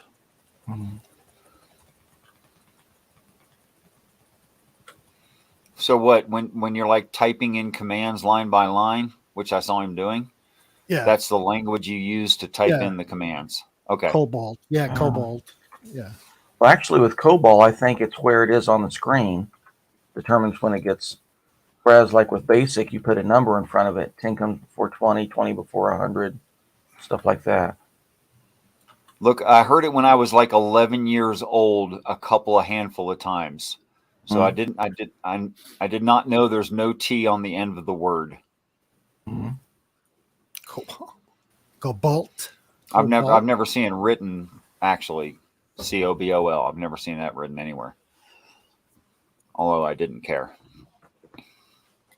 I don't really. I'm not into I got into schema and also Python. Python. I've heard of those. No offense taken, Sandy. I'm just saying I don't know what I'm talking about, but I admitted that when I started. So. Well, I learned a little bit of Python coding so I could write scripts for GIMP, and the same thing with schema. I use schema to write schema scripts for GIMP. So GIMP is like those short movies you make that are cartoon movies, like Brojo's opener and stuff. Something program. Yeah, GIMP is a raster graphics editor, free raster graphics editor. Yeah. I had GIMP at some point. Then I never did anything. I never touched it. I don't even know where it is anymore. Oh. Yeah, well, I used schema and Python I record my actions in GIMP, and then I could save them. I save my actions and put them in code and create a script from my actions. So instead of doing all the actions to create whatever, I could just do all the actions once, record them, and then code them into either Schema or Python and make a script. And with one click, I can create that entire thing that I just recorded. Does that make sense to anybody? You know, Richard, I feel like that was butterscotch pudding on steak for me. How about you? I think if you're tapping for 5/16 18, that is, you're not going for fine thread. In SAE sizes, and should you drill? I mean, if you break your foxtrot bit, then you can make do most times. If your tap's sharp, you can make do with a 1/4-inch drill bit. You're not going to have the thread depth you really wanted, but from 1/4 to 5/16 is enough that you're going to get some pretty good thread as long as your torque demands aren't too high.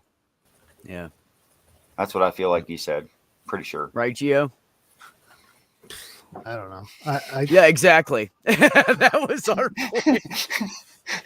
What I was saying was it makes as much sense to me as putting butterscotch pudding on a steak. Like, it's just disgusting. Who would do that? Well, I understood. And he went to the other side and told you shit you don't understand, and I don't know either. I understand some of the measurements and the reference to threading, but some of the other parts I don't know. Yeah, me too. That's the point. Yeah. I assure you, what I said was true. You can double check my work. I've done it. It's worked. Well, I'm not going to question it. Of course, if I needed to apply it, that would be a different story. You know what I mean? Right. I mean, in a pinch, it'll do. Right. I don't know, Alex. He might be in bed and we might just be sitting here, but we have someone with power now, so it's okay. It's morning his time. He's 13 hours different. Wait, William put a link. He put a StreamYard link in. Oh, for us to jump over there? It wasn't literally William or Sammy. Actually, it was me. Oh, is that you who put that link in? Because Cerberus asked for one, yeah. Oh, Not okay. Cerberus. Sorry, Clockwork. Oh, okay. So, all right. Yeah, of course, I don't see him backstage, but no, not yet, but he'll probably be in a minute. Yeah, we were all playing Quiplash, and it started lagging really bad, and like Mr. Email up here and me, we jumped out and came back in thinking that might correct it, and then apparently it was Sammy's side trying to run the Quiplash, and Mr. he said, "I'll be back," and we have. I don't remember what time that was. It might have been 40 minutes by now. I don't know. I lost track. Yeah, I don't know. I'm going to have a cigarette. Dare you? I'm about ready to get off my lazy ass and walk out to my truck and get one, but I haven't made it there yet. Not quite. Well, I figured it out, brother. If I leave my cigarettes in the truck, I'm less likely to smoke them. Well, I don't want to go out to get them. Yeah. No, I dig that. Yeah. So I'm like, fuck it. I don't want to like put on shoes or pants or something. So if I leave it out there and I'm lazy for the day, which is pretty much on the days when I don't have to go anywhere, then I just won't go out and get them. Right. And then I'm like, they're out there. I'll just use this for right now. Very funny. Yep. You gotta know how to manipulate your own flaws to your advantage. Yeah, let's talk about Christians. Ooh, you wanna? God, they're stupid.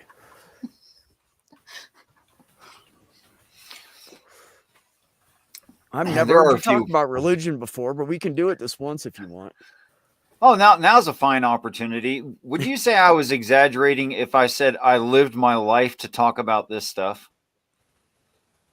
Literally, no. Yeah. No.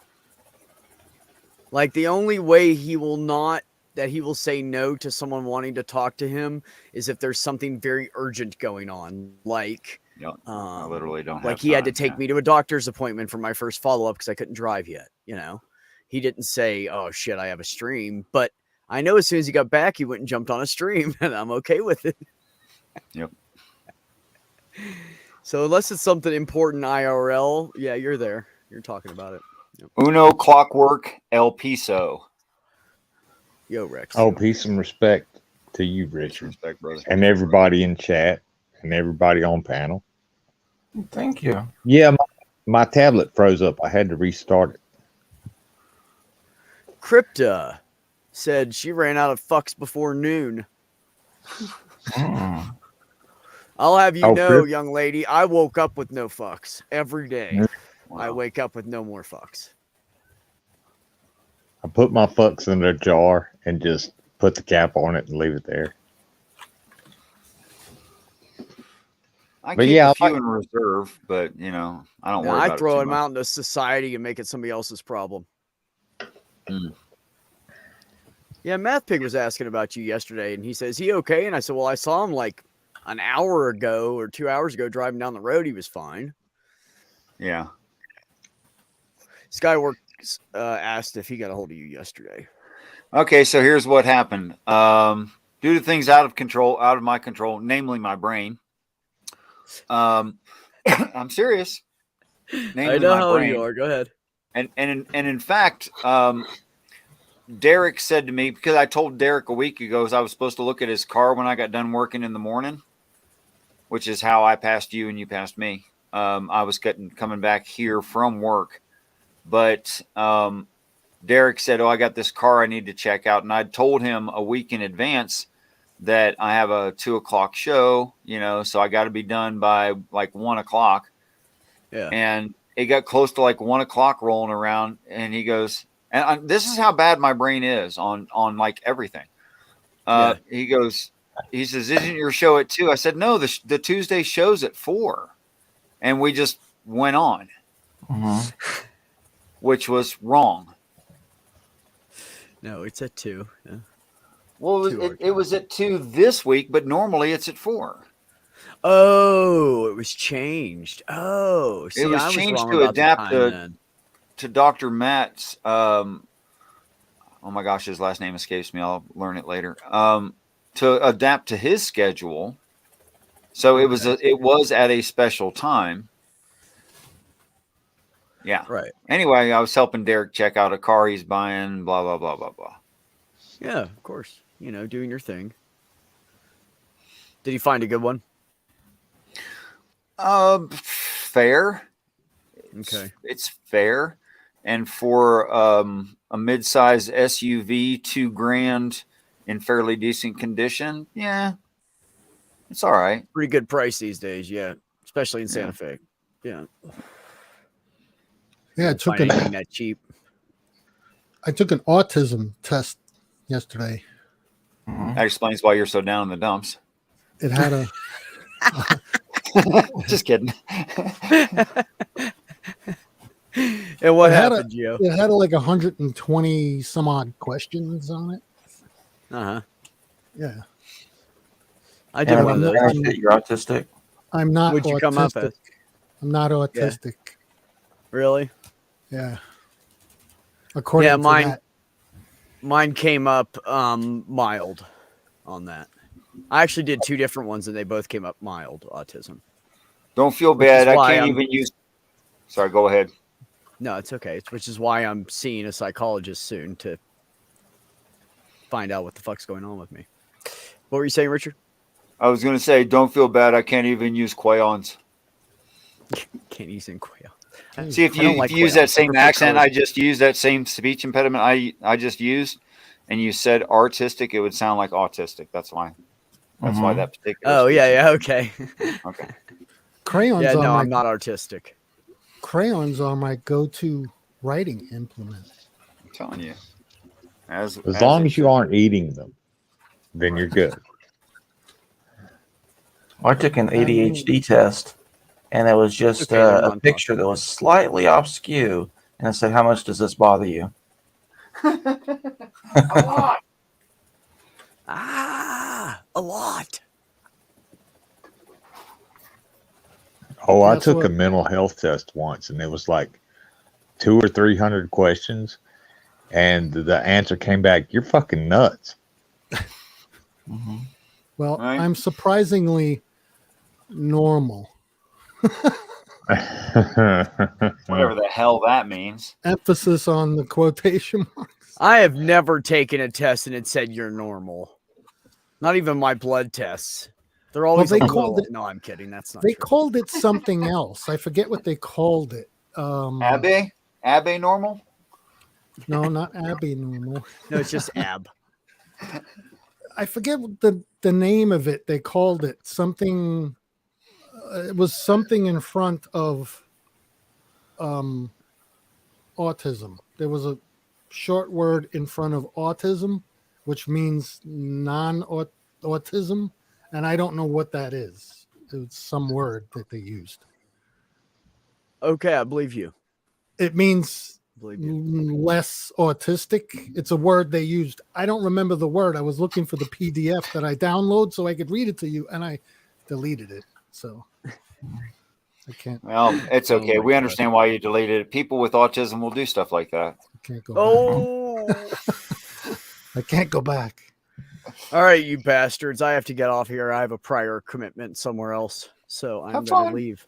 Oh. But it was nice seeing everybody, and I love you guys. And thanks Beck. for the games and stuff. And if nothing happens over there, I'll come back. Peace. Love you too, Beck. Peace. Take care, Beck. All right. So we've got Are you ready to rumble? Dun, dun, dun. Okay, I'm gonna go smoke a cigarette till you guys are done fighting. Be back in a minute. Fighting. Yeah, I know Clockwork and Flow State, they're just gonna hit it off. I can just feel it. Oh, sure we will. Yeah, like me and Irenic hit it off. Yeah.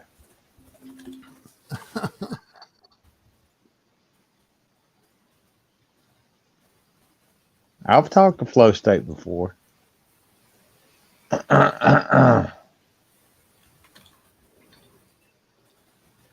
Well, it's good to see Beck.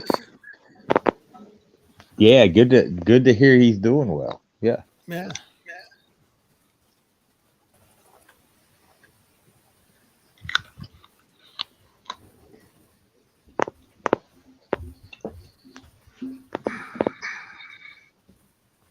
Well, I was a little worried about him when he disappeared from YouTube for a while. But it's good to hear that he's doing well. Yeah. Well, I knew what was happening. I just didn't have any updates. You know what I mean? So. Well, yeah. I mean, I heard what had happened to him, and yeah, I didn't want to press the issue, so I just let it flow. We lost Flow State. Well, that may or may not be a good thing. We'll have to see if he comes back. He loves his good conspiracies, which are really shitty conspiracies. But you know, hey, whatever. However you want to see that. Flow State is what? What is that? CIRCLIN? Chryslin? What's that word? Never heard of that. CIRCLIN?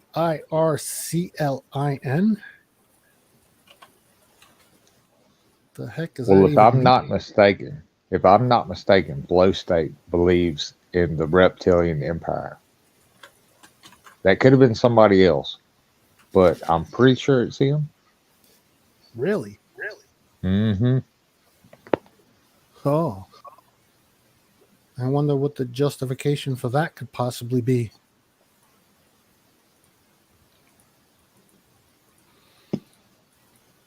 I don't even see him in the chat. You don't see him? No, Flow State. I don't see him in the chat. Nope, me either. Is this stream on two different channels? Yes. Yeah, it's on Will's channel and this channel. Yeah. So this is showing somewhere else, right? Yes. With different people. With a Well, for a different while, panel. we were all on just one stream. I don't know if other people have joined since then. That was like 2 or 3 hours ago. Old Crypta's getting her Big Mac on. Okay, fair enough. Hey.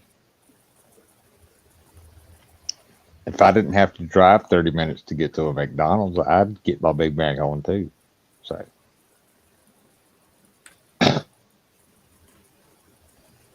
We have there's a fast food place. It's called Culver's. Mm-hmm.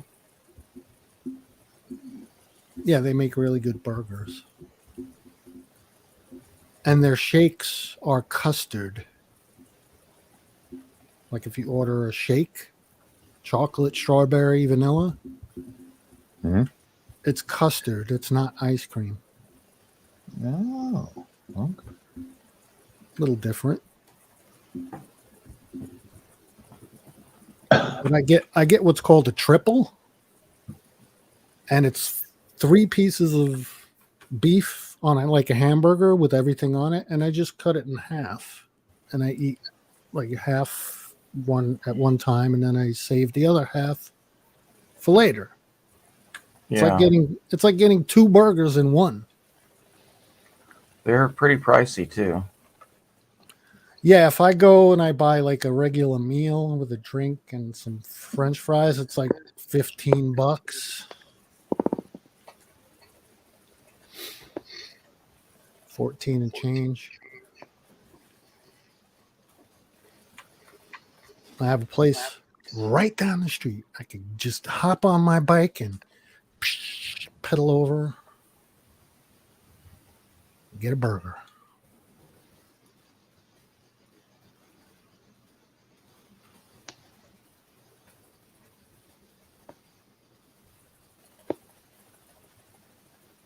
I'm telling you, man, the best thing I ever did was buy myself a bicycle. Best thing I ever did for myself. One of. Because I'm disabled. Mm-hmm. I have like spinal stuff going on, and can't really exercise to, the way I used to. So I have to get exercise somehow, right? And we had a pool. So I was going in the pool, doing laps for exercise, swimming in the pool, and also riding my bike. But the bike is more or less a utility thing.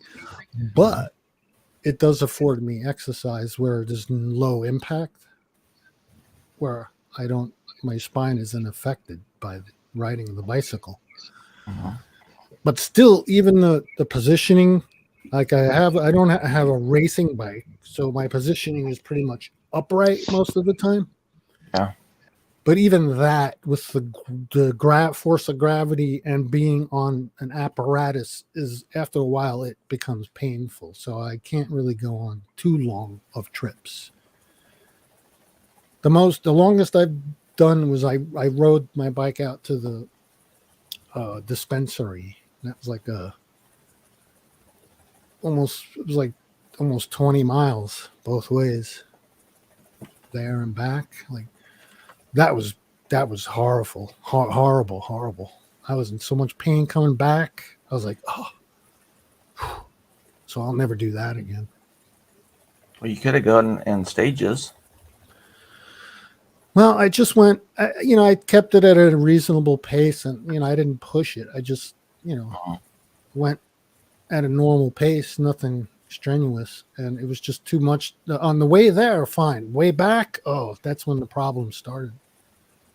It was just too much. But I had to figure out what my limit was. And, I've been riding a lot, and it was like almost 60 to 70 hours a week I was riding. And but I cut down a lot. I cut down to almost half that now. But that helped me lose. I lost a lot of weight riding the bike. and I changed my diet. I stopped eating breads, pastas, sugars, soda. I stopped all that and all that stuff, and I lost weight like quickly. That's what it seems like, anyway. So now I'm not over. At least I'm not. I'm an average. You know, what do they call that? The chart, the height, weight, the height, weight chart. I'm pretty much in line with that for my height and weight. Yeah, the BMI. Is that what it is? The body index or whatever it is? Body mass index, yeah. Yeah, so I'm pretty much in line with that, but I don't know how valid that is. I have no idea. Because, I mean, the body index like 50 years ago has to be different from what it is now. Horribly inaccurate. Do you think? Unless you get calipers, there's no way to tell just by your weight how much is muscle and how much is fat. Because people seem to be getting larger. Yeah. I mean, in every way, though. You know, height, and people seem to be getting bigger. So that's going to affect the index.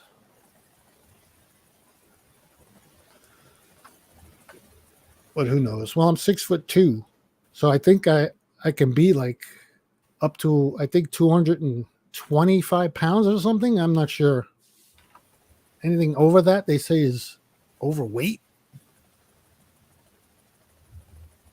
Yeah, I was 265 pounds at one point. I showed pictures of myself. I didn't look healthy at all. I looked terrible.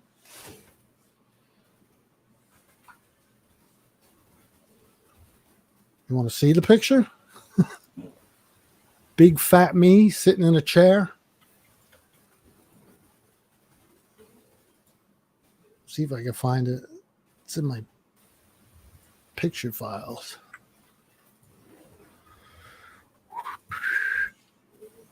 I had pictures of me in the hospital. I thought I was having a heart attack.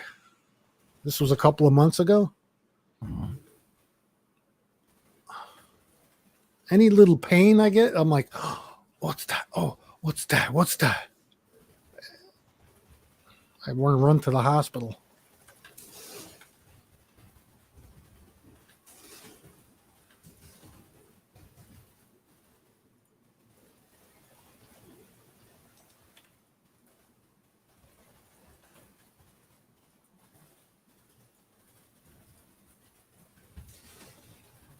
Let's see.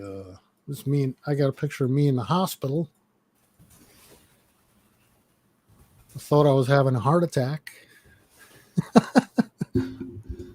I wasn't having a heart attack. Just thought I was.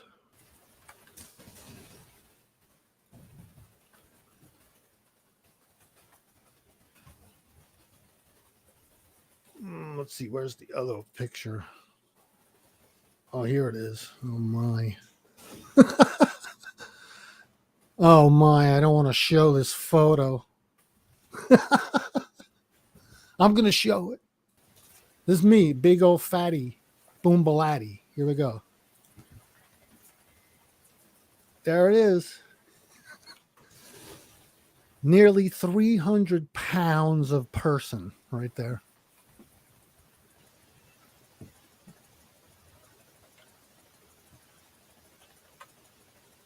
And now,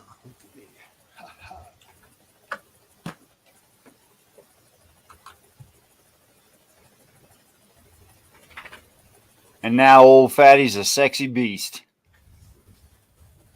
hey, I tried a Superman push-up. Did you? How'd you do? That wasn't happening. I tried. I couldn't get my stomach off the ground. Yeah. That's What's the 'cause of my- hardest way to do a push-up possible without adding weight to your body? Well, plus my back is all fucked up. So That really. Yeah, it's a bunch of pressure on your back. That's true. So I couldn't even get my stomach off the floor. Yeah. Well, you know, if it makes you feel any better, most 20-year-olds can't get their stomach off the floor in a Superman push-up either. But back in the day, when I was in the military, I was a phenom. Yeah. I could run through walls and come out unscathed and keep on going. I was that kind of guy. Yeah. And I could probably, if I knew what a Superman punch is, Superman push-up, I would probably been able to do one, at least one, if not many. I don't know who tankers hang out with, but as heavy equipment operators assigned and detached to grunt units, the grunt guys were all about, what was it? They called it CrossFit, I think is what they called it. But there were like certain feats of strength that they tried to work toward to accomplish all the time. Them and the special forces guys I hung out with. I was never special forces. Please, no one quote me as having said that I was. I was not. But like doing the Iron Cross on a set of rings, that was one of the things that they shoot for. Being able to do at least one or more Superman push-ups, that was one of the things that they shoot for. What was another thing? Crap. Those are only two I remember. But that wasn't mandatory, right? No, it was a competition, you know, because grunts got nothing to do. Yeah. So they just wrestle and work out and go to their qualifying ranges and stuff and do basic soldiering all the time, which means they're bored as hell. Right. Well, the big thing in tanks was doing the flashcards for vehicle and aircraft identification.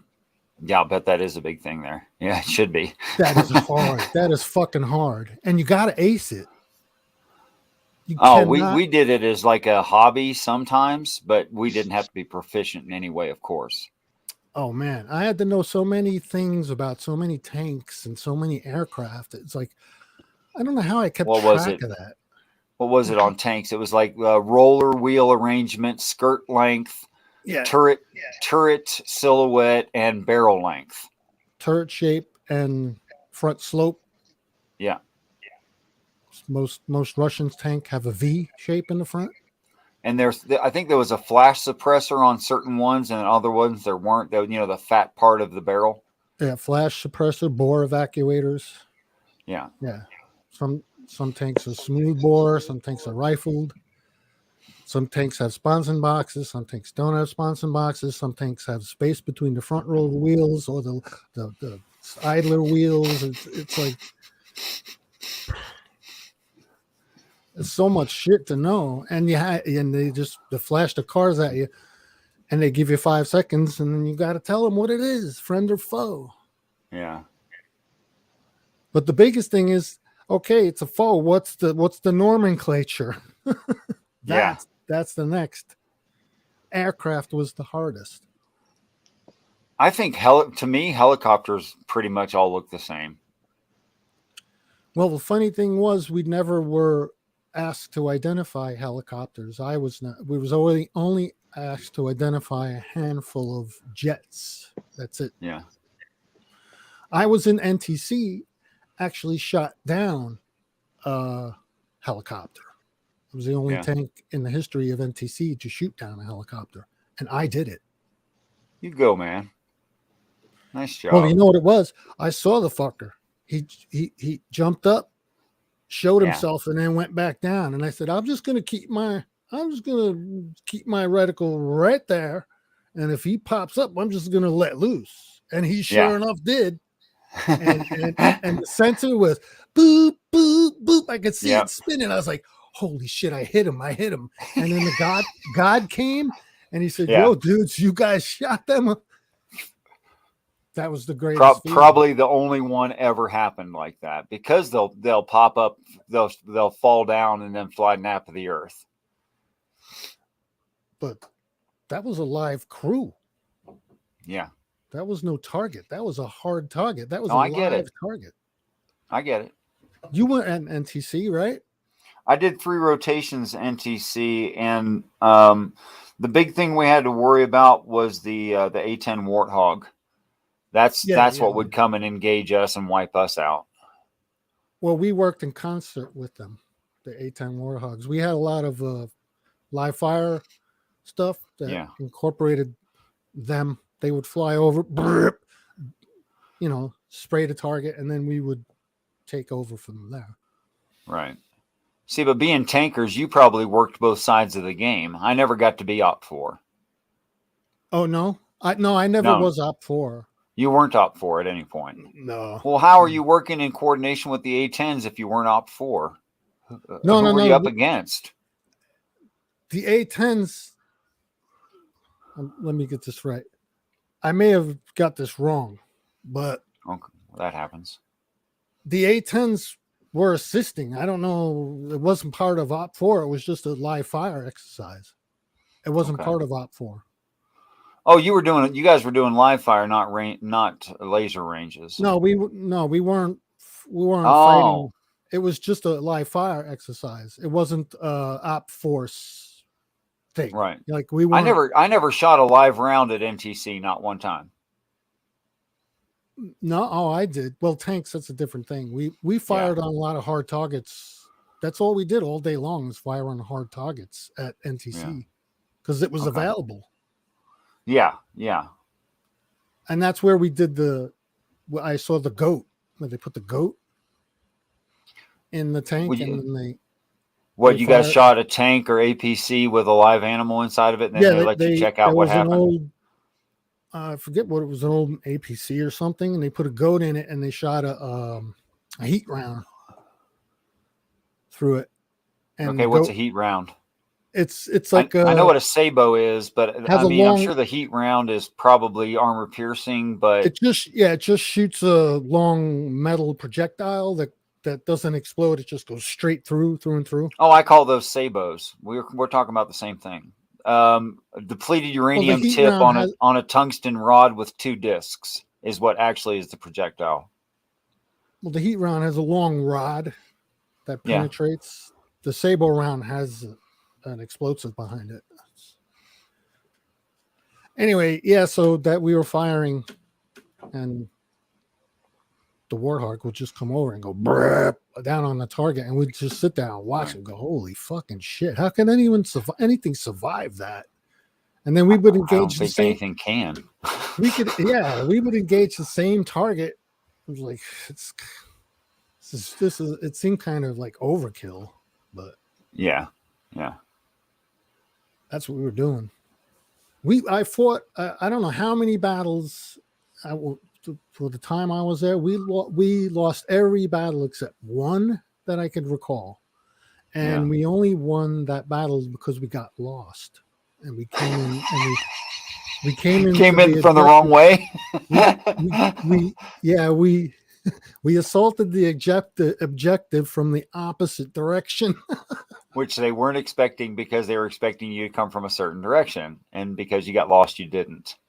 We got lost. We won the battle because we got lost and we were confused and they were confused, which had us win the battle. Right. I get it. But it was always overwhelming force that killed us. Yeah. Always. Well, don't feel too bad. You're fighting against the world's best military. Yeah, well, namely ours. Yeah, we're fighting ourselves, pretty much. But those Op 4 dudes, they're serious, man. They're not. Oh yeah. Yeah, they train just like the Russians do. So, and a lot of the times, I'm sitting in the tank and it's just gas. What the fuck can you do? That's what they're gonna do to you. Yeah. Half the time I was in NBC gear because the motherfuckers want to gas us all the time. Yeah, sure. And then they start using nerve gas and all this other stuff. And then the guy with the God gun comes up to you and goes, "Oh, well, you just got nerve gas. You got to take your atropine. Go ahead, take your atropine out, put it on your collar. And now, okay, you got to wait. Now you're going to the field trains. Okay, so your tank is dead. You stay there. You wait for the field trains." every time. Yeah. Every fucking time. And then when they gas you, they throw real tear gas at you. I'm like, you motherfuckers, man. You could have simulated it.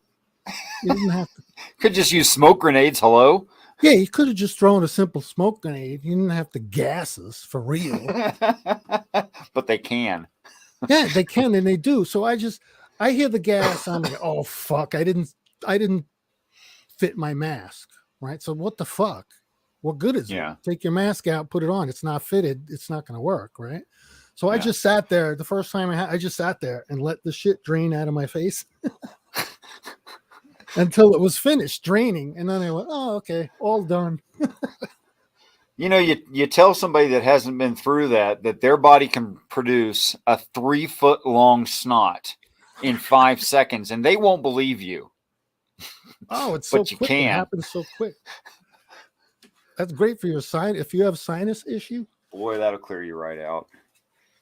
hey, I remember when I walked into the smoke chamber, gas chamber. Yeah.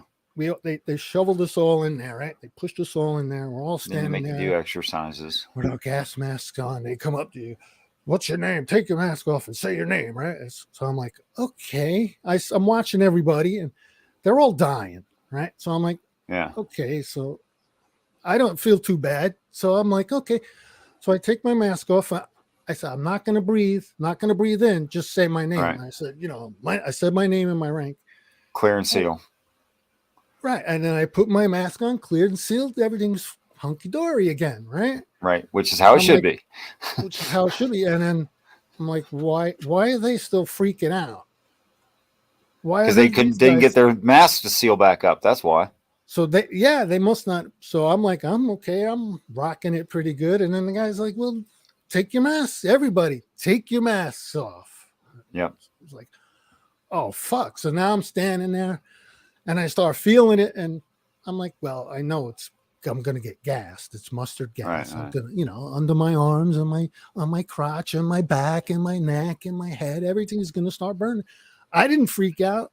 I just got it. Guys were freaking out, lying on the floor, spazzing around.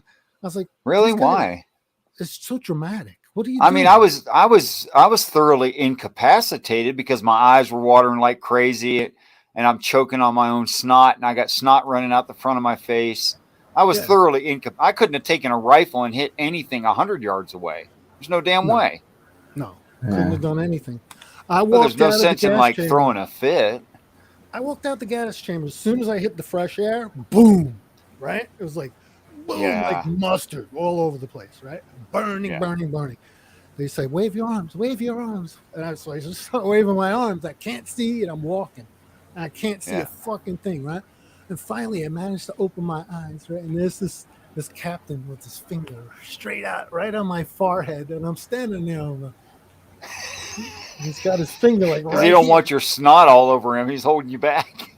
I was like, I don't know why he's doing. Why are you doing that? It was a crazy time, but I'm glad I experienced that. I sort of am too, actually. Because when I went to NTC, they didn't tell me they were going to gas us. Right. I'm glad I had the experience before going to NTC. At my regular unit, they had us, in a CS chamber once a year for, really? once a year, just for practice. Except for the Clinton years, because Clinton, he just put a stop to all the training. But other than that, we did it once a year. And they didn't have us break seal in chamber.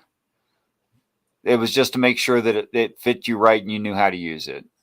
Of course, now you still got to wash everything and your skin's on fire, but.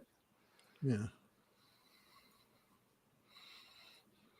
No, but they didn't make us break seal and inhale in the chamber. And once I got to my regular unit, no, they never did that. Well, they made us break seal and say our names. Yeah, but you can take a nice deep breath, take a big old lungful, demask completely. Yeah. Say your name, put your mask back on, clear and seal, and you're fine. And you'd be good. You should be good. Yeah. Yeah. I mean, except for your skin. Yeah, you'd just be burning. But guys panic. A lot of guys panicked. Sure. No, I wasn't upset about any of it, you know. Yeah, neither was I. I didn't panic, that's for sure. Right. Because that wouldn't have solved anything. That would have just made it worse. You know, it doesn't help. It doesn't help to panic and freak out and not seal your mask right. It doesn't help at all. No, it just makes it worse. And then they pick on you, right? If you mess up, yeah. So I loved being in the military. I got to say, in some ways, it was pretty good for me. And in other ways, it was really bad because, like, you were a tanker in a tanker unit, right? So you were the main guy that they were worried about. It was people like you. People like you that they were worried about your PT test. They were worried about your college. They were worried about your promotion points. They you know, and the whole thing was designed around you. I was a heavy equipment operator in a 12B unit. And there was nothing designed around me. And I was this weird sore thumb that stuck out to them. And I was really handy in the field. They really appreciated what I did for them in saving time digging 60 pits and foxholes and everything else. They appreciated all that, you know. But it was I'll give you an example. I had just gotten my E4 when they restructured the unit and they got rid of our E6 squad leader. Okay. And I was the highest ranking dude. So I'm an E4. I'm a fresh E4, right? I'm not even promotable. I'm signed for $236,000 worth of equipment. Like I'm going to be able to afford to like pay that back if something happens, or even one part of it, because that's 6 pieces of equipment and that's their total worth.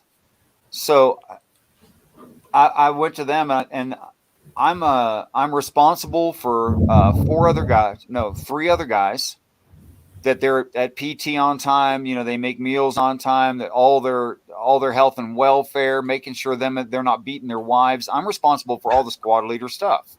Right. Yeah. So I go to them and I say, can I get corporal? And they all like, no, we don't have a slot for you for corporal. So I said, okay, fine. You know, I'll just work really hard and get my E5. Dude. What were you, a specialist? I'm a specialist doing a squad leader position. They could have given you corporal. That's what I know. But no. We got to save that for our guys. Sorry, we can't give you corporal. We can't give you actually authority, but we're going to make sure that you have absolutely all the responsibilities. So you were a Spec 4? Spec 4 squad leader, yeah. Yeah, well, I don't know. And I stayed a squad leader for the next 3 years, which was half my enlistment. But they did Never it. did You get did promoted. Well, I did it and I did okay, but man, they were like on me like whites all over rice, you know? And it was just I was just constantly harassed. I had no authority whatsoever, all the responsibilities, none of the pay. I mean, holy crap, man. Really? I was never a squad leader. Just sort of that's the way it worked out. Huh? Yeah. I got out E5, so I was happy with that. I was one enlistment. Huh? Did you ever re-up? Well, I was going to. My last few days were up, and they had just gotten the M1s. I'm like, yeah, fuck. M1s. Oh, I want the M1. I was crawling around in them. I'm like, fucking M1, man. Fucking. And then I said to myself, it's the same shit. It's the same shit, Gio. same stuff, just fancier. Yeah. It's gonna be the same thing that you go to the motor pool. It's the same fucking thing. The same everything. And I said, no. And I quit. I'm not doing it anymore. I got, because there's certain things that always occur in the motor pools with tanks. I don't know. You're not a tanker, but. Well, I think it's 6 1, half dozen the other. You know, if you're at a motor pool full of choppers, there's always the same crap with choppers. If you're heavy equipment, always same crap with heavy equipment. I'm sure. The maintenance is incredible. Yeah. You go out and then you go out and shoot for an hour and you come back and spend the rest of the day maintaining everything. Yeah. That was what really killed me, was just all the continuous maintenance. What how, on like the tanks you were in? What was it? Probably 6 hours to one. Easily, if not Yeah. more. Easily. On the heavy equipment pieces I was on, it was probably around 3, maybe 4 hours to one. Just the regular checks, just to get the thing out of the motor pool. Yeah. Take you half a day. Oh yeah. And then you get the tanks ready, you're out of the motor pool, and then you're heading up to the range. It's nighttime. Like, what the fuck? You didn't even get to do anything.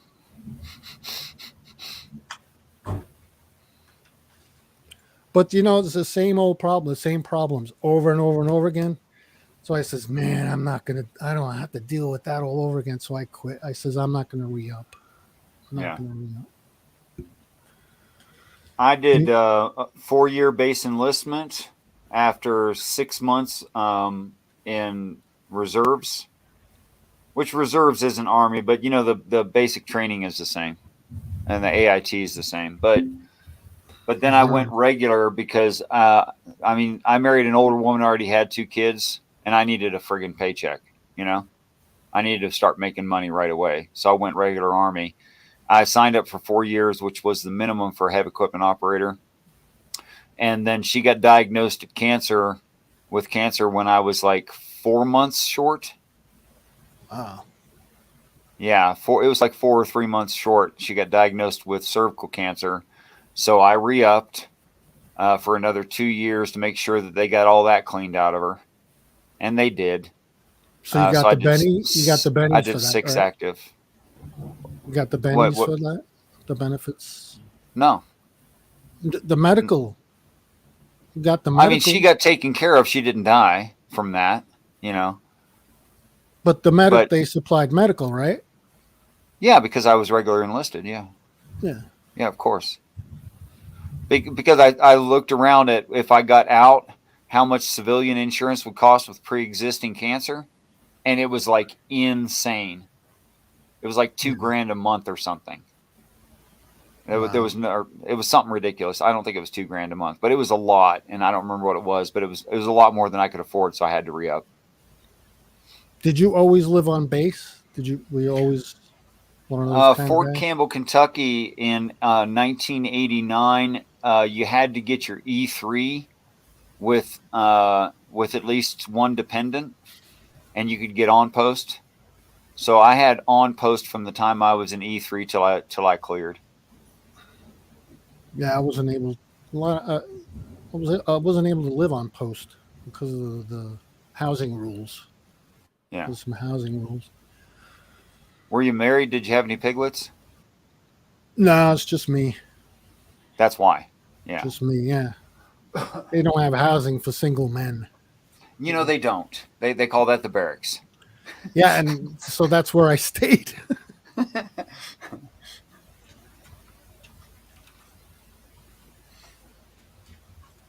Which sucked, but yeah, it saved money. I saved money. Oh yeah, no doubt. I also lost money too, because they matched. I had a deal where they would match what I saved. Local cost of living for a standard sized whatever. Well, no, this was money for college. Oh When yeah. I signed up. They were matched. I had an account that they would match what I saved. Yeah. And so I saved quite a bit, but then when I got out, I had a year to use it, up to a year. It was a year after my I left that I had to use it within a year, or they would just take it back. Take it. Yeah. That's right. They'll just take it. That's right. So they just took it back. But I wasn't keeping track of it either, and the time had gone by, and I look at my account and I'm like, See, now I feel good. I only lost $1,200 under the new GI Bill. Mm-hmm. You lost 1,200. What did I lose? I have to think about it. It was 12. It was over 6,000. Wow. That See, I got lost. over easy. See, but your money went to somebody else, and that's how they fund the whole program. Well, yeah, Is they by people shifted who it. don't do it. They Yeah. just shifted the money elsewhere. Yeah. Some other account. Easy enough to do. It kind of yanked my crank, to be honest with you, when I went to clear, and I was clearing that section. No, I think I was like, no, all my clearing was done, but I went to those guys, the GI Bill guys, and I said I wanted my 1,200 back. Right. I said I want my money back, and she says, no, you can't just get 40 grand, which is what it turned out to be when it's all said and done. I said, no, I just want my 1,200 back. And she paused and she said, don't think of it as money that you lost. Think of it as money you never had, which I mean is only logically fallacious about 3 different ways simultaneously, and I just stood there and stared at her, and I said, you're serious? Like, there's no way for me to get my money back, just even what I put in? And she said, there's no paperwork to file for that. I'm like, Wait you're a kidding minute. me. You should be That's able what she to. told me. You couldn't, but you put money in, right? Yes, they took $100. Okay, well, when I was in MEPS, and they said, "Do you want the new Montgomery GI Bill?" And I said, "What is that?" Because I didn't know, and they were pushing us through like cattle at the Pittsburgh MEPS. I mean, they were always like, "Come on, move it, come on!" They were like harassing us the whole time. So this woman says, "Oh, it's free money for college." I said, "Yeah, I'll take free money for college." And they started taking money out of my check. I mean, I had a wife and a couple kids living off post, man. And I was poor, and she didn't have an income. And I made enough that it killed her welfare check, Yeah. So we were like broke, and they're taking $100 a month out of my check. And I was like, what is this $100 for NGIB? What the hell's an NGIB? It's a GI Bill. Yeah. I asked my squad leader. He goes, "Oh, that's the new GI Bill. Yeah, it's a whole year of $100."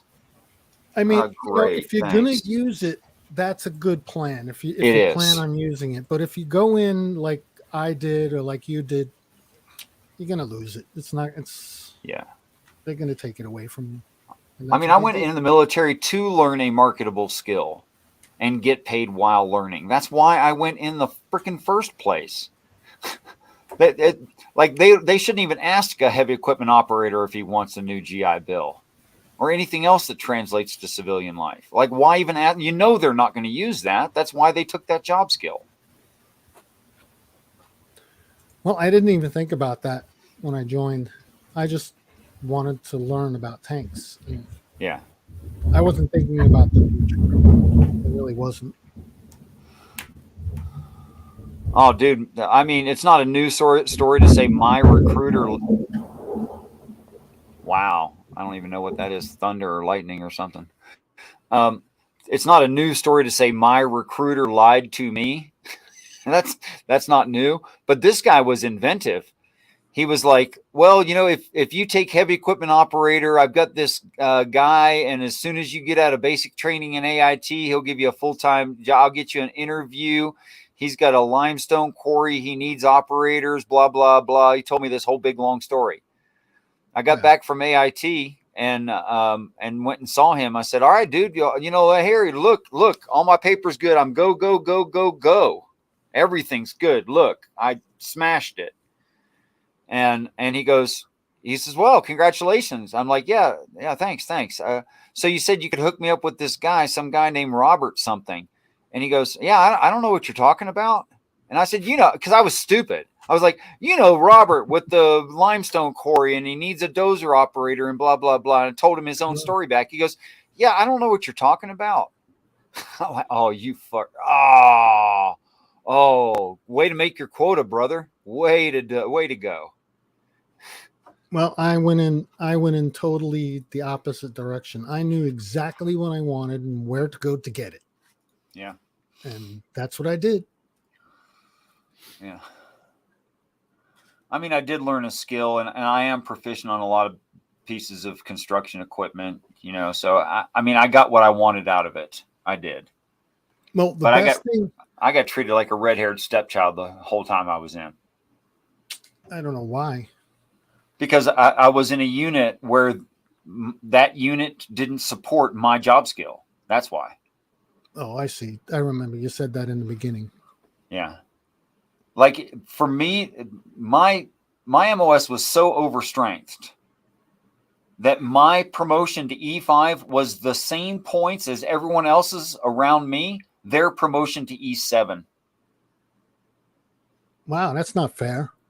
Yeah, no kidding. And I had to use their promotion slots. How am I ever getting promoted? But how did that? How? I don't get that. How do they justify that one? They don't, right? That's just where the points were. My points for E5 were literally their points for E7. I guess they do it on. That's weird. Well, if you're in an overstrength MOS, they make it more difficult to promote. Oh, That's never just heard of something the that. Army does.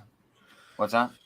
I never heard of that overstrength MOSs. I guess there are certain things. I'd never thought about that. I didn't. Yeah, the know things that translate really easily to civilian life are often overstrength. So they bump up the points so people I don't see, stay in to bring the numbers down. Yeah, like Yeah. a medic. Like if you were to be a medic. Right. Because that's real medical training. Like that translates to civilian life. You can come out of the Army after 4 years. You're already qualified as an EMT. Jump right in an ambulance. Yeah. So that's overstrength. Right. Definitely. Hey, I'd rather have too many medics than not enough. I think most people feel that way. But I loved my service. But, like anything is double-edged swords here and there. So Sure.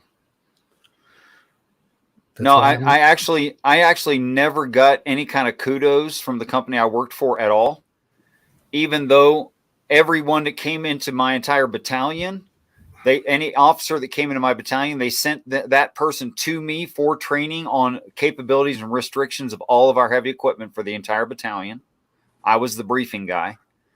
I was a E4 holding an E6 slot as a squad leader. Let's see what else was going on. I never got one citation from my unit, but I cleared with 2 AAMs and 2 RCOMs from other units that I supported. they could have done something for you, I guess, but They I don't wouldn't. know. They wouldn't. I mean, it was obvious I was not a slouch. In fact, there was a special forces crew came by one time, and my lieutenant comes to me and says, "Hey, do you think you could figure out how to hotwire every piece of heavy equipment we have?" And I'm like, "Yeah, I can figure that out. What's the fastest, easiest way? How do you attack the vehicle? How do you hotwire these things and get them to run?" And he said, "Well, I want you to. I'm an E4." He said, "Well, I want you to figure out how to hotwire all those pieces of equipment and design a class to train special ops guys to hotwire and operate all of those pieces of equipment." So it's not like they didn't know I wasn't. They didn't think I was not dependable. That wasn't it. No, they knew what you knew. Yeah, That's why they kept you there. I was fine with the stability. I'm not complaining that I spent 6 years in the same squad. That didn't bother me at all. And that I didn't go to Korea and whatever else, Germany. That was fine with me. But the fact is they made my life hard for no apparent reason. Right. Yeah, that's what I don't get. Why they treat people like crap, but then expect all this out of them. Because I was on mute when I was trying to talk to you guys earlier. But yeah, they did that to me too. From the moment I went in, they're like, "Yeah, you're going to be a linguist. You're going to be a linguist. You already know all these other languages. We'll just, brush your skills up." And so then I went in, and then when I went into MEPS to sign all my paperwork, the guy didn't schedule me for the D-Lab test. So I'm like, Really? yeah. And so then the recruiters there are telling me, "Well, it's okay. We've got that's so in demand. You'll take the test when you get to basic. Just sign up for anything. Hey, you're a corrections officer. Yeah, you're a corrections officer." And I had a 93 QT. I literally could have done nearly any job that any enlisted person could do. But they wanted me to be, shoveling snow off of a ICBM silo or walking along a fence line. I mean, and why? Why would you take somebody that has such high, test scores and put them in a crap job that they're going to be angry?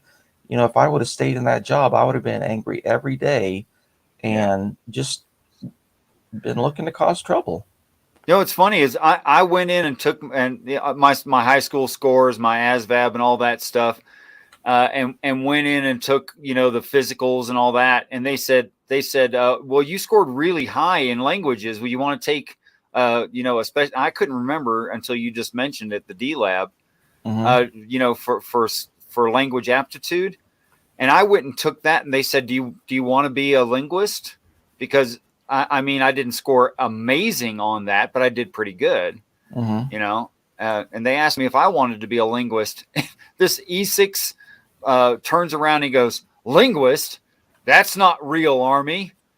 No, you don't want to become a linguist. I had no idea. It would have been like the cushiest job in an air conditioning building, sitting in front of a computer with a set of headphones on. I had no idea that's what it was. And I was like, yeah, I'll take heaven. Dude, you become a linguist, and you get through that, and you do your probably 6 minimum, and you're probably going to do about 10 altogether, maybe. You get out and you land a job like attaché to some kind of a government official and stuff. That's the sort of stuff you do. Or going to work for a really big corporation, looking over their legal documents to make sure they're translated properly. Yeah, stuff like that. Office work, cushy work, good pay. That jerk. And they just outright lie to you. Oh, you'll take that test later. We'll that'll be fine. Sure.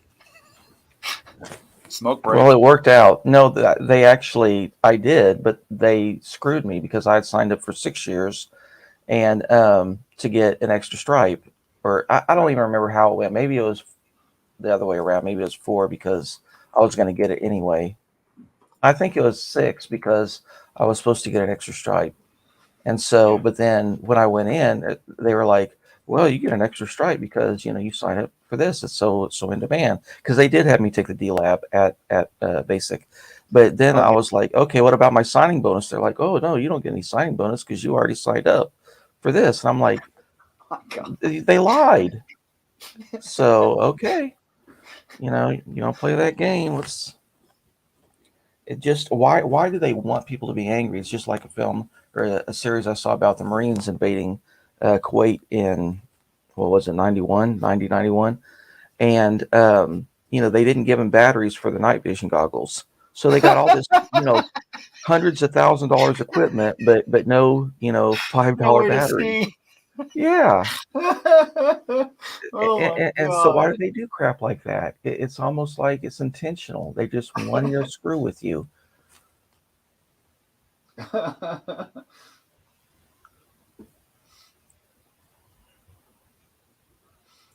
BA100 Novembers.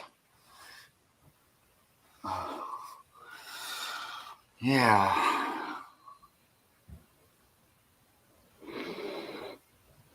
I don't know. The only excuse I can come up with is, despite all their best efforts, it really is that disorganized. Yeah, that's the only thing that makes sense. But they do it intentionally. If they wanted it done correctly, sometimes. Yeah, they could hire a private contractor and they'd work it all out. But they don't care. And I think that they want things to be disorganized. That way they can, siphon off equipment and stuff like that, sell it on the black market.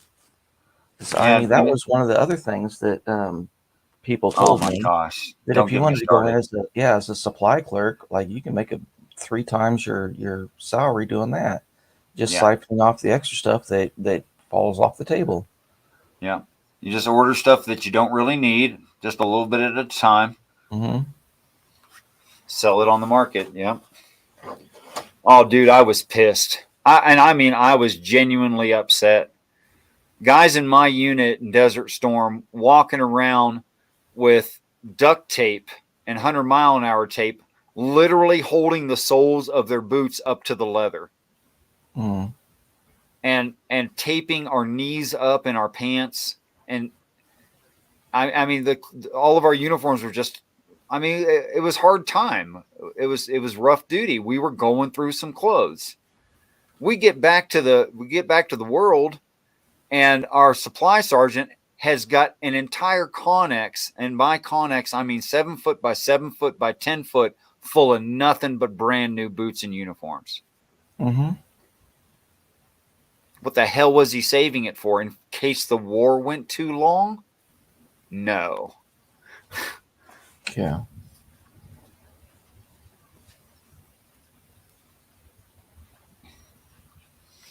I mean, we were taking off our pants, and we had contests whose pants would stand against the wall better and not crumple and fall to the ground because they were that stiff. Mm-hmm. It's terrible. Unreal.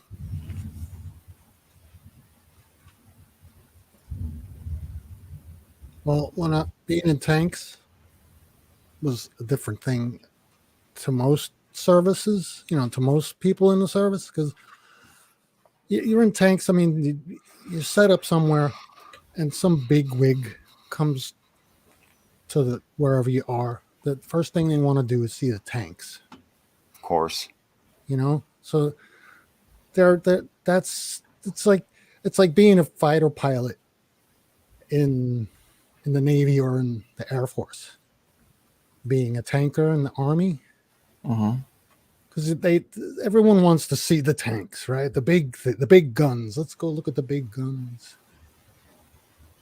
So it's always this, like, what do they call it? It's like this, like, elite kind of feeling that you get after a while, like you're part of this elite group. It's all bullshit. I didn't feel like I was part of any elite anything when I was in the service. I really didn't.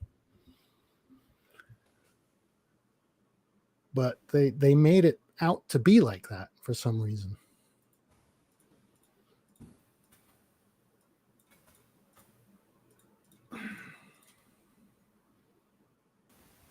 I was in the there was a military newspaper that I was published in, and I can't remember what it was. I have the clipping somewhere in my archives where they did a river crossing, and we were the first tank that went onto the river crossing to test out this new river crossing tank apparatus thing. Now, I didn't know it was new. I didn't know anything about it. I just showed up, and they said, "Oh, you're the first tank here, so you're going on. You're going over first." I was like, "Okay, well, great."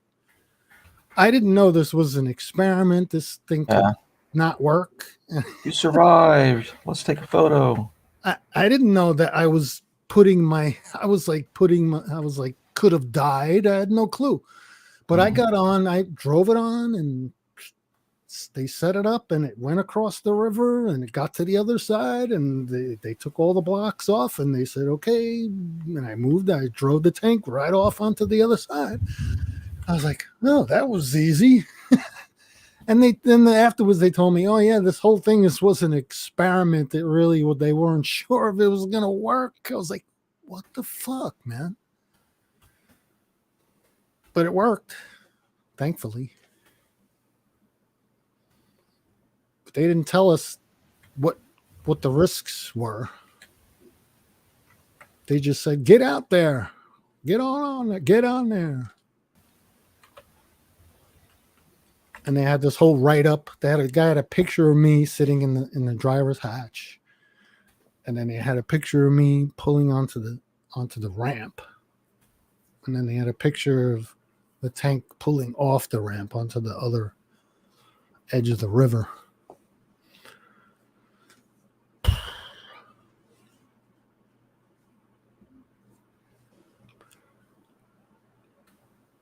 But I remember NTC, there was this one exercise we were doing where how do I explain this? We were set up in a position where we were supposed to deploy smoke pots. and then move out, so that we could set up a screen where they could send like mortars into the same area where we were, and then they could send troops on the other side, so the smoke screen would hide the activity, and they could send the troops around. So that's what we did, right? So we set up for it, and we're all hanging out. There's 5 of us, 5 tanks all set up, right? And you get the word, get out, pull the smoke pods, right? So the loader jumps out, and you could see it all happening. And if you're in the driver's seat, normally you could see what's going on. So I was in the driver's seat at that point, and I could see loader comes out. All the loaders, I could see most of them coming out, jumping out, pulled the smoke pot, and they call back in, they jump in. Well, there's one tank, no loader, didn't pull the smoke pot. Pull the smoke pot, loader gets back in, everybody pulls out and goes to the secondary location, whatever that was, right? So we all get in, do that, pull the smoke pot, everybody gets in, we all back out and pull out and start moving away. This tank's sitting there. Didn't move, didn't get out, didn't pull the smoke pot, didn't do nothing. So, and we were committed to radio silence at that point. So we couldn't even radio him to tell him, hey, dude, get out, pull your shit, pull your pot, pull your pot. So we all moved out. Next thing, the whole area is getting shelled. So that's what they did. They went and shelled the whole area. Guess what happened? They killed the motherfuckers. Killed an NTC. A whole tank crew. There was another guy. There's called a zero ramp. I don't know if you know what that is, but it's a ramp that they're not used anymore. They were used for older tanks, the M60 series. You had to back up the tank onto this ramp, right? Because when you elevated the gun, it's some mechanism inside the tank where you had to use this ramp for some reason to zero all your weapons on the targets. So if you point your machine gun at the target, it's going to shoot the same. Everything is zeroed to 1 point. So you had to use the ramp. You just back up onto the ramp and lock in the brake and just turn off the engine and sit there. Well, this guy, I see this one guy backing up onto the ramp, looks fine, right? He's backing up, and then he just guns it. Went all the way up, jumped right over the ramp. Backed right up off of the whole ramp and that tank was in the air when it went off into that ramp, and it slammed into the ground and bounced like 50 feet or so. The guy driving the tank got killed because he got all slammed around inside the tank. His head went and smashed into the top of the turret, and then he went right back down and smashed into the driver's seat, and then smashed into the side of the driver's hatch, and smashed into the guy was mincemeat after that. And it's like, what the fuck is going on? It's like, what would possess somebody to do that? To just floor the gas pedal on a ramp going backwards. Big mistake. Who knows? Big mistake. And then there was another guy got his foot caught in the turret ring. Ripped his foot off. It's like, what the fuck? You got your foot lodged in between the turret ring of a turret. Why would you even do that? Why would you put your foot in that position in the first place? Some stupid people, man.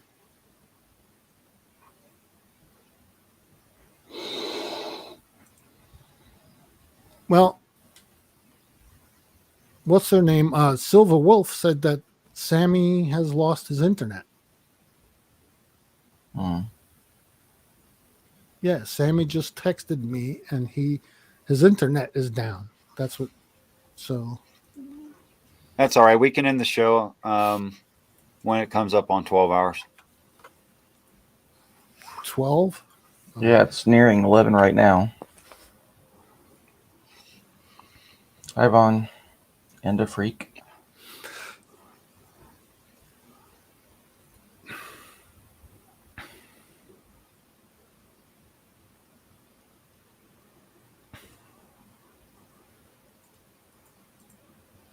Yeah, I tried going to the VA hospital for a few things, and it was like, "Oh, you're not actually dying? Well, you can leave now." Yeah. Don't go to the VA. I went to the VA once, and I'm sitting there, and they come in with a gurney and said, "Okay, we're ready." I'm like, "What are you talking about?" Ready for what? I just got here. Yeah, I don't know what you're talking about. Now look at that chart. This is you scheduled for an We're removing your appendectomy. an appendectomy. It's like, what? I'm not even. No, I'm not here for an appendectomy. You goof. I can't even Well, remember what I was there for. Is your But I name wasn't Geo there Sam? for- Yeah, my name's Geo Sam, but I'm not here for an appendectomy. I wasn't there to get anything taken out. I don't remember what it was for, but I'd never went back after that. And then I Yeah. threw away my VA card. It's like, Well, that's useless. what the hell good is it? I ain't using that. And I haven't even gone. I haven't even ventured to check what the VA hospital is here in Arizona, what that's like. Yeah, I'm gonna need dentures pretty soon Yeah. because my teeth are just all shattered and falling apart. You know. Really? Oh yeah, but I mean they outlasted my parents' teeth by 15 years. I'm pretty happy with them. You know, my parents had terrible teeth at a young age. I'm doing pretty good. Yeah, but I really one- need. I have one broken. That got I at broke. least need to go to partials. I at least need to go to partials. But so I went to like because I live very minimalistically, you know, and I work only in cash, and I work as little as possible so I can spend as much time talking about these ancient religions as possible. So I don't even try to earn much money because I feel like that's the greater devotion. I'm not like interested in having a lot of money. I mean, I could pretty easy, but I'm just not interested in that. But I went to like a local like free dental clinic, and they asked me a couple questions, and one of them, the answer was yes, I was in the military. They said, well, then you got to go to the VA for this. Yeah. So I go to the VA, and they say, oh, this is not emergency surgery. We can't help you. And I'm like, what? You want my jaw to be rotting off or something before you'll help me? Is that what you require? Yeah, it's got to be endangering your life. I'm like, wow. I'm disqualified for regular dentistry, but yet, Right. it's insane. It's like it's a. Well, I have So to that's why I don't rely. even tell them if they ask now. Were you ever in the military? Nope. Nope. Well, I have to because you're going rely. to deny me benefits. Yeah. I have to rely on the state for my medical, and Yeah. that's pretty hairy too. They won't do work on my teeth unless my jaw is falling off. Right. So I have to pay everything out of pocket, and I have Yep. these dental bills that are killing me, man. I wanted to get my computer upgraded. I wanted to get a couple of things for my art and stuff I just can't do it. Yeah. I'm going to be paying this dental bill for the next 20 years. Wow. What'd you need? Some like root canals and stuff, the expensive stuff? Yeah. Yeah. Root canals, exactly. Yeah. So that's what ticks me off about dentists around here. For like the last 2 decades, all they want to do is root canal and crown. I'm like, it's a little tiny, cavity. Can't you just fill out? Like the last thing, a little tiny bit of a filling came out, and it's so tiny. And if it was bigger, I could have refilled it myself because I've refilled them myself before. But Yeah. I had to have somebody burr it out. And the dentist is like, no, you have to have a root canal and crown with all these posts and all the stuff that your insurance doesn't cover because it's not necessary. And so I just got so mad. I'm like, screw it. If that's the case, just I'll let it rot out of my head, basically. So I finally did get it pulled, but man, Crazy. Yeah, I they mean, this won't was, do real dentistry. They just want to do cosmetic dentistry. That's what everything is. All the commercials on TV are get a whole new set of teeth. Well, most of my teeth are good. I got 2 or 3 that I could, use a little work on. well, I went to get it. I had a toothache, so I had a doctor. Uh, he did what he had to do. I guess he did the root canal. This was years ago. But I left the office. He gave me no antibiotics. Now I'm like a dummy. I don't know. I need antibiotics. I don't know this, right? So I go Yeah. home. My neck swells up to like 5 times its size. I could barely breathe. I'm like, what the fuck? Why is this happening?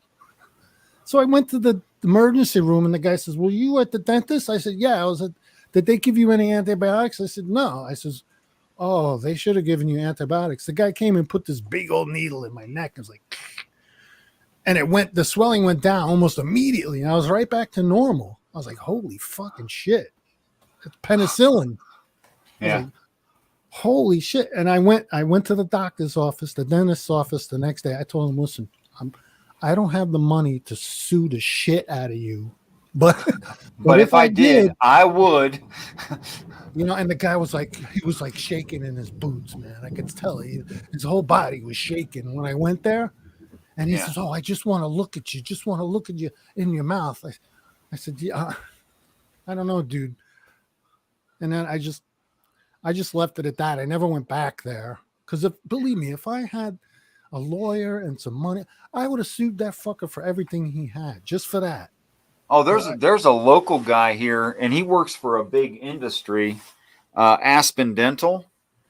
But he also donates some of his time to like pulling teeth for homeless people and stuff.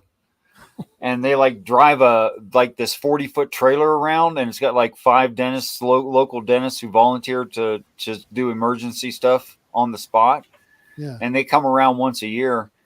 And I'm trying to work my schedule where I have some money built up where I can take a few months off and go to him as regular as I can, because he said he'll do all the work for free. I just got to find a way to get there, when he has free time.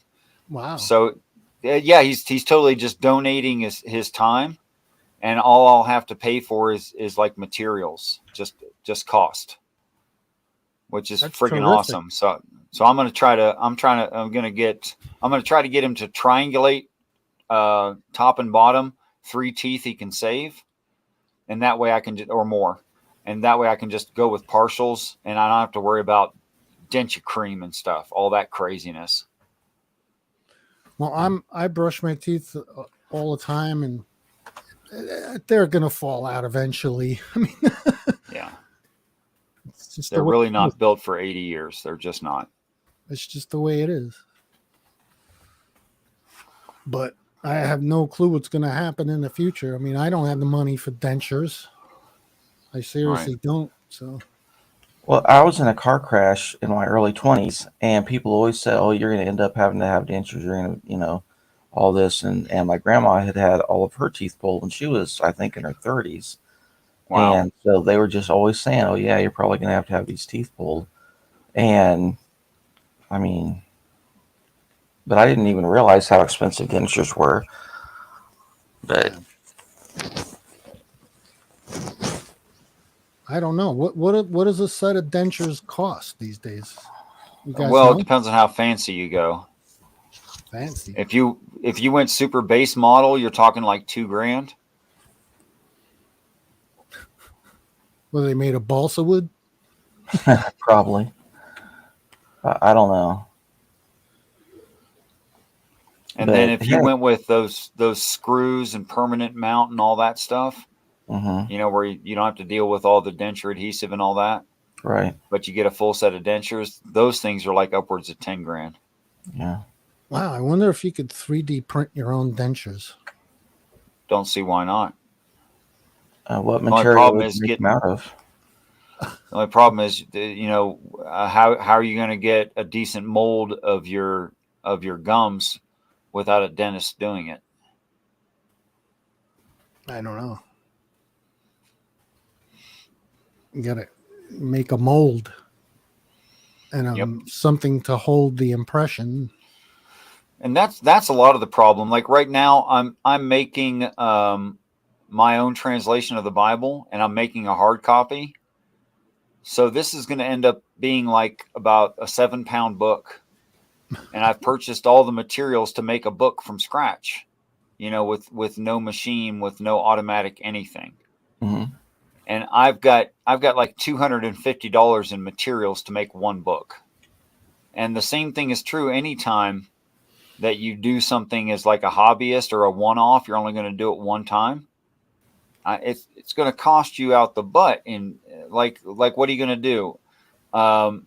Make yourself a set of double trays that would hold some standard cement that you could make an impression of your gums in, so that you can cast that and 3D model it to put it in a printer, so that the negative of that is your denture plus teeth, so that it'll actually fit your mouth. Well, they've already got programs and computers and the the paste that hardens and all that stuff. They've already got all that. And if you tried to do all that, I mean, that would probably be a good couple $100 in materials just to get to that part where you can cast a mold of your own gums. Yeah, well, that's kind of they shrink anyway, so you have to redo it after a while, right? You have to redo the whole That's process. why I want partials with clips that hook onto real teeth, so I don't have to worry about that. What about posts? Post is expensive, yeah. Yeah, and I figured that in a third world country it'd be cheaper, and I found out no, they want just as much as an American dentist. Huh. But you have to have the bone in order Sure. to. Right. But that's one of the benefits of having the posts, is that it helps keep your jaw from eroding. Whereas if you have all your teeth pulled, it just keeps eroding over time. That's why my grandma has to get new dentures every so often, because like some of her bone is worn away. Yeah. But yeah, if we didn't have all this government regulation, then you could go to a dentist and just say, hey, I want to give you so much money to take molds of my teeth. Go ahead and scan them in, and then I'll 3D mold it myself. But it doesn't work that way. You got to either do everything that they want or none of it. Yeah. Well, there is scan technology where you don't need a mold. Yeah, you can get one of those digital X-rays, and if I would imagine there's software that would be able to scan that and then 3D print dentures for you. Well, if I can get a legitimately good scan of someone's gums, I can Mhm. open that scan in Blender and create an actual mold that's precise enough to make dentures from. Right. But you need the scan. You need a good scan. I don't know how you would scan the inside of. So you'd need a special apparatus. Yeah. That you could put in the mouth that would scan the entire mouth. But I don't even know if they have anything like that. But that's an idea that could be digitally, reproduced, so that you can make a mold without having to actually. I hear a new business venture. You just okay, you would think so. You would think so, but watch the movie Puncture, and you'll learn just how sewn up all of this is. The medical industry, it is just so much corruption. Because it's medical, you got to get all these different permissions, and in order to do that, you got to do all this stuff. Just to show up at one of these sales things, you got to spend like $10,000 just to shake people's hands, and that's not even to actually get any contracts. It's just to meet people. Yeah. Yeah, it's this lawyer. What it is this nurse, like, she's trying to put a needle in somebody's arm at an emergency room, and the guy like seizes and jumps, and it sticks her with the dirty needle, so she gets AIDS. And for like 8 cents more per needle, they could have gotten one that could only be used once, because it gets like sucked up into the thing after it's used. So this would never happen, but it's not worth it to the hospital, and then it goes through all the different stuff of why they say, oh, well, you got to have all this testing, which is millions of dollars, to prove why that needle is better than the other one. Well, any common sense person would say it's better, but because of the legislation, you can't just sue them for that because you got to have all these studies. And just the whole thing is so much corruption. This whole world, top to bottom, is that way. And it's just so disgusting. And it's that way with most every industry, I think. Certainly that way with law enforcement, knowing how things get done there. I've seen people that have gone in, got arrested for BS. I mean, they clearly did not commit the crime that they were accused of, but because they didn't have the money for bail money, because by the time that they then out, they had lost their job anyway. So he's like, well, I'm not going to pay $8,000, bail money that I'm not going to get back. I'd rather just sit here for 30 days. So then he said, okay, Yeah. I want trial by jury. Well, all they kept doing is pushing it back over and over again. So 8 months later, he's been in jail for 8 months. They still haven't assigned him a lawyer, and he's just sitting there. Well, he goes in, and every 30 days they keep bringing him back saying, are you ready to bond out yet? And he says, no, there's no reason to. And, either dismiss the charge or I want my trial. And so then at the 8 months, the judge says, well, you've been taking up too much time, too much space in the jail for too long. I'm going to enter a plea of guilty on your behalf. And then the guy starts throwing a fit, and he's like, hey, get out, earn some money, pay a lawyer, and then you can have the case reopened and have an appeal. Now, this is for a misdemeanor charge. Why is he going to do all that for a misdemeanor charge? They've stolen 8 months of his life, and he's lost, his job, and just the whole thing. And why? Because the judge and the DA have nothing to gain. Was he even a flight risk or anything? No, it was a pathetic little, I think it was like a Class B misdemeanor, which the maximum sentence is 6 months. He had already been in for 8. So the judge is like, well, heck, if we would have found you guilty, your time would have already been up. So you're costing too much money. We're just going to find you guilty and send you time served. But how is that justice? It's not. It's clearly not. But wow, what's going to happen? Yeah, and these things happen all the time. People never hear about them, and then if they do, usually they don't even want to believe it. They're like, "Well, yeah, of course, but you got found guilty, so of course you're going to be upset." Well, what about a third party that is there, that witnesses it, and is in no way involved? Wow. Wow. Well, the best thing is just to not get involved with that. Yeah, whenever steer possible. clear of the court system and cops and all that. I tell you what, I keep a healthy distance between me and everybody physical. Mm-hmm. I'm serious. Good policy. Well, I believe you. I do the same. I mean, I'll joke around with you guys, and I can say just about anything that crosses my mind here and not have to worry about it. And, and if I say something stupid and I apologize later and we can get past it and be friends, all's good, Yep. Yeah. But I went outside I'm kind of a night watchman in this building. Mm-hmm. So I might be going out for a cigarette at like 1:30 in the morning, and I got a key. So I just open up the front door and go out. Well, this one time, probably about 2 months ago now, maybe 3 months ago now, I go outside. There's somebody leaning against the front of the building right there by the door. Well, I don't want someone to freak out, right? So I knock on the glass, and I turn the key kind of loud and forceful on purpose so it makes a noise. And then I open the door real slow and come out, and the guy never even looked up, right? So I wanted to say something to be sure that he just didn't have headphones in and I wasn't about to startle the crap out of him and maybe he overreacts, right? Mm-hmm. Yeah. Because, I don't really suffer from PTSD anymore, but I understand what it is, and you never know, right? So I said, hey, how's it going? I didn't want to scare you. He didn't have any headphones in or anything. He heard me the whole time. But he looks at me and he goes, trust me, bro, you ain't scaring nobody. And I went, oh, that went poorly. Yeah.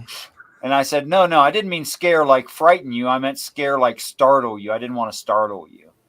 And he said something else that was flippant and street thug like, Next thing I know, he's driving by me. Every time he sees me, he would do this particular whistle, which is a very strange whistle. It'd be really hard to do. It'd be unusual if someone did it. So now every time he's near the building at night, and I'm downtown on the plaza, I'm like downtown, you know, he would trouble himself to do that whistle every time he could. So I mean, he was like telling me, I'm here. I'm aware of you and I'm here. Mhm. And he's doing this like every chance he gets for like weeks and weeks in a row. And I'm the kind of person where I'm not really worried about dying. I mean, I've been through some stuff and I'm not really worried about dying. I don't want to die, but I don't have like this intrinsic fear in me. So he would come by in vehicles and stop and like say, hey, and I'm just not real scared. So I like, you know, bend down, look in the car, and, you know, throw a hand up. Hey, how's it going? And the last time I did that, he's got a gun out. And I'm just like, oh, geez, man, come on. Like, how fragile are you that you are that upset that I used the wrong word, scared instead of startled? And that's what this is about. Now he's building some kind of fantasy in his head about how I'm out to get him, and now he's out to get me. You know? It's like, wow, man. What's that? Yeah, That's that's like- what's all that about? You've insulted his manhood in some way, which I is guess hard to define. Is he old enough to have seen Taxi Driver? What, Sure. this guy? He's Yeah. probably like 30. Seen Taxi Driver. Well, that's just what it reminds me of. Somebody that builds up this whole thing in their head. Yeah. DeFreak, I'm just under 5'9". So I'm not a big monstery, you know, scary guy, you know, and I'm not trying to be.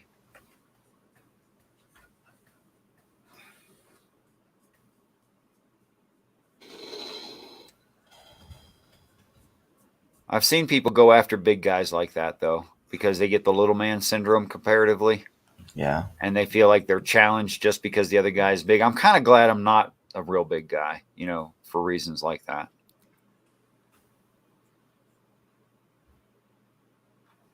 Irenic asked me a question the other day. He was like, he's like, I can't really do an Irenic impression. I was gonna attempt to do an Irenic impression, but It's okay. We've heard it. It's all right. You don't have to do it. The question was, has anyone ever picked on me because of my height? Which you're kind of taller. Yeah. Yeah, you're like 6'2", right? 6'3". Yeah. Yeah, people have. They've what do they call when they section you out? There's another name for it. When they like, because I'm the tallest, biggest thing in the crowd. Ah. They're gonna singled out. Right. I'm singled out because I'm the biggest one in the crowd, right? So a lot of times main focus is on the biggest thing in the crowd first and then everything else later.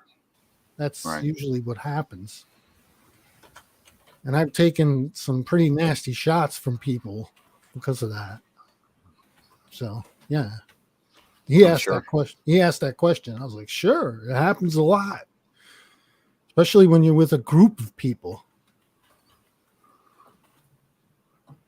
So yeah. Yeah, I feel fortunate that I'm very average. You know. Yeah, so you wouldn't stick out at all. Oh no, I blend right in a crowd. Yeah. Yeah, I'm always taller than everybody else, you know, so I was always noticed. Yeah. We have some family friends, and the females in that family end up close to about 5'10". Yeah. And then the men end up 6'3", 6'4". Mm. And they're bulky people. Like the girls ain't small, and the guys are just damn huge. Like a healthy weight for the men in that family. I mean, a healthy, not skinny, but a healthy weight is like 300 pounds, because that's just what size they are. They're broad and they're tall, you know. So two of my friends, John and Patrick. Dude, they were in fights all the time. Like all the damn time there was people trying to fight them. And they're the gentlest guys, never wanted to fight, not interested in that kind of thing. Yeah. Well, it works. It usually works out the opposite way. I've been picked on because of my height as a kid, and it worked against them. Yeah. So I don't understand why people would do that. I mean, I guess they see some kind of challenge. I mean, I don't know. But I had people much smaller than me try and, attack Yeah. me. I'm like, what the fuck? It's like beating up little kids. Yeah. When I was in That's junior good. high school, I was 6'2", 210 pounds. When I was in junior high school, Yeah. I was a big fucking kid, man. And I had little fucking kids coming up to me trying to attack me. I could have held their head and let them swing. Like, Yeah. And so it was like so weird. You were probably taller than a good percentage of your male teachers. Yeah, I was as big as I was an adult. I looked like an adult when I was in junior high. I was as big as an adult. But I didn't know. I didn't think of that. It just didn't dawn on me. But then when I started playing football and doing all that stuff, I realized that I had an advantage. Yeah, that would tell you. Because all the kids are tiny. Yeah. And I'm like this tall 6'2" dude, captain of the football team. Imagine that. How'd that happen? How'd that? Hey, I didn't ask for this. Why would he pick me? Because I stood out, right? Yeah. Yeah. And that's the way it's always been. So you can't hide. There's no hiding when you're tall, and you're always going to be noticed. There's nothing wrong with that, I guess. It's just one of those things that's kind of... Well, the lighter side of that is you don't seem to suffer from any social anxiety or lack of self-confidence, or you seem to have at least normal self-confidence, so yeah. Yeah, I'm not overly confident, but I'm not a pushover either. Right. That's what I'm saying. So, Whereas a dude grows up and he's too small for most guys. Then he's got all these things that he wants to make up for. He's got this confidence problem he's got to overcome. He feels like he's got to impress people because he's smaller.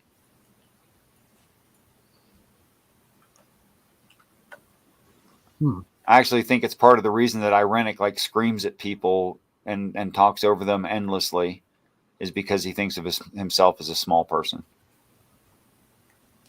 Really? I think it's part of it. I think he's reasonably tall. He's just slender. Yeah, I think he's slender and not even reasonably tall. He's like 5'8" or something like that, isn't he? I mean, I don't know. Yeah, but he told me his weight the other day. He said 130 pounds. Yeah. He's 100 and he's 5'8". If he might be 5'8", but he's thin as hell. I mean, he's small. He's tiny frame, tiny shoulders, tiny rib cage, tiny arms. He's just tiny. Yeah.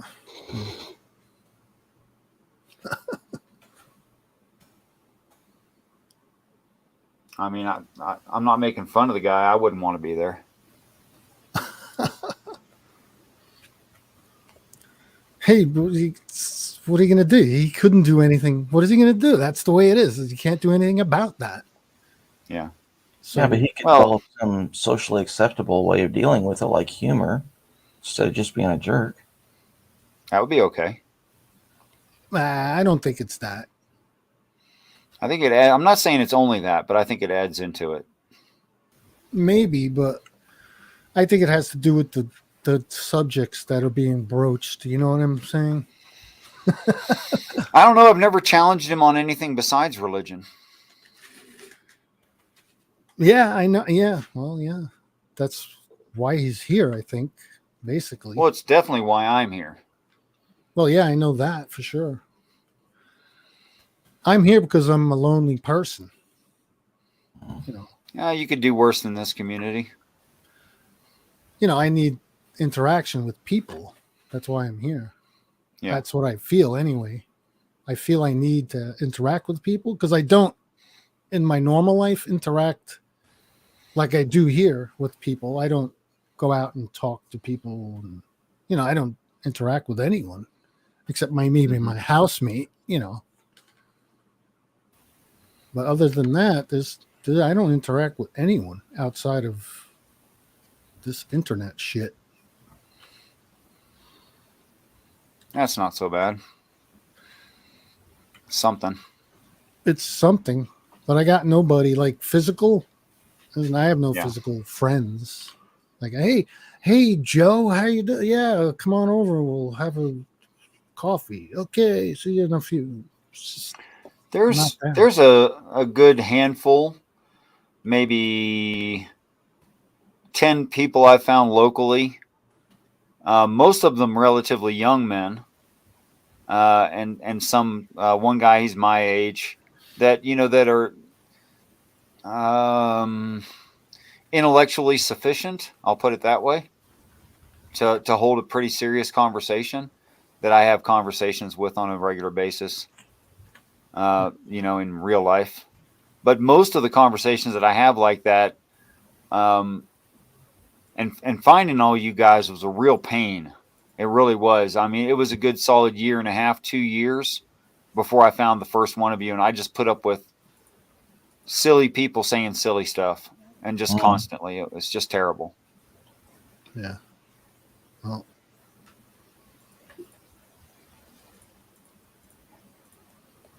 But when I was in my 20s, I noticed that it was guys in their 50s that made the best mentors because they didn't have all the problems that go along with being a young man, like in the 20s and 30s. And most of them, their kids had moved out and they were looking for somebody else to take under their wing and teach regular life lessons that aren't obvious to everybody. Right.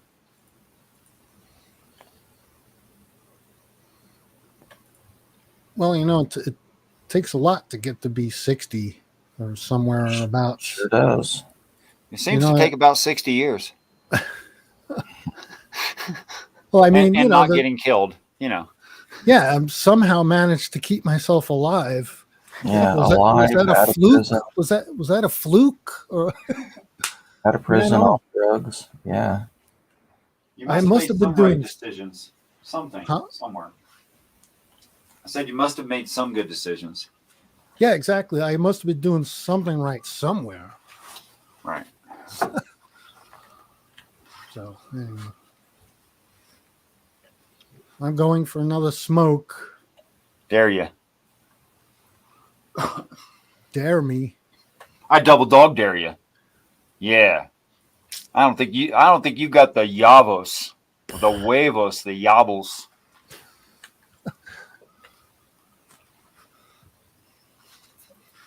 I'm looking. I have so many be right back things. I just keep making them when I'm bored. Mm-hmm. Do you like mine? Huh? Did you see? Did you see mine? I just did that. Right? I just did that in paint. It does pretty. It's a pretty good likeness of me. But with the hat on. Well, that's how I actually normally walk around. There's a ball cap, and a collared jacket. Oh, really? Oh. All right, I'll be back. Thanks for the warning.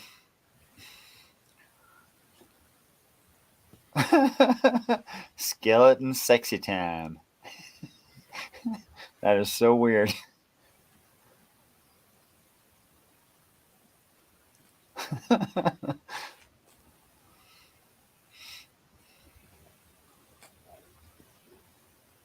Yeah, I'm kind of sick of being over people's heads, actually, to freak.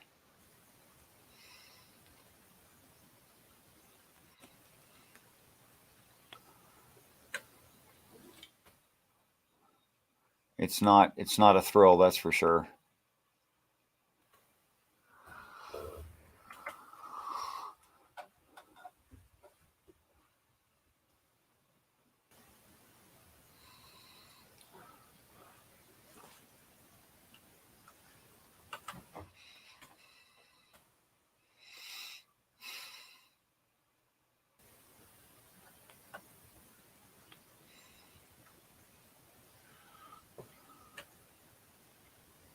What you working on, Hillary's? Helicopter battles. Ah, okay.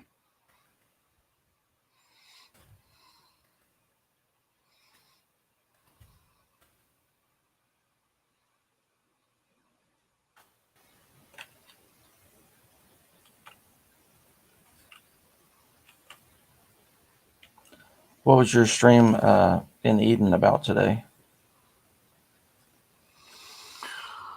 Well, it's a regular Wednesday show. Mm-hmm. And Mac was able to make it. Big Zebra was able to make it. Mac had to cut out, even though the conversation was continuing, because they were having severe weather, maybe a tornado. Oh. They did message us and say we're still alive, which is good to know. Bree from Hive Science came in, who is always a delight.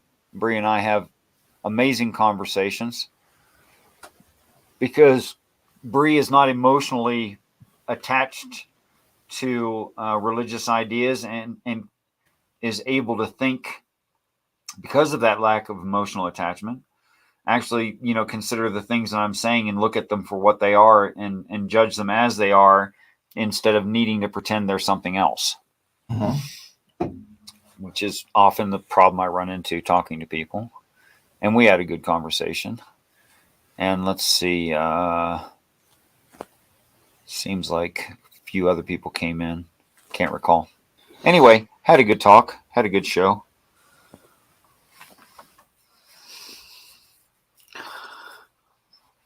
I'm pretty sure I pissed off Math Pig pretty good on Tuesday yesterday.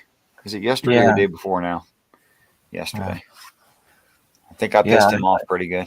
I went in because it said Jubilees, and then I saw that other guy, and I'm like, where's Richard? I didn't say anything in chat. I just thought to myself, and then I'm like, I'd rather listen to Richard talk about this. Well, I'm in process of viewing all of that show. I'm at the after party section now, and listened to what Dr. Matt had to say, and he seemed intellectually responsible and very literate and well spoken on the topic, I thought, but he doesn't understand my position at all, which is okay. But then after I missed the show, I tuned in late, and I thought, actually it's kind of good that I wasn't there, because then, it wouldn't have my influence between this guy with the doctorates, talking to Math Pig. And it was really interesting for me. Of course, I have to meter this, and hedge this a little bit with out of consideration my own biases. But it was weird because I'm watching the show and Math Pig's just trying to get this guy to shoot me down. And he's just trying to get this guy to shoot me down. And then he spends the whole time doing that. And I was like, what the hell? Like, why? And to this very moment, I don't understand why.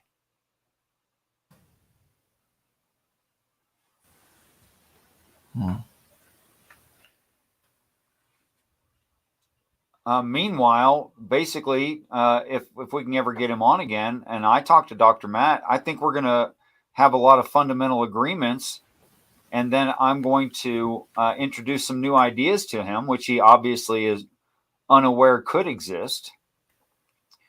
And I would predict that actually it'll go really well, and he will at least concede them as plausible. And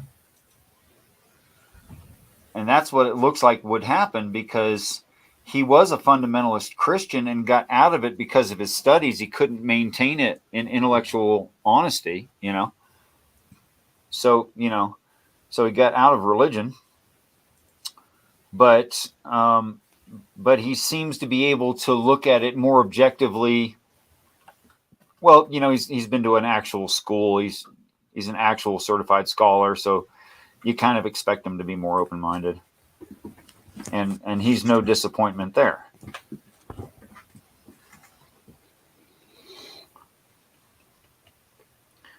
And it was kind of funny on one particular point.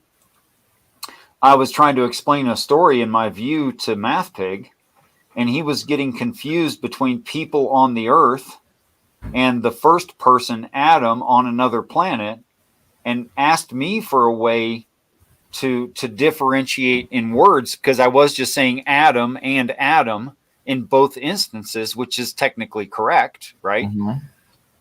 But he said, well, find a different way to say that because I'm getting confused. So I said, well, I want to, then I'll just use a different word set that sounds similar. So I said I was going to use Adama and Hava instead of Adam and Eve. And Right. Adama and Hava would refer to the groups, right? Male and female. And Adam and Eve would refer to the individuals. And MathPig brought that up with Dr. Matt, and Dr. Matt said I was wrong because Adama means the earth, which I knew. But if you refer to the earth as this planet instead of a person and all the people on it, that seems like a reasonable association to me. So I was going to use it that way. And then MathPig strawmanned me. Dr. Matt misunderstood it. I was only using it not because of my misunderstandings of these definitions, but because MathPig required it. Right. And then he flipped that over and called me stupid. And I'm like, hey, what the hell happened there?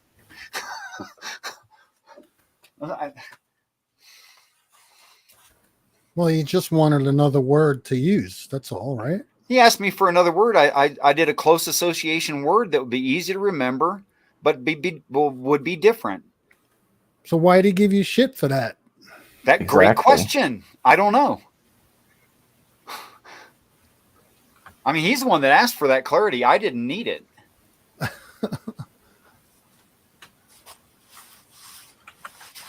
But ultimately, what happened, though? Ultimately, what happened is he got an academic to agree with him and had a little dance party there in his chair. Oh. At your expense. At my expense. Yeah. Well, maybe he was a little pissed I didn't make it. I'm sorry. I really am sorry. And I'm sorry to everyone. And I'll apologize to him when I talk to him again. But I had a friend who was buying a car. He needed a mechanic, which my friend's not a mechanic. I mean, he's got a master's degree in special education, but he's no mechanic.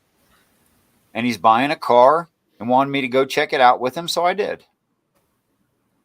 Yeah. Nothing wrong with that. Because it was on someone else's schedule that neither one of us could control. The person who owns the car, it was on their schedule. What is Jubilee anyway? That's part of the Bible? Okay, here's why you've heard of it several times. Jubilee is a special occasion that's celebrated yearly, right? Let me remembrance. Let me just tell you what I think it is. Okay, go ahead. All right. It's a date that corresponds with something with slavery, right? Sort There of. is a slavery law in there, yes. Now and Jubilee has to do with releasing slaves, right? Yes, forgiveness. Altogether, it has to do with forgiveness. Okay, so at least I'm You're in the partially on neighborhood, for track. sure. I'm Oh, partially absolutely you on are. track, right? Yeah. But that's one small part of it. Okay. Right. So it's to be celebrated and kept in the memory of the people on a regular basis. It's the seventh year or multiple of seventh year, and then you have the Great Jubilee, which is so 7 times 7, and then the 50th year, right? Which is like the big Jubilee. So it's got to do with the number 7. It's got to do with forgiveness. It's got to do with release of debt and release of guilt. That's generally what Jubilee is. But that's not in the Bible. Yes. Sure It's littered with it. It's littered with it, not just slavery law. Wait, but that's not a specific book of the Bible, right? Oh, is Jubilees a book of the Bible? No. Well, right? in some Christian, yes, it is. Because but not in Catholicism. I've read the King James. That's not in there. It's not in the King James. You're absolutely correct. Well, even the King James, depending on which one you read, it can be anywhere from 66 to 80 books. Right. I don't remember what I read. Which one? It was probably the 66. That's what most of them are. Probably. That's the more popular one, yeah. It was the one I could get my hands on when I was younger. Mm-hmm. Yeah. I don't own a Bible. Now, my personal theory on Jubilees and all of it is that it's talking about the year of forgiveness, which is the 7th year in end times, or the last year of end times. And I think that's what it's talking about. That's why slaves are released and can return to their father.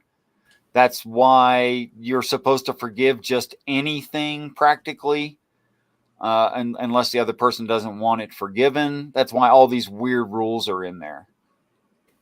Well, isn't there one that you can trick your slave to? I know what you're referring to.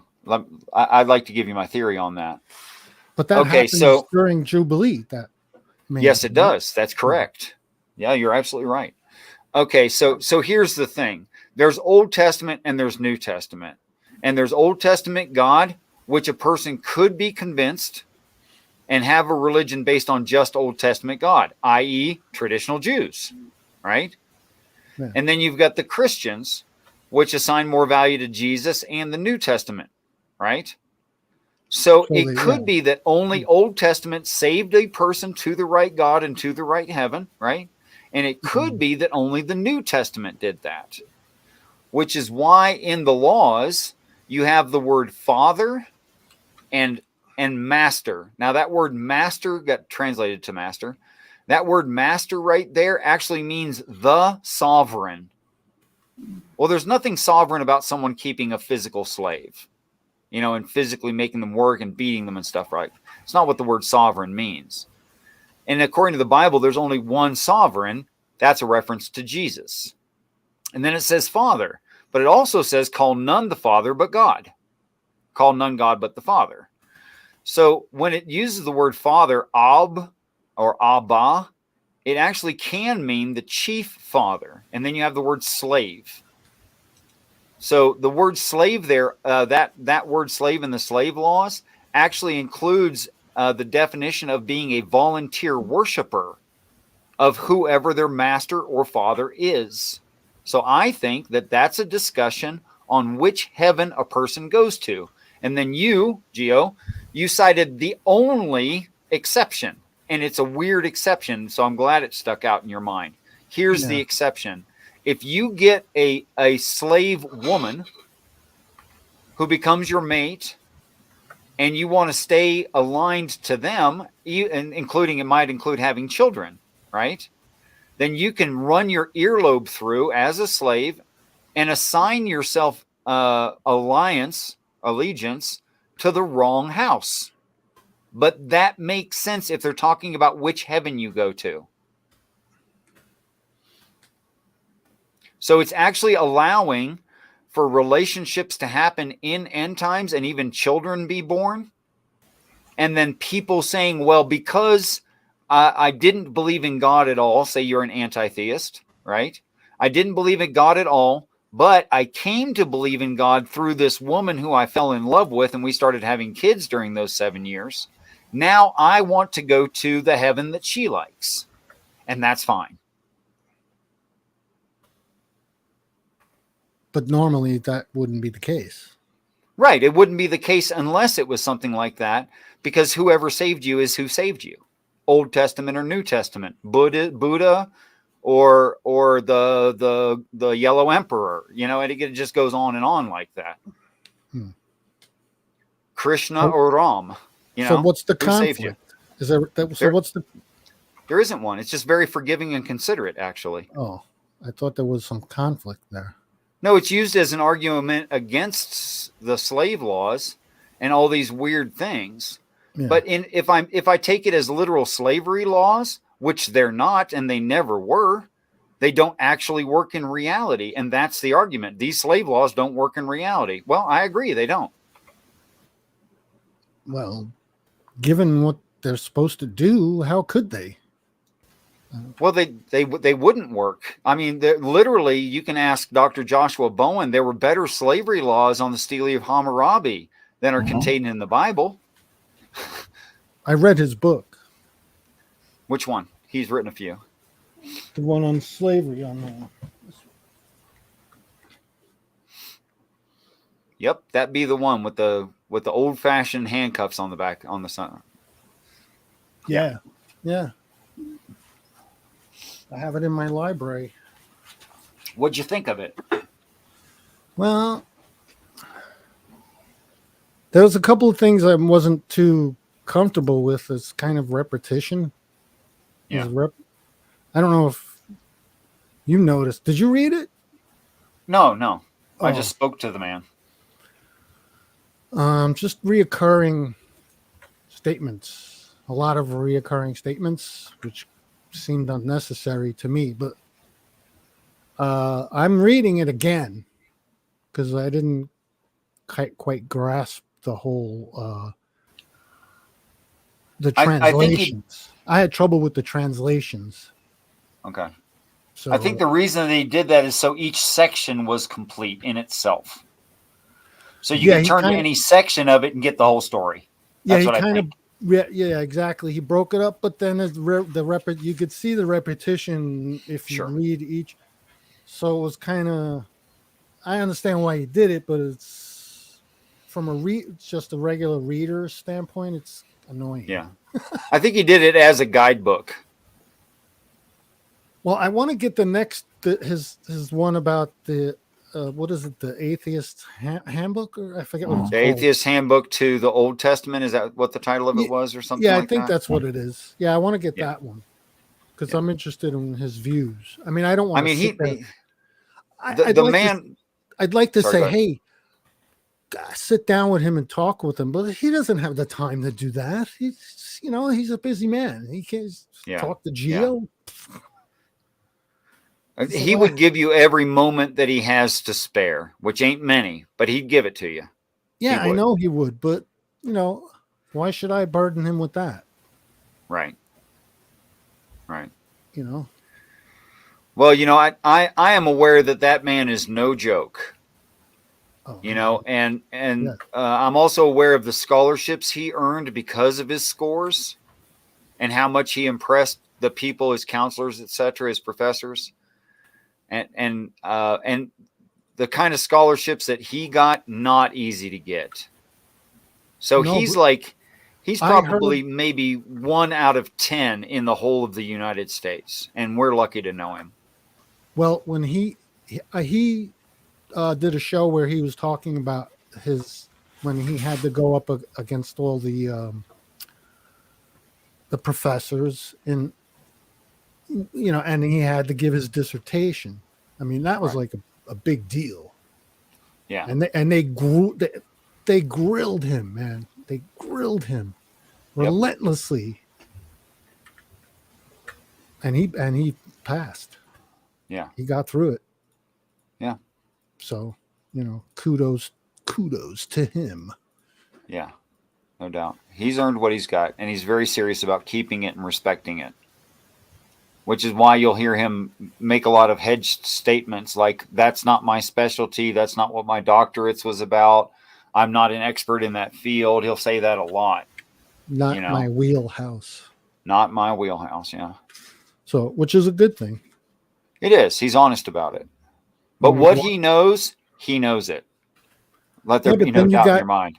You got a lot of people, so many people on the opposite end who do the opposite, Sure.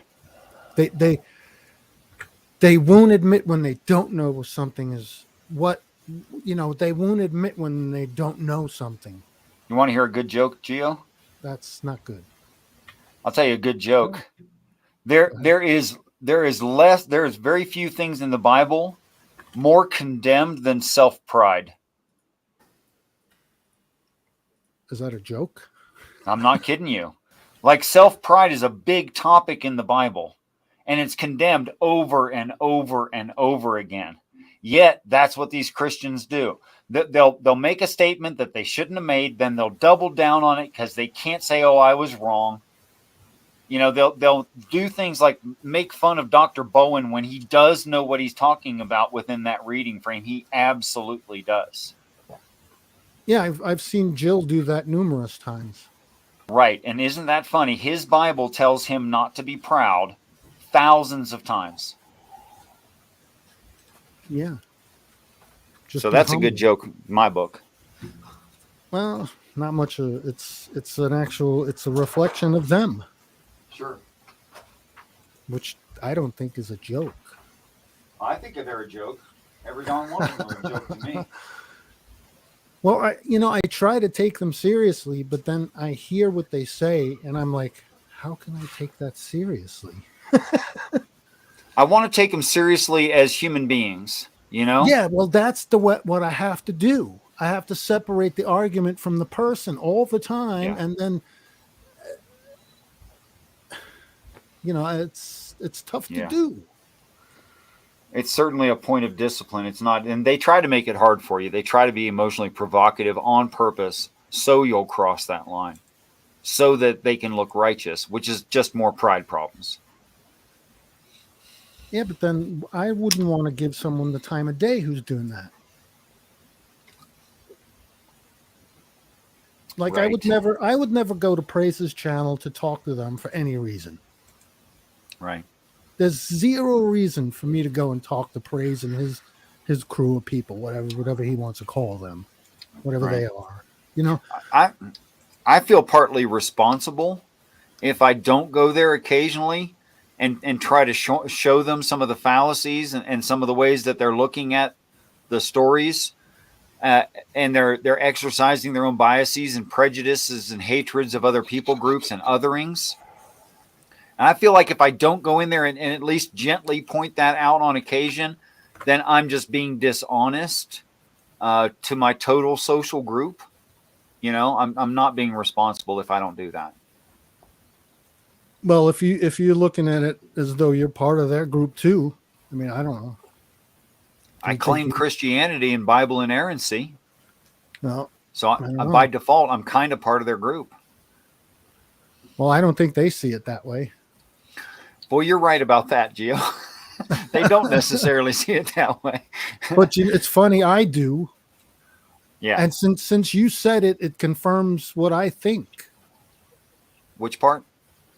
Just to be sure I understood that. You're in that camp too. Sort of, yeah. Yeah. So, and I never asked you if you can, do you consider yourself part of that camp? Well, just in that I'm a theist and that I believe there is only one God to believe in and align value to, But then I think that the Christians have a tradition that's more important than the stories in the Bible, and they're actually following their traditions and not the Bible. Well, that only gets you so far, though. Yeah. It's like William got to a point in his life. William Freeman got to a point in his life where he said, "Wait a minute, my understanding of Jesus does not line up with my understanding of Yahweh." But then it looks like in the book, or at least in the tradition, Jesus agrees with Yahweh. Now, what the hell am I supposed to do with all this? I don't know. Because Yahweh is obviously immoral, right? But then Jesus is all about being moral. What the hell? Well, then you have to start relying on cognitive dissonance to get yourself through. He wasn't able to, and I congratulate him on his honesty. And Well, you're yeah, right. That's what most Christians do. A lot of people would be comfortable with their cognitive dissonance just to keep their belief. Yep. Just to continue believing what they believe. Sure, but it's intellectually dishonest, whether they do it on purpose or not. Yeah, it certainly is. Now they might claim they're not being dishonest, right? And they always do normally. Sure. Say, "Oh, I'm not being dishonest. I'm not." Dude, I spent like a half an hour or so, and there was like 6 people in the room or something. I don't remember how many. And everybody let me just go back and forth with Irenic, where I just brought him around in the same circle that he's been espousing I've always heard him espouse. And I just pointed out the inconsistencies in the circle like 3 times in a row, and he could not grasp it. And it was super simple. I watched that. I saw that. Oh, okay. I was there for that. I mean, do you think I did a good job of pointing out the problems, or? Sure. But the problems were pointed out way before you even got in there. I'll bet. Yeah, and you just kind of put the bow on it, you know, and he still couldn't grasp what was going on. It was really amazing. I mean, a perfect example of cognitive dissonance. But, you know, he's doing it to defend them, to protect himself. And I don't blame him. Yeah. Well, you know, certainly there's been things in your life that you didn't want to be true, but were. And you accepted them because they were true, and that helped you adjust better to reality. And because of that, you were able to process the thing you didn't like, and you were okay. And you accept that on purpose as an adult and go, okay, well, I'm going to get a scar out of this, but I'm going to take the scar because I know it's the right thing to do. That's what they won't do. Well, it's back to pride again, right? Yeah. You got to suck it up sometimes, right? And just Absolutely. be vulnerable. You got to be vulnerable. I mean, I didn't like it that I got duped as a kid by my mom and by the preacher. They called themselves priests, but they weren't. But, you know, the whole Catholic Church thing. And I never became like I never believed it. I never thought like I was old enough to see it, to think I could judge something to really believe it. You know, I just couldn't judge it. So I was never a believer, but I was also an altar boy, you know, church every Sunday and Wednesday and holidays and all the special occasions and all that stuff. And I never complained to mom. I thought it was just fine. I couldn't see the logical problems with it when I was a kid. But as I grew up, the more I was able to think, the more I thought, man, that was just a bunch of hog shit. Yeah. They were just feeding me crap constantly, and I was a kid. And it's not cool, and it's not fair. Hey, Richard, I'm going to post the StreamYard link in the side chat for I'll let Flow State in if he wants. Yeah, sure. And I'm just letting you know you're the man in charge right now. So I'll bring him in if he comes in. Yes, Is sir. that okay? I'm gonna post it right now. Sir, yes, sir. All right, okay. There it goes. So you can come in, Flow State. The link is there. If you want to come in. I don't know much about Flow State, but he seems like an okay dude. Yeah, he's a good guy. He's into conspiracies. I'll say to his face the same thing I'll say behind his back, and that's this. He does not buy all conspiracies. He does not buy all of them. Wow. But the chances of anyone agreeing with him on all of them that he thinks are true is relatively unlikely. Unlikely. Peace and respect, Flow State. What up? What up? Hey. I bet you were a sexy altar boy. The priest thought so.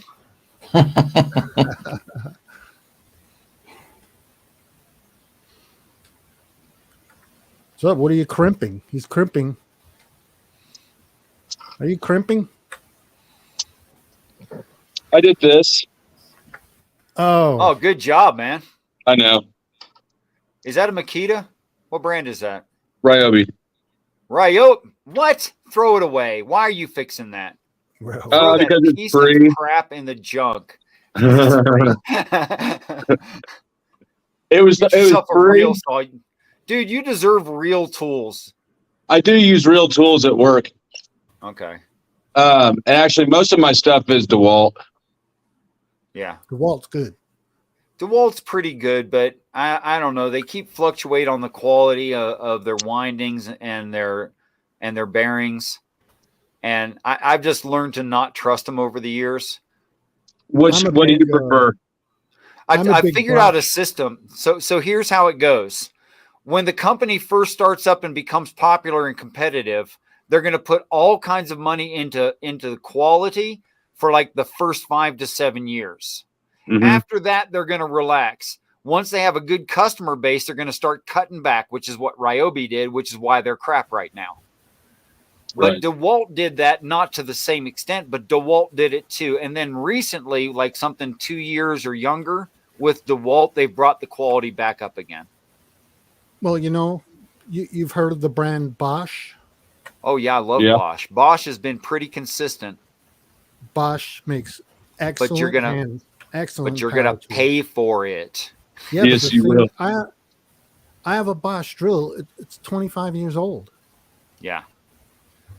But And that's when Bosch first hit the big time.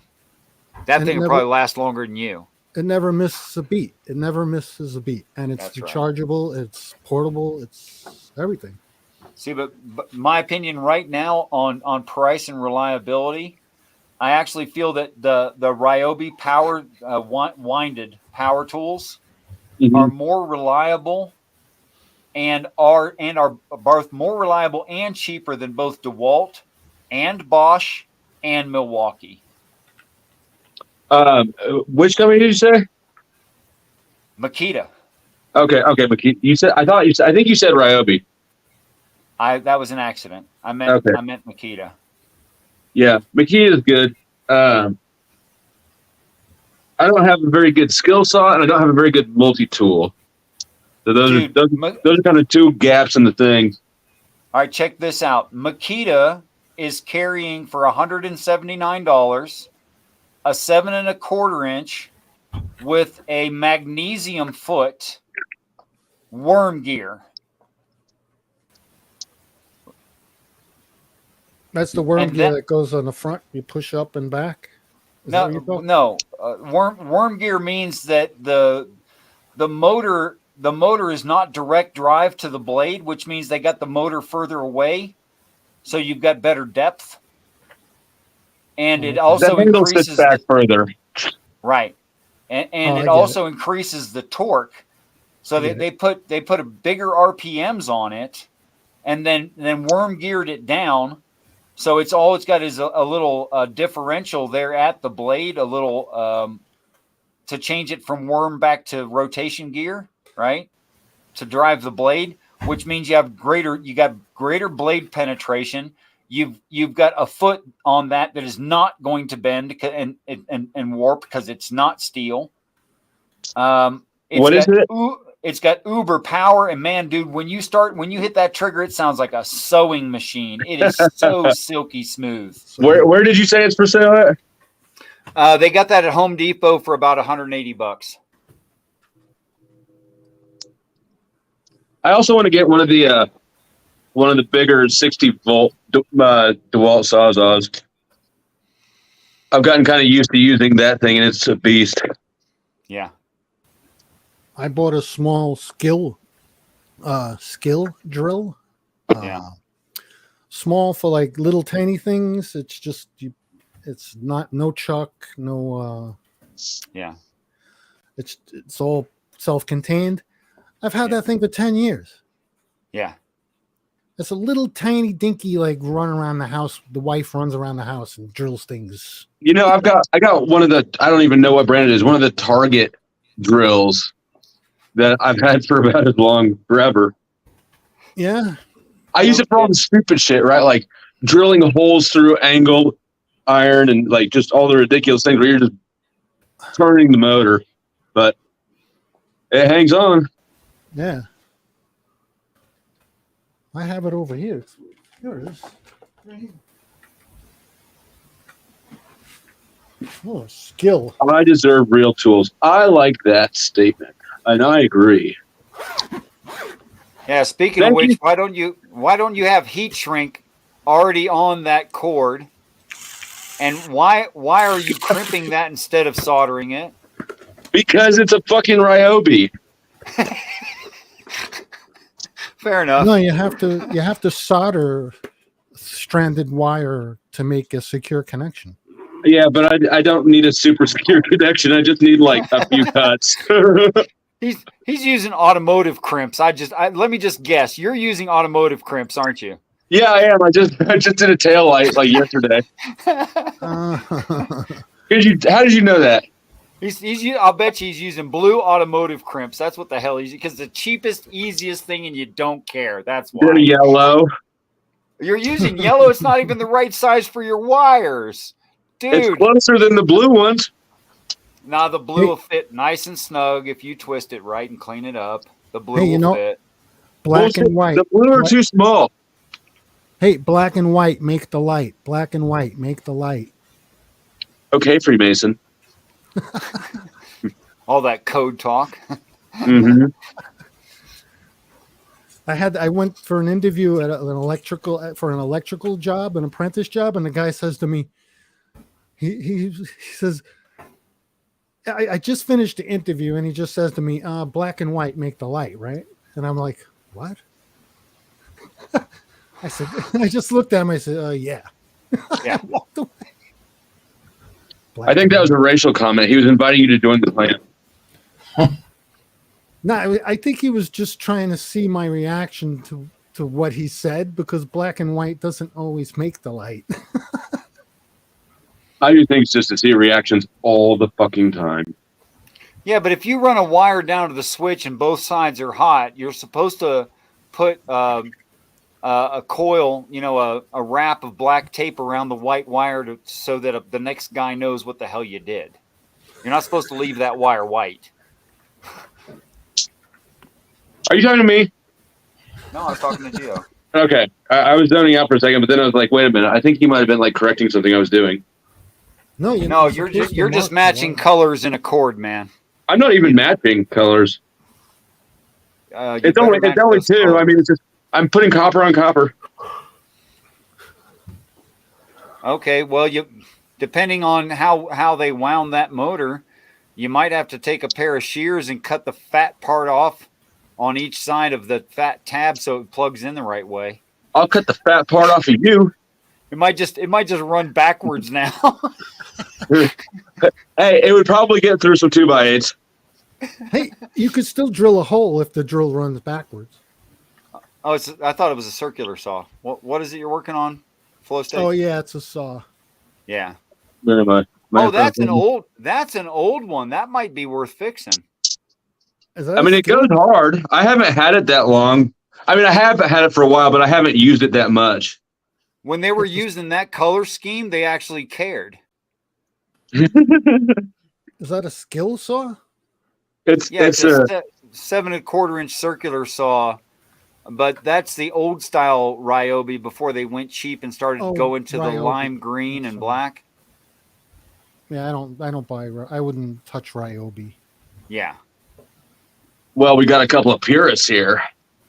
Yes, you do. I'm not a purist. You probably match your wire colors too. No. I just live with the short circuits. Driving around with like my tail light turn signals going on the outside, but on the inside there's no noise at all.